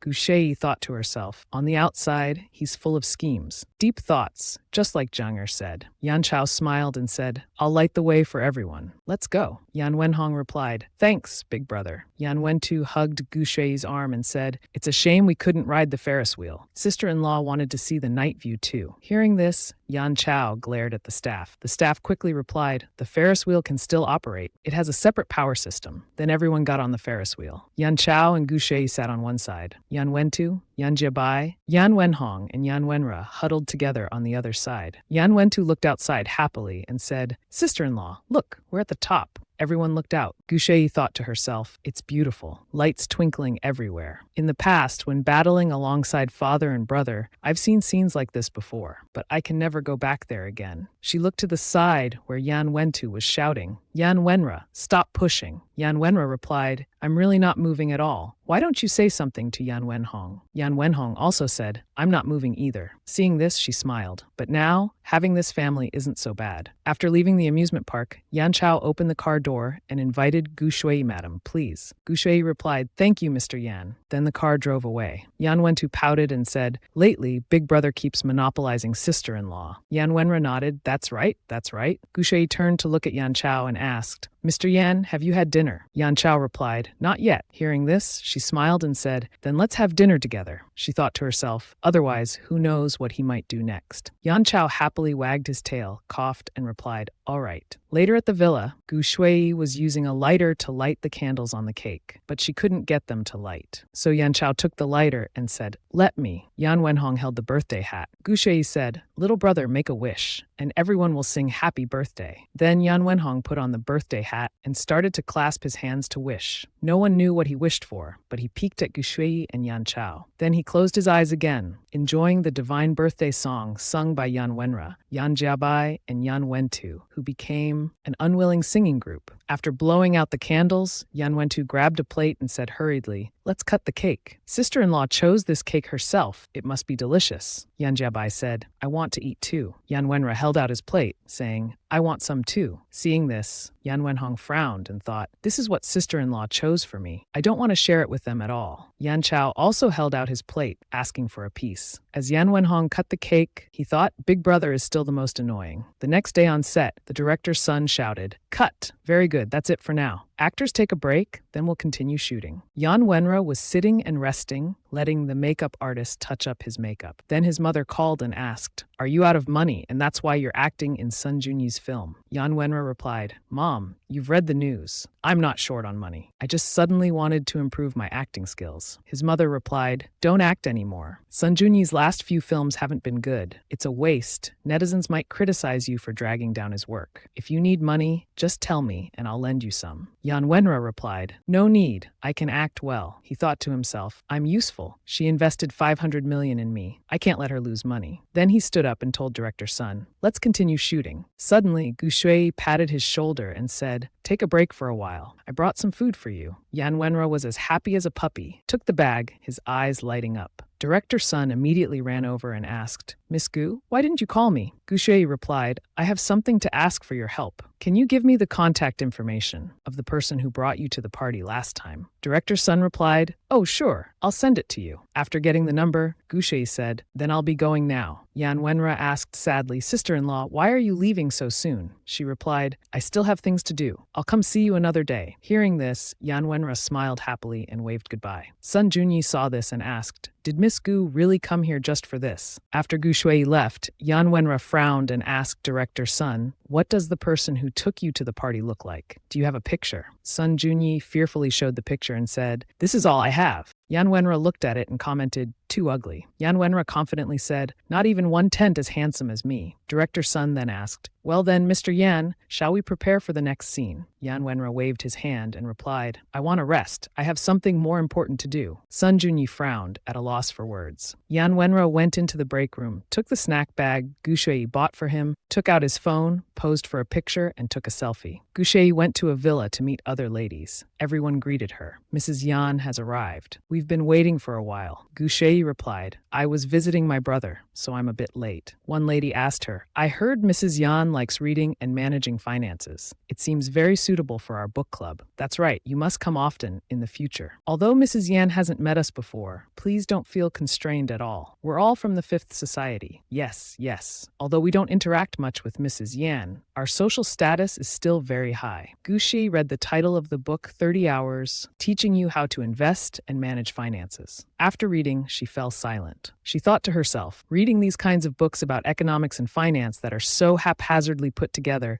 it's better not to read at all. The ladies continued, "We heard that Mrs. Yan has already invested heavily in a film at the Hongxing party. Mrs. Yan is so generous. We always invest very modestly." "That's right. My company invested last year. Currently, there's still no sign of improvement." Gu Shui replied, "No improvement." "What did the company representative say?" The other person answered, "They said the money recovery is slow. Running a company is really not easy at all, especially for such a large project." Gu Shui asked, "Have you all had lawyers review their project?" That lady replied, "Yes, we have. It's the Fifth Society's legal team. They're responsible for the review. Anyway, we won't lose money." Gu Shui then asked, "Money's been tied up for so long. You haven't gotten it back yet, and you call that not losing money?" Another lady said, "Well, it's not exactly like that. Once the money has been invested, isn't it still in that chain, right? There's no loss." Gu Shui asked, "Haven't they thought about investing in something else? For example, in science and technology, especially some science and technology projects supported by the government?" The other ladies heard this and said, "But if so, it requires government financial support. This certainly won't bring profits." Gu Shui, hearing this, angrily said, "How is the Hongxing Fund getting bigger and bigger? It's just a fixed group of people. Whatever, let's count it as one success." So she said to the other ladies, "You should read less of these kinds of books in the future." Gu Shui stood up confidently and said, "Now let me tell you all a bit about the investment process, common project standards, and investment trends." After explaining for a while, she went outside and her mother called, saying, "Shui, it's Mom. I'm having dinner with Mrs. Cheng. I'm calling you from the bathroom." Gu Shui asked, "How's the investment going, Mom?" She replied, "First, I invested 50 million as you said, but she doesn't want to show me the donation list." Gu Shui, walking to the go room, said, "No rush. She still has something to say to you. Also, use earphones to listen to me. Don't go out again, Mom." Gu Shui listened and went in, saying, "I'm back, Mrs. Cheng. Let's continue." However, Mrs. Cheng was also wearing earphones to listen to Shihua's instructions. She said, "Tell her the Fifth Society has its own ranking standards, and each rank will enjoy different treatments. loss. Not only did she not donate as much as others, but her investment is also not active. The Fifth Society doesn't welcome unmotivated people, let alone those without compassion. Mrs. Cheng, after listening, said to Mrs. Gu, "You only donating 50 million is a bit stingy. I'm afraid you won't be able to enjoy the benefits you currently have. Our social ranking system is very clear." Gu Shui said to Mrs. Gu, "Mom, tell her that I can earn 100 million from a single game. Whatever she wants, she must show the list first. Then you'll donate another 50 million. Mrs. Gu followed Gu Shui's instructions and said, "Mrs. Cheng, my daughter can earn 100 million from just one game. I can donate as much as you want, but you won't even show me the donation list. This is like treating me as an outsider." Shi Hua, on the other end of the line, heard this and said, "Let her see it, but don't let her take it away." Mrs. Cheng then replied, "All right, Mrs. Gu, I can show you the donation list." Gu Shui then told her mother, "Then find a way to get the list to me." She picked up a go piece, thinking, "We've won." At this time, Feng Du was sitting on a plane. His assistant approached and said, "Mr. Feng, Gu Shedong's wife's donation to Hongxing has recently been widely publicized by Hongxing. It's attracting a lot of attention in the industry." Feng Du heard this and became angry. The assistant then asked, "Mr. Feng, what's wrong?" Feng Du asked in return, "Does she want to establish a fund?" The assistant replied, "Mrs. Yan is also establishing a fund." Feng Du angrily ordered with a dark face, "Destroy it. Immediately have the Feng Group prepare to cut ties with Hongxing. Keep the Feng Group's accounts clean." The story ends here. If you enjoyed it, please give me a like and a share to motivate me to make more videos. Remember to subscribe to watch the next episodes. Wishing you a day full of energy. Hello everyone, this is Top Romance. Before watching the video,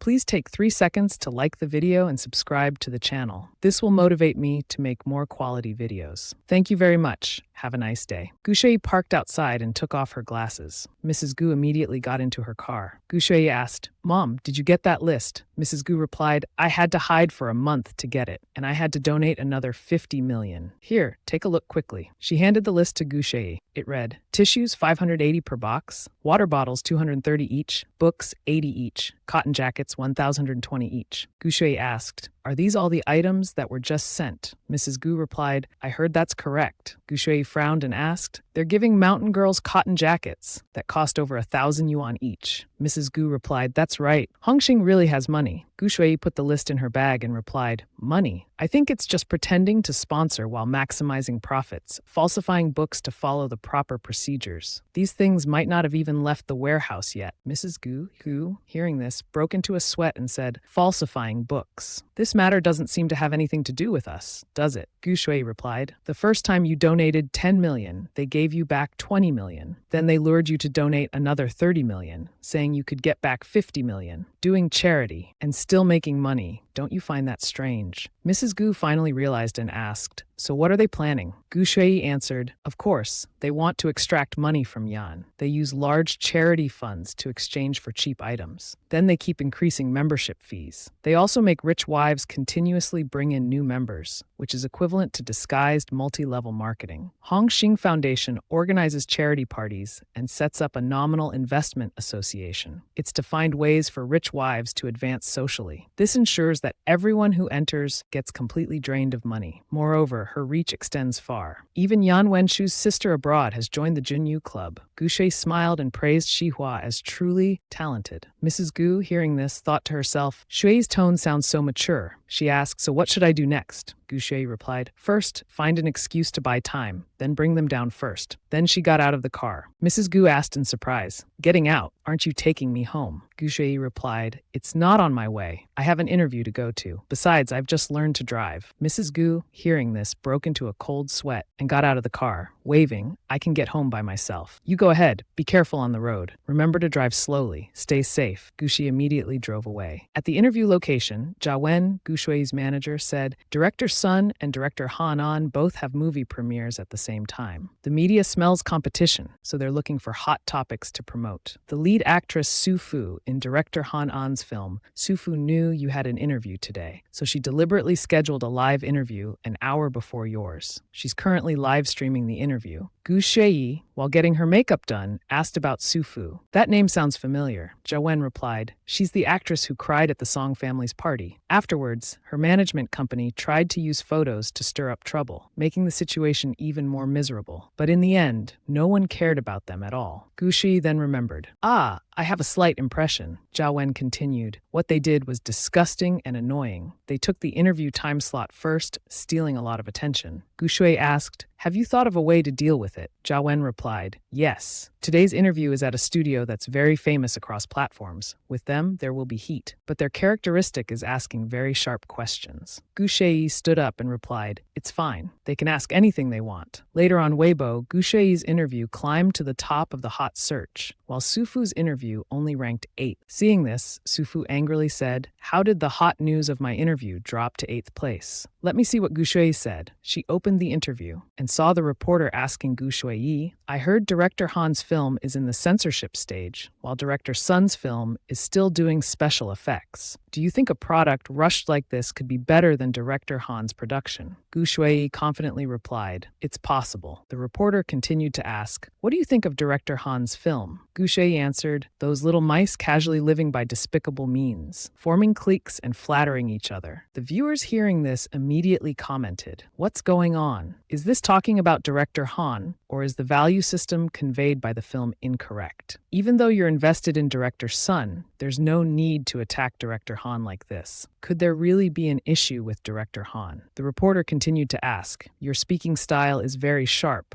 but I understand you've done a lot of charity work. Are you doing this to seek fame? Gu Shuiji replied, puzzled, I only do what's within my capabilities. The reporter continued, but doing these things is really troublesome for ordinary people. Shouldn't entrepreneurs focus on profit margins, input, and output? Gu Shui calmly replied, the main reason is that for Yan Corporation, charity work is just a simple matter. Yan Corporation does it just to fulfill necessary social responsibilities. It's not to seek fame. If someone does charity just for profit, then they're not worthy of being human. Hearing this, the reporter continued to ask, one last question, which is also what netizens are very concerned about. You and CEO Yan, is it just a business marriage arrangement? This question caught Gu Shui a bit by surprise. The reporter then asked again, is your marriage to CEO Yan just a business arrangement? Can you answer this question? The viewers seeing this immediately commented, is the host stupid? Why ask such a question? Many business marriages turn out well. There's nothing wrong with that. How can they expect an answer? There are things that don't need to be discussed on television. Gu Shui calmly replied, no, CEO Yan and I are not in a business marriage. The reporter then said, all right, then finally, please give an introduction to the film. Others hearing Gu Shui's answer that it wasn't a business marriage exclaimed in surprise, how sweet. This is truly a high society couple. As a result, 3 consecutive hot searches on Weibo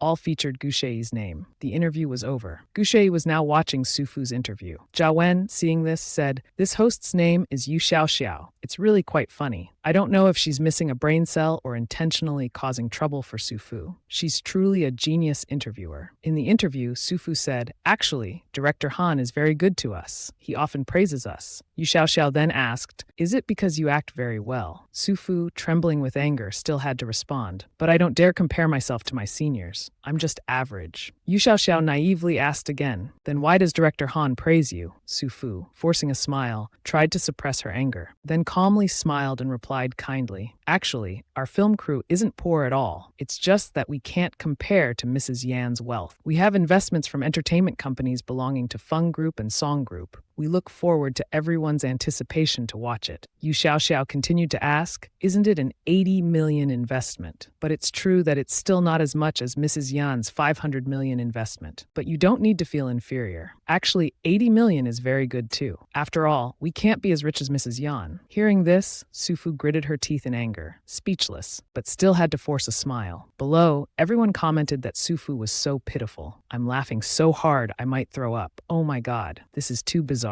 Where did this little reporter come from? It's so funny. Gu Shui pointed at the computer screen and asked, is that Yu Xiaoxiao? Zhao Wen, laughing to tears, replied, yes, Sufu's fans must be furious now. Internet users saw it as entertainment. They even cut the video into many short funny clips, adding all kinds of embellishments. It's another way to become famous before leaving the industry. Gu Shui then said, help me arrange a meeting with Yu Xiaoxiao. I want to meet her. Zhao Wen was surprised, because in the novel, initially, Yu Xiaoxiao Xiao, after returning to the country with Yan Chao, would work in an entertainment company as a small assistant, networking with some stars and directors. And during one program participation, she saved the life of a top actor. In her story, there was no part about being a reporter. Why was there such a change, deviating from the plot like this? Now on the internet, there are articles about the judge, green tea judging on the spot, Yu Xiao, the Sufu interview segment, the little human-shaped reporter, etc. Gu Shui wondered to herself, could it be due to my invisible butterfly effect that changed her life? Later, Yu Xiao and Gu Shui met. Yu Xiao glanced at Gu Shui, thinking to herself that, although Mrs. Yan was very beautiful, she always gave off a very strong pressure. Whenever she saw her, she couldn't help but feel afraid. Gu Shui, on the other hand, evaluated. Yu Xiao was exactly as described in the book. Every time she met an evil female supporting character, she showed a bullied expression. She spoke up and asked, "You're a reporter, right?" Yu Xiao replied, "Not quite yet. I don't seem to be good at interviewing entertainment stars. I've caused quite a bit of trouble recently." Gu Shui then asked, "Are you interested in helping me conduct more meaningful interviews?" Yu Xiao asked in surprise, "More meaningful?" Gu Shui smiled and replied, "Yes. Domestic housewife funds, welfare institutes, mountain area primary schools, these places are reported on once a year. But after the reports, they're quickly forgotten. They need attention and care. They need continuous coverage." Yu Xiao thought to herself, she's radiating light all over, just like an angel. Someone like her deserves to be the protagonist of this world. Indeed, only people as good and strong as her are worthy of someone like Yan Chao. And to think I used to have such unrealistic dreams. So she enthusiastically replied, "Mrs. Yan, I agree. I'll resign right away." "Mrs. Yan, may I ask you a question? Why did you choose me?" Gu Shui replied. "Because," she thought to herself, "I don't want my presence to be the price that makes others' lives worse." No matter who was originally the protagonist in this story, or who was the evil supporting female character, I still have my own principles. So she smiled and replied, "You just need to remember that you are the protagonist, righteous and kind, weak but always persevering. That's enough." Yu Xiao heard this and was delighted, wondering, so I can be a protagonist too. So she left, saying before she went, "Thank you. I won't disappoint Mrs. Yan." Later, at the Yan residence, Yan Chao was sitting, watching Gu Shui's interview segment. When the reporter asked, "Is your marriage to CEO Yan just a business arrangement? Can this question be answered?" Just then, there was a knock on the door. Yan Chao said, "Come in." Gu Shui pushed the door open and said, "Tonight at 8 o'clock, Director Sun's film will be premiering. CEO Yan was invited earlier. It's time to go now." Yan Chao smiled gently, closed his laptop, and replied, "All right, but please wait a moment, Mrs. Yan. I have something more important to do first." Gu Shui replied, "Okay, I'll wait for CEO Yan downstairs." She looked at him a bit suspiciously, then walked out and closed the door. Yan Chao sighed in relief. Then he opened his laptop again, wondering, how will she answer? But after all, this is indeed a business marriage. Even if the answer is yes, there's nothing to blame. The story ends here. If you enjoyed it, please give me a like, a share to motivate me to make more videos. Remember to subscribe to watch the next episodes. Wishing you a day full of energy. Hello, I'm Top Romance here. Before watching the video, please take 3 seconds to like the video and subscribe to the channel. This will motivate me to make more quality videos. Thank you very much. Have a nice day. Yan Chao continued watching Gu Shui's interview. The reporter asked, "Is your marriage to CEO Yan just a business arrangement? Can you answer this question?" Gu Shui replied, "No, it's not." Yan Chao smiled when he heard this. At this moment, downstairs, the 4 children were waiting for him. Yan Wangra anxiously looked at the clock. "Why hasn't Big Brother come down yet? We'll be late if we don't leave soon." Yan Chao came down, saying, "I'm ready." Yan Wenshu smiled brightly and quickly said, "Big Brother, you look so cool and handsome in this suit. It's time to go now. Let's hurry up and go." Yan Chao turned to ask Gu Shui, "Are these kids coming along too?" Yan Wangra thought to himself, "Hey, that's the movie I starred in. If you're going, of course I have to go too." Gu Shui looked at him and smiled. "We're family, so of course we should go together." Yan Chao replied, "Let's listen to my wife then. Let's go." Then he offered his hand to her. Gu Shui reached out and took his hand. The entire Yan family left together. Yan Wangra thought to himself, "Before, when I didn't try hard, people criticized my poor acting skills, called me trash and such. I could say it was because I didn't want to try. But this time, I really did try hard. I made an effort. If I still get criticized, it'll just be embarrassing. I'd rather jump off a mountain and die." Seeing Yan Wangra's gloomy face,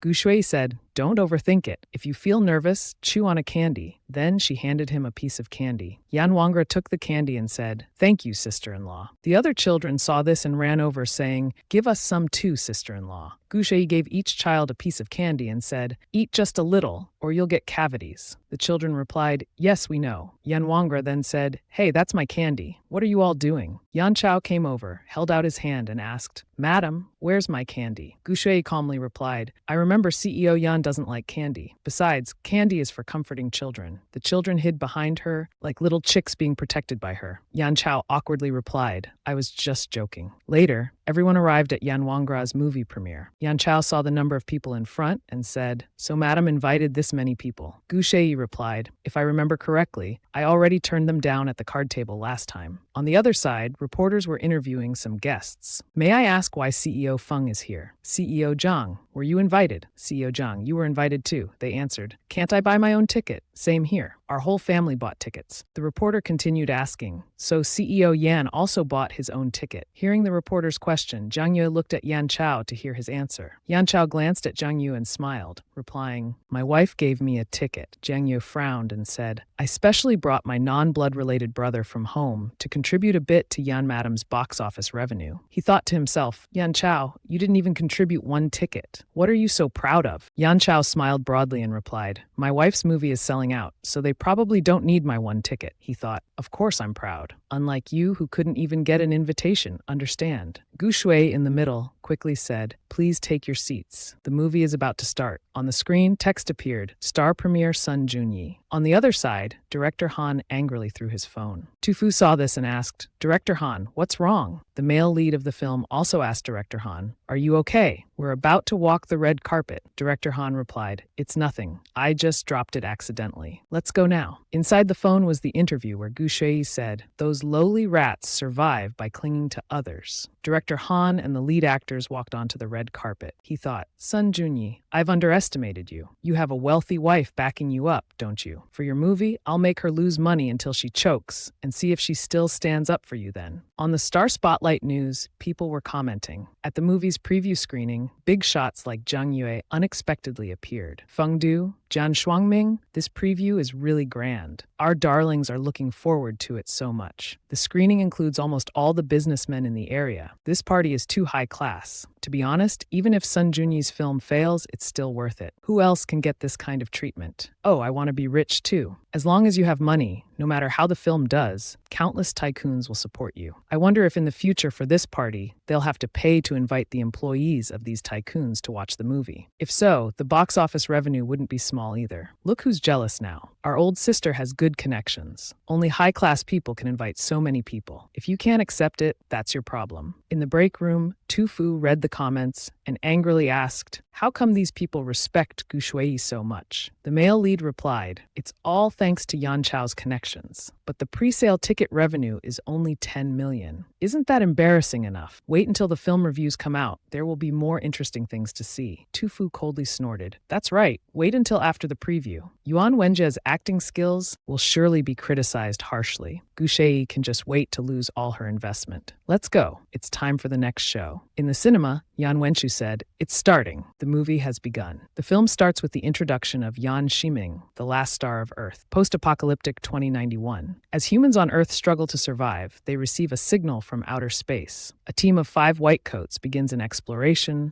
of extraterrestrial civilization. Earth has undergone severe climate change. Humans gradually can no longer adapt to Earth's environment. The film industry has also collapsed. Yan Jabai laughed and said, "Your sacrifice is truly great." Yan Wenjie replied, "It's just dedicating myself to art." Yan Shiming, from a star adored by tens of thousands of fans, turned into an ordinary person. The only place he could take shelter was the estate he had once spent a large sum to buy. Yan Wenshu said, "Having an estate means living quite well, but what does he eat every day? Living alone must be very boring, right?" In the film, it was said, "You are my last guest." Gu Shui asked, Yan CEO, how do you feel about the film? He replied, worth watching. After the preview ended, people discussed, if I had known, I would have invested long ago. This is surely a milestone for science fiction. Mrs. Yan is really talented. The style is completely different from previous years. We must interview director Sun thoroughly later. Yan Wenra laughed. Did you hear that, Mr. Sun? They want to interview you, Mr. Sun. He turned to the side but didn't see anyone. So he asked, did he sneak away by himself? How on earth did he become such a good director? The reporters immediately surrounded him and asked, Mr. Yan, please wait a moment. Can you talk about this film? Does this film have the potential to become a pioneering work for domestic science fiction cinema? Are you confident that you in this film will win the Best Actor award? Hearing the rapid-fire questions, Yan Wengra frowned in exasperation. After a while, Yan Wengra was finally able to get out and into the car. He put his hand on his forehead, sighed, and thought, so tiring. This time the acting wasn't criticized. Surely it won't disappoint her, right? Yan Wenshu, sitting next to Gu Shui, praised, sister-in-law, this film is really great. It's absolutely excellent. If this film could be shown abroad, it would be really amazing. I'd be at a loss for words to describe it. She calmly replied, it's director Sun's skill and Yan Wenjia's excellent acting. Yan Wenshu then turned to Yan Wenjia and said, there's really some improvement, but it's mainly sister-in-law who's amazing. Yan Jiabai said, yeah, he acted better than the silly prince role he played before. Yan Wenhong said, you can't say that. Brother 2 played the silly prince role very convincingly too. Yan Wengra angrily asked, when did I ever play a silly prince role? Everyone replied, isn't that so? Well, I thought you were playing a silly prince role. Yan Wenhong pulled Yan Wengra's hand and asked, did sister-in-law take you to many places before? Is that why you've made such remarkable progress? Yan Wengra confidently replied, of course. Everyone immediately exclaimed in unison, sister-in-law, I want that too. Gu Shui smiled hearing this. Yan Chao turned and said, you guys are talking too much. Gu Shui opened her phone and saw a message from Jian Shuangming. Mrs. Yan, remember to invite me for dinner. Yan Chao handed her the phone and said, Madam, take a look at this. She said, is it a media article about the preview screening? I've already seen it earlier. He replied, would I show you such boring things? The newspaper reports, strange, donations for mountain regions used to buy luxury coats. Many celebrities suspected of fake charity for money laundering. Gu Shui read it and smiled, saying, interesting. The story ends here. If you enjoyed it, please give a like. Share it to motivate me to make more videos. Remember to subscribe to watch the next episodes. Wishing you an energetic day. Hello, this is Top Romance Novel. Before watching the video, please take 3 seconds to like the video and subscribe to the channel. This will motivate me to make more quality videos. Thank you very much. Have a nice day. In the public conference meeting, everyone questioned Tu Fu about what this Honghan Fund was. Did you know about this fake charity? If you knew, why didn't you report it? Tu Fu put her hand on the table and replied, delete the article first. Then, find the person who posted it and say, this is a deliberate smear article written during the promotion period of the Star movie to divert public attention to the film. These basic operations do I still need to teach you? The employee replied, Miss, 2, is there any risk in deleting the article now? Someone nearby agreed, saying, we can't delete it. Clearly there's someone behind manipulating public opinion. We need to discuss the next steps carefully before we can delete it. Tu Fu angrily gritted her teeth, thinking, no good. I must delete the article before it gets hot. If Thak Hoa sees it, I'm dead for sure. Thinking this, Tu Fu turned to them and said, we must delete it now. Hong Han relies on the Tong family to survive. If we offend the Tong family, none of us will have a good outcome. The scene changes to the Yan family. Gu Shui was sitting in the living room reading a book. An employee came back saying, Miss Gu, the items you ordered have arrived.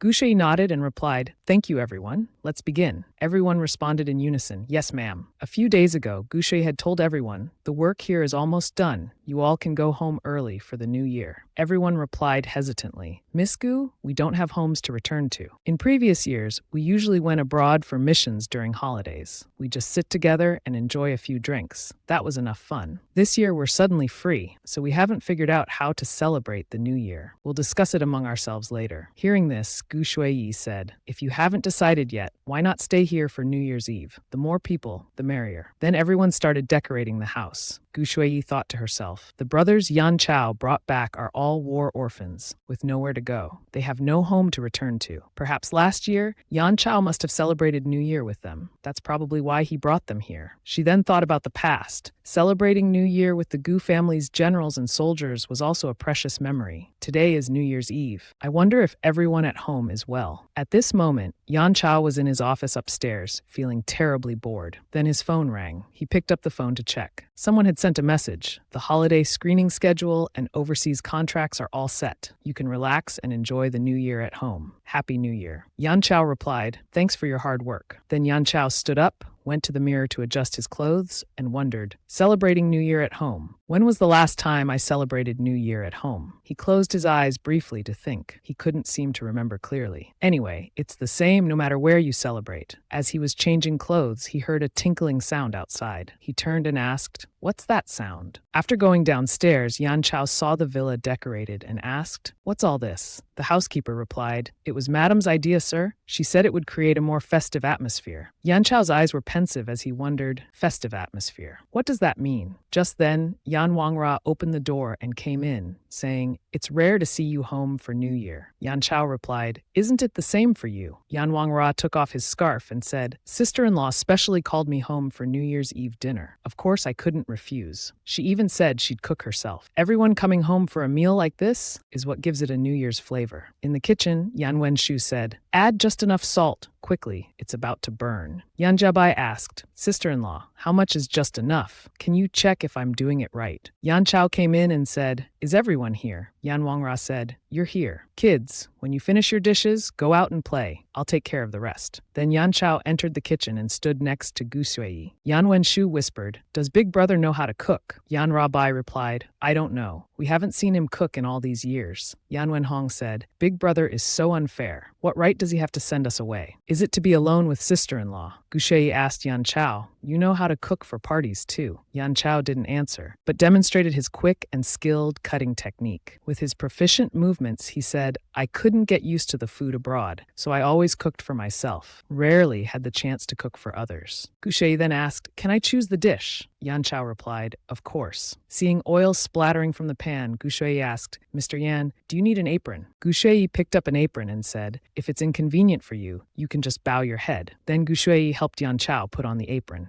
After tying the apron, Gu Shui looked up at him. "All done," he replied. "Thank you, madam." Outside, everyone was peeking in. Yan Wenshu exclaimed, "Yan Wenra, you're stepping on me again." Yan Wenra argued, "No, I'm not." Yan Jiabai reminded them, "Keep it down." Yan Wenhong then said, "I think the food is about to burn." As each dish was placed on the table, Yan Wenshu immediately took out her phone to take pictures, saying, "A table full of food like this? I have to take photos to show my friends what kind of meal our family will cook." Yan Wenhong then said, "But 90% of the food on the table was made by Big Brother and sister-in-law. What you cooked looks like a lump of coal over there." Yan Wangra then asked, "Sister-in-law, which dishes did you make?" Gu Shui pointed to one side and said, "Over there." Yan Wangra picked up a shrimp and said, "Let me try sister-in-law's cooking skills first." After he finished eating, Gu Shui eagerly asked, "Is it good?" Yan Wangra closed his eyes, covered his mouth, and smiled, saying, "I think I have a cold, so my taste buds aren't working well." Yan Wenbai also said, "I want to try it too." Yan Wenshu asked, "If you have a cold, you won't be able to taste anything today, so you won't enjoy it." After eating a lot, all three of them fell silent. Gu Shui looked at them with a smile and asked, "How does the shrimp from my hometown represent reunion? Is it good?" Yan Chao, sitting beside her, said, "It's delicious. The shrimp is very good." Yan Wenshu, Yan Wenhong, and Yan Jiabai, hearing this, were all surprised. Yan Wenshu whispered to Yan Jiabai, "Big Brother hasn't lost his sense of taste, has he?" Yan Jiabai replied, "I think your brain is really damaged." Yan Jiabai continued to praise, "This chicken is not bad either." Yan Wenshu said, "Even the tofu is made so fragrant." Yan Chao said to Gu Shui, "Madam, try the steamed fish and see if it suits your taste." Gu Shui replied, "All right." Yan Wenhong continued to praise, "The scrambled eggs with tomatoes are not bad either. Tomatoes are tomatoes, eggs are eggs." Gu Shui thought to herself, "He knows how to cook. It's fine. The book didn't mention this at all. This is the best tilapia I've ever eaten. Even the top imperial chefs in the palace can't compare to this." Gu Shui then asked Yan Chao, "Mr. Yan's cooking skills are amazing. I wonder if we'll have the chance to eat it again in the future." Yan Chao replied, "If I'm not busy, any time is possible." Gu Shui asked, "By the way, in your hometown, do you have any New Year's Eve TV programs?" Yan Jiabai, hearing this, asked confusedly, "Your hometown?" Gu Shui answered, "I mean, do you watch the New Year's Eve show?" Yan Jiabai then said, "Well, let's watch it then. I'll bring the TV over. Every year, I'm the only one watching. This year, it's perfect to watch together. Yan Wen-shu said, I didn't expect sister-in-law to like watching the New Year's Eve show. After the TV was brought in and turned on, Yan Jiabai said, magic show, perfect timing. The program announced on the screen, this is the Star Film Troupe. Now, please welcome director Sun to perform this magic trick. Yan Wenjia coughed and replied, they invited me, but I didn't go. Everyone, hearing this, said, you didn't go perform on New Year's Eve, but came for the reunion dinner instead. That's so touching. Yan Wenjia said proudly, from tomorrow, I'll start my nationwide tour. Then, even if you want to see me, you won't be able to.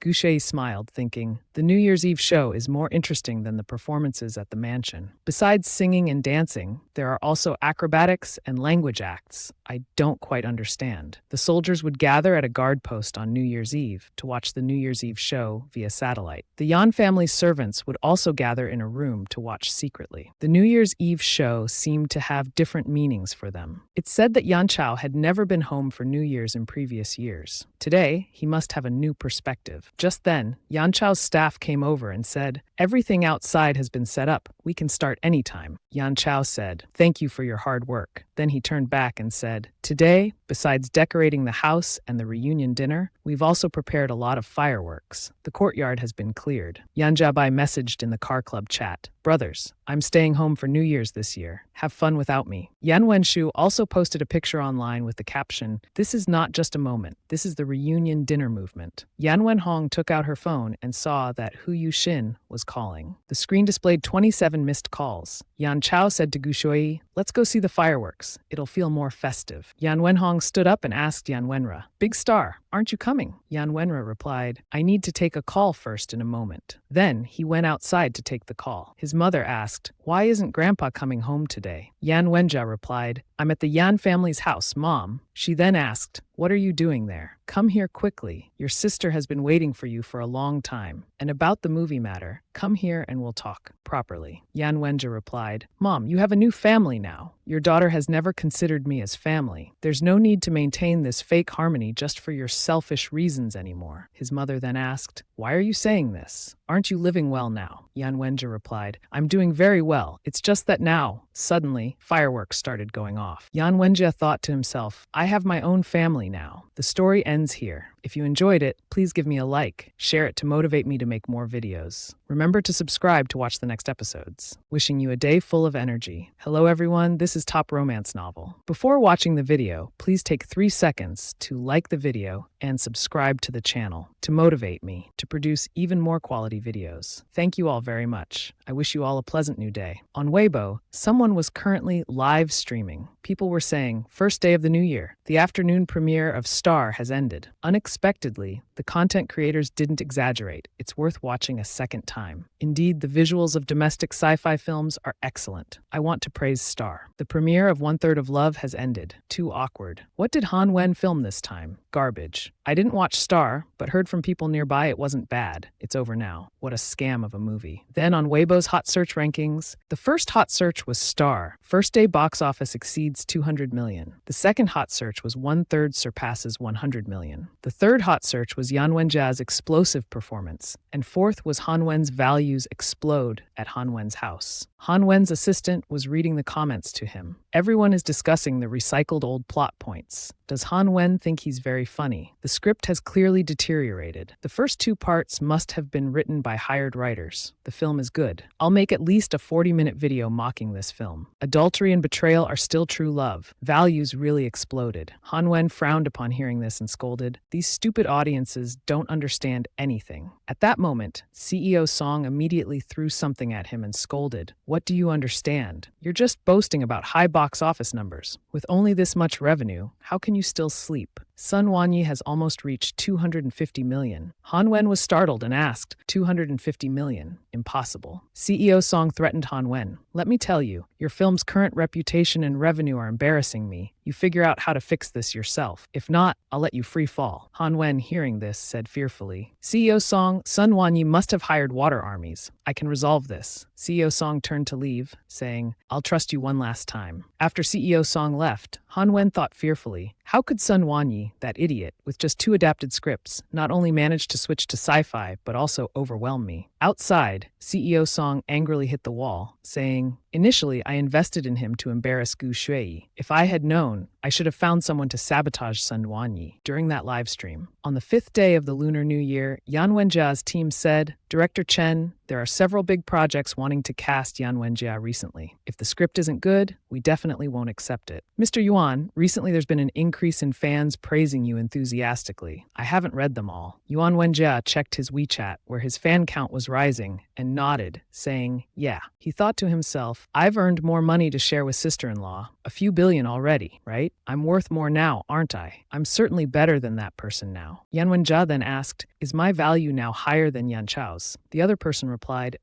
It seems not yet." Yan Wenjia frowned upon hearing this. On WeChat, Gu Shui praised him, saying, "Very good." Yan Wenjia immediately asked, "Sister-in-law, haven't you followed me on Weibo yet?" Gu Shui said, "All right." Yuan Wenjia scrolled through his phone, muttering, "Followed, but why don't I see it showing up?" I'm scrolling.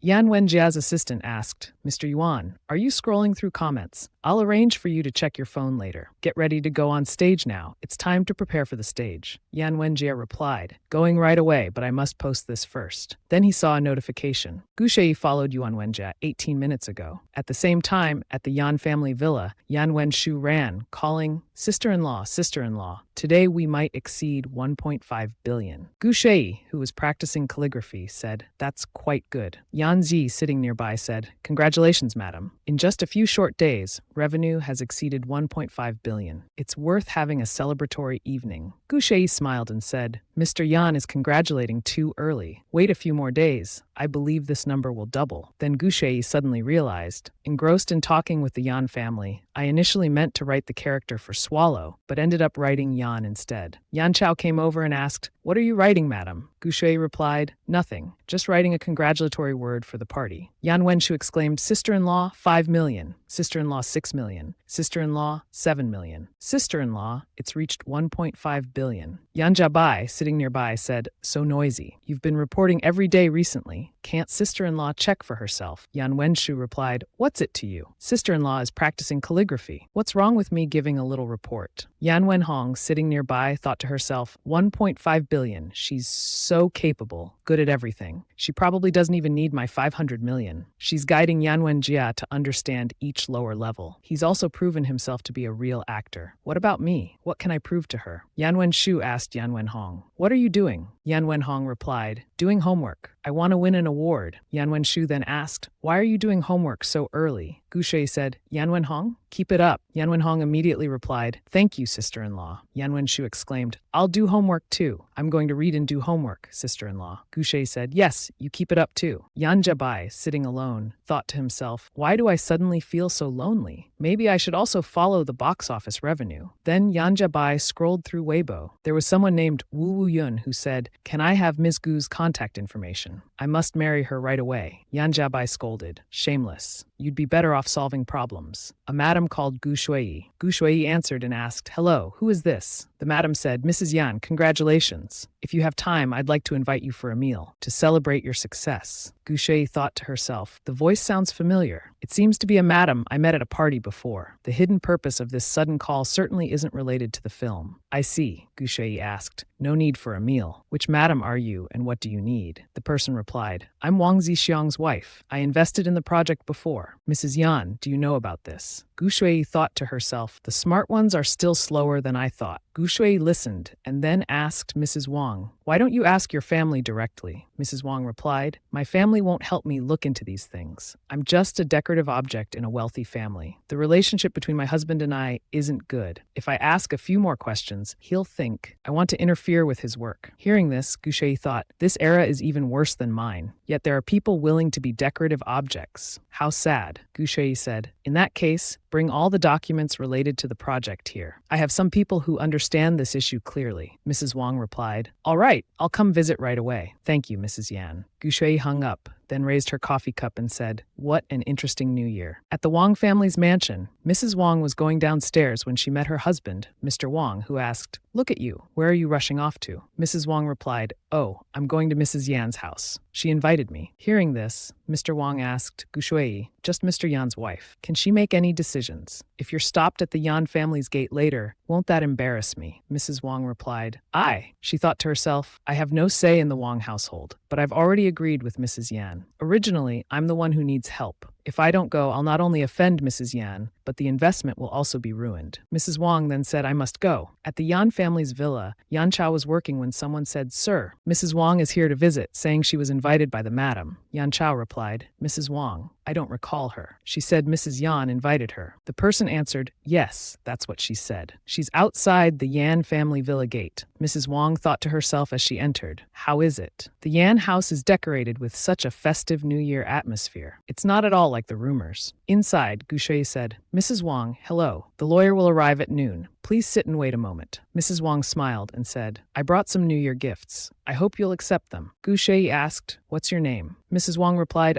My name is Li Xin Mai, Xin as in hardship, Mai as in plum blossom." Just then, Yan Chao appeared and said, "Madam." Mrs. Wang saw Yan Chao and thought, Yan Chao is here too. But when Mrs. Yan meets Mr. Yan, doesn't she need to stand up? Gu Shui asked, "Mr. Yan, are you done with work?" Yan Chao replied, "Yes, I just saw Lawyer Zhang arrive. I came to see if there's anything I can help the madam with." Gu Shui replied, "Actually, there is something I need Mr. Yan to do. Can you make the mixed noodles from last time for dinner tonight?" Hearing this, Yan Chao smiled and said, "Sure, let's have mixed noodles then." Mrs. Wang, sitting opposite, thought to herself, what does this mean? Is it some kind of code? Or is it that Mrs. Yan can't make decisions on her own? Does she need to ask Mr. Yan's opinion even for what to have for dinner? Right, what were we going to do? Mrs. Wang said, "This project, they say it's new technology not yet available domestically if we invest." Yan Chao, after reading, replied, "It's a scam. This technology has been imported for 4 to 5 years already." The lawyer also added, "This clause also has loopholes. The violation conditions are unclear. For this project, timing is more important." Mrs. Wang then said, "It's okay. This was just a misunderstanding. It's fine. The investment isn't much. How about looking at this one? I think it has potential." Yan Chao looked at it and asked, "You invested 1 million in this project. Even investing 10 million in this project would result in a loss." Hearing this, Mrs. Wang anxiously asked, "Could the three of you look at this one again?" Yan Chao continued, "You call this a project? Mrs. Wang, you've encountered a scammer." Hearing this, Mrs. Wang said, "The people from Hongxing told me that's how investments work. You can't see profits immediately in the short term. It takes at least 1 to 2 years to see returns. But what should I do now? I've already invested over 17 million in total." Recalling the past, Gu Shi had asked her, "Money invested for so long without returns, isn't that a loss?" She replied, "No, not really. The invested capital is still in the financial chain." Mrs. Wang then asked Gu Shi, "Mrs. Gu has known for a long time." Gu Shi replied, "Using a charity fund as a front to organize an investment club. How could it be anything good?" Mrs. Wang immediately stood up and said, "I must tell the others." Gu Shui said they might not believe it. Mrs. Wang then asked, "What should be done now?" Yan Chao replied, "There's a faster way. Tell them everything right away and say that I said so myself." Hearing this, Gu Shui clapped her hands and asked Yan Chao, "Why involve Yan Corporation? That should be enough. With this contract and the Hongxing Fund issue, they'll have to believe even if they don't want to." Hearing this, Mrs. Wang asked, "What's this about the Hongxing Fund?" Gu Shui smiled and said, "You'll know by tomorrow at the latest. Oh, and remember to report it to the police then." The story ends here. If you enjoyed it, please give me a like, share it, to motivate me to make more videos. Remember to subscribe to watch the next episodes. Wishing you all an energetic day. Hello everyone, I'm Top Romance here. Before watching the video, please take 3 seconds to like the video and subscribe to the channel so that I have more motivation to make even better quality videos. Thank you very much. Wishing you all a happy new day. Mrs. Wang then said, "All right, I'll report it to the police." "Thank you, Mrs. Yan." "Thank you, Mr. Yan." As Mrs. Wang stood up to leave, she heard Gu Shui ask, "Mr. Yan, aren't you going? It's 5:30 already." Yan Chao replied, "Pass me the apron." She was startled, thinking, what's the apron for? What's so important about 5:30? Could it be? The lady recalled Gu Shui's earlier question. Tonight, can we have the mixed noodles like last time? Yan Chao had nodded. The lady thought to herself, so it wasn't Gu Shui asking for Mr. Yan's opinion, but Gu Shui requesting the dish. Oh my, I've already brought the gift. It's too late to turn back now. I might as well prepare a more expensive gift. So the lady, feeling awkward, left with stiff movements. After returning home, as the lady was taking off her shoes, her husband said, "How did it go? Couldn't get in. Went shopping again. Your room is already full of diamonds and gems. Isn't that enough? Why buy more?" Mrs. Wang replied, "I went to the Yan's house. Mr. Yan was there too. I sat and talked with them for a while before leaving." Her husband then asked, "What? You even met Mr. Yan?" The wife turned away angrily, thinking to herself, "Mr. Yan even cooks for Mrs. Yan. I can't expect anything from this man. He just scolds me all day. From now on, I'll only listen to Mrs. Yan." Meanwhile, at the villa, Yan Chao was wearing an apron and preparing to cook. The assistant said awkwardly, "Mr. Yan, Mrs. Yan, I'll be going now." Gu Shui smiled and said, "Thank you for your hard work." The person replied, "No,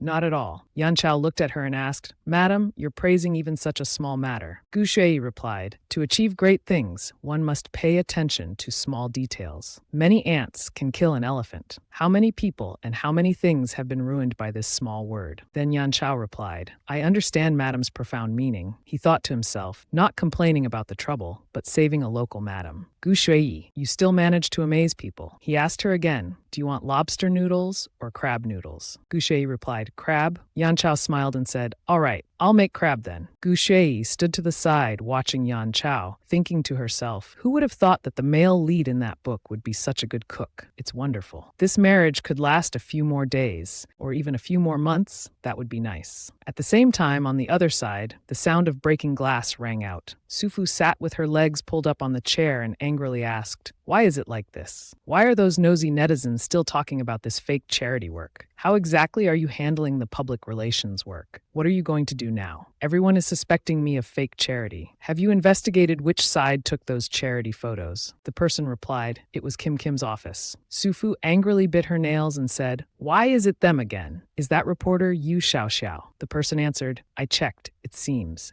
that's correct." "Calm down a bit, Sufu. Should you tell the Song family about this? If you don't, I'm afraid when this gets bigger later, you won't be able to control it." Sufu angrily said, "What are you saying? If I tell the Song family, I'll really be finished." The assistant said, "The situation is already out of control. Netizens are now reporting your fake charity to the Beijing city government." Hearing this, Sufu immediately collapsed onto the chair. The assistant immediately called out, Sufu, quickly call an ambulance." At this moment, inside the villa, Yan Chao brought out a pot and said, "Try this. Today's news is quite interesting." Gu Shui picked up her phone and asked, "Mr. Yan, you already know about the news online." He replied, "Are you talking about the actress named Sufu faking charity work, or about the controversies of the Hongxing Fund spreading among the wealthy ladies' circles?" She answered, "Neither of those two." There's a third interesting piece of news. The box office fraud of the film Love Number 3 is causing an uproar online. The investor behind this film is Song Woo. He used the movie theaters owned by the Song family to do this despicable act, which has been exposed. Clearly, the Song family has lost quite a bit of face. Yan Chao pushed a bowl towards her and asked, "Oh, madam, one arrow hitting 3 targets. The Song family will surely be in chaos tonight." She smiled and replied, "Thank you, Mr. Yan." He smiled back, "As long as you like it." The house staff, seeing them like this, exclaimed, "Look at how loving this couple is. They're just missing a screen between them." Someone nearby said, "Shh! Don't disturb them. It's about to happen." Just then, Yan Wenshou came in saying, "Move aside." Yan Wenshou cheerfully said, "Sister-in-law, the box office for Superstar has broken records at 3.9 billion. Yan Chao immediately glared at Yan Wenshou with bullet-like eyes. Gu Shui blushed, remained silent for a moment, then replied, "Very, very good." At the Song family home, old Mr. Song, leaning on his cane, angrily said to Song Woo, "If you want to do something improper, don't let others find out. Are you afraid people won't know you're from the Song family? Why did you have to use our own movie theaters to carry out your actions? Why didn't you go to Zheng'er or Fengdu? Don't you know how to think?" Song Woo, kneeling on the floor, hearing old Mr. Song's words, darkened his face. Gritting his teeth in anger, he thought to himself, "How dare I go? Zheng'er is a scoundrel. Fengdu is a lunatic." Even if I approached those two, they wouldn't help. They might even mock me for being useless and incompetent. Songwoo, to save face, didn't dare to seek help from others. Mrs. Song then stepped forward and asked Songwoo, "Actually, underestimating Gu Shui and losing to her isn't a big deal. Stopping losses in time is what smart people do. But why did you have to go and ruin the Song family's reputation in public?" Old Mr. Song, seeing Mrs. Song approach, asked her, "What's the situation?" Mrs. Song smiled and replied, "Old Mr. Song, we've collected over 3 billion. Fortunately, she still has those foolish parents for us to hold in our hands. There's nothing to fear." Just then, a servant of the house holding a phone ran up to Mrs. Song and said, "Madam." Mrs. Song, seeing the servant interrupt, angrily asked, "Can't you see we're talking?" The servant, scolded by Mrs. Song, trembled and held out the phone, replying, "Madam, it's urgent." Mrs. Song took the phone from the servant's hand and listened as the person on the other end frantically said to Mrs. Song, "Something terrible has happened, Mrs. Song. People from Hongxing have come to our door. They're demanding an explanation from you. They say the investment projects you proposed were to defraud them of their money." Mrs. Song, hearing this, frowned and asked, "Who told them that? They don't even trust me." Just then, another servant ran up with a phone, saying to Mrs. Song, "Madam, there's an urgent call from public relations." Mrs. Song took the phone and listened as the PR department said, "It's not good, Mrs. Song. Someone has gone online spreading rumors about our Hongxing charity being fake and using money for personal purposes." Mrs. Song angrily scolded, "Delete the posts. Control the direction of public opinion. There's nothing to panic about." The person on the other end, frightened, said those tasks were not under their control. The post deletion was handled by a small group of celebrities, so our side still can't see them. Today we discovered that the posts had been deleted, but not completely. Mrs. Song angrily asked, "What are you afraid of? Which platform is that post on? Give me the phone number of that platform's CEO." The person on the other end said it might be useless anyway. Internet users are very smart now. The matter has already been reported to the Civil Affairs Bureau. The authorities will surely come down to investigate. Mrs. Song's face darkened as she thought to herself, "I plan to use Hongxing to transfer some money, but the accounts haven't been executed yet. If there's an investigation, it's still there." Then she hung up on the PR department and turned to speak to Mrs. Chen. "Mrs. Chen, what exactly did you say earlier? Explain it clearly." She thought to herself, "Director Han's film is doing well at the box office. Hongxing Foundation explodes. Su Fu's fundraising fraud. These events are unrelated. But as this film has been gaining popularity recently, releasing news about the Hongxing Foundation at this time has made the internet even more heated. What a skilled chess player." At this moment on Weibo, the top trending topic was Hongxing explodes. Internet users were commenting below, "I give up. Hongxing is the biggest bloodsucker. I'm so angry. My little idol is already poor just to support Hongxing's charity activity. They put in 100,000 yuan. I heard most of those scammed were wealthy wives. Hongxing secretly created an investment club. Those foolish rich wives heard about it and got too excited. So they poured in who knows how much money. But in the end, it all went into Xihua's pocket. Su Fu is also a disgusting person, you know? Fake charity work. How can it not be disgusting? She's Song Chengde's adopted daughter. Her fundraising for Hongxing was also just pretense. Scene changes to someone reading news on a computer, then immediately calling Han Wen saying, "Director Han, it's over. It's really all over. Go see Sun Wanyi's interview. We're done. We're not just losing at the box office, we'll have to pay compensation too." Director Han, also watching the news, said, "I'm watching." In the interview, Sun Wanyi told the reporters, "Do you know why Han Wen was so excited about this film? Because the 2 scripts that achieved box office miracles with low budgets in his hands were both written by me. He's a thief. He stole my scripts." Han Wen, hearing this, was startled and fell off his chair in shock. Han Wen never expected that Sun Wanyi would actually expose his script theft to the press. The person on the other end continued speaking to Han Wen. "That's not all. Sun Wanyi's film is now a huge success at the box office, so everyone will certainly believe what he says. We're finished. We're losing at the box office. The producers and investors are all blaming us. They're accusing us of causing controversy on the hot search list. The post Han Wen plagiarizes is trending at the top.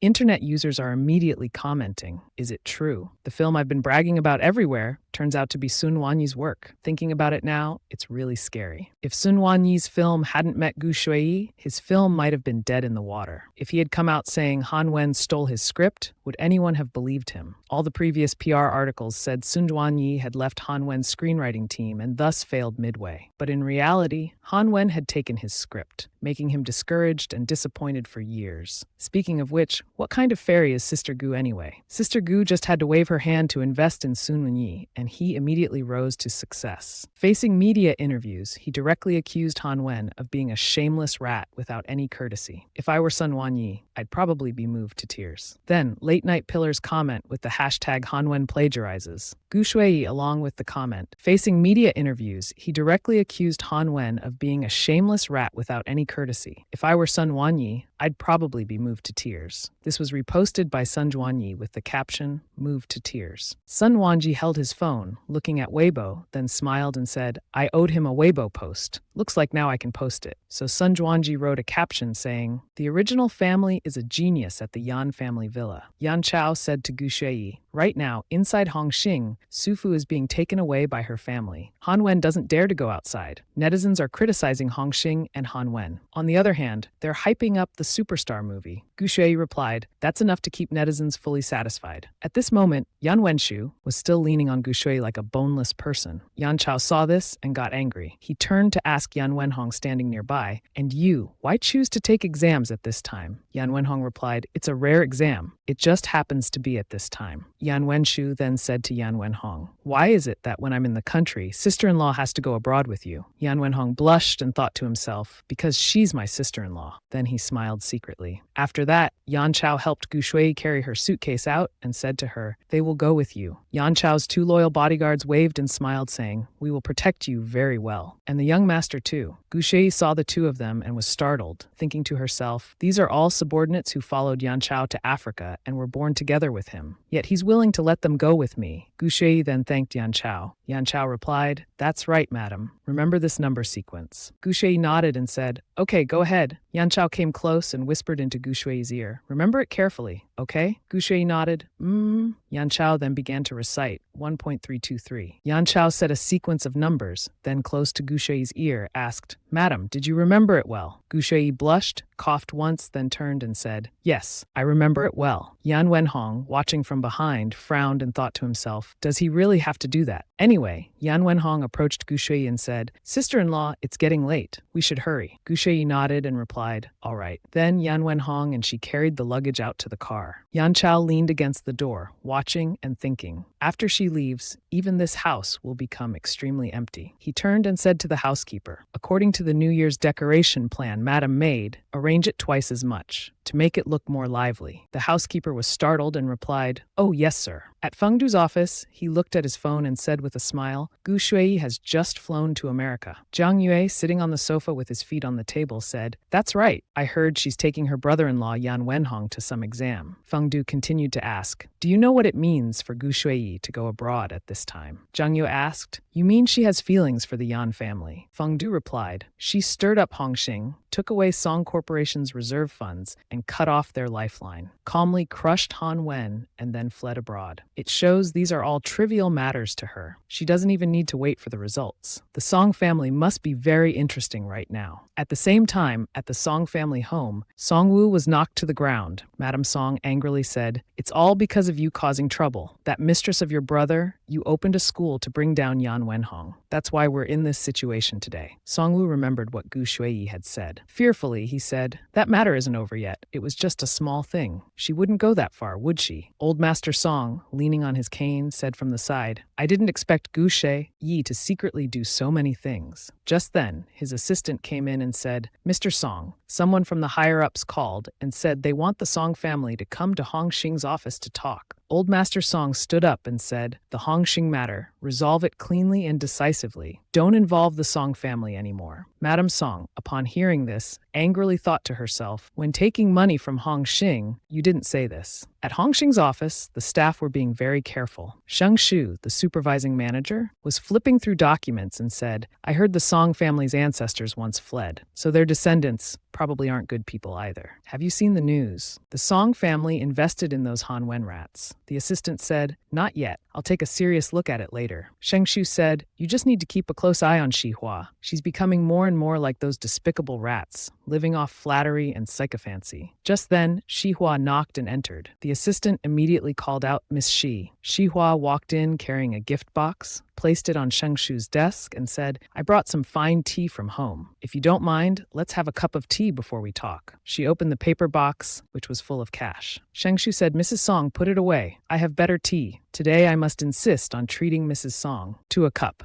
Then police appeared from somewhere and surrounded her. Xihua thought to herself, this time it's a real story. Meanwhile, at the airport, Gu Shui worriedly touched Yan Wenhong's forehead and asked, not feeling well. He replied, "Yes." Gu Shui said, "You don't feel hot? It's probably fatigue from the long flight. Try to bear with it a bit. When we get to the hotel, a warm drink will help." Yan Wenhong replied, "Okay." Miss Shui gave a candy to Yan Wenhong. Yan Wenhong took the candy and thought, now it's just me and sister-in-law. All her candies are mine. Just then, someone holding a welcome sign for Mrs. Yan came running over, saying, "Welcome, madam, you've arrived." The bodyguard then said, "Madam, look, our people are here to pick us up." Gu Shui asked, "Is this also arranged by Mr. Yan?" The bodyguard replied, "That's right, Mrs. Yan." Hades ran over with open arms, saying, "Hello, Mrs. Yan." The bodyguard immediately kicked him, saying, "Hades, mind your manners. This is our madam." He quickly said, "Vienkung, take it easy." Then Hades cleared his throat and said, "Hello, Mrs. Yan. I'm Hades. Mr. Yan told me to come pick you up. It seems Mrs. Yan really doesn't know me." Gu Shui said, "I'm sorry. Where's the car?" She thought to herself, actually, it's not that I don't know. I remember from the book, Hades is someone Yu Xiaoxiao greatly admires. That's all I know about him. Hades leaned against the car and said, "Don't worry, the car is right here." Gu Shui fell silent upon seeing this. Then she heard the sound of photos being taken and asked, "What's that sound over there?" Hades said, "They're taking pictures of me. Don't pay attention to them. Get in the car. I guarantee this trip will be very interesting." The episode ends here.